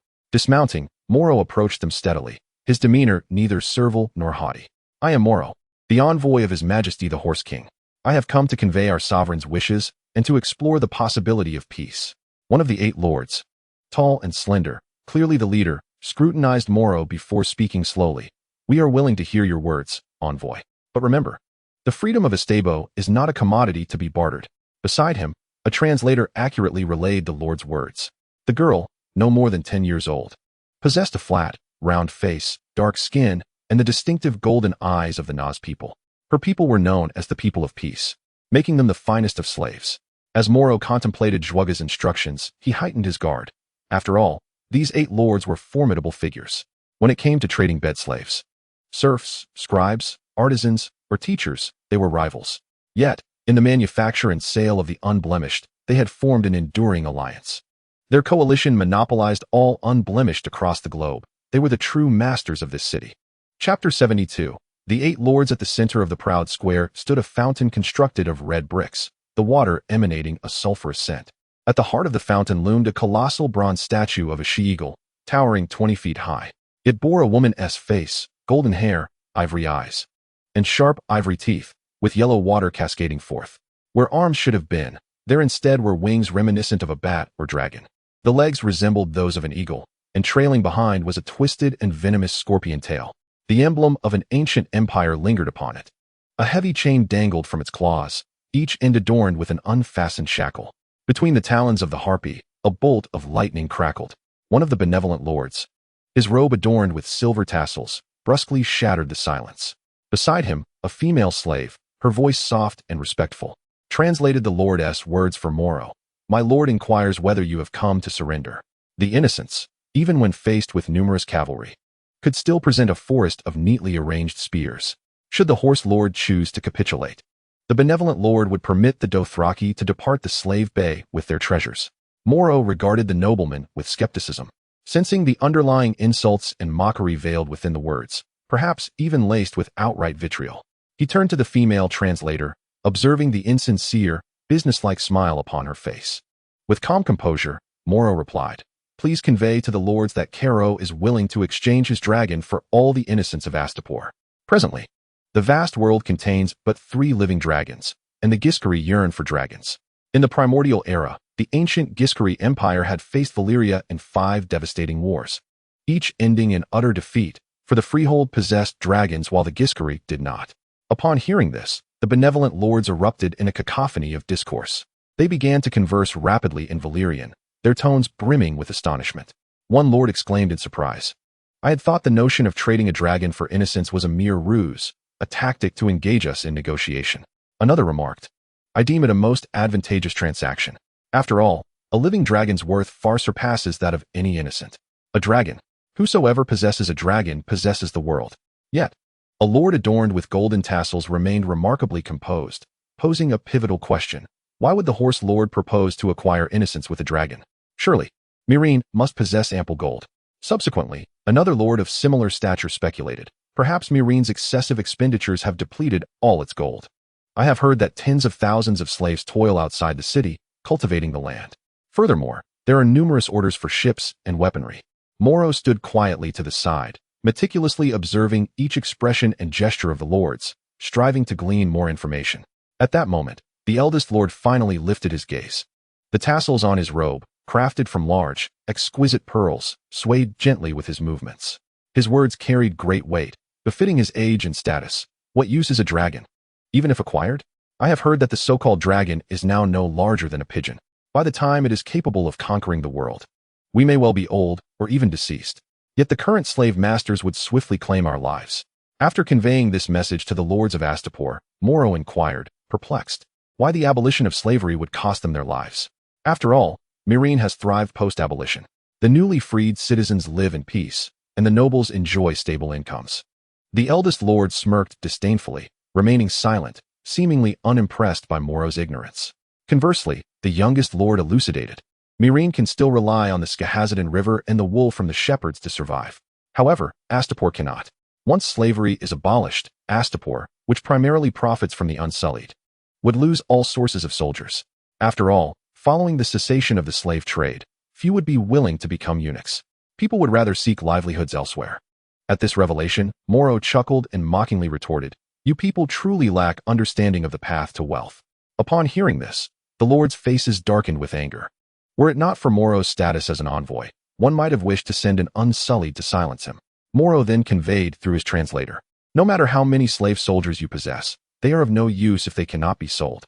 You should invest in His Majesty the King of Horse's future. He will march into Westeros, and a grand war will generate boundless demand. Even if Unsullied cannot be sold, what could be more lucrative than the trade of war? By supporting His Majesty, merely supplying mercenaries will satisfy all of Astapor's needs." As Moro's words echoed, an abrupt silence enveloped the council chamber. The lords exchanged glances, seemingly awaiting one another's reactions. Suddenly, laughter erupted, shattering the stillness, as all the lords burst into hearty guffaws. Their laughter cascaded like a flood, uncontrollable. They began to whisper among themselves, one wiping tears of mirth while speculating, does the King of Horse's followers consist entirely of fools? This envoy might be quite pleased with himself.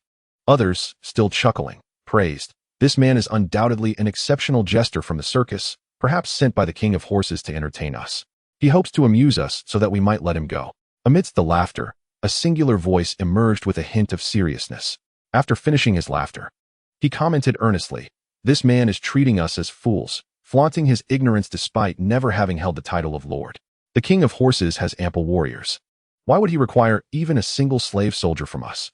He may covet our Unsullied, yet once we surrender, the Unsullied would become extinct. Even other lords from Westeros could easily conscript farmers to fight, which would be tenfold cheaper than traveling all the way to Slaver's Bay to purchase slave soldiers." His words dripped with disdain and scorn, clearly dismissing Moro's assertions. He concluded, "Enough of this farce. You may leave now."